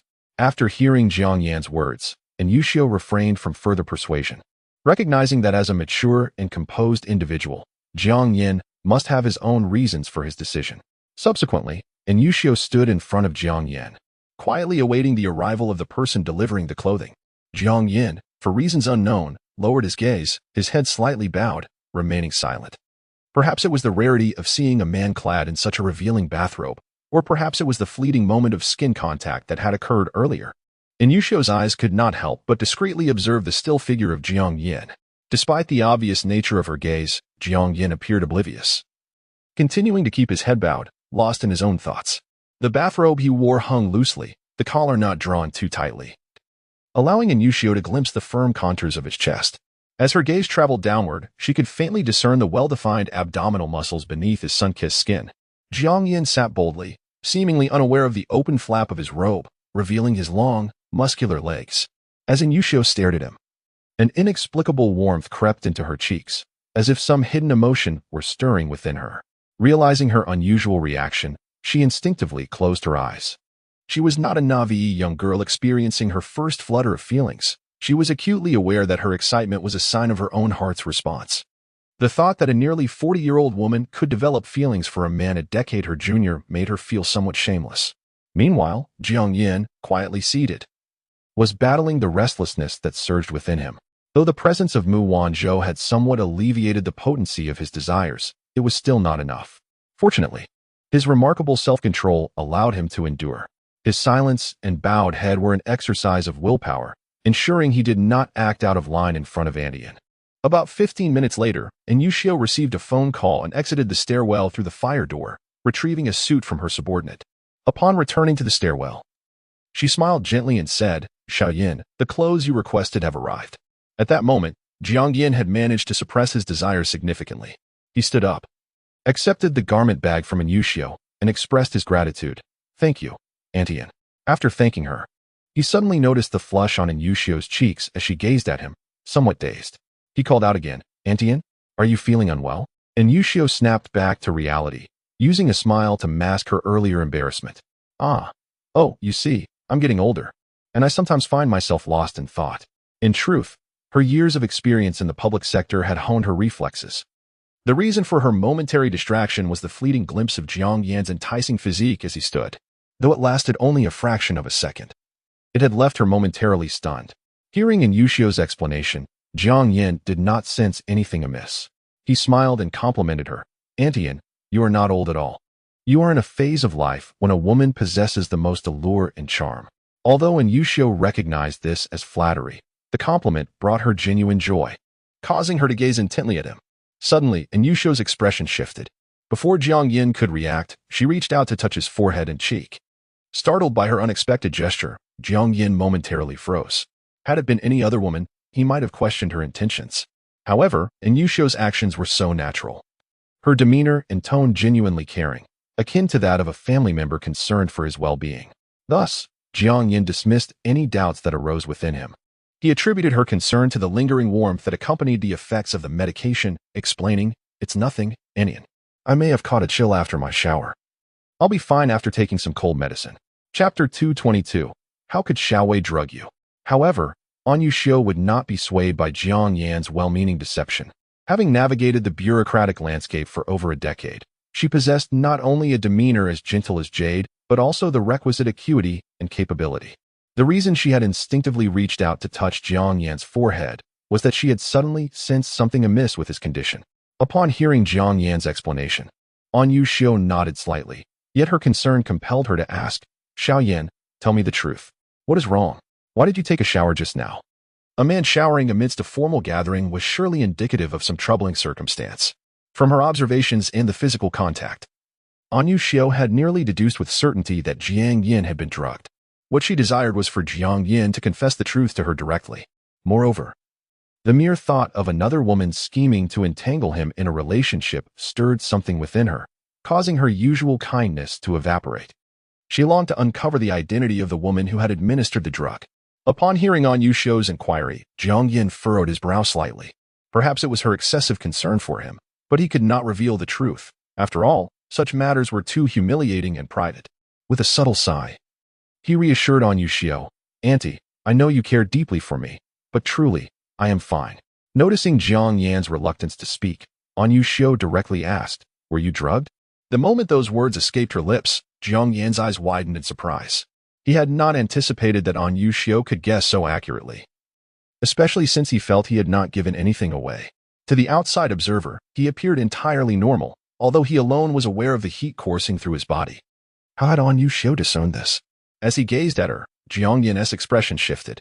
Since his secret had been uncovered, he felt no need to maintain the facade. As a man, to exhibit shame or timidity before a captivating woman would be unacceptable. Thus, he candidly admitted, "Annie, how did you know?" Hearing his acknowledgement, An Yuxiu spoke softly, "Your complexion was quite unusual, your face was flushed, and your body radiated heat. Moreover," at this point, a faint blush graced her cheeks. The voluptuous woman appeared almost as bashful as an adolescent girl. Embarrassed, she continued, "When you drew near, I could detect a distinctly masculine scent. And after I touched your forehead, this suspicion arose." With that declaration, An Yuxiu's gaze fell shyly, unable to meet Jiang Yan's alluring countenance. She feared that if she locked her eyes with his, he might penetrate her innermost thoughts. After all, the age gap between them was considerable. And Jiang Yan had always shown her the utmost respect, addressing her as Andy. How could she harbor such inappropriate thoughts towards such an exceptional young man? Yet, sometimes, when such feelings surfaced, mere moral restraint proved insufficient to quell them. Upon hearing her explanation, Jiang Yan understood perfectly. He sought to lighten the awkward atmosphere with a teasing remark, stating, as expected of Auntie, "Your powers of observation are remarkable." Although intended to ease the tension, he still felt an undeniable sense of embarrassment. An Yuxiu had discerned something, and he was acutely aware of it. However, he had always regarded her as a friend and a family member, and seeing her blushing face led him to avoid any inappropriate implications. Despite her age, she was still a woman, an unmarried one at that. For him, the realization that a woman had unraveled his embarrassing predicament left him feeling somewhat exposed. An Yuxiu, noticing Jiang Yan's reluctance to explain further, pressed on, "Is it truly as I suspect? Xiaoyan, how could you have been drugged? Which woman resorted to such foul tactics? It is utterly insidious." She was determined to uncover the identity of Jiang Yan's assailant. Even if Jiang Yan, in his kindness, wished to overlook the incident, she would not let the woman escape unscathed. Such women were not unfamiliar to her. They merely sought to ensnare Jiang Yan with a child, thus securing a life of luxury for themselves. The thought of such a remarkable man being entangled with substandard women ignited a fierce indignation within her. A man of his caliber deserved a partner who was equally beautiful, graceful, and nurturing. Yet, Jiang Yan was reluctant to disclose that the perpetrator was Youwei. A faint smile graced his lips as he replied, "Auntie, it was merely an unfortunate circumstance that allowed her to succeed. She is an inconsequential woman. I have no interest in the matter, so please do not be too upset." However, upon hearing this, An Yuxiu's gentle demeanor shifted, her eyes glinting with determination. She insisted, "Xiaoyan, do not harbor any reservations. Who was the woman that drugged you? Tell Auntie. I will ensure she understands that you are not someone to be trifled with." The last sentiment remained unspoken. After several evasions, Jiang Yan realized that An Yuxiu's persistence would not wane until she learned the woman's identity. It seemed she was resolute, unwilling to relent without an answer. Reluctantly, he sighed and confessed it was Youwei. Upon hearing the name, An Yuxiu froze momentarily, her mind racing to comprehend. Which Youwei? She initially assumed it might be a namesake, but Jiang Yan pressed his lips together and clarified, "The one from the Yu family, your niece." At his words, An Yuxiu's pupils widened in disbelief. She stared incredulously at Jiang Yan. "How could it be Xiaowei? Are you saying that Xiaowei drugged you?" Jiang Yan had anticipated her shock and nodded calmly, opting not to elaborate further. Meanwhile, An Yuxiu's mind was a whirlwind of questions. Unable to contain herself, she asked, "Why would Xiaowei drug you? Could it be?" She suddenly paused, realizing that she had already deduced the answer. Yet, as the chairwoman of Huanyu Media and a young lady of the Yu family. Youwei's social standing and wealth should have rendered such sordid tactics unnecessary for her to gain something from Jiang Yan. The more she thought about it, the more questions arose in Yu Xiao's mind, prompting her to inquire, Xiao Yan, how did you and Xiaowei come to know one another? You knew I was Xiaowei's aunt all along, didn't you? The realization that Jiang Yan had long been acquainted with Youwei and was aware of her familial connection without informing her left Yu Xiao feeling somewhat unsettled. It was not merely the concealment that bothered her, but the fact that Jiang Yan knew Youwei. She was acutely aware of Youwei's striking figure and beauty, and that they were of the same age. While Youwei hailed from a prestigious family, Jiang Yan was equally distinguished in character and talent.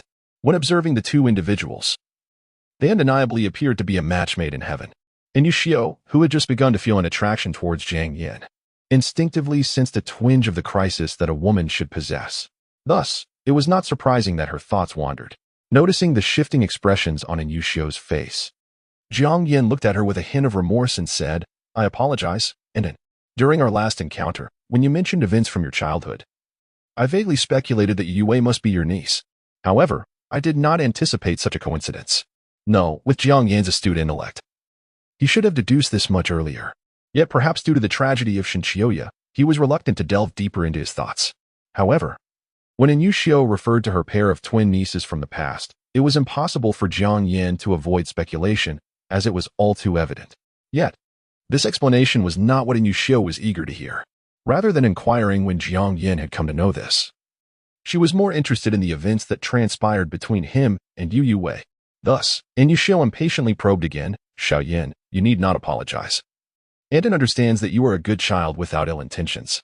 So, when did you meet Xiaowei, and how did you come to know her? Why did she resort to drugging you? And Yu Xiao posed several questions concerning Jiang Yan and Youwei. Observing Yu Xiao's insistence, Jiang Yan realized that unless he divulged everything, she would not allow him to leave. Moreover, his entanglement with Youwei was not a fault of his own. There was little for him to conceal. Jiang Yan replied candidly, we met 5 years ago. And Yu Xiao's eyes widened slightly as she murmured, 5 years ago, wasn't that? Her thoughts raced, and upon hearing Jiang Yan mention 5 years, she immediately connected the dots. 5 years ago was indeed when she had just encountered Jiang Yan after Xiaoya's passing. Jiang Yan calmly nodded at the woman before him and continued, yes. It was after Xiaoya's untimely demise that I met Youwei. Eventually, we became lovers. When he mentioned the term lovers, Jiang Yan couldn't help but smile wryly. What lovers? It was merely his self-perception of their relationship, while for Youwei, who only reveled in his affection, it was nothing more than a one-sided devotion. Amidst Yu Xiao's astonished expression, Jiang Yan continued, we dated for 5 years, during which many events transpired. Ultimately, when I discovered that she harbored a white moonlight in her heart, I decisively chose to end our relationship. After the breakup, I opted to live my life anew, yet Youwei, having suddenly lost someone who cared for her deeply, was unwilling to let go. As for the events that followed, Annan, you must have heard some details from Youwei. After my departure, or rather, after she chose to keep Bai Luo by her side, a series of troubles befell Huanyu Media. This predicament, relying solely on Youwei's limited abilities, was insurmountable. Furthermore, her relationship with the Yu family was strained, and any intelligent person would refrain from assisting her at this juncture. He understood that what awaited Youwei was a gradual liquidation of the company's assets to cover losses and debts, ultimately leading to bankruptcy. Yu Xiao listened quietly as Jiang Yan recounted his experiences with Youwei. Gradually, her initial shock transformed into an understanding of Jiang Yan's bittersweet romance. She could almost fathom why such a desirable man, with no shortage of potential partners, had chosen to engage in a 5-year relationship with Youwei. Yu Xiao gazed at the man before her, her expression complex as she inquired, Xiao Yan, is it because of Xiaoya that you? Yu Xiao's words were ambiguous, yet Jiang Yan clearly grasped her intent. However, he instinctively fell silent. Whether Youwei was a substitute for Shinchioya was something Jiang Yan knew in his heart to be untrue. Nevertheless, the initial attraction he felt when Youwei approached him was indeed due to her striking resemblance to Shinchioya. Once he delved deeper and confirmed their romantic relationship, any connection to Shinchioya was rendered irrelevant. It could be said that Shinchioya was merely a catalyst for his involvement with Youwei. Yet, Jiang Yan was acutely aware that even if he articulated this, upon learning the full context, others would immediately speculate that his attachment to Youwei stemmed from an obsession with Shinchioya, labeling Youwei as a mere substitute. Therefore, Jiang Yan chose not to elaborate to Yushio, as excessive explanation would only serve to complicate matters further. Just as both individuals sat in a tacit understanding of silence, a figure quietly stood outside the fire door at the stairwell. Yushio, observing Jiang Yan's contemplative silence and grave demeanor, mistakenly assumed he had tacitly acknowledged her speculation. Chapter 223. Could it be that you and my aunt? Upon discovering such a melodramatic truth, Yushio found herself at a loss. She was uncertain whether to advocate for her niece or to feel a pang of discomfort knowing that the man harbored an idealized figure in his heart. After all, she understood that the white moonlight was often the most exquisite fantasy in a man's mind, a phantom that could never be replaced, especially when it had departed from this world. Contemplating the slim chance of ever winning Jiang Yan's affection, in Yushio's heart was a tumult of emotions. Biting her lip, she inquired, "Is it true that Xiaowei is merely a substitute? Does she know that person is Xiaoya?" At the sound of Yushio's question, Jiang Yan's gaze darkened, his eyes casting downward. She was indeed aware, for it was on her birthday, during a moment of insistence, that he had divulged this to Youwei. However, she was entirely oblivious to the matters concerning Shinchiuya. Just as Jiang Yan prepared to respond honestly, the fire door at the staircase was forcefully pushed open. In its wake emerged a furious Youwei, her face a stormy shade of fury as she confronted her aunt and Yushio. With eyes ablaze, she glared at her aunt and spoke in a chilling tone. "Who is Xiaoyo? Where is that woman now?" At last, she had learned the name of that woman. But the realization that even her aunt was acquainted with her, and that they shared a significant bond, left Youwei feeling utterly betrayed by the world. When her aunt uttered the name of the woman, Youwei could no longer contain herself and stormed into the room, confronting Jiang Yan and Yushio with cold accusations. "Aunt, you concealed your relationship with Jiang Yan from me. Do you have any idea how much I trusted you? In the Yu household, I trust no one. Yet I placed my unconditional faith in you. And now, you have not only betrayed that trust but conspired with Jiang Yan against me."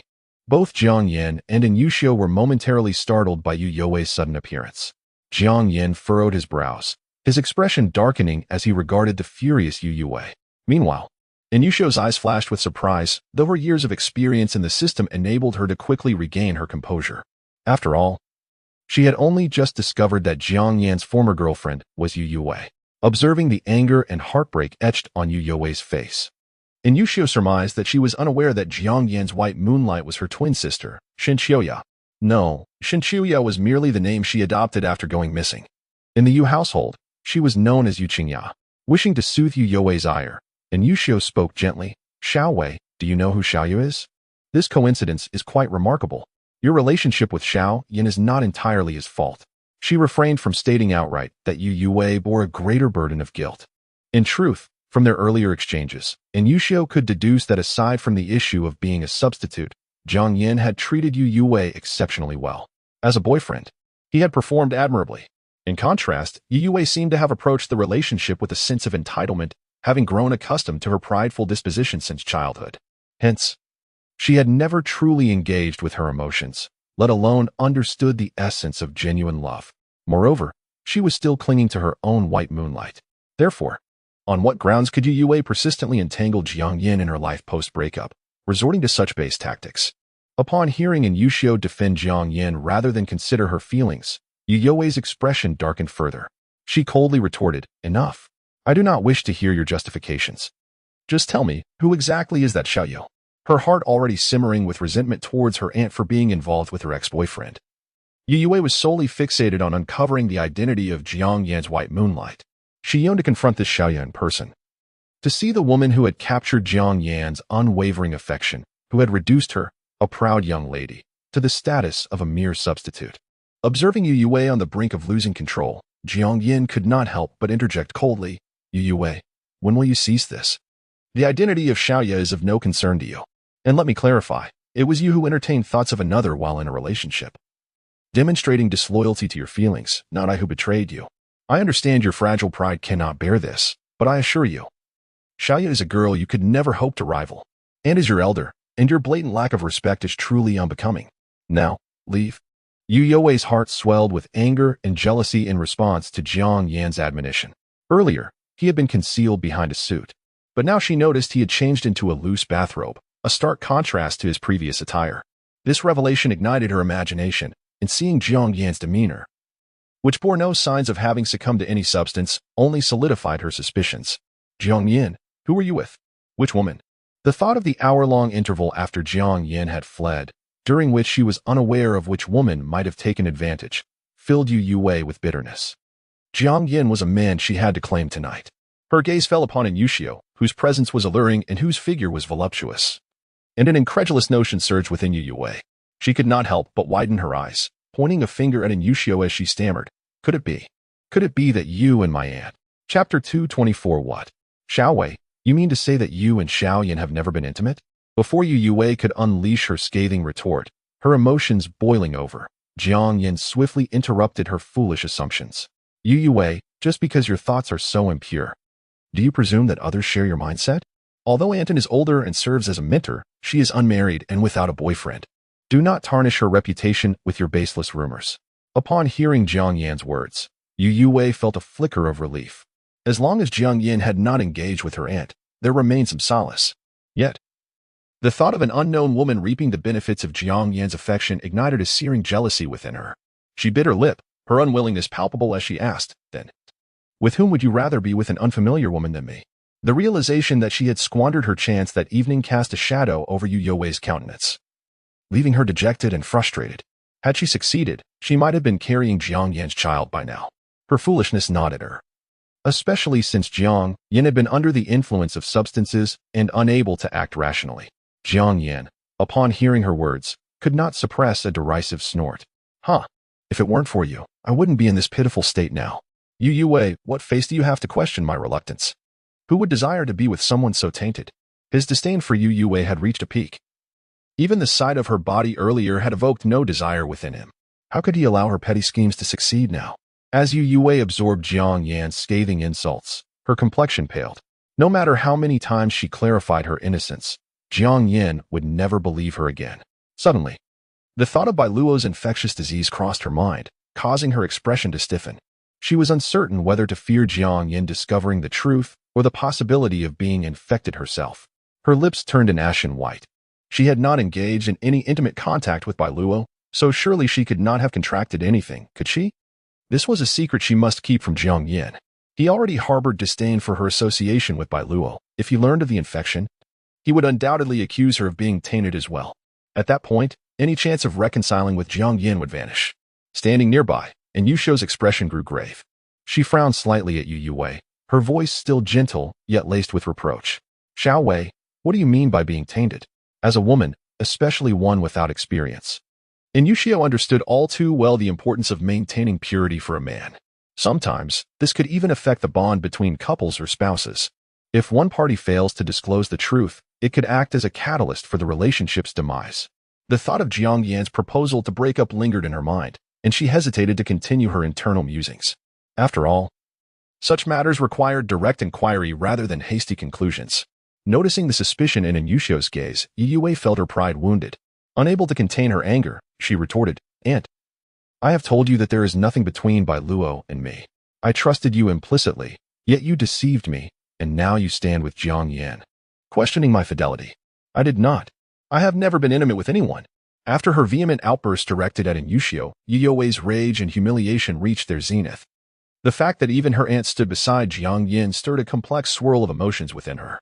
On one hand, she felt pride in having chosen such an exceptional boyfriend. On the other, she was consumed by jealousy and resentment at the multitude of rivals drawn to Jiang Yan's charm. And Yushio was taken aback by Youwei's words. Staring incredulously at her, she stammered, What? Xiaowei?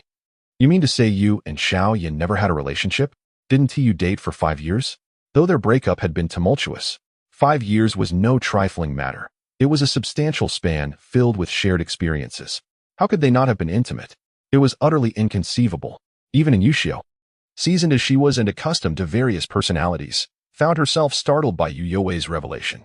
Watching Youwei's complexion shift dramatically, and Yushio instinctively turned to Jiang Yan, who regarded them with the detachment of an observer. He scoffed coldly, It seems Annan will have to press Youwei for answers. Why, dear Miss Yu? During your 5-year courtship, did you refuse my advances? Now, it appears you would go so far as to drug me to compel my affection. TSK.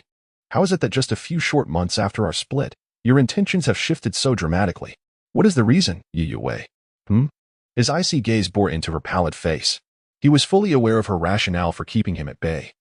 Yet he relished the opportunity to confront her when she could not mount a defense, forcing her into an awkward and vulnerable position. Youwei, not one to shy away from confrontation, stammered, her trembling lips betraying her uncertainty. I was merely testing Jiang Yan after a prolonged silence. She managed to articulate this incredulous excuse, one even she found hard to believe. Jiang Yan could not help but emit a cold laugh upon hearing her words. While Yushio clearly remained unconvinced, typically characterized by her ever-present smile, and Yushio's demeanor hardened, transforming into one of stern disapproval. She lowered her voice as she questioned Youwei, Xiaowei, what on earth is going on? Jiang Yan is such a wonderful man, and you treat him like this. Chapter 225. I am not that kind of casual woman at that moment. Youwei found herself at a loss for words in response to Yushio's inquiry. She was already in the wrong, and could not possibly articulate her true feelings at that time. She was not foolish enough to admit that her thoughts were consumed by Luo, which made her feel a profound sense of guilt for crossing a moral boundary with Jiang Yan's touch. If it weren't for the deep impression Luo had left on her heart, she would not have harbored any disdain for Jiang Yan's affections. After all, Jiang Yan was exceptional in both appearance and physique, not to mention his gentle and considerate demeanor. Youwei knew that Jiang Yan would undoubtedly provide her with a beautiful first experience.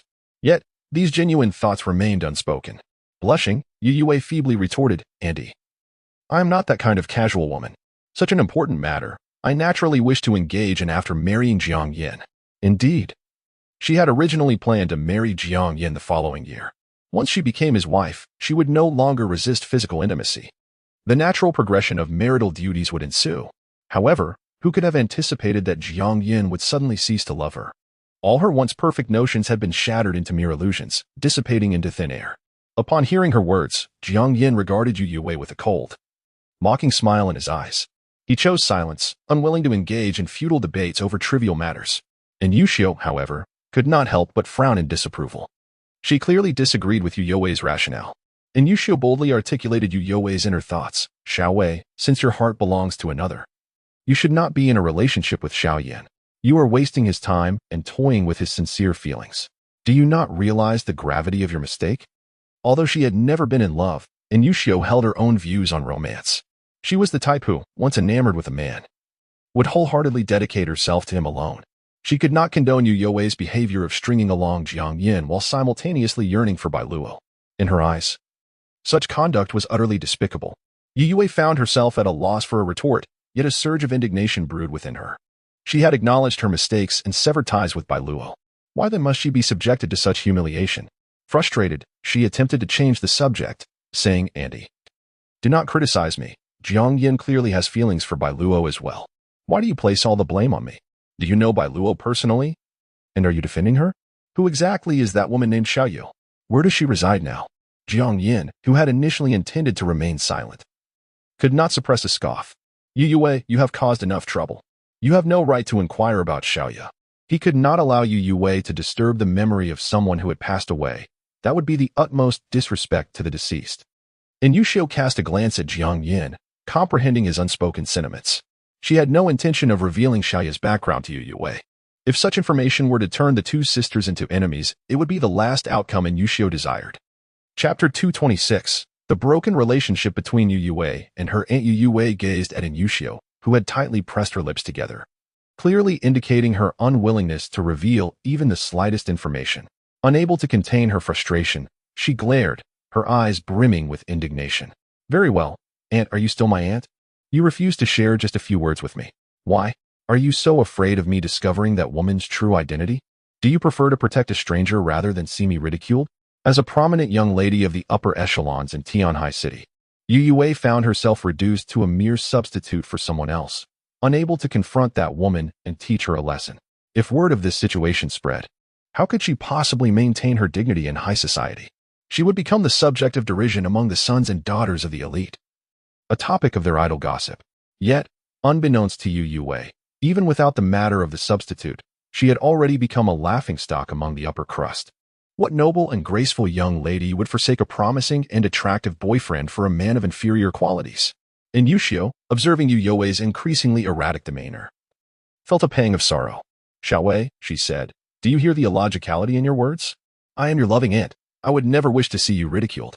Furthermore, it is perhaps best that you remain unaware of Xiaoya's situation. Right now, what you need is to calm your mind, rather than uttering twisted reasoning that distorts the original intent of others. And Yusho's intention was to help Youwei regain her composure. After all, her emotional state was profoundly disturbed, and discussing too much would only lead to further misunderstanding. However, these words fell on Youwei's ears as a bitter distortion. Though devoid of profanity, they felt more offensive than any curse. What did it mean to calm her mind?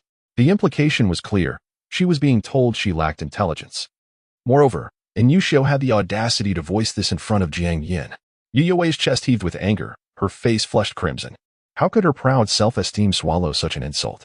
Gritting her teeth, she retorted furiously, I lack intelligence, but you, Aunt, are you so clever?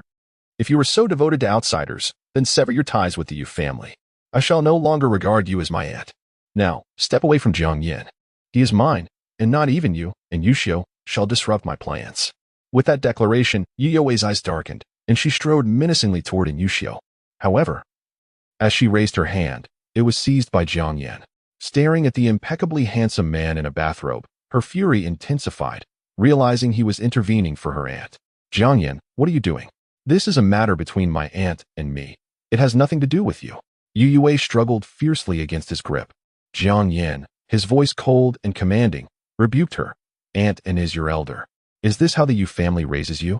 Youwei, you cannot even compare to the qualities of those you disdain as the lower class. You have long since become a joke in high society. Youwei felt a mix of anger and injustice at Jiang Yan's reprimand. She had not intended to disrespect Yusho. It was only a response to her belittlement. Watching Jiang Yan defend Yusho only fueled her rage, and she resorted to using all her strength to break free from his hold. Chapter 227, Jiang Yan. You will fall for this woman. Yusho, witnessing the scene before her, could not restrain herself from stepping forward in an attempt to separate the two individuals. As she approached and grasped Youwei's arm, she was swiftly pushed away by Youwei's hand. Yusho, lacking the strength of Youwei, was caught off guard and tumbled backward, her head striking the staircase. Jiang Yan's gaze caught the movement, and he immediately released Youwei, swiftly reaching out to catch Yusho as she fell. However, he was clearly a moment too late. As Yusho's body hit the ground, Jiang Yan followed suit, his weight pressing down upon her. Fortunately, his broad palm managed to shield the back of Yusho's head just in time, preventing any severe injury. Youwei, visibly stunned, had acted on instinct amidst the chaos, not foreseeing that her actions would cause Yusho to tumble down the staircase. Had Jiang Yan not intervened, the situation could have been disastrous. After a moment of shock, Youwei regained her composure, observing the disheveled Jiang Yan and the voluptuous Yusho closely entwined. The proximity of their bodies transcended the bounds of mere friendship, bordering on intimacy that even couples would seldom exhibit. A pang of jealousy and indignation surged within Youwei as she realized that she had never shared such a blush-inducing closeness with Jiang Yan, only to witness her aunt taking advantage of the situation. In her mind, she thought, "Aunt, I never imagined you to be so cunning, resorting to such despicable means to entice my ex-boyfriend." With eyes reddening, she bent down, attempting to assist Jiang Yan in lifting Yusho. Yet, as her delicate hand brushed against his broad shoulder, Jiang Yan abruptly turned, striking her slender wrist with a sharp motion. His gaze, icy and unyielding, locked onto Youwei. Get away from me, or I will ensure you vanish from here by tomorrow. Youwei, taken aback by Jiang Yan's chilling demeanor, stood frozen in shock, her senses dulled. After a brief moment, she felt a shiver run down her spine, realizing she was drenched in cold sweat from the intensity of his gaze. To her astonishment, her instinctive resistance against Yusho's actions had provoked a terrifying reaction from Jiang Yan, one she had never encountered before. At that instant, facing his eyes, she felt a wave of fear wash over her. Observing Jiang Yan still protecting Yusho, tears welled in Youwei's eyes, cascading down her cheeks uncontrollably. She bit her lip hard, stubbornly glaring at the woman beneath Jiang Yan. Yusho, grimacing in pain, had her eyes tightly shut, yet a flush adorned her fair cheeks. Youwei instantly recognized the tumultuous emotions within Yusho, shame intertwined with an unsettling desire. The aunt she had trusted so deeply had staged such a treacherous act right under Jiang Yan's nose. With blood seeping from her bitten lip, Youwei felt no pain. Instead, her silence turned into a fierce glare directed at the two on the staircase, her complexion pale and drawn. Finally, she clenched her fists. Her voice choked with rage as she shouted, "Fine, I will leave. Jiang Yan, you will fall for this woman. From this moment on, Yusho, you are no longer my aunt." With a heart laden with grievance and resentment, Youwei, her face streaked with tears, fled from the staircase. She realized that her aunt's rise to such a position in Tian'ai City was not merely the result of luck or beauty. It had become painfully clear to her that Yushio harbored ulterior motives towards Jiang Yan, and she was certain that he would ultimately be deceived by Yushio. At that moment, he would come to understand that she was the one who truly loved him. Chapter 228. In Yushio's impulsive decision after witnessing Youwei finally depart, Jiang Yan instinctively checked on the condition of the woman beneath him. In a gentle tone, he inquired, "Anton, are you all right? Did you sustain any injuries? Can you get up?" He understood that in such situations, it was often prudent not to move the person who had fallen, as it could exacerbate their injuries. The suddenness and urgency of the incident had left him somewhat flustered. As he embraced Yushio's waist and the back of her head, his bathrobe became disheveled, revealing an awkward predicament. The ties of his robe had loosened unbeknownst to him, and any attempt to rise would expose his bare form to Yushio. Yet, he could not simply stand up, for he instinctively kept his arm around her waist to prevent her delicate body from colliding with the hard steps below. Uncertain of her condition, he deemed it unwise to withdraw his arm hastily. And Yushio, hearing the man's concerned voice so close, felt her cheeks flush uncontrollably. Though she was seasoned in her professional realm, she lacked experience in matters of intimacy. The sensation of Jiang Yan's strong physique pressing against her softness caused her heart to race, and it was impossible to fault her for the loss of composure. She bit her lip, her gaze falling shyly, and replied, "I'm fine. I'm completely protected by Xiao Yan, not a scratch on me." Immediately after, she expressed her concern, "Xiao Yan, are you okay? How are your hands and arms?" Jiang Yan, upon hearing her words, smiled softly and reassured her, "Anton, I'm all right. Thank you for your concern. As long as you are unscathed, that is what matters." After confirming her well-being, he continued, "Let me gently withdraw my arm and slowly rise. Then I shall assist you up, if that is acceptable." And Yushio, distracted by her thoughts, instinctively closed her eyes for a fleeting moment and nodded silently. Jiang Yan then caught sight of his robe hanging open, revealing his well-defined chest and abdomen, causing him to feel a wave of embarrassment. The remnants of the medication still lingered, and the contact between his thigh and Yushio's exposed calf, coupled with the skin-to-skin contact of their upper bodies, ignited a warmth within him once more. Cursed be the moment, he chastised himself for losing his composure in front of Anton. With a gentle motion, he withdrew his arm and wrist, acutely aware that without his support, Yushio would risk hitting her back against the unforgiving steps. Consequently, he found himself having to rise while simultaneously assisting her to her feet. This action inadvertently allowed Yushio to gaze directly at his perfect physique. This time, she did not close her eyes, instead fixating on that precious moment for a few seconds. Once they were both standing, Jiang Yan quickly tightened his robe and picked up his fallen suit, stating, "Anton, I will change my clothes now." And Yushio's eyes reflected an inscrutable depth as she nodded and gently remarked, "Thank you, Xiao Yan. I never imagined that Xiao Wei's ex-boyfriend would be you. I understand that Xiao Wei has wronged you, and I wish to extend my apologies on her behalf. Regarding Xiaoya, I will keep that matter to myself.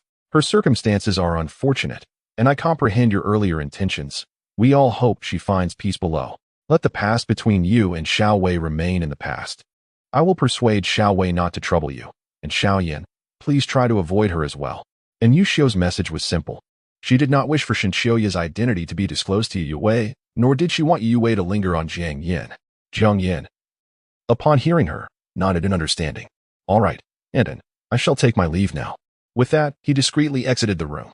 As Yushio observed Jiang Yan's retreating figure, her mind involuntarily wandered back to the impactful scene they had just shared, causing her ears to redden gradually. Both of them tacitly agreed to overlook the previous awkwardness, and Yushio instinctively wrapped her arms around herself, loosening her shoulders, and slowly closed her eyes. As if savoring the essence of the man's presence and touch, her heart and mind underwent a subtle transformation, previously bound by her moral compass. She had consistently resisted the urge to cross certain boundaries. However, the earlier disturbance caused by Youwei had awakened a desire within her to explore that deep-seated yearning. After all, a man as mature and gentle as Jiang Yan would undoubtedly attract the affections of many, so why should she not indulge in a moment of impulse? Meanwhile, Jiang Yan, having found an empty guest room, remained blissfully unaware that he had captivated the attention of a woman once more. Chapter 229. Departing the banquet hall for the hospital having changed into appropriate attire, Jiang Yan made his way directly to the banquet hall on the first floor. The birthday celebration had been thoroughly disrupted by Youwei, leaving him with little desire to linger any longer. Moreover, having been pushed down by Mu Wanzhou in the room for an unspeakable half-hour, he feared that remaining at the banquet might provoke further actions from the enigmatic Mu Wanzhou, although he appeared outwardly composed. Only Jiang Yan was aware that the effects of the medication still lingered within him. His gaze swept across the expansive banquet hall until it landed on Gu Xinyo, Xin, and Shiyu, who were gathered at the dessert station. With a subtle darkening of his eyes, Jiang Yan approached them with an air of calmness and remarked, "It seems you three young ladies are enjoying a delightful conversation. How do you find the desserts here?" Upon noticing Jiang Yan's imposing figure, Gu Xinyo's eyes sparkled with evident joy. She smiled and nodded, sweetly replying, "Yes, Qingjie has treated me and Shiyu to an abundance of desserts." As for Xin, she had already sensed Jiang Yan's presence from afar before he arrived. Recognizing that he was approaching, she, having served him for 2 years, could instinctively surmise his thoughts. With a respectful demeanor, Xin addressed him, "Director Jiang, are you preparing to leave?" At her words, Jiang Yan couldn't help but curve his lips into a smile. Indeed. Secretary Xin possessed an exceptional ability to read the room and anticipate his intentions, which alleviated his concerns considerably. He felt a sense of satisfaction with Xin's perceptiveness and replied with a gentle smile, "Yes, I have arranged for a car. You and Shiyu should head back first." Before Gu Xinyo could fully grasp the implication of his words, Xin's eyes flickered subtly, and she immediately inquired, "Director Jiang, do you need to go somewhere else?" Jiang Yan confirmed, "Yes, please drive me to the hospital." At this, Xin was taken aback, instinctively glancing at Jiang Yan, her concerned gaze scanning him in search of any visible injuries. Shiyu also registered this development, her expression betraying concern as she regarded Jiang Yan. Finally, Gu Xinyo, after a moment of confusion, began anxiously inspecting Jiang Yan for signs of harm. Seeing Gu Xinyo's frantic search for injuries on him, Jiang Yan couldn't help but chuckle in exasperation. He gently grasped the back of her neck and softly reassured her, "Don't worry, I'm fine. You should take the car I arranged and head home. I'll tell you everything when I return, all right?" In truth, Jiang Yan was somewhat reluctant to disclose the recent events to Gu Xinyo. However, as his girlfriend, concealing the truth might lead to complications in their relationship. He was not the type to toy with emotions or manipulate women. Thus, he resolved to be honest with Gu Xinyo. Whatever choices or decisions she made upon learning the truth, he would support her, recognizing that he was the one who had erred. What Jiang Yan did not anticipate was that, upon hearing his words, Gu Xinyo would not blame him. Instead, she would implore him not to abandon her. Beneath her composed exterior, an unsettling feeling brewed within her, perhaps stemming from a woman's innate intuition. As she bit her lip, her gaze remained fixed on Jiang Yan while making her way to the door. Once she boarded the car with Shiyu, she turned to Jiang Yan and resolutely declared, "I will wait for you to come home." Upon hearing this, a complex emotion flickered in Jiang Yan's eyes. He affectionately ruffled Gu Xinyo's hair and solemnly replied, "All right." Chapter 230, General Jiang, shall I find a clean woman for you? As Gu Xinyo and Qin Shiyu's vehicles departed, Jiang Yan settled into the car driven by Xin. Seated in the back seat, his previously composed demeanor abruptly crumbled. Exhaling heavily, Jiang Yan leaned wearily against the seat back, finally aware of the waves of fatigue and discomfort coursing through his body. Through the rearview mirror, Xin, her lips pressed together, cautiously inquired, "General Jiang, are you all right? We will reach the hospital in 20 minutes.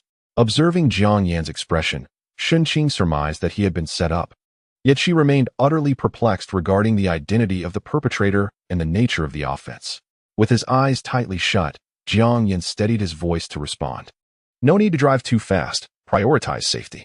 He refrained from disclosing the events of the banquet, rendering it inappropriate for Xin, as a subordinate, to probe further. Xin's face tightened, her gaze betraying a hint of gravity. She slowly activated the car's music and air conditioning, attempting to alleviate Jiang Yan's discomfort. However, the soft, melodic tunes only exacerbated his malaise. He had believed that after resolving the issue once, and with considerable time elapsed, he would be free from the effects of the drug. "Damn you, Youwei," he thought, as he closed his eyes to rest, forcing himself to suppress the surging heat within. Yet, the prospect of disembarking the vehicle and the potential embarrassment of being discovered by Xin loomed over him. Finally, Jiang Yan spoke softly, "Secretary Xin, I have been drugged." Startled, Xin instinctively asked by whom. Youwei. Upon hearing this name, her surprise diminished. She was well aware of Youwei's relentless pursuit of Jiang Yan. Logically, it made sense that she would resort to such tactics. However, Shenqing had not anticipated Youwei's audacity in directly drugging General Jiang. Watching Jiang Yan's increasingly distressed countenance in the rearview mirror, it was evident he was struggling to maintain control. Suddenly, Shenqing's cheeks flushed. A whirlwind of thoughts engulfed her mind. Were her colleagues to witness such a vulnerable side of her, their eyes would surely widen in disbelief. After all, she had always been perceived as the epitome of a capable and meticulous secretary. Yet, amidst her flustered thoughts, Shenqing was acutely aware of the implications of a man being drugged. It was essential to relieve the pressure. Merely going to the hospital would not suffice.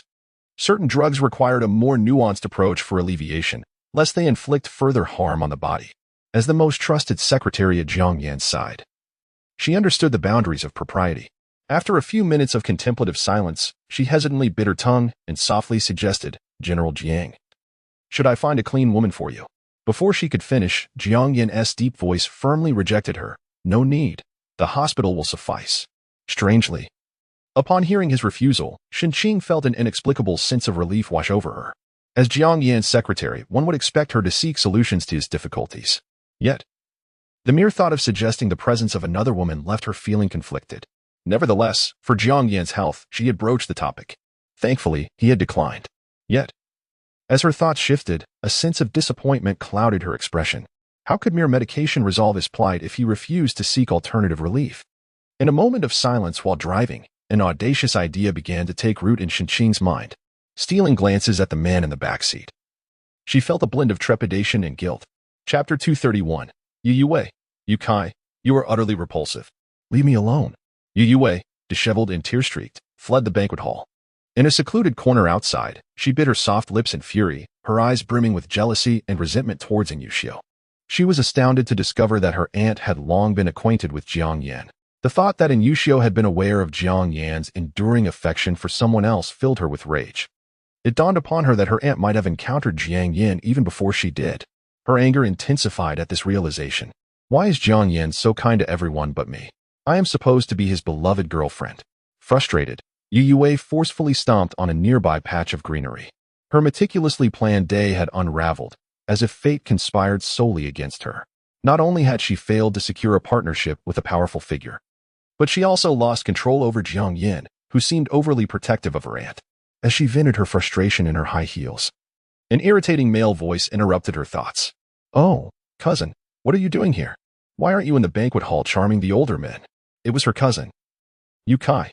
Youwei turned her icy gaze towards him, spotting Youkai with an obscure actress, his face adorned with an utterly distasteful smirk. Grinding her teeth, her anger deepened at the sight. She had no desire to engage with someone so repugnant, so she remained silent and attempted to walk away. However, Youkai was not one to pass up such a perfect opportunity for mockery. The last encounter at the Yu family mansion, where he had been ridiculed by Youwei, was still fresh in his mind. Now, with only the two of them present and no elders around, he felt free to show his true colors. Before she knew it, Youkai had silently approached her from behind, his companion having long departed. Observing Youwei's tall, slender figure, a malicious grin crept across his lips. "Cousin, where are you going? I'm talking to you." As he spoke, he seized her delicate wrist, halting her steps. Youwei turned in shock, her face betraying her disgust at the sight of him. She took a step back, struggling fiercely against his grip. "Let go of me, you creep," she shouted. Feeling the unwelcome warmth of his touch on her wrist made her stomach churn. "What do you want? Get away from me. Even if Wanyu Media is failing, I'm still your cousin. I have noted all your disgusting actions, and if you don't fear the consequences, I will share them with the family group, so our elders can see your disgraceful behavior." She had long been aware of Yukai's notorious exploits in various entertainment venues, having toyed with countless young men and women, a true scoundrel. Previously, she had turned a blind eye to his foolish antics, as his reckless behavior ultimately benefited her. However, she never anticipated that he would dare to target her.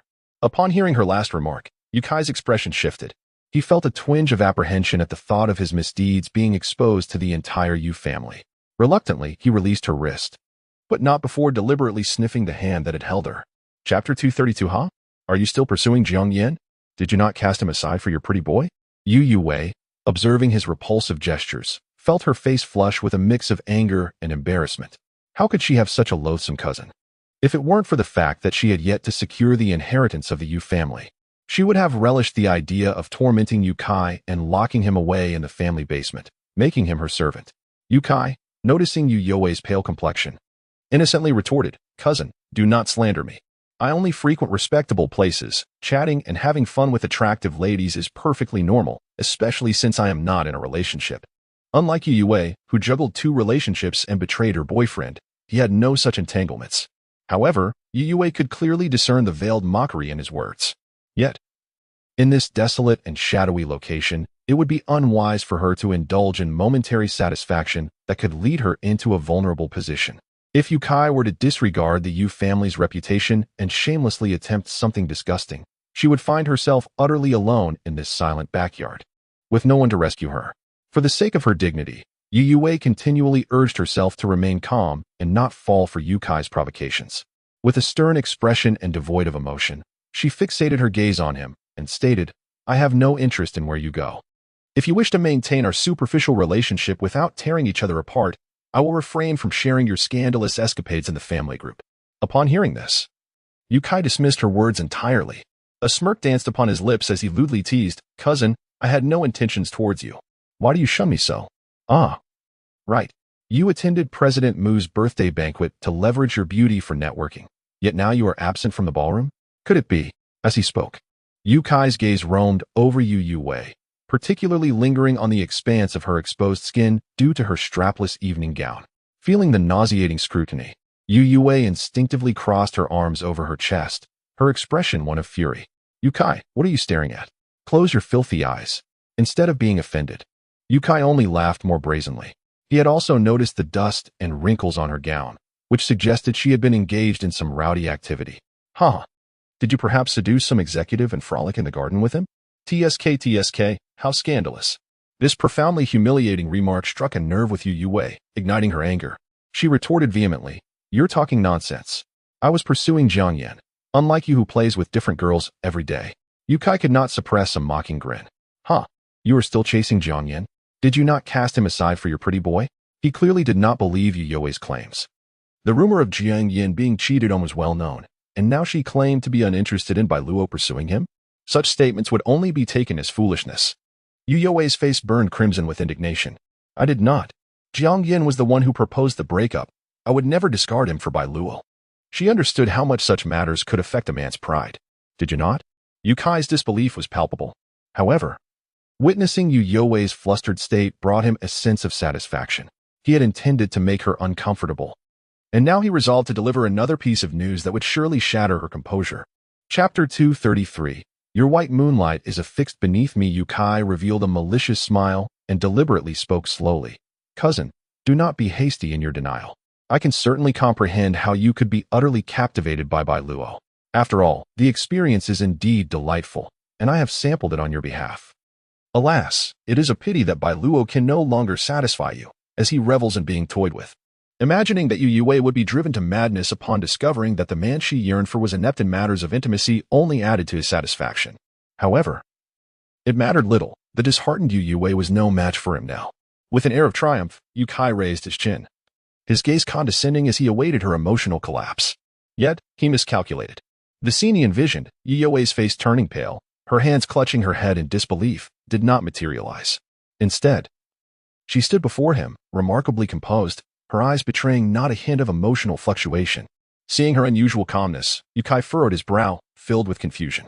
Youwei then let out a cold laugh and spoke.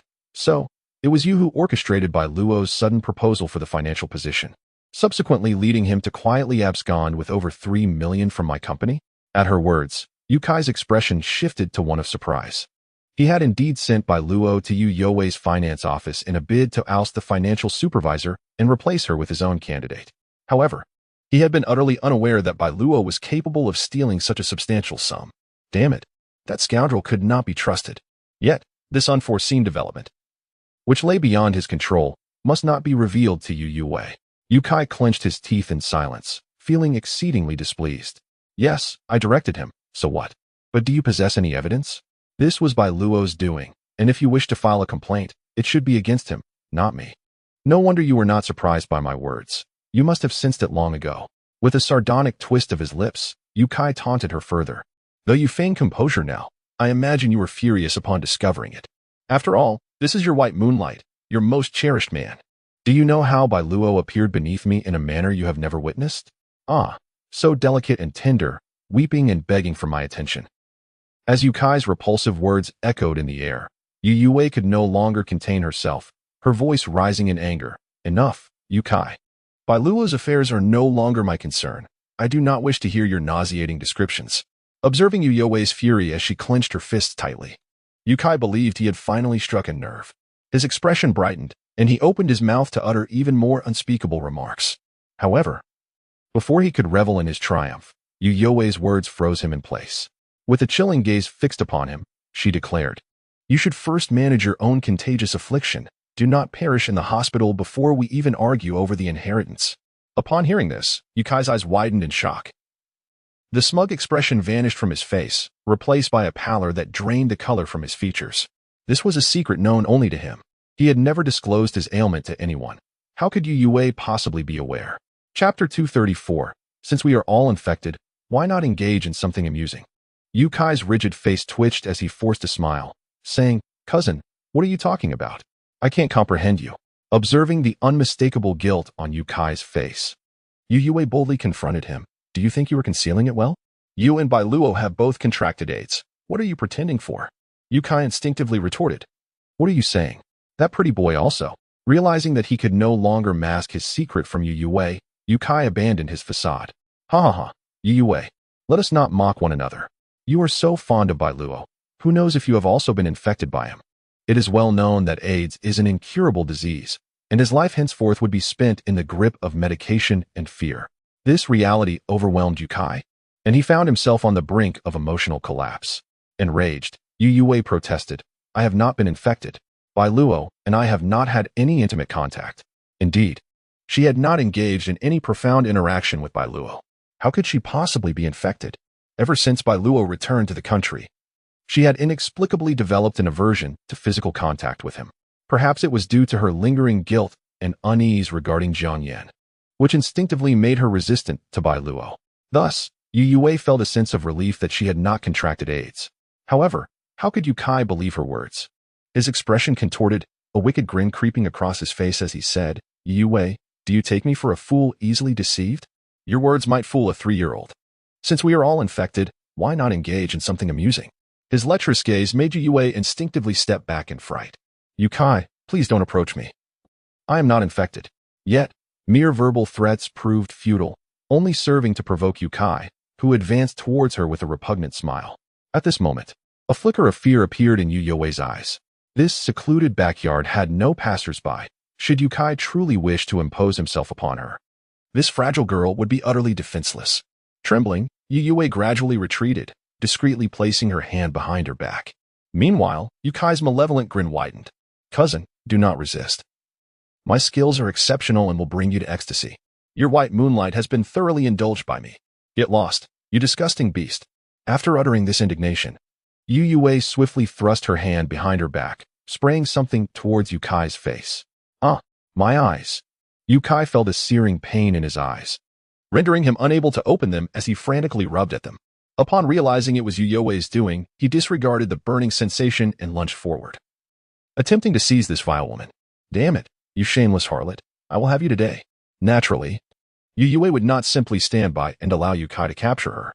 She narrowly evaded several of his attacks, and when his vision was momentarily obstructed, she swiftly searched the ground for a sturdy stone. With all her strength, she struck it against Yukai's head. In an instant, Yukai's yells of agony fell silent, and his body plummeted straight to the ground. Witnessing this scene, Youwei instinctively discarded the stone and stood frozen in place, her face a mask of shock and disbelief. Chapter 235. Jiang Yan, come quickly, something has happened. She stood rigidly for what felt like an eternity, gazing at Yukai, who lay motionless on the ground. A wave of dread washed over Youwei. Nervously licking her lips, she cautiously approached Yukai and crouched down in front of him. Under the dim light of the moon on that pitch-black night, she discovered that a significant indentation had been formed in Yukai's head, with copious amounts of blood seeping through his hair. The crimson liquid stained much of his forehead, cascading down to the ground and creating a vast crimson pool. "Hey, Yukai, stop pretending to be dead. Get up, Youwei called out to him, her voice trembling. Yet, despite her incessant shouting and kicking at the figure on the ground, he remained utterly unresponsive. At that moment, a sinister premonition surged within her. Trembling, she took out her phone, instinctively dialing a number. Only when she glanced at the screen did she realize she had called Jiang Yan for help. Please, Jiang Yan, I beg you, don't hang up, Youwei murmured softly, desperation pouring from her words. In the face of such a life-threatening situation, she was engulfed in panic. Her mind a chaotic haze, completely at a loss for the most basic response. After an agonizing wait of over 40 seconds, which felt like an eternity to her, the line finally connected. Youwei felt a wave of relief wash over her, her tense body relaxing slightly. A muffled, hoarse voice came from Jiang Yan's end. As a melodious ringtone echoed in the stillness of the living room, Jiang Yan stirred from his slumber, his consciousness gradually returning. Instinctively, he sought the source of the sound and answered the call. Upon hearing Youwei's tearful and frightened voice, he fully awakened. Jiang Yan, woo-woo, hurry over. Something's happened. Youwei stammered through her sobs, struggling to clearly articulate the gravity of the situation. She repeatedly urged Jiang Yan to come quickly. Yet on the other end, silence loomed. At that moment, Jiang Yan lay on the sofa in his villa, feeling unusually refreshed. He furrowed his brow. Replaying the events that transpired after returning from the Muwanto banquet, he distinctly remembered that Shenqing had taken him to the hospital. After describing his condition, the doctor assured him there was nothing serious, prescribed some medication, and Shenqing drove him home. Considering the lingering effects of the medication in his system, he feared that returning to his apartment might lead him to lose control and inadvertently harm Gu Xinyo. Thus, he had asked Shenqing to take him back to the villa, which he had not inhabited for quite some time. Having taken the medication once while at the hospital, which was intended to induce sleep, he found himself drowsy during the return journey. Beyond that, he could not recall how he had arrived at the villa or how he ended up on the sofa. However, one thing he was certain of was that the burning desire he had felt earlier had dissipated. He experienced a profound sense of ease and comfort throughout his body, particularly in the areas that had previously been plagued by discomfort. It was Shenqing. Jiang Yan's gaze darkened. He did not believe that the medication prescribed by the doctor could have such a potent effect. Moreover, during that incident at Yunjingu, when Muwanto had intoxicated him and Shenqing had come to fetch him, he had keenly sensed a certain sentiment from Shenqing towards him. Chapter 236. You deserve this. Jiang Yan felt invigorated, and it was hard not to suspect that Shenqing had done something to elicit such a feeling. In fact, as Jiang Yan had surmised, Shenqing had not left the villa. Upon hearing the ringing phone, she hastily concealed herself beneath the thick curtain. A crumpled tissue was clutched in her hand, with traces of saliva at the corner of her mouth. Sensing the commotion in the living room beyond the curtain, Shenqing's body tensed with anxiety. Fortunately, Jiang Yan only remained silent for a brief moment before his attention was drawn to the sound of Youwei's helpless sobbing. Youwei could only intermittently express that something had gone awry. However, Jiang Yan was left utterly perplexed as to the specifics of the situation. Frowning, his tone was icy and unyielding. Youwei, what trickery are you up to now? You cannot deceive me into coming over again. Rather than employing such petty schemes, you should devote more time to contemplating how to salvage your entertainment company. On the other end of the line, Youwei, in a state of panic, exclaimed, Jiang Yan, I truly am not deceiving you. She intended to confess that she had committed murder. However, recalling that she had no intention of killing anyone, and that it was Youkai who sought to commit unspeakable acts against her, she hastily altered her statement. Someone attempted to assault me, and in a moment of desperation, I struck his head. Now he is unconscious, and I do not know what to do. Jiang Yan, please come quickly and help me. Upon grasping the situation, Jiang Yan could not suppress a derisive laugh. It seemed Youwei merely desired him to shoulder the blame and handle the aftermath for her. There was no way he would assist such a foolish woman again. He let out a scornful snicker, harshly uttering a few words. You deserve this. It is what you have earned. He then abruptly terminated the call with Youwei. At the banquet, she had drugged him, intending to commit an ignoble act. Now that she found herself the victim of a man's lewd advances, it only served to illustrate the principle of retribution. As Youwei listened to the busy tone following the disconnection, she momentarily froze. Reflecting on Jiang Yan's cold and ruthless words, a self-deprecating smile crept across her face, one more pitiful than tears. She should have anticipated Jiang Yan's resolute stance. Yet, in her moment of crisis, she still found herself yearning for a man's assistance. A bitter smile flickered at the corner of Youwei's mouth. In the past, whenever she encountered difficulties, Jiang Yan would promptly come to her aid. Yet, she could no longer enjoy such privileges. It was her failure to nurture her relationship with Jiang Yan that had led to his indifference towards her. Now, Youwei was no longer in a state of frantic desperation. She scrolled through her contacts, only to find no one available to assist her. On the line were either employees, clients associated with the company, or various government officials. Aside from Jiang Yan, she discovered that the only person with whom she had no business ties was Suyu. Her emotions were a tumultuous blend as she bit her lip and called Suyu. As the daughter of the Su family and a rising star in the entertainment industry, Suyu had not attended Mu Wanzhou's birthday banquet. When Youwei called her, Suyu had just concluded her magazine cover shoot for the evening. The reason she worked so diligently was to fulfill Jiang Yan's promise that if she achieved her performance targets, he would grant her a single request. Chapter 237. This is my last time helping you. From now on, we are even. Upon hearing Youwei's weak and humble plea for help, Suyu's heart softened slightly. After all, they had once been the closest of friends. Moreover, Youwei had saved her once during their school days. Just this once, Suyu thought to herself, I shall assist you this time, and thereafter, we will settle our accounts. With a slight bite of her lip, Suyu spoke into the phone, all right. Send me your location. Shortly after, she drove to the venue of Mu Wanzhou's birthday celebration, wearing a hat and a mask to conceal her face. She understood the importance of discretion. This gathering was filled with influential figures from both politics and business, and as a modestly famous actress, any exposure to the paparazzi could spell trouble. Quietly, she approached the back of the banquet hall. After searching in the dimly lit courtyard for a moment, she spotted Youwei's silhouette. Upon recognizing that the figure sprawled on the ground was Youkai, Suyu gasped softly. What? Did you kill him? Seeing Suyu approach, Youwei felt a wave of relief wash over her. Her tone shifted from earlier arrogance to one of gentle caution. He is not dead. He is still breathing. And it wasn't me who harmed him. He brought this upon himself. Hearing this, Suyu glanced at the considerable blood pooling from Yukai's head and rolled her eyes in disbelief. And you just let him bleed like this? Even if he isn't dead yet, at this rate, he might soon be gasping for breath. Suyu pointedly reprimanded Youwei, who surprisingly did not retort. Instead, she bit her tongue and anxiously asked, what should we do? The banquet hall is filled with business elites. We cannot let them find out about this. If the prominent figures discovered the internal conflict within the Yu family, she would be ridiculed, and any opportunity to forge valuable connections would vanish. Without a foothold in high society, how could she ever claim her inheritance from the Yu family? Suyu clearly understood the predicament that plagued Youwei. Resolving that this would indeed be her final act of assistance, she called upon her brother's personal bodyguard for discreet help, directing the two professional bodyguards. She oversaw a quick bandaging of Yukai before they silently moved him into a vehicle.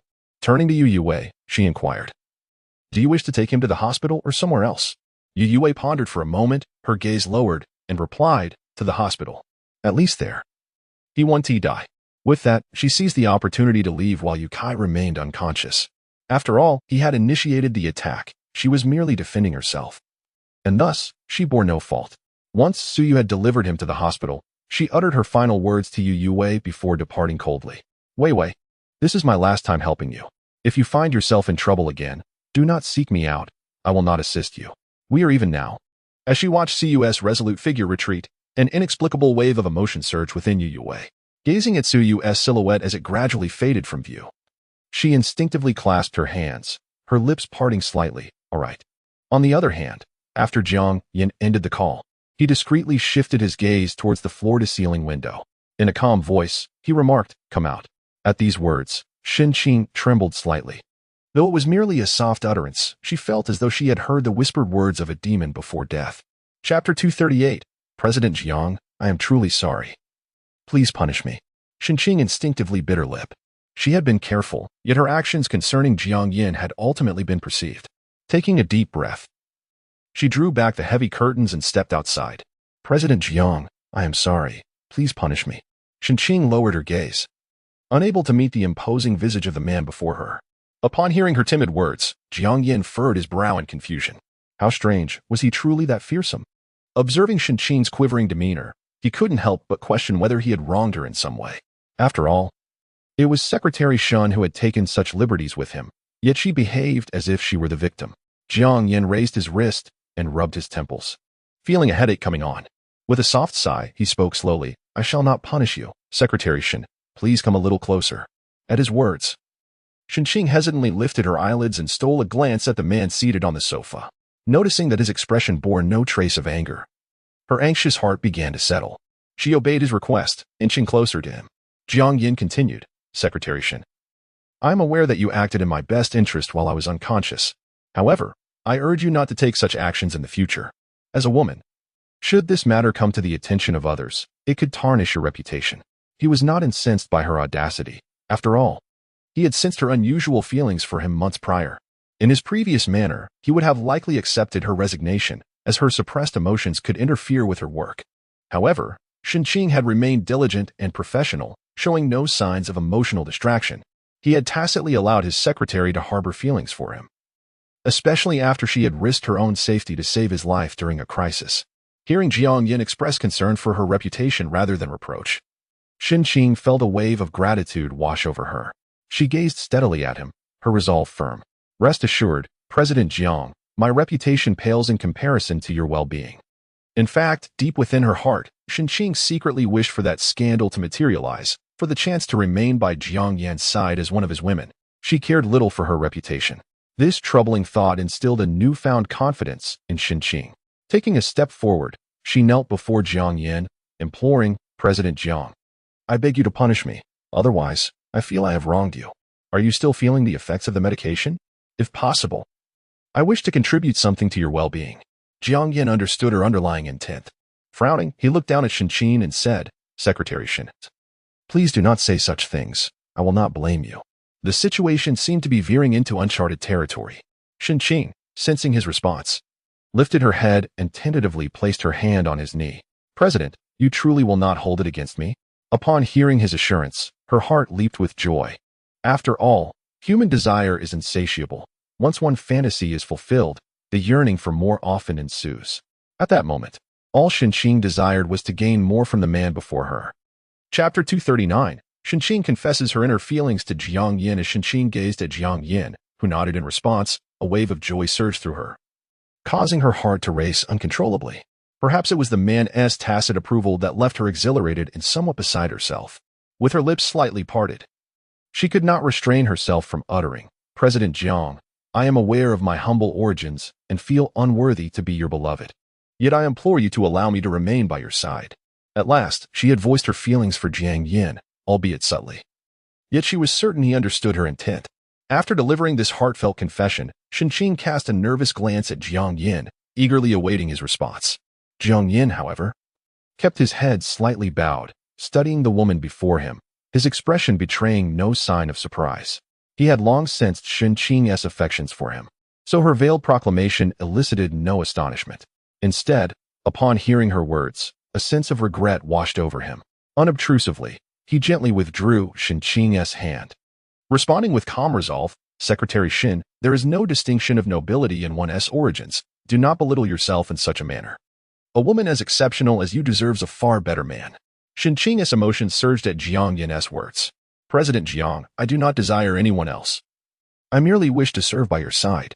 I do not seek to pressure you into ending your relationship with Gu Xinyo. Nor do I harbor fantasies of becoming your partner. I just want to be there for you when you need solace for your soul and spirit. Please, do not cast me away. Kneeling before Jiang Yan, she refrained from making any further advances. Observing Shinqing's lowered head and her expression of contrition, Jiang Yan felt a growing sense of frustration. He understood all too well the intensity and vulnerability of emotions that arise when one falls in love. He had experienced such turmoil before, and he feared his words might inadvertently inflict deep pain upon Shinqing. Moreover, he already had a girlfriend, and he could not bear to cause Gu Xinyo any further heartache. Yet, having engaged in intimate interactions with both Mu Wanzhou and Shinqing, he was aware that he had already betrayed Gu Xinyo's trust. With a heavy heart, he closed his eyes, grappling with conflicting emotions. He did not wish to subject Shinqing to the suffering he had once endured, while simultaneously feeling a profound sense of guilt towards Gu Xinyo. These conflicting thoughts clashed within him, leaving him in a state of indecision. After 10 minutes of silence, Jiang Yan slowly opened his eyes, finally resolute in his decision. I'm sorry, Shinqing. He could not afford to be ambiguous with another woman while still in a relationship. He could not provide Shinqing with the answer she sought. Furthermore, he needed to return and confess everything to Gu Xingyo, including the physical closeness he had shared with the two women. Although they had not fully crossed the line, the nature of their intimacy was perilously close. As a man, he would not offer excuses. He must lay everything bare before his girlfriend. The outcome of her reaction, whether it would lead to her anger and subsequent decision to end their relationship or something else entirely, would be hers to determine. Jiang Yan pessimistically mused that Gu Xingyo would likely feel disgusted and choose to part ways with him. Little did he know, once he revealed the truth to Gu Xingyo, the unfolding events would take an entirely unexpected turn. Meanwhile, Xinqing remained quietly poised, awaiting his response. Upon hearing the words "I'm sorry," the answer became painfully clear. Chapter 240 Youwei, your heart is truly wicked. How could you harm Kai Kai? Xinqing stood up, appearing as if her soul had been lost, her delicate face marred by 2 trails of tears. She hurriedly wiped her cheeks, attempting to project strength as she offered a faint smile to Jiang Yan. In a matter of seconds, Xinqing composed herself, striving to maintain a calm tone as she addressed Jiang Yan. I apologize, Mr. Jiang, for overstepping today. I have violated company regulations by harboring inappropriate feelings towards you. I am grateful that you have not sought to dismiss me in this moment. However, tomorrow I shall comply with company policy and accept a demotion in both position and salary by 3 levels. Thank you for your understanding. With those final words, Xinqing slowly turned, pressing her lips together as she departed from Jiang Yan's villa. Her silhouette appeared profoundly desolate, and despite her attempts to conceal her sorrow, an overwhelming sense of melancholy emanated from her being. Jiang Yan silently watched her leave, his gaze shadowed with a hint of gloom. He acutely sensed Xinqing's current state, especially after observing her diligent work by his side for over 2 years. A pang of sympathy tugged at his heart. Yet, he could not deceive her, even with a well-intentioned lie. The following morning, Jiang Yan arrived at the office and felt a sudden sense of relief upon witnessing Xinqing's composed demeanor, still marked by her meticulous work ethic. Secretary Xin, regarding these contracts, he began, outlining the morning's tasks. Xinqing nodded earnestly, adhering to Jiang Yan's directives. They both seemed to disregard the events of the previous night, the office atmosphere remaining serious and tranquil. After Youwei admitted Yu Kai to the hospital, she returned home, assured that he would not report her to the Yu family. After all, his own sordid heart would only bring disgrace upon him if revealed to the elders. However, Youwei was taken aback when, the next day, the elders of the Yu family came to the Huanyu Media building to confront her. Before she could even offer her parents a scornful glance, her father stormed in, fury etched across his face, and struck her with a resounding slap. You wretched creature. I did not bring you into this world to wreak havoc, Yu Zhenxiang fumed. Look at what you did to Kai Kai last night. Youwei's mother, and Suxia, glared at her daughter with intense anger. Given that Yu Kai's parents were present, it would be unacceptable for them to defend their daughter in front of outsiders. As they listened to Yu Kai's mother lamenting, tears streaming down her face as she mourned for her son, and Suxia clenched her teeth and, in a fit of rage, delivered a series of blows to Youwei's already swollen face. Grasping her daughter's hair, she forcefully pointed at her forehead, leaving marks and bruises in her wake. Youwei, your heart is truly malevolent. How could you inflict harm upon Kai Kai? He's your cousin, and now he lies unconscious in the hospital, while you act as if nothing has happened at your workplace. Are you even human? Where is your compassion? Yu Kai's father, Yu Xinghua, observed the harsh treatment being meted out to his daughter by Yu Zhenxiang and Suxia. Although he harbored a desire to retaliate violently to avenge his son, he could only feign restraint and attempt to mediate. All right, brother, I believe Weiwei surely did not intend to harm Kai Kai. I know my son's character well. He can be quite mischievous and must have inadvertently offended his cousin yesterday. Chapter 241. 2 million compensation for Kai Kai, or you will face imprisonment. Yu Xinghua's words stirred a tempest within Yu Zhenxiang, who, in a fit of rage, seized Youwei by her collar and struck her across the other side of her face, leaving both her cheeks swollen and bruised. Why did you lay your hands on Kai Kai with such ferocity? He bellowed, his anger palpable. At that moment, the security personnel and other staff members of the company rushed in, yet they were paralyzed by fear, hesitating to intervene in the tumultuous scene involving their own president. Though they recognized Youwei as the president of Huanyu Media, they were acutely aware that the company was the family estate of the Yu clan, with Yu Zhenxiang and Yu Xinghua holding the reins as the principal shareholders. Observing the 4 furious individuals advancing toward her, Youwei's eyes glimmered with an icy ruthlessness. With a fierce effort, she extricated herself from Yu Zhenxiang's grasp and retaliated by gripping her mother and Suxia's hair.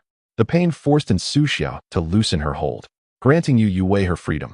She gazed at her parents, who were putting on a theatrical display, and at her biological parents, who were lashing out at her in fury. A profound sorrow welled up within her. Once naively affectionate towards them, the warmth of familial bonds had long since withered, eclipsed by their repeated favoritism towards Kai. Through clenched teeth, Youwei declared, "If Kai dares to lay a hand on me with ill intent, he deserves whatever fate befalls him."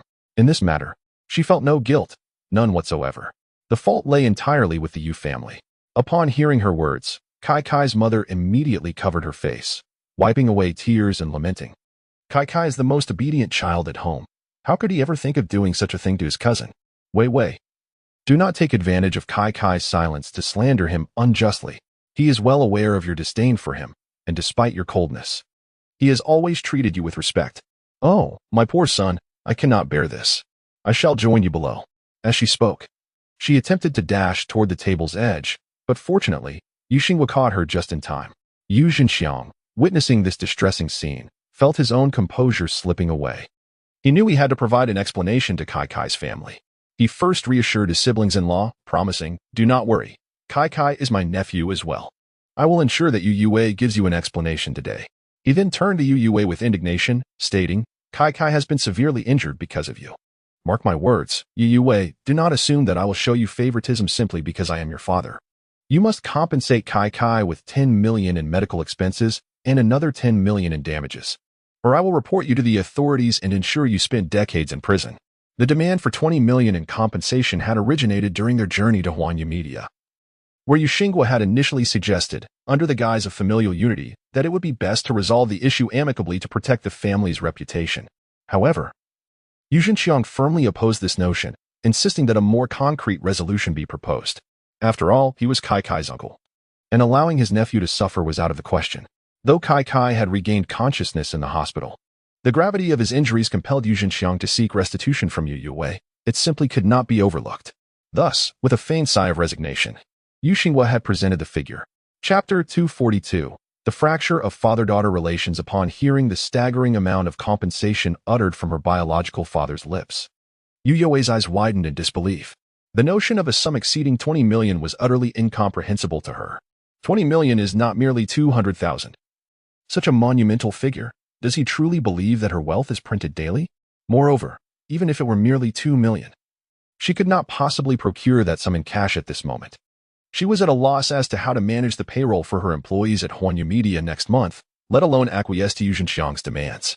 As she observed her mother, Yu Kai, performing with tears in her eyes, Youwei felt her teeth grind in frustration. With a fierce glare, she declared, "You intend to extort 2 million from me? Not a chance." Then, turning her ire towards her father, Yu Zhenxiang, resentment swelled within her heart. "Do you still consider me your daughter?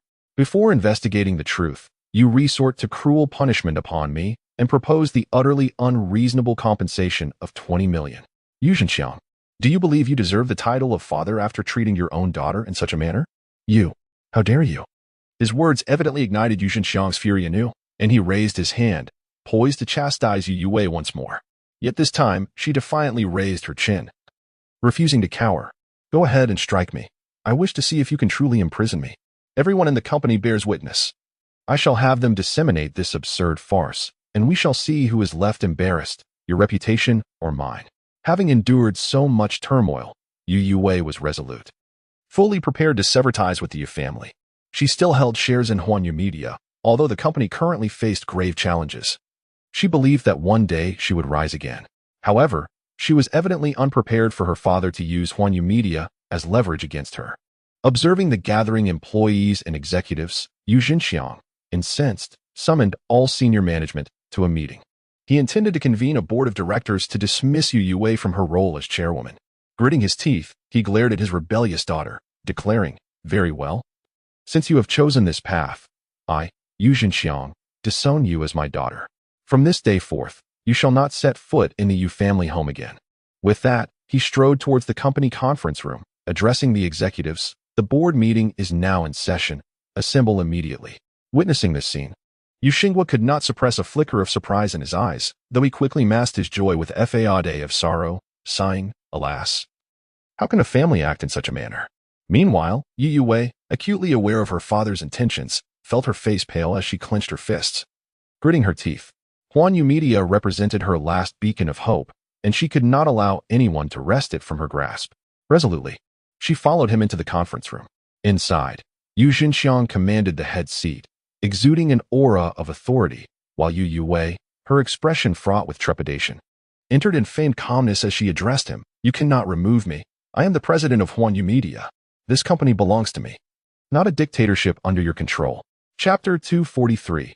Enduring humiliation to comply with Father S. demands. Yu Xinxiang cast a cold, disdainful glance at the doorway where Youwei stood. His voice laced with icy anger. "Huh? When did Huan Yu become yours? The shares you hold in Huan Yu were granted to you by me." Upon hearing this, Youwei's complexion turned ashen. "You cannot." As her voice dwindled to a whisper, she gradually fell silent, her thin lips pressed into a tight line. Her back teeth clenched resolutely. She was acutely aware that the shares in Huan Yu Media had been earned through her own efforts. Yet, it was indeed as Yu Xinxiang stated. Procedurally, he had signed the equity transfer agreement to bestow them upon her. In this regard, Youwei found herself at a loss. Unable to devise an effective means to counter her father, Yu Xinxiang, however, showed no signs of compassion. He cast a cold sidelong glance at his pale-faced daughter. His mind resolute.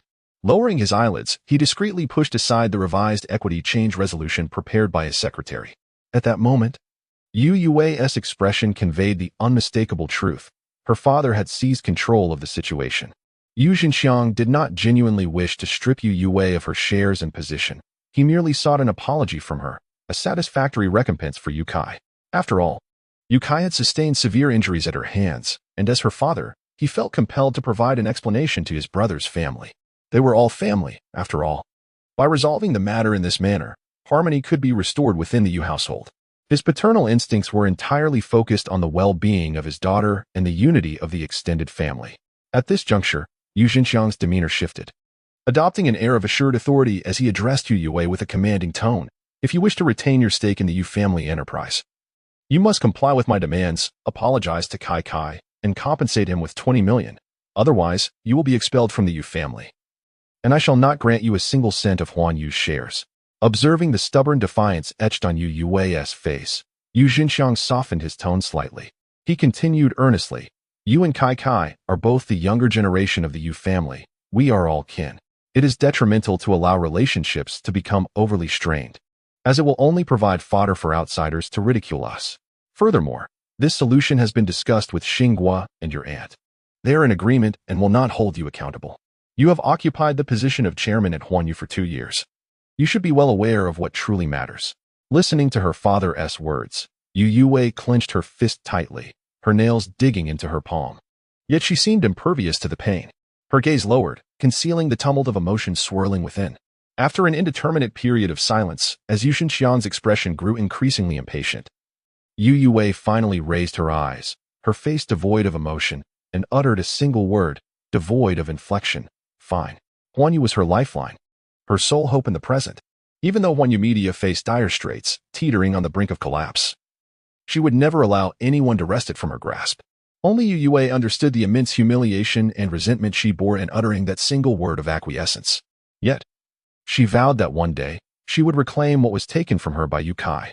Upon hearing Youwei's reluctant agreement to the compensation, a faint smile finally graced Yu Xinxiang's stern countenance.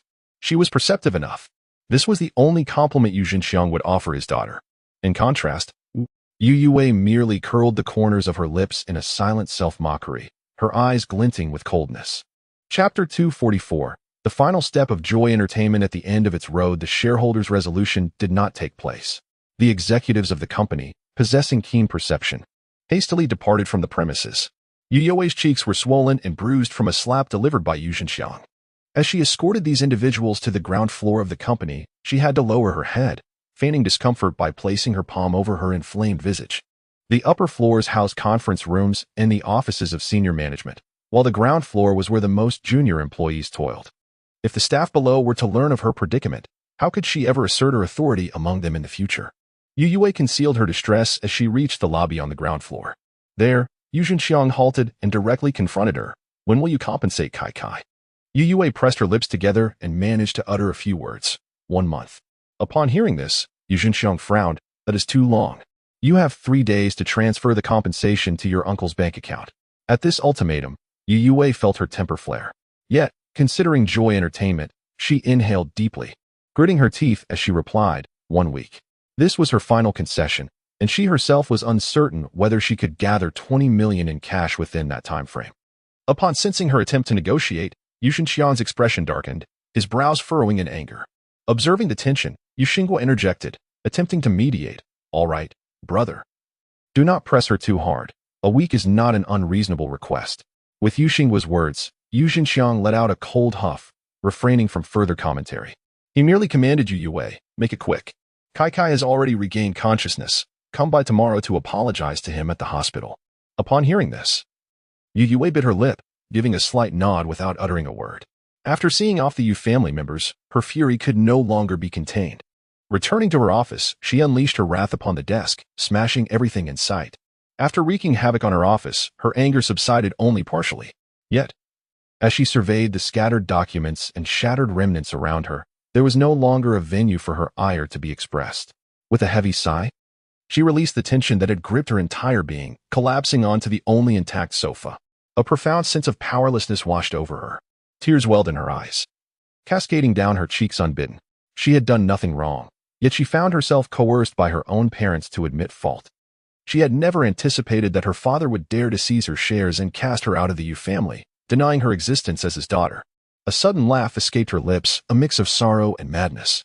Alternating between laughter and tears, her mental state began to fray.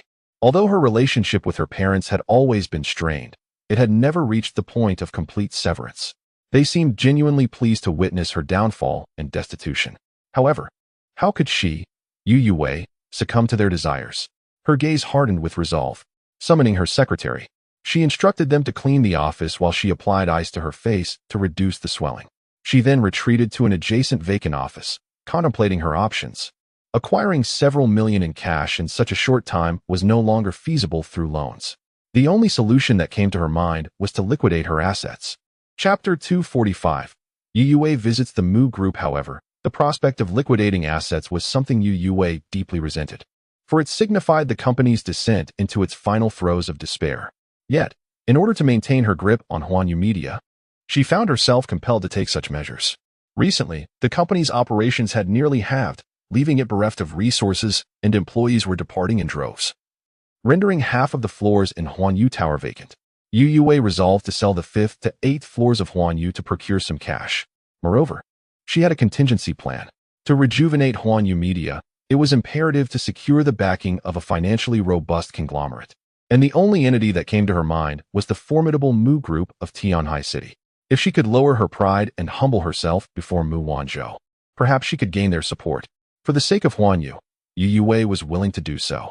Little did she anticipate that the eventual buyer of the floors she reluctantly sold would be Jiang Yan, the very person she had been longing for.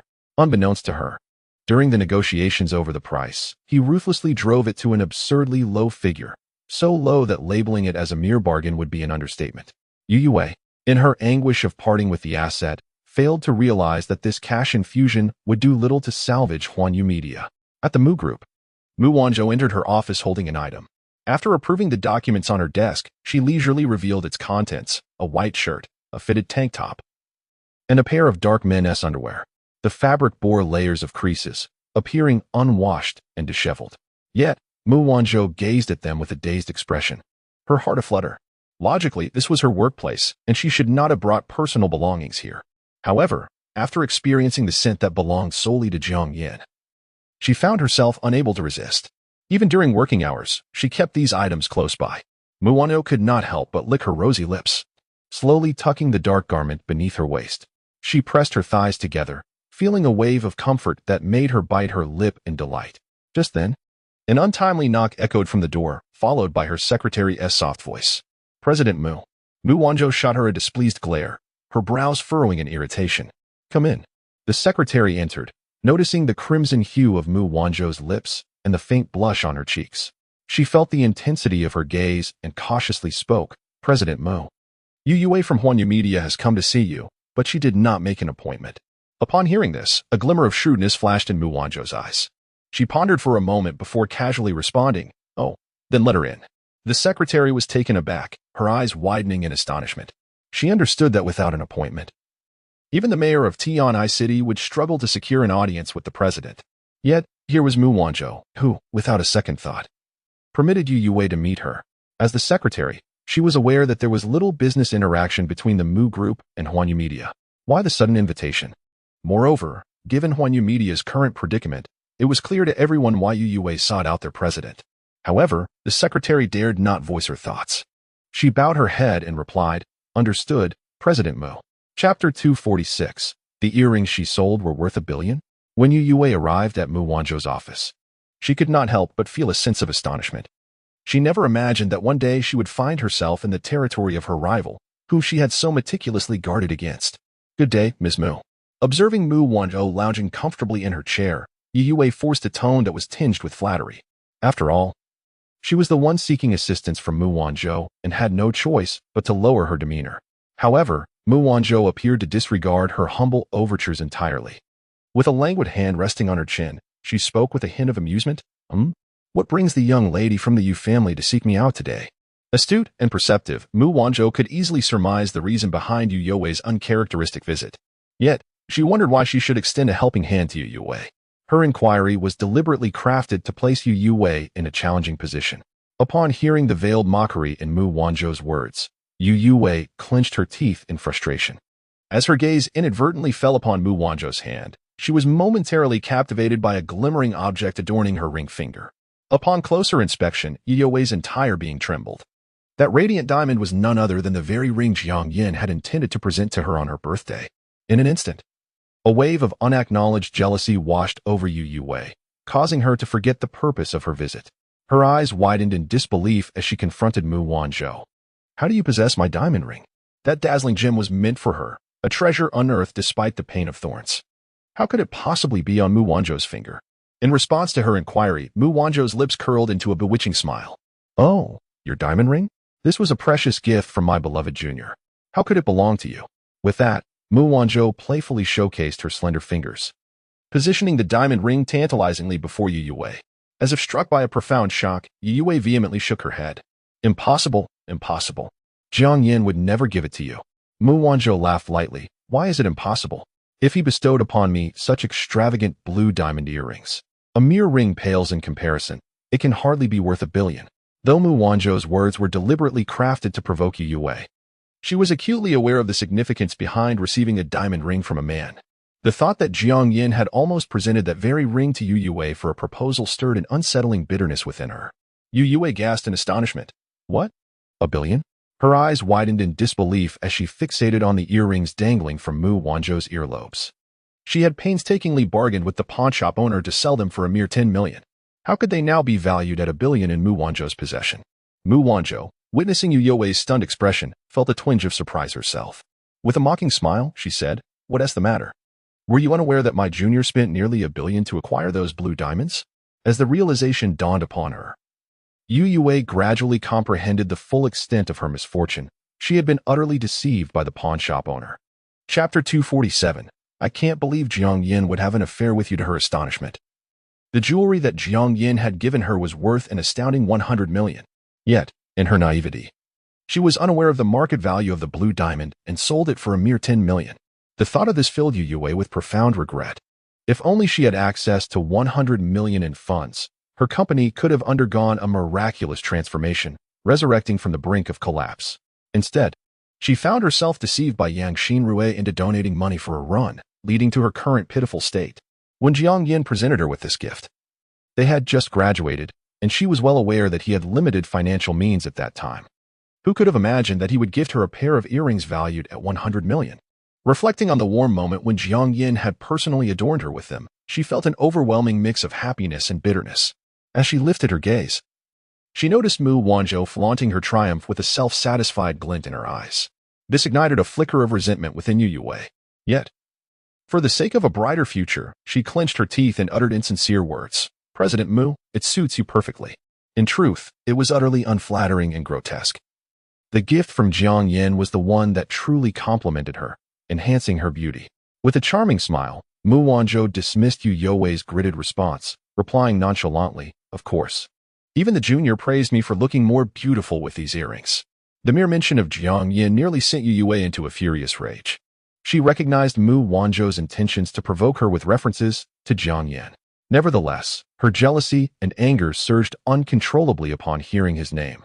Observing Youwei's struggle to contain her fury, Mu Wanzhou's smile grew more pronounced, her mood evidently elated. Yet, the provocations did not cease there. Mu Wanzhou feigned casualness as she bent down to retrieve a white shirt from beneath the table. While neatly folding it, she addressed Youwei, "Monsieur. If you have anything to discuss, please be quick.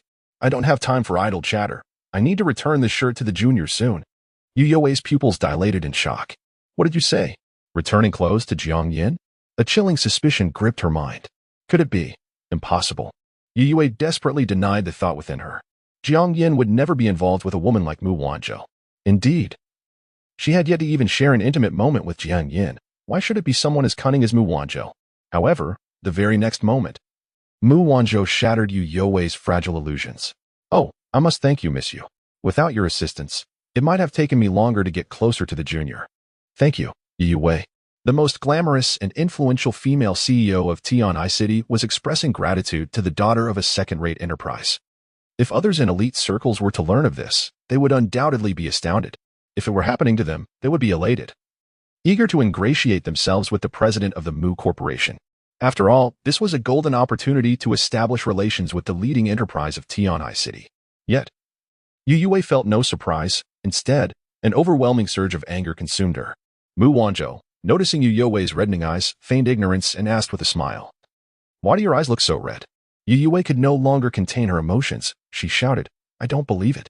I don't believe Jiang Yan would sleep with you." With that, she lunged forward, attempting to snatch the white shirt from Mu Wanzhou. Quick-witted, Mu Wanzhou secured the shirt against her chest. "Belief is not something you can dictate. Otherwise, would you like me to share what happened that night with the junior?" "Oh, right. You haven't had the pleasure of seeing his physique, have you?" At this, Mu Wanzhou's eyes sparkled with a youthful shyness. "It's quite impressive. You know chapter 248. Mu Wanzhou, what are you so proud of?" "Your connection with Jiang Yan hinges entirely upon me." Watching the typically flamboyant and charming Mu Wanzhou suddenly turn shy, with an uncontrollable blush adorning her cheeks and ears, Youwei could not help but believe that an incredibly intimate exchange had indeed transpired between her and Jiang Yan. A surge of jealousy consumed Youwei, causing her eyes to narrow dangerously as she fixated on the white shirt cradled in Mu Wanzhou's arms, as if attempting to burn a hole through it with her gaze. She was indignant. Indignant. Why did Mu Wanzhou have the fortune of being with Jiang Yan, while she, Youwei, once the apple of Jiang Yan's eye, had never even shared a kiss with him? The more she reminisced about her moments with Jiang Yan, the more her heart felt as if it were being sliced with a knife. Tears began to trickle down her cheeks, and a profound ache settled deep within her chest. Her voice trembled as she uttered, "Jiang Yan. Jiang Yan, he." Suddenly, a thought struck Youwei. Jiang Yan had succumbed to her aphrodisiac, which had compelled him to share a bed with Mu Wanzhou. In other words, Jiang Yan did not genuinely harbor feelings for Mu Wanzhou. A wave of elation washed over Youwei as she could hardly contain her desire to expose Mu Wanzhou's hollow boast. "So, it seems even you, Ms. Mu, resort to such despicable tactics to win Jiang Yan's affection? His heart does not truly belong to you. It is merely a physical encounter. Do you believe that is enough for success?" Youwei's demeanor shifted to one of malicious glee. To her astonishment, Mu Wanzhou appeared to concur with Youwei's assertions, nodding in agreement as she tenderly caressed her abdomen, her expression softening. "Indeed. And now, with the child of the junior, our relationship assumes an entirely different dimension." At this revelation, Youwei's eyes widened in shock as she stared at Mu Wanzhou's belly. "You." Her features contorted with incredulity. With a stiff smile, she feigned nonchalance, coldly retorting, "It was merely once. How could you possibly be pregnant?" Mu Wanzhou raised an eyebrow, her expression playful. "Oh, how do you know it was only once?" "You underestimate the vigor of the junior. That night, he certainly..." Youwei could bear no more, erupting in a furious shout. "Enough? What are you so smug about, Mu Wanzhou? Your liaison with Jiang Yan exists solely because of me. I genuinely dated Jiang Yan, while you are nothing but an inconspicuous woman among the many vying for his attention. Had I not been angry with Jiang Yan back then, you would never have crossed paths with him." With these words, Youwei clenched her fists tightly, her teeth grinding. She spoke nothing but the truth, each word resonating with reason. Yet, within her heart, jealousy and resentment towards Mu Wanzhou swelled profoundly. Upon hearing this, Mu Wanzhou's gentle demeanor vanished. her eyes turning icy and piercing, resembling a sharp, unyielding blade. Genuinely dating? Youwei, as a substitute, you ought to embody the role of a mere stand-in. Lacking any self-awareness, you resemble a jester, a source of mockery. Would you not agree? The term substitute struck Youwei like an arrow, piercing the most vulnerable nerve within her. In a state of panic, she vehemently denied, "I am not a substitute. I am Jiang Yan's legitimate girlfriend, not a mere stand-in." "Yes, the substitute is that woman. She is. She is." Mu Wanzhou's gaze darkened as she inquired with a low voice, "Who is she?" Chapter 249. "Miss you? You have just 14 hours left. Who is she?" Upon hearing Mu Wanzhou's sudden inquiry, Youwei's voice came to an abrupt halt. It was as if her throat had been obstructed by an unseen force, rendering her unable to respond. Who could that woman possibly be? Youwei too was fervently eager to uncover the truth. She had expended a considerable sum to hire a private investigator, yet the mystery remained unsolved. Suddenly, the image of Gu Xinyo flashed through Youwei's mind. She recalled having previously engaged someone to trail Gu Xinyo, only for that individual to demand 2 million yuan in exchange for the information at the last moment. At that time, the funds for Huan Yu were exceedingly scarce, and she had naturally refused, unleashing a torrent of vitriol upon that person. Now, Youwei felt that he might indeed possess knowledge regarding the stand-in. Contemplating this, she turned to Mu Wanzhou, her eyes shimmering with urgency. "I know who that woman is," Youwei declared, observing the myriad of expressions flitting across Youwei's face. Mu Wanzhou tilted her chin, signaling her to continue.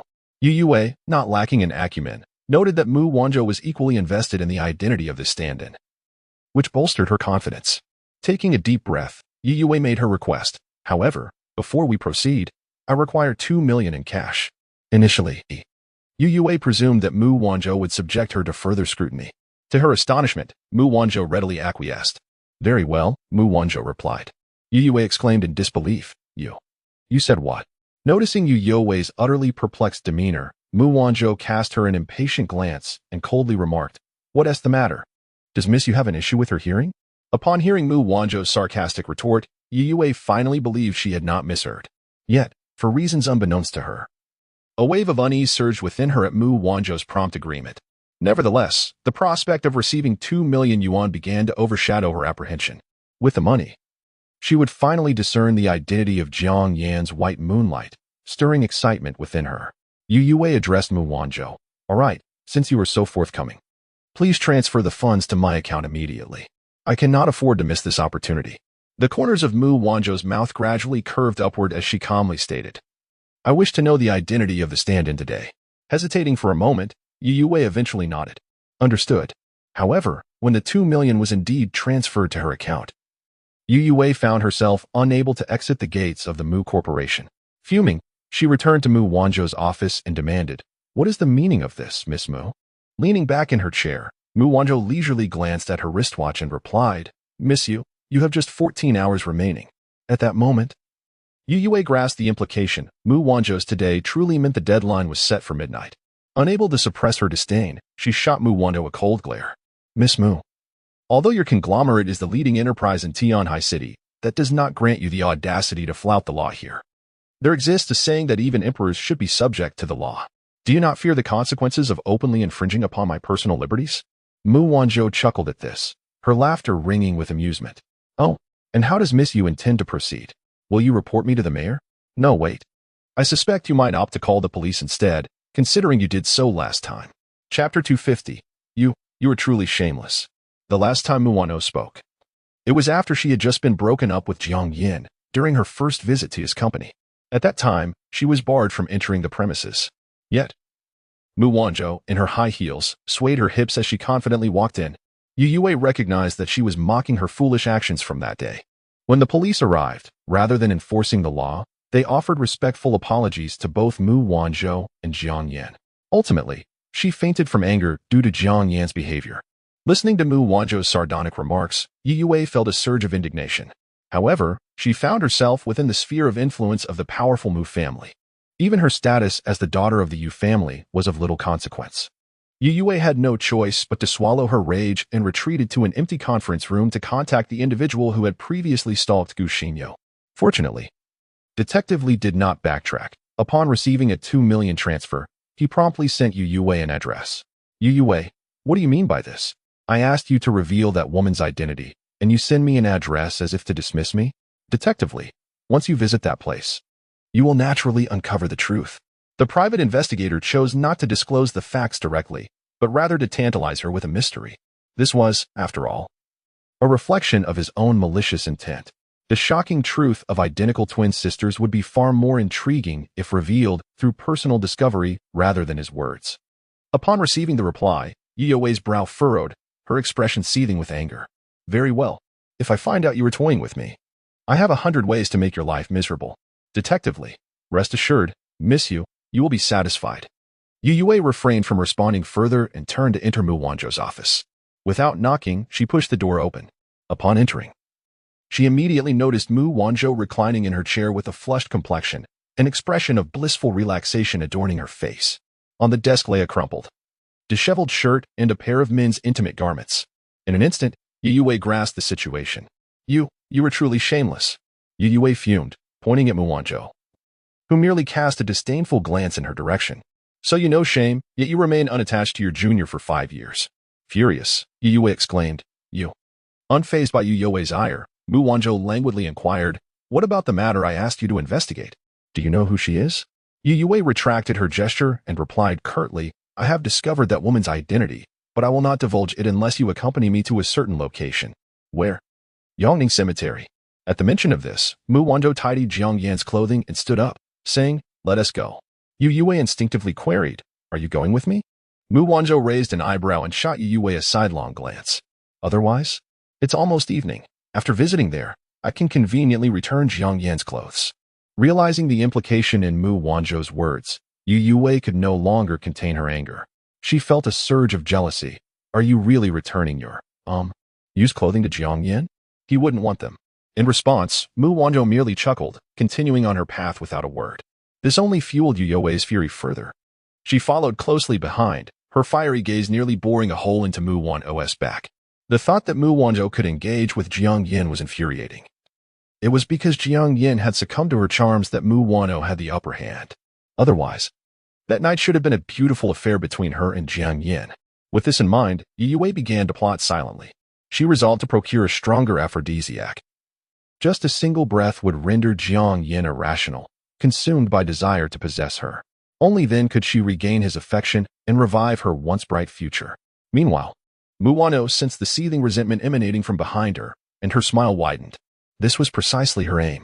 The more Youwei envied her, the more unyielding she became. She had deliberately been provoking Youwei with her words. In her heart, she was undoubtedly scheming to replicate her previous plan with Jiang Yan. That moment would mark the true culmination of Mu Wanzhou's desires. The man she had coveted for 4 long years was finally poised to receive her for the first time. Lost in her thoughts, Mu Wanzhou felt a thrill of anticipation. Chapter 251. Gu Xinyo accepts the women around Jiang Yan when Jiang Yan returned to the apartment that evening. He found that Gu Xinyo had already prepared dinner. At that moment, she sat gracefully at the dining table, awaiting his arrival. Upon seeing Jiang Yan, she instinctively wanted to rise and greet him. However, recalling how he had left with Secretary Shen the previous night and had not returned home since, a shadow of heaviness crossed her face. Ultimately, she refrained from approaching Jiang Yan, unable to conceal the turmoil within her heart, which Jiang Yan immediately noticed. He had intended to reveal everything that transpired the night before after dinner, yet he was uncertain how Gu Xinyo would react. Would she forgive and accept him, or would she choose to part ways? Thus, the two anxious souls silently finished their meal. Jiang Yan halted Gu Xinyo's attempt to clear the table. Speaking in a neutral tone, Xinyo, please do not tidy up just yet. I have something to say. Upon hearing this, Gu Xinyo's hands froze mid-air, her eyes betraying a flicker of panic and sorrow. Just as Jiang Yan was about to confess, Gu Xinyo, with tears glistening in her eyes, looked at him and pleaded. Ah Yan, please do not cast me aside. I do not mind how many women surround you. I am not greedy. As long as there is a small space for me in your heart, that is enough. Jiang Yan was momentarily stunned. He had yet to utter a word, and Gu Xinyo's pleading demeanor caught him completely off guard. Soon, he regained his composure and embraced the weeping Gu Xinyo, his voice laced with tenderness and a hint of remorse. Xinyo, I am sorry. Nestled against his chest, Gu Xinyo shook her head, her muffled voice emerging. Ah Yan. It is I who should apologize. There are far more admirable and beautiful women who could stand by your side. I have been too greedy in claiming you for myself. Observing the obedient and understanding Gu Xinyo, Jiang Yan suddenly hesitated to divulge the truth. After all, revealing it would only deepen her sorrow and insecurity. However, such matters could not remain unspoken. If he concealed the truth under the guise of a benevolent lie, it would only inflict greater harm upon her in the future. No. Xinyo, it is I who have wronged you. Please listen carefully to what I am about to say. He then recounted every detail of the previous night to Gu Xinyo. As she listened in his embrace, her eyes blinked as she looked up at him and softly inquired. So, it was Miss Yu who drugged you? Yes, Jiang Yan nodded, though he did not use Youwei as an excuse for his actions. Feeling a surge of guilt, he admitted, but I must also acknowledge my own inability to resist temptation. Xinyo, now that you know the truth, I will accept any punishment you deem fit. If you are angry, feel free to strike me. Should you wish to part ways, I will respect your decision. Gu Xinyo pouted in displeasure upon hearing this. I do not want to break up, she declared firmly. Initially, she had believed that Jiang Yan had gone all the way with other women. However, upon learning that only Mu Wanzhou and Xin Qing had served him, the frown on her face quickly vanished. She was acutely aware of her own position.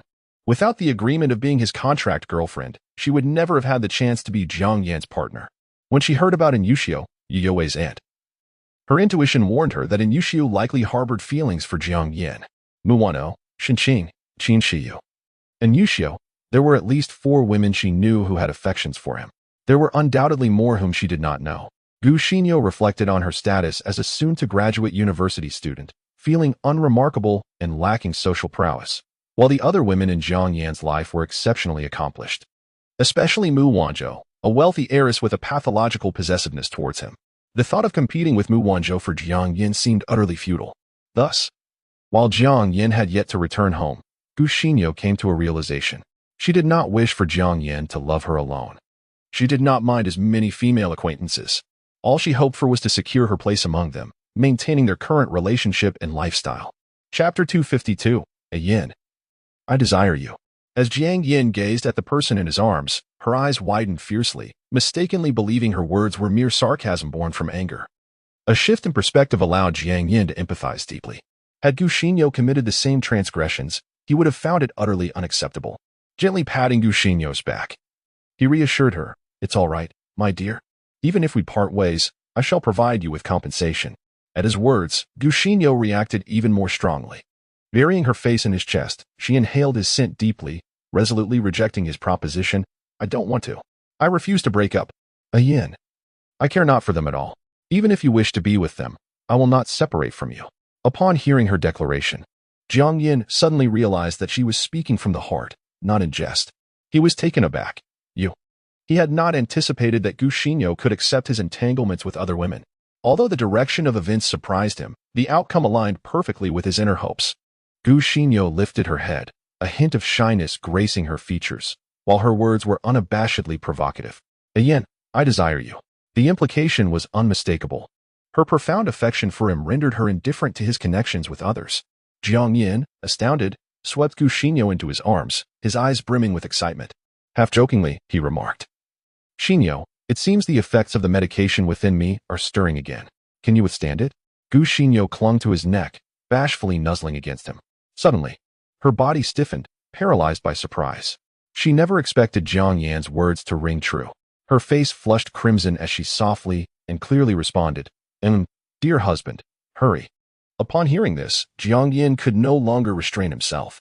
He fervently kissed her, entangling their lips, before leading her into the kitchen. Dear? Gu Xinyo queried, perplexed. Jiang Yan smiled lightly. Xinyo, I wish to see you in an apron. However, she hadn't removed her apron during dinner. In an instant, Gu Xinyo grasped the hidden meaning behind his words. The teasing comments made her ears burn with embarrassment, as if they could bleed, frantically clutching the apron around her. She stammered, No, I can't. Jiang Yan smiled. You did promise just now. Gu Xinyo made one last attempt to resist. It won't look good. Jiang Yan replied, Trust me, Xinyo. You look most enchanting when partially concealed. Gu Xinyo clutched her apron tightly, yet it failed to cover her alluring figure. The overwhelming sense of shame rendered her unable to slice the vegetables. My dear, you seem distracted. Jiang Yan embraced the voluptuous woman from behind, deliberately rubbing his chin against her delicate shoulder. Gu Xinyo stuttered, What are you doing? Aren't you fixing my water pipes? Jiang Yan's voice lowered sensually. I've finished. You mentioned preparing dinner, and I see now that it involves dressing like this. Gu Xinyo found herself at a loss for words, overwhelmed by his flirtation. This was her first encounter with such playful intimacy between lovers, leaving her defenseless. With the man pressing against her, her waist turned to jelly. No. I don't want to play anymore. Gu Xinyo's voice quivered with a hint of tears. Husband. Jiang Yan's hands gripped her slender waist, his fingers tracing the prominent spine downwards. His husky voice brushed against her ear. All right, I'll heed my wife's wishes. An hour later, Jiang Yan returned to the bedroom, cradling the languid Gu Xinyo, continuing their passionate endeavors. Overwhelmed, Gu Xinyo closed her eyes, contemplating how having multiple partners might ease the burden of satisfying Jiang Yan's insatiable vigor. It was a blend of pain and ecstasy. Afterward, Gu Xinyo lay nestled in Jiang Yan's arms, drowsily awakening. Instinctively, she reached for the medication on the bedside table.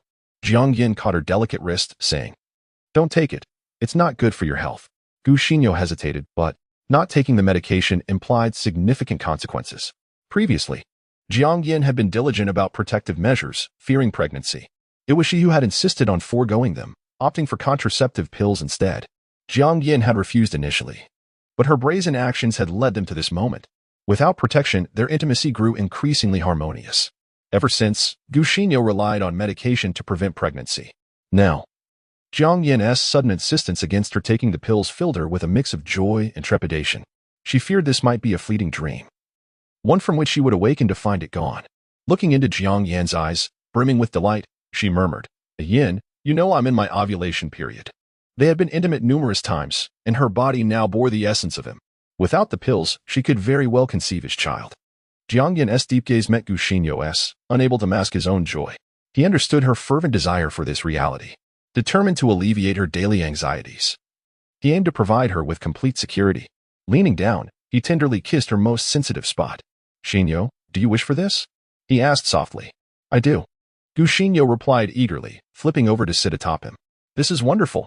I can finally bind myself to you for a lifetime, fulfilling my deepest desire.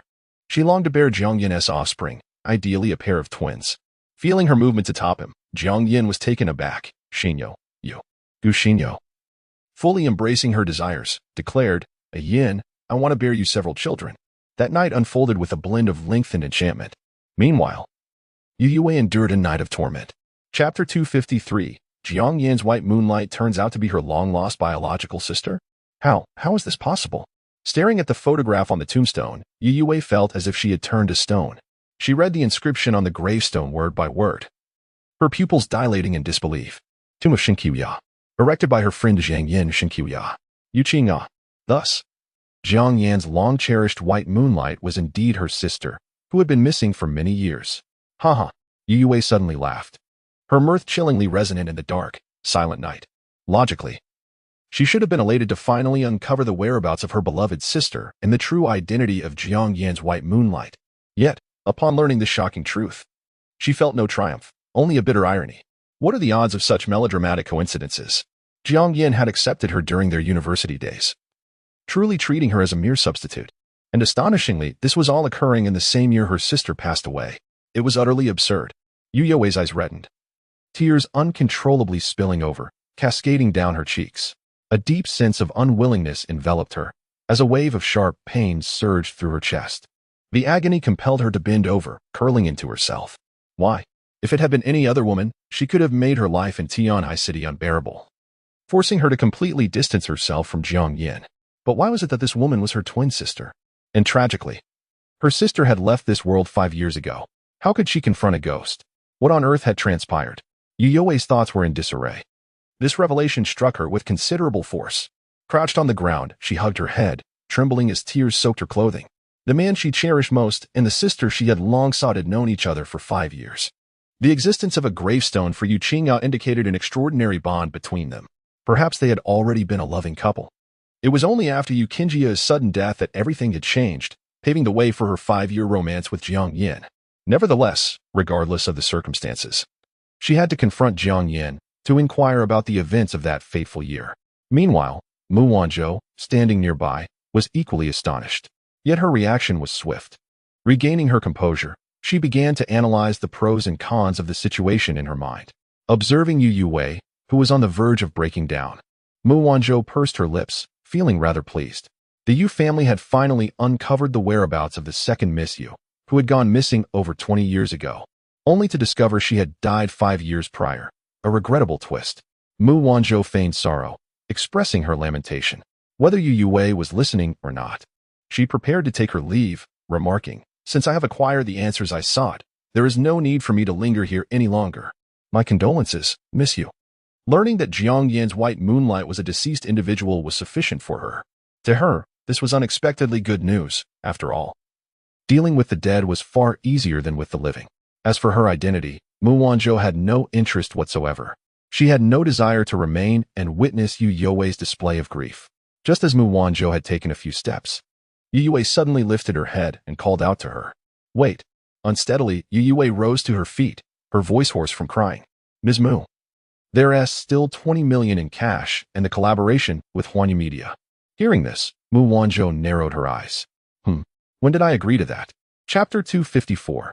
Youwei kneels to plead with Mu Wanzhou. Youwei stared in astonishment at Mu Wanzhou, her brow furrowed in disbelief at the latter's sudden change of heart. Before departing from the Mu group, Mu Wanzhou had clearly agreed to terms with her. Youwei was no fool.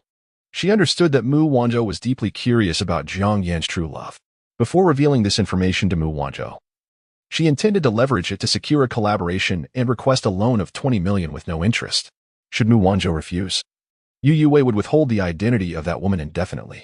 The conditions had been established within the confines of the Mu Group's grand building, yet Mu Wanzhou now feigned ignorance. If Youwei failed to provide adequate compensation to that fool Yu Kai within a week, her father could easily strip her of the presidency. This could not be allowed to happen. Youwei clenched her jaw, her voice laced with desperation as she implored, "President Mu, you verbally agreed. And you are aware that my sister is Jiang Yan's true love. If you choose not to collaborate with Huanyu Media, that is your prerogative. But might I request the loan of those 20 million?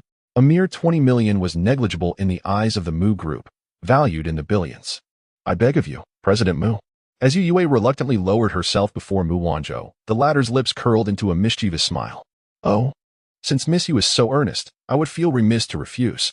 However," Mu Wanzhou paused, the smile on her face widening. "Is this how the Yu family seeks favors?" At these words, Youwei's body froze, her hands instinctively balling into fists. The intensity of her grip caused her body to tremble, not from fear, but from the fury she struggled to contain. Mu Wanzhou's taunts were a blatant insult, aimed at forcing her to kneel in supplication. Youwei, a pampered heiress, had never knelt before anyone, not even her parents. The audacity of Mu Wanzhou demanding such humiliation was an affront to her pride, a deliberate attempt to trample upon her dignity. Observing Youwei's rigid form, Mu Wanzhou remarked indifferently, "If Miss Yu is reluctant to plead, then I shall take my leave to retrieve my belongings from a junior. I cannot waste time on you." "Wait," Youwei exclaimed urgently. Mu Wanzhou turned back to see Youwei's eyes fixed on her, her complexion a shade of stormy gray. It was evident she had made a momentous decision.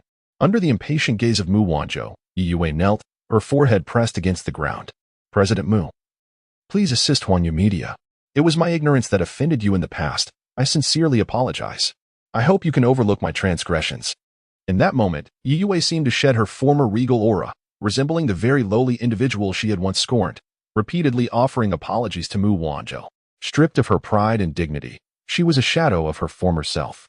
Mu Wanzhou observed the stark transformation with amusement, chuckling softly. "Youwei, you should consider yourself fortunate that you chose that pretty boy. Otherwise, your fate could have been far worse." At these words, a flicker of pain crossed Youwei's downcast eyes. "I did not," she thought. "I did not choose Bai Luo." Previously, she had been deceived by Bai Luo's false exterior. But now she was resolute in her disdain for him. Chapter 255. Youwei's mental distress. Youwei felt a satisfied smile on Mu Wanzhou's face as she knelt before her. Unable to contain her anticipation, she lifted her gaze to Mu Wanzhou and said, "President Mu, about the 20 million. Mu Wanzhou raised an eyebrow, responding leisurely, "I find it difficult to refuse. Yet I have no reason to acquiesce to your request. As you mentioned, it's merely 20 million. Your Yu family is quite affluent. So why would you be concerned about this sum?" In the past, the prosperous Yu family would have deemed such an amount insignificant. However, now their entire enterprise was under the oppressive thumb of the Mu Group, leading to a staggering 1/3 decrease in sales. Yu Zhenxiang, her father, was too preoccupied with his own troubles to pay attention to his uncherished daughter. Ironically, the very sim she sought was coerced from her by her father, who collaborated with outsiders to pressure her. Upon hearing Mu Wanzhou's words, Youwei was momentarily taken aback, her face a mask of shock.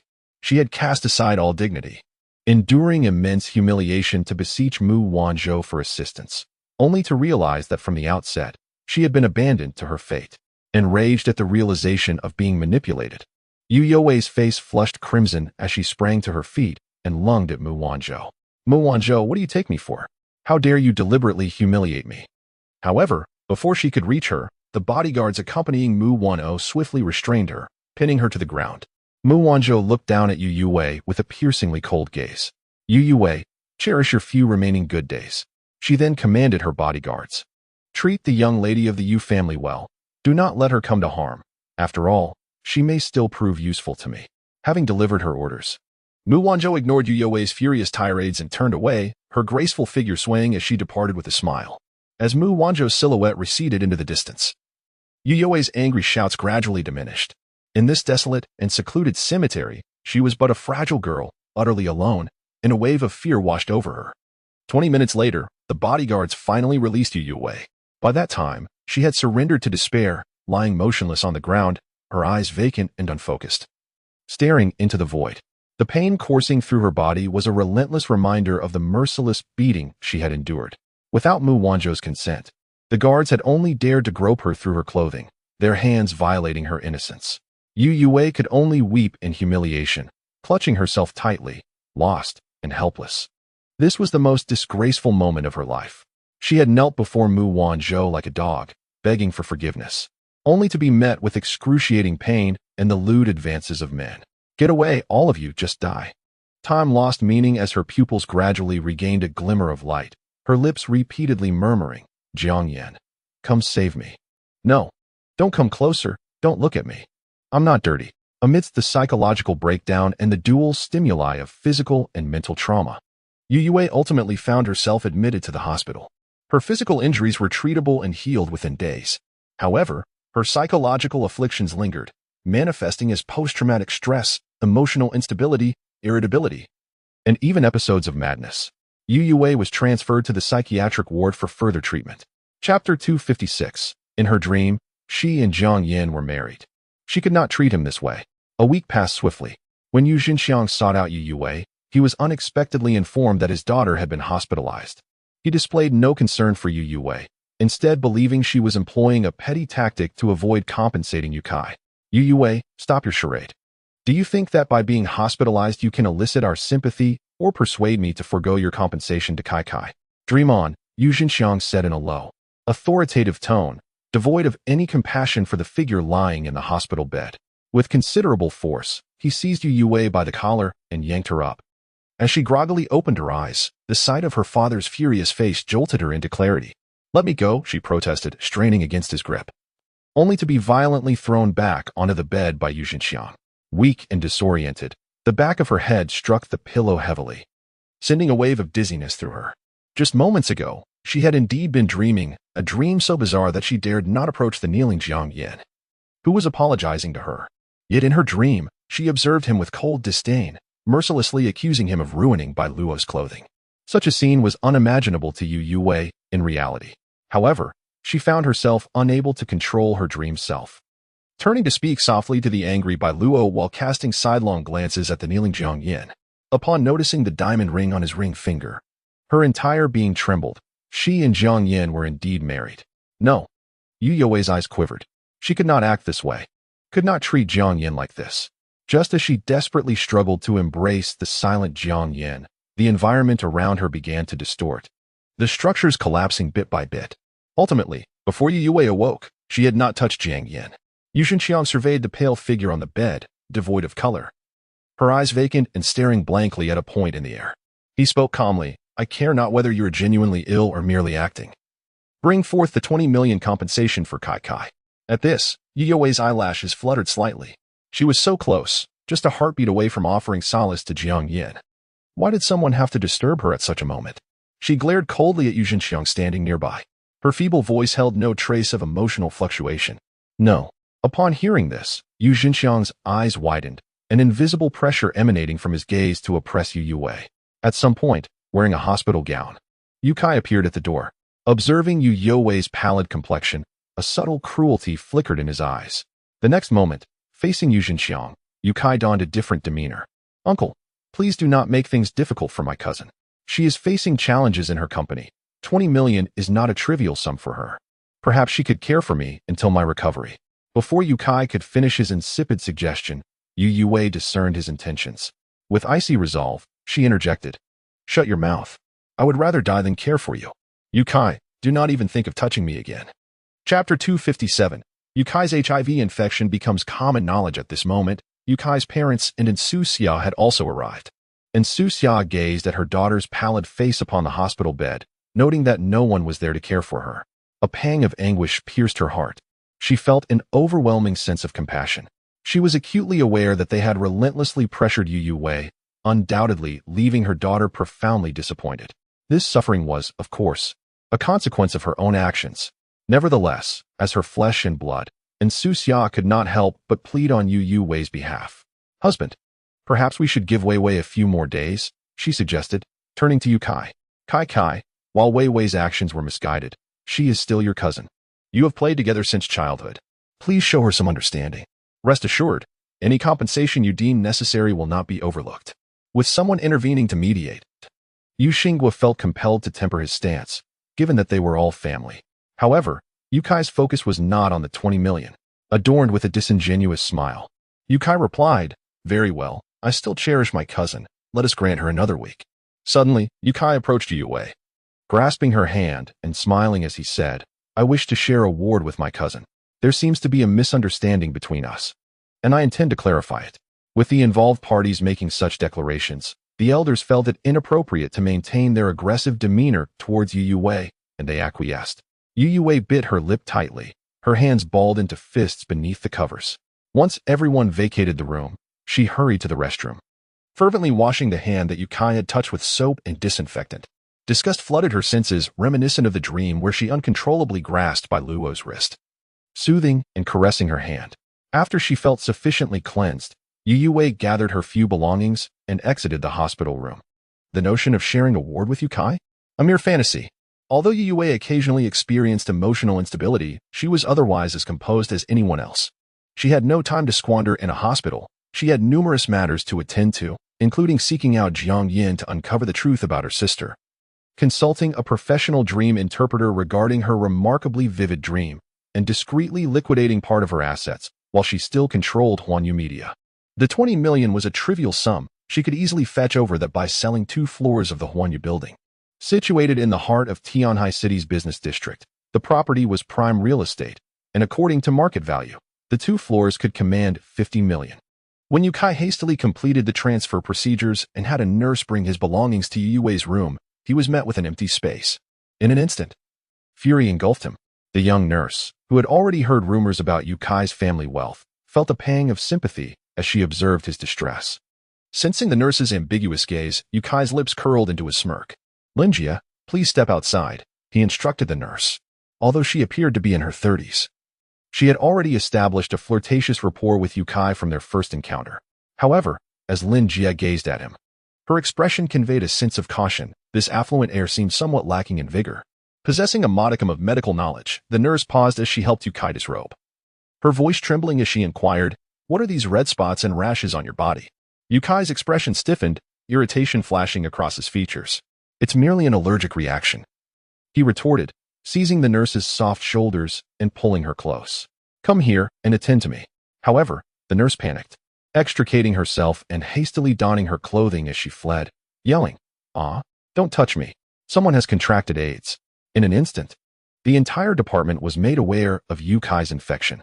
Within mere hours, all the nurses and doctors, including the cleaning staff, were informed of the situation. A few days later, Youkai could no longer conceal the truth. Not only did the Yu family learn of it, but also the upper echelons of society became privy to the news. Overnight, everyone who encountered Youkai began to distance themselves from him, fearful of potential infection.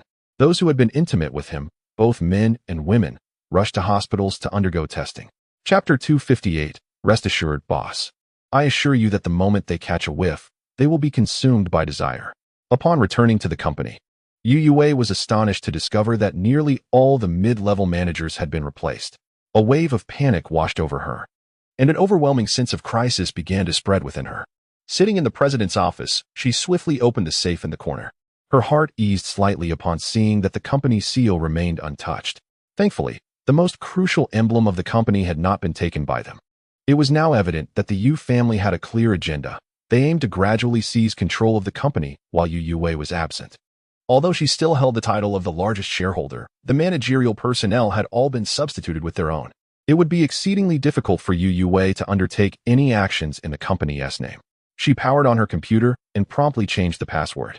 Subsequently, she anonymously posted information about selling a property on an auction site. Although parting with 3 entire floors of the company building was a result she deeply dreaded, she found herself with no other recourse.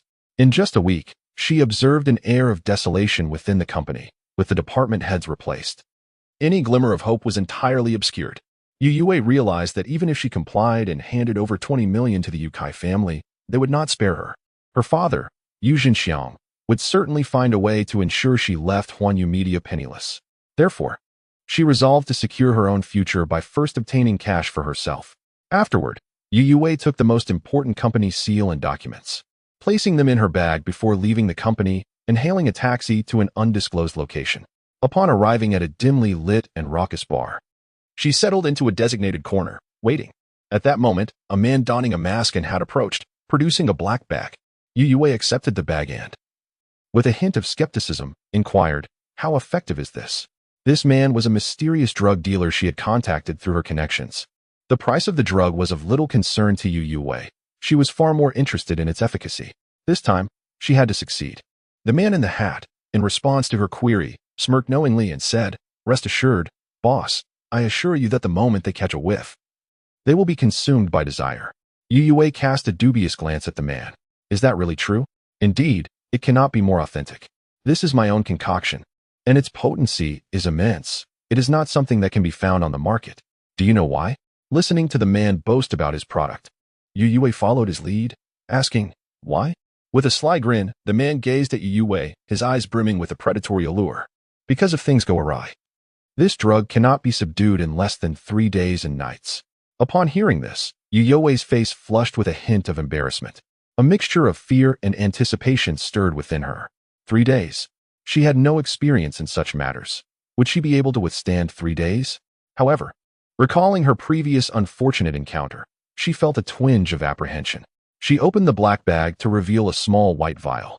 Just as she was about to unscrew the cap, the man in the hat abruptly stopped her. "Hey, boss, you can't open it now. Do you want everyone in the bar to be affected?"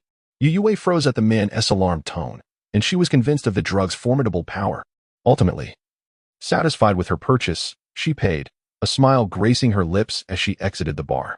Chapter 259. Youwei's urgent need to sell the building to resolve her predicament. Youwei's fingers curled tightly around the white bottle in her grasp, her eyes brimming with determination and confidence. Empowered by the potency of this drug, she was resolute in her belief that this time, Jiang Yan would be consumed by desire. Eager to possess her, there was no need for her to place the vial directly under his nose. All she required was an opportunity to be alone with him, whereupon she could slowly unveil the contents of the bottle. Of course, she had yet to ascertain the drug's efficacy. To ensure absolute certainty, she needed to conduct preliminary tests with 2 individuals. However, she harbored no doubts regarding the drug's properties, for it had been meticulously crafted by a pharmacist sought out by Mu Wanzhou at great expense abroad. The fervor surrounding such substances overseas was well known.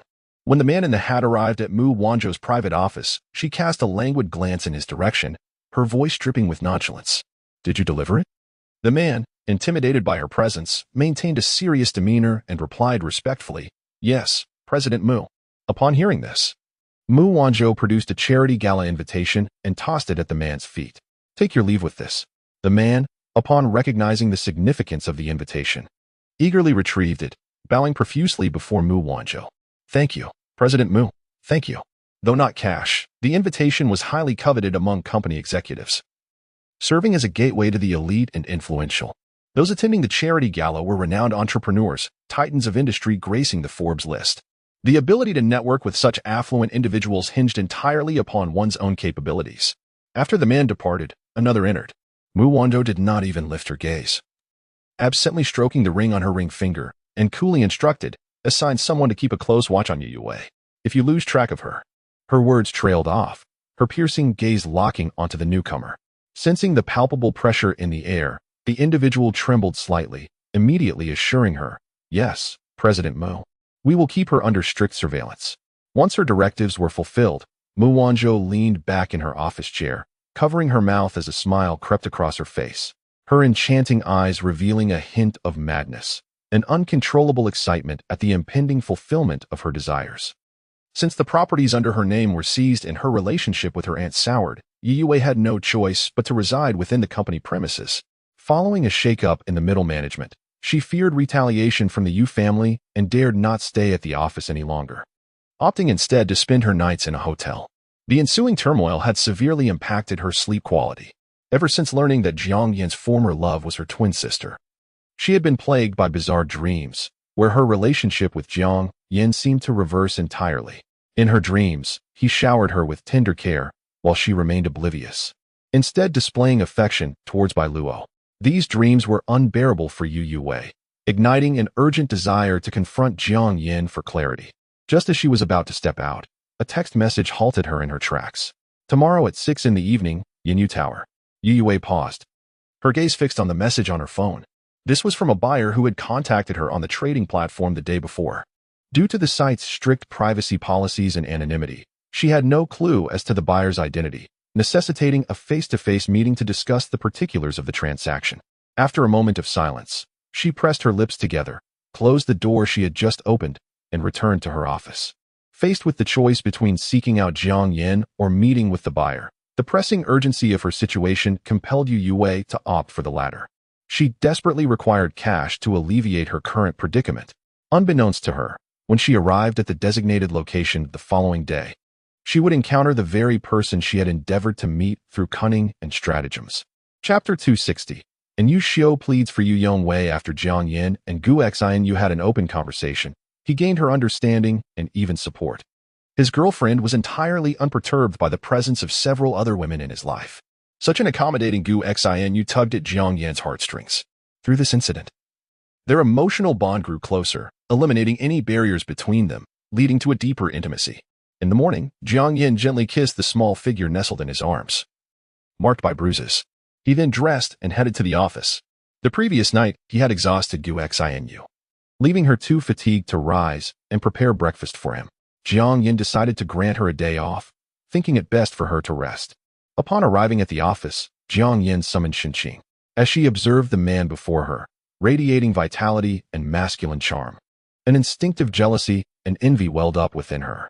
However, in the professional environment, Shinqing suppressed her emotions, refraining from excessive display. Mr. Jiang, this is the contract that needs your attention today. Shinqing respectfully laid down a stack of documents. Jiang Yan glanced at her, a flicker of discomfort crossing his eyes. After all, the memories of their intimate encounter lingered, and even the composed Jiang Yan found it difficult to act as if nothing had transpired, especially knowing that this woman had harbored feelings for him from the very beginning. He maintained an impassive demeanor and replied, I will review it shortly. Do you have any other commitments after 6 this evening, Secretary Shin? Shinqing replied softly, None, Mr. Jiang. Then please accompany me to a location after work to discuss business. Upon hearing this, Shinqing's gaze instinctively lowered. All right. As Jiang Yan's personal secretary, she was well acquainted with all his work arrangements. Yet, she remained in the dark about what business they would discuss after work. Curiosity bubbled within her, but she dared not inquire directly. Nevertheless, the prospect of being taken out by Jiang Yan brought a flutter of joy to her heart. Despite their past, it was evident that Mr. Jiang still placed his utmost trust in her. With a cheerful demeanor, Shinqing exited the room. At 6 in the evening, Jiang Yan and Shinqing departed the company by car. Unexpectedly, they were intercepted midway by Yu Xiu. As the car window slowly descended, Jiang Yan, upon recognizing her, greeted her with a polite smile. Anton, is everything all right? Do you need assistance? He assumed her vehicle had broken down, which was why she had flagged him down. However, Yu Xiu's words caused his previously warm expression to cool significantly. Xiao Yan, could you possibly let Xiaowei off this time? Yu Xiu hesitated beside the car. She was acutely aware that her sudden request would likely provoke Jiang Yan's irritation. Yet, she was fully cognizant of the purpose behind his journey. Youwei was her only niece, despite their strained relationship. And Youshio could not bear to see her reach a point of no return. Moreover, she feared that Youwei might act impulsively, leading to irreversible consequences. Of course, there was another selfish motive that Youshio harbored in her heart. She sought to draw closer to Jiang Yan under this pretense, a decade her junior. She understood that a man like Jiang Yan would hardly be interested in an older woman like her. Yet, Youshio found it difficult to suppress this desire, especially after discovering that the women around Jiang Yan harbored ulterior motives. Thus, while her outward plea for Youwei's sake seemed genuine, her true intention was to draw nearer to Jiang Yan, hoping to capture his attention. Chapter 261. A silent duel between two women. Upon hearing Youshio plead for Youwei, Jiang Yan instantly comprehended that Youshio was aware of his impending endeavor. Although he was uncertain how she had discerned his intention to negotiate anonymously regarding the acquisition of the Huanyu Building South real estate, he resolved not to yield to Youshio's request. After a moment of silence, he flatly declined. "I'm sorry, Annan. There is no room for sympathy in business warfare." At these words, a look of concern surfaced on Youshio's face, for she possessed a deeper understanding of Jiang Yan's character. Despite his outward demeanor of gentility and politeness towards all, he was unyielding when it came to certain principles. Youshio cast her eyes downward, pondering deeply, her thick eyelashes obscuring the complex emotions swirling within her gaze. Perhaps she had come to a realization, for she no longer felt compelled to advocate for Youwei. She lifted her captivating eyes and fixed her gaze upon Jiang Yan, stating, "Very well. This is not my place to intervene, and it is my fault for overstepping." However, she hesitated momentarily before continuing. "Might I accompany you to meet Xiaowei?" Jiang Yan furrowed his brow slightly at her request. Before he could politely refuse, Youshio hastily interjected, making it difficult for him to decline. "Do not worry. I do not intend to obstruct this transaction. I merely fear that Xiaowei might lose control of her emotions upon seeing you. If she were to consider doing something irreversible, as her aunt, I could at least attempt to dissuade her." Youshio's words rang with sincerity and reason, and Jiang Yan held a measure of respect for her. Given her humble approach, he found it challenging to refuse her. "Very well, Annan." With that, he opened the car door, and Youshio had already noticed Shenqing seated in the back. Out of Jiang Yan's sight, Youshio narrowed her eyes, casting a disapproving glance towards Shenqing within the vehicle. Having been by Jiang Yan's side for over 2 years, Shenqing was adept at reading the nuances of social interactions. The moment she felt Youshio's gaze upon her, she sensed the subtle tension that only women could perceive. As Jiang Yan exited the car, he naturally offered his seat to Youshio. However, she remained standing outside, motionless. Before Jiang Yan could voice his confusion, Shenqing, ever perceptive, stepped out of the car first. She addressed Jiang Yan in a neutral tone, "President Jiang, I will head to the front." Jiang Yan nodded in acknowledgement. Thus, Shenqing took her place in the passenger seat, while Jiang Yan and Youshio settled into the back. The driver seized the moment and began to drive forward slowly. The vehicle was enveloped in silence, yet the hearts of the two women seemed to be racing with a myriad of unspoken thoughts. Typically, a company executive would occupy the seat behind the driver, the most secure position in the vehicle, while their secretary or assistant would sit in the passenger seat. However, Jiang Yan's personal secretary, Shenqing, had unusually chosen to sit beside him. This deviation did not escape Youshio's keen awareness. Clearly, the relationship between Jiang Yan and this secretary was anything but ordinary, prompting her to consider a thorough investigation. On the other hand, upon encountering Youshio for the first time, Shenqing immediately recognized that she now faced an additional rival. Although this middle-aged woman lacked the advantage of youth, her voluptuous figure, taut skin, striking beauty, and her rapid ascent to a prominent position within the banking regulatory authority rendered her a formidable opponent. In those fleeting seconds, Shenqing had witnessed Youshio's astute cunning.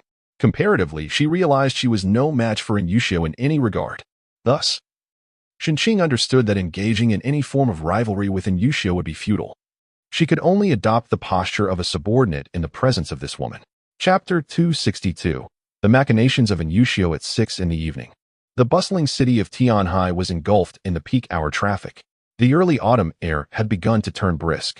Jiang Yan and his companions found themselves ensnared on a bridge, their vehicle stymied by the endless line of cars with their taillights aglow. The driver, sensing the chill, tenderly activated the heater, creating a warm and inviting atmosphere within the car. and Yushio, enveloped in this cozy environment, felt a wave of drowsiness wash over her. Her eyelids grew heavy, and her head began to sway, teetering dangerously close to the window, just as she succumbed to sleep. Her forehead was deftly caught by Jiang Yan's steady hand, preventing her from colliding with the glass. In his haste, however, his palm inadvertently brushed against her soft cheek.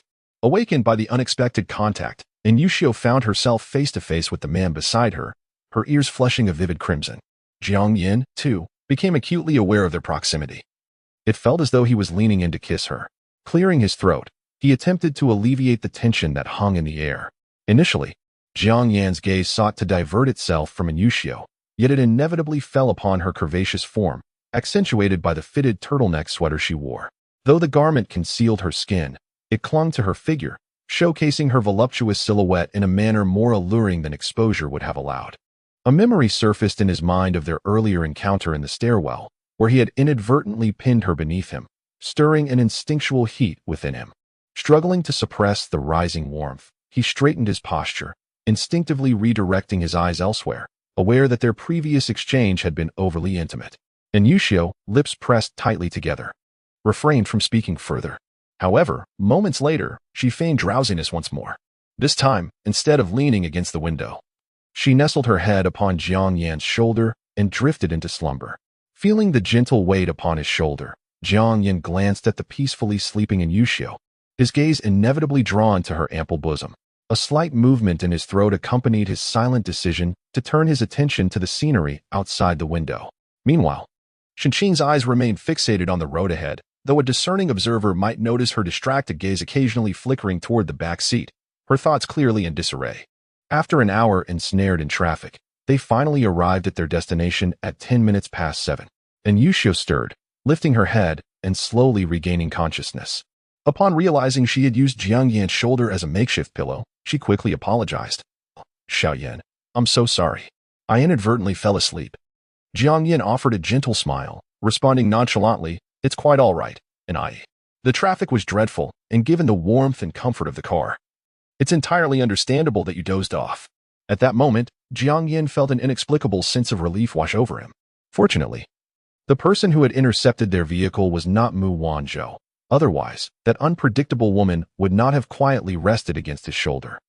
The mere thought of her intentions within the car sent a shiver down his spine. Chapter 263. "Aunt, I was speaking with Jiang Yan. Why are you interrupting?" Youwei had been waiting in the private room of the Misty Rain Pavilion for an hour, yet the seller had still not appeared. Her gaze grew increasingly anxious as she worried that the seller might suddenly back out of the deal. Just as her concerns peaked, a notification chimed on her phone, signaling that the seller had arrived at the entrance of the Misty Rain Pavilion. Instantly filled with joy, Youwei sprang to her feet and excitedly made her way toward the lobby to welcome this esteemed guest. Securing this transaction would grant her a substantial sum of cash, a lifeline amidst her current struggles. Thus, despite the seller's tardiness of over an hour, Youwei felt compelled to extend her respect. However, as she approached the entrance, her eyes fell upon an unexpected sight: Jiang Yan. Youwei's expression shifted dramatically upon realizing that her aunt, and Yushio, and Shinqing were accompanying him. Her demeanor soured as she stepped forward to block Jiang Yan's path. Unable to contain her bewilderment, she inquired, "What are you doing here, Jiang Yan? Why have you come to the Misty Rain Pavilion?" The Misty Rain Pavilion was a well-established high-end tea house, renowned as a prime meeting place for merchants in Tianhai City. It was evident that Jiang Yan had brought his personal secretary along for business discussions. Yet, Youwei could not fathom why her aunt was in tow with Jiang Yan, especially since she had been unaware of any close relationship between them. Before Jiang Yan could respond, Yushio took a step forward to reproach Youwei. "Xiaowei, why are you speaking to Xiao Yan in such a tone? He is neither your boyfriend nor your servant." Though Yushio did not explicitly articulate her inner thoughts, they lingered unspoken. Youwei's mind immediately conjured the image of the gravestone of Yu Qingya at the Yongning Cemetery. The realization struck her that Yushio had long since discovered Yu Qingya's whereabouts and was aware of the connection between Jiang Yan and Yu Qingya at Tianhai University. Yet she had withheld this crucial information from Youwei, who attended the same institution. Did Yushio wish to prevent her from finding her sister? Or did she intend to keep Youwei, who bore an uncanny resemblance to Yu Qingya, from forming a bond with Jiang Yan? The motivations remained a mystery, known only to Yushio. With this tumultuous thought swirling in her mind, Youwei's eyes burned with uncontainable rage as she confronted her aunt. Aunt, I was speaking with Jiang Yan. Why are you interrupting? I can see through your feigned concern. If it weren't for the pressing matter at hand, I would have settled accounts with you long ago. With that, Youwei's gaze darted frequently toward the entrance, anxious not to miss the arrival of the esteemed buyer. Jiang Yan observed her subtle movements, noting her obliviousness to the unfolding tension. Unable to suppress a silent, sardonic smile, he coldly commanded, "Step aside."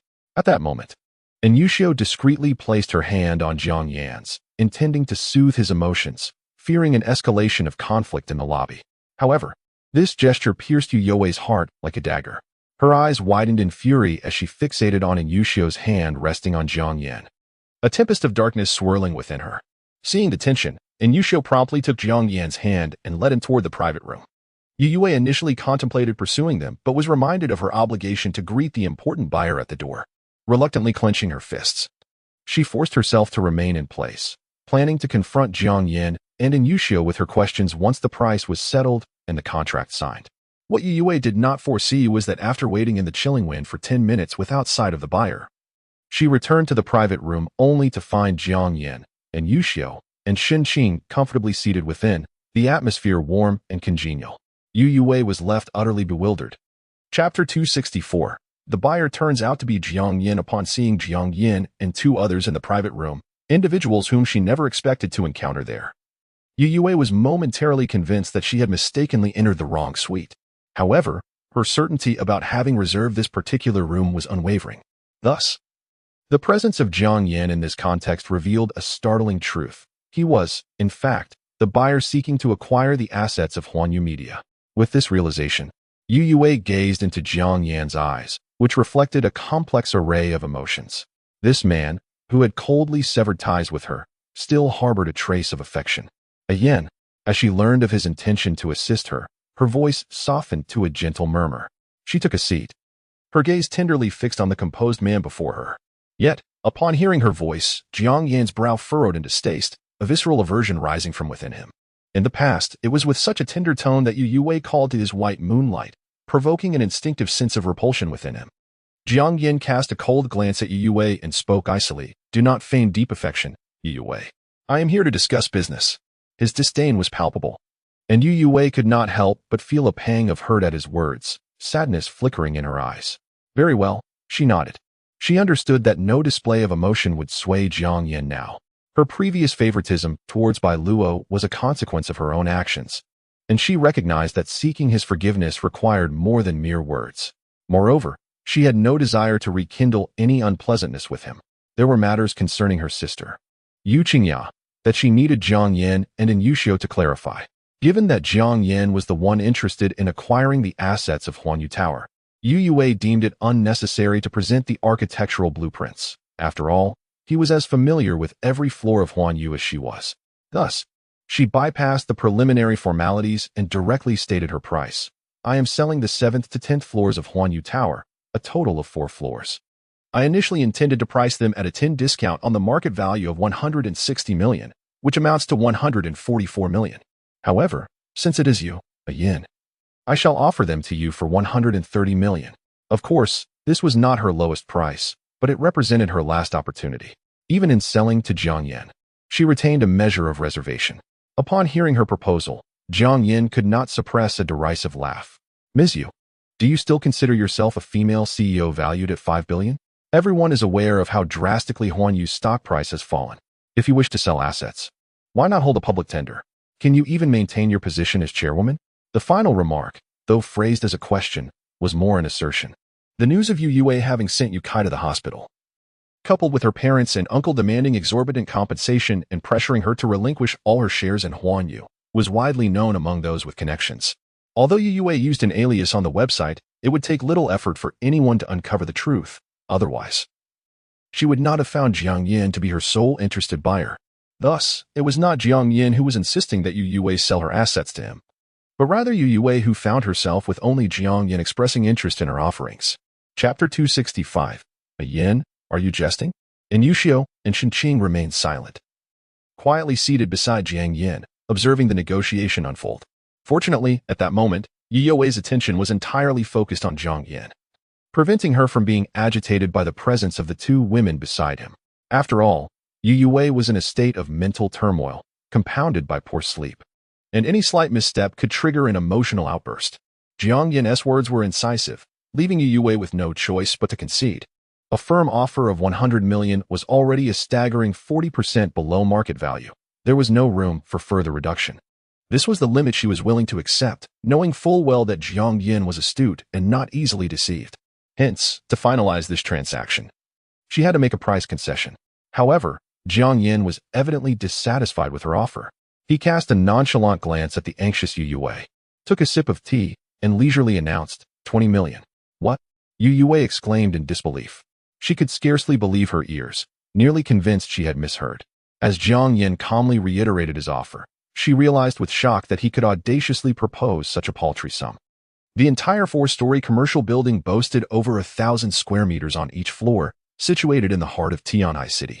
To suggest 20 million was ludicrous. Even selling a single floor for that amount would be considered a bargain. A yen, the cost of constructing these 4 floors far exceeds 20 million. Are you truly jesting? The warmth that once graced Youwei's expression had vanished, replaced by a tense and unappealing countenance. She had hoped Jiang Yan would extend a helping hand out of lingering affection, only to discover he sought to take advantage of her most vulnerable moment, ruthlessly stripping her of even more. Meanwhile, the cold-hearted man remained leisurely sipping his tea. Youwei was so incensed that she could barely hold her cup, her hands trembling uncontrollably on the table. Jiang Yan regarded her pale visage with an unyielding gaze, devoid of any pity. To him, Youwei was merely a client, much like any other in the realm of business, where discussions revolved around profit devoid of emotional entanglements. With a detached tone, he remarked, Miss Yu, do not feign that you are suffering a grave loss. Acquiring these 4 floors of the Huanyu building entails considerable risk.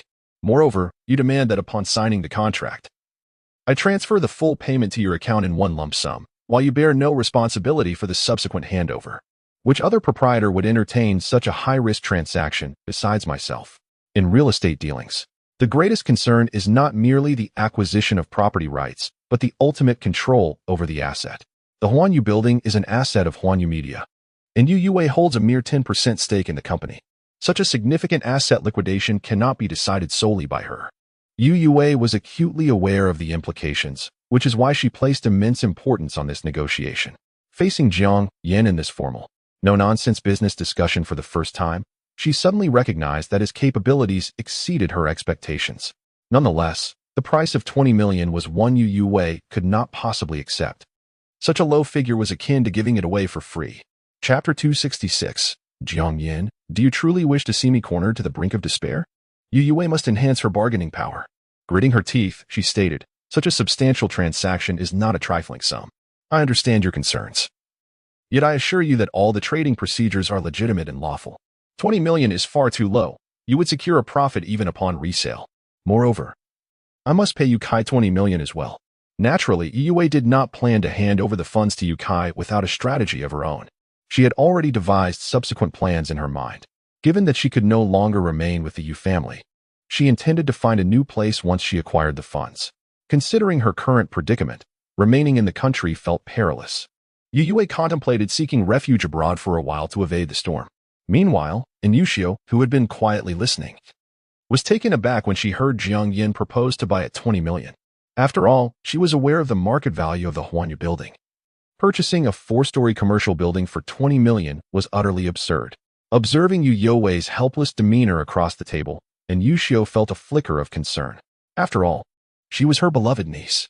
Unconsciously, Inushio tugged gently at Jiang Yan's sleeve from behind. Sensing the pull, Jiang Yan slightly turned his head, casting a glance at Inushio beside him. Subsequently, he raised the offer by a modest increment. Let us add 1 million. Youwei found this absurdly amusing. Faced with an asset valued at 100 million, what difference did an additional million make? She was not oblivious to the subtle gestures exchanged between Jiang Yan and Inushio. Realizing that the increase was prompted by Inushio's intercession only deepened her displeasure. She became further convinced that her aunt had withheld news about Yu Qingya out of selfish motives. Staring intently at the man before her, her eyes glistening with unshed tears, she questioned, Jiang Yan, do you genuinely wish to witness my despair? Is it only when I am driven to my demise that you will find joy? Death, Jiang Yan had no desire for Youwei to perish. Who knew if she would reincarnate and come back to torment him? After a moment of contemplation, Jiang Yan finally spoke. 25 million. Youwei's expression brightened momentarily, yet it still fell short of her anticipated figure. Hesitantly, she remarked, that is still too low.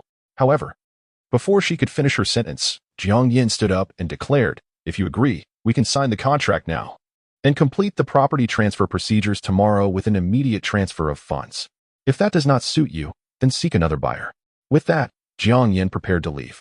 Shenqing promptly stood to clear the way for Jiang Yan. Upon witnessing this gesture, Youwei realized Jiang Yan was serious and became anxious. She hurriedly stood and shouted, wait. Jiang Yan halted, turning to look at Youwei, awaiting her response. At that moment, Youwei understood there was no retreat left for her. By signing, she would immediately possess 25 million in cash and could flee the Yu family for a while. Conversely, if she chose not to sign, she would remain embroiled in the chaos at Huanyu, all while facing pressure from her father and the Yu Kai family. Desperately biting her lip, she drew blood as she said, I will sign. This was the outcome Jiang Yan had anticipated all along. He knew that if he continued to negotiate the price with Youwei, no matter what he proposed, she would never be satisfied. Only by applying pressure would she come to recognize her own limitations. In this transaction, Youwei held no advantageous cards. Chapter 267. How did my sister, Yuqingya, die? As Shenqing deftly produced the contract, Youwei was taken aback by its impeccable completeness. There was no need for any amendments, and the stipulated amount was the agreed sum of 25 million. Youwei's gaze lifted in shock, her eyes filled with sorrow. You had this premeditated all along? Jiang Yan cast a mild glance at Youwei and replied, there's no point in discussing anything further. Let's proceed with the signatures. Upon hearing this, an indescribable discomfort welled within Youwei. Yet, the situation had escalated to such a point that she found no avenue for retreat. With trembling hands, she retrieved the company seal and affixed it to the document. As she signed her name, her fingers quivered uncontrollably. Once the shaky letters were inscribed, she turned to Jiang Yan's impassive visage, realizing that she had never truly fathomed this man. Previously, she had believed Jiang Yan to be intelligent yet upright, conducting business with fairness and adherence to the law. However, this time, she was blindsided by the realization that he could orchestrate schemes at her expense. You are not the Jiang Yan I once knew. As Youwei murmured to herself, Jiang Yan furrowed his brow in confusion, unaware of the meaning behind her sudden soliloquy. Perhaps it was a manifestation of her overwhelming stress leading to a nervous breakdown. After all, her emotional oscillations had been pronounced. So Jiang Yan dismissed it from his mind. His sole focus was the achievement of his objectives. Shenqing placed the signed contract into her briefcase. Jiang Yan stood, casting a cold glance at the dazed Youwei. He reminded her, prepare your documents. We shall meet at the entrance of the Administrative Service Center at 9 tomorrow morning to complete the property transfer procedures in one day. Youwei remained seated, lost in thought, and nodded slightly, as if in agreement. However, her demeanor was clearly askew. Jiang Yan noticed. Yet it bore no significance to him. Her state was irrelevant to his pursuits. Without further ado, he departed with Shenqing and Inusio. Just as Jiang Yan was about to step through the door of the private room, Youwei suddenly spoke. Jiang Yan, do you have nothing else to say to me?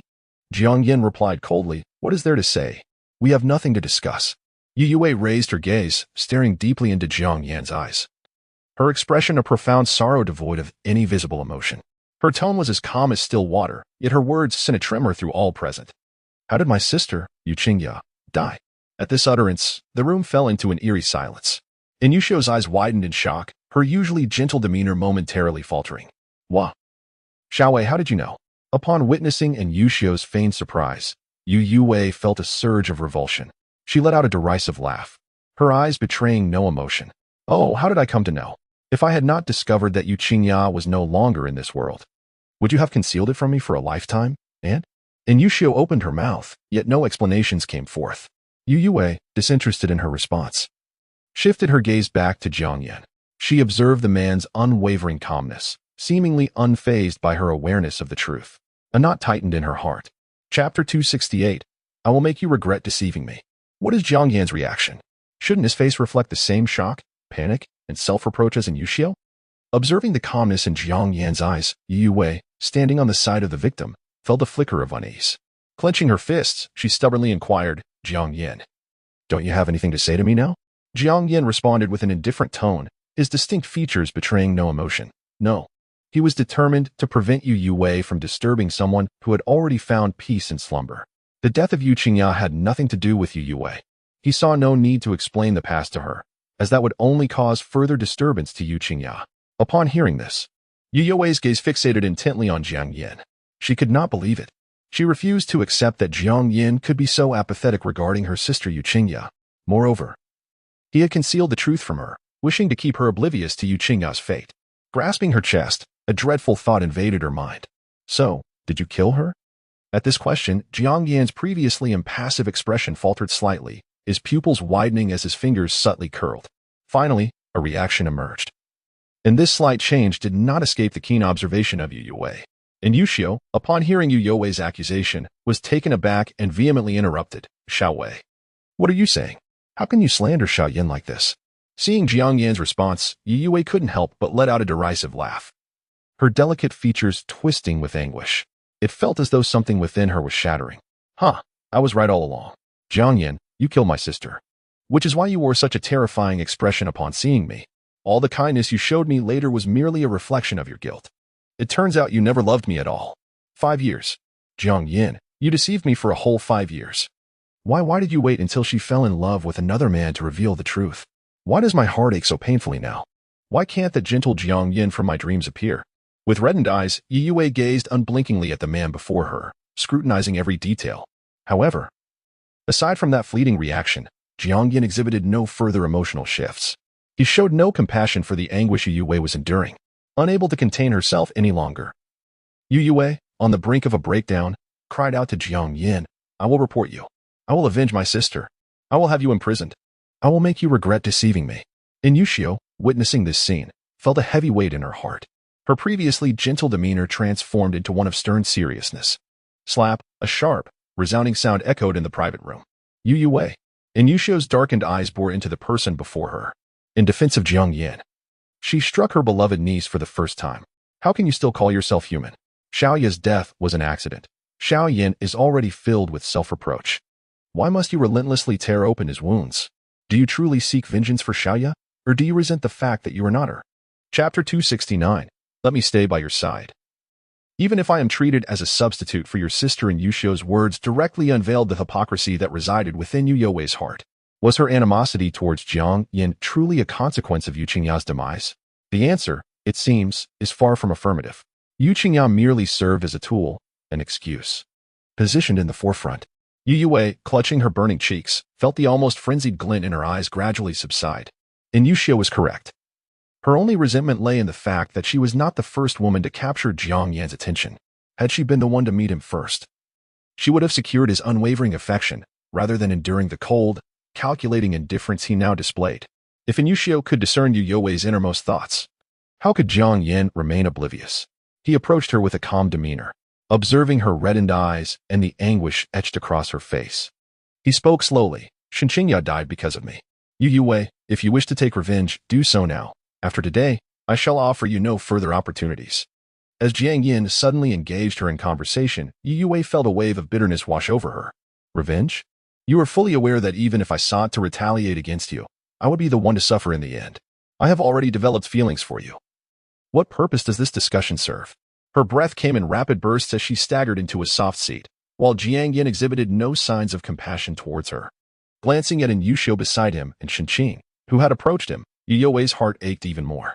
In a moment of despair, she directed her anguished feelings towards Jiang Yan. Why? Your aunt can remain by your side. Why can you not accept me? Jiang Yan's gaze remained devoid of any emotion as he regarded the sorrowful Youwei. In a previous life, it was she who had seized all of his wealth, leaving him destitute and wandering the streets. It was she who had betrayed 5 years of genuine affection, reveling in a life of luxury with her white moonlight. Thus, when Youwei questioned the reasons behind his actions, Jiang Yan found it utterly absurd. The only reason he was able to engage with her today was due to her innocent, pitiable twin sister. His eyes grew cold as he stated, initially, "It was you who approached me. As for the reasons, do you truly wish for me to articulate them?" At his words, Youwei's eyelashes trembled involuntarily. Jiang Yan had even uncovered the reasons behind her initial advances 5 years ago. Seeing Youwei fall silent, Jiang Yan continued in a frigid tone. Who? during these 5 years, remained unfaithful? Who approached with ulterior motives from the beginning? It was you, Youwei. You encountered Jiang Yan while your white moonlight was studying abroad, using him as a psychological crutch to soothe your own emotional void. From the very start, you never regarded Jiang Yan as an equal. In your heart, you knew he was merely one of the many who pined after you, requiring no effort on your part. Youwei's face turned pale, leaving her unable to defend herself. After a moment of silence, she lifted her head and bit her lip, saying, "But your kindness and care for me back then were also reflections of your feelings for Yuqingya, were they not? You treated me well because you liked her." Jiang Yan replied succinctly, "No." The coldness in his voice conveyed a mere 2 words. Yet, Youwei refused to believe him. "I do not believe it. You must have loved her to have treated me as a substitute. Jiang Yan, please let me stay by your side, even if it means being regarded as a sisterly substitute." Chapter 270. What illness has Xiaowei suffered? Yuqingya is already deceased. Regardless of what transpired between you two in the past, I am the one who bears her likeness, and if you still harbor feelings for her, you must seek solace in me. Youwei gazed at Jiang Yan with a pleading expression, desperately attempting to cling to him through this absurd guise of being a substitute. Yet, Jiang Yan remained resolute, his deep-set eyes dark as night. "Youwei, I have made myself abundantly clear. Do you not comprehend?" Her folly was astonishing. Clinging solely to the fabrications of her own imagination, utterly disbelieving Jiang Yan's declarations. He had never loved Yuqingya. His heart was burdened with guilt over her untimely demise, a regret that would forever haunt him. However, this did not imply that 5 years ago, he had ever seen Youwei as a mere stand-in for affection. He acknowledged his past foolishness, admitting to an infatuation with Youwei that had ensnared him. Because of the naivety of his previous life, Jiang Yan had resolved that in this lifetime, he could never relent toward Youwei. Meanwhile, she appeared to be ensnared in an obsession, kneeling humbly at his feet, hands clutching his trousers.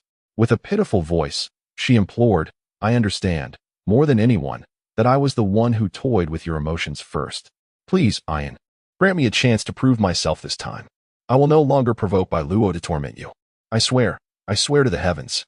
Raising her head to meet his gaze, she made a solemn gesture of promise. "In this lifetime, I shall love only Jiang Yan, never to harm or betray him. If I do, let the heavens exact their punishment upon me."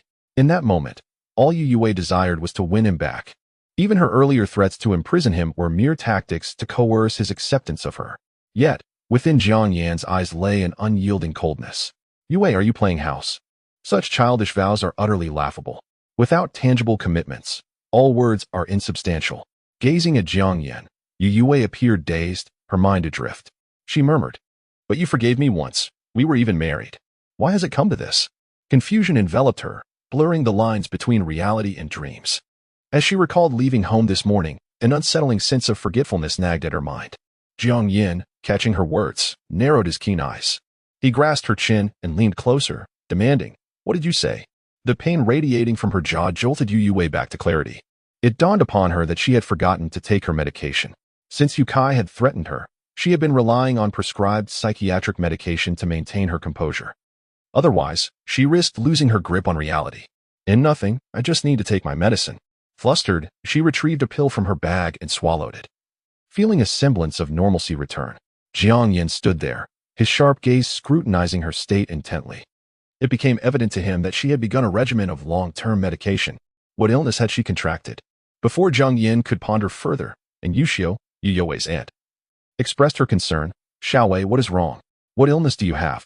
As someone who frequently kept in touch with Youwei, she was well aware of her niece's robust health and that she had no need for medication. Chapter 271. Perhaps it wasn't a dream after all. Youwei tugged at the corners of her mouth, a bitter smile gracing her lips, as she displayed no appreciation for Yushio's concern. In fact, there was a hint of hostility towards her. "Aunt, please spare me your feigned kindness. You'll be disappointed. It's not cancer, merely a case of frequent dreams and nervous exhaustion." Despite the harshness in Youwei's tone, Yushio felt a wave of relief wash over her upon hearing that it was not a grave illness. After all, Youwei was her only niece, and she would never wish harm upon her. However, Jiang Yan did not share in Yushio's sense of ease upon hearing Youwei's words. He narrowed his eyes, scrutinizing her with an intensity that did not go unnoticed. "Dreaming? What kind of dream?" At his inquiry, an inexplicable tension gripped Youwei's heart. She bit her lip, hesitating before replying, "I dreamed of us living together." As Jiang Yan's expression grew increasingly solemn and his gaze colder, Youwei hurriedly added, "Perhaps it's just my own fantasies. After all, they say that what one thinks during the day often manifests in dreams at night. I miss you too much." Yin. And Yushio sensed an unsettling shift in the atmosphere surrounding Jiang Yan, yet she remained oblivious to the cause of his sudden change. Youwei fidgeted nervously. Unnerved by Jiang Yan's penetrating gaze, he continued to fixate on her, darkness clouding his eyes. When she mentioned dreams of marriage, Jiang Yan deduced the nature of her dreams. As someone who had experienced rebirth, he was painfully aware of the truth. Youwei must have dreamed of events from their past life. Thus, he studied her intently, seeking something more in her demeanor. When he realized that she had yet to comprehend that these were not mere dreams, a cold smirk crept across his lips as he mused. Perhaps it was not a dream after all. Youwei was momentarily taken aback, her pupils constricting slightly. If it was not a dream, then what was it? Before she could pose her question, Jiang Yan had already turned and strode out of the private room. "Wait, Jiang Yan, what do you mean? You said it wasn't a dream. If it isn't a dream, then what could it be?" "Jiang Yan. Jiang Yan." Youwei called out desperately, pursuing him and pounding on the window of the car he had just entered. She shouted into the vehicle, but received no response. The car soon merged onto the main road, gradually disappearing from view. Alone, Youwei stood in the recently vacated parking space, her thoughts a tumultuous whirl. What did Jiang Yan's earlier statement truly imply? She had not divulged any specific details about her dream. How could he possibly know the particulars? It was inconceivable. Her eyelids fluttered uncontrollably, her heart racing. Suddenly, she turned and dashed back to the room to retrieve her bag and documents, then borrowed a vehicle from a staff member to drive back to the hotel. Youwei pressed her lips together tightly, silently resolving that she would sleep as soon as she returned. Perhaps, within her dreams, lay the answers she sought.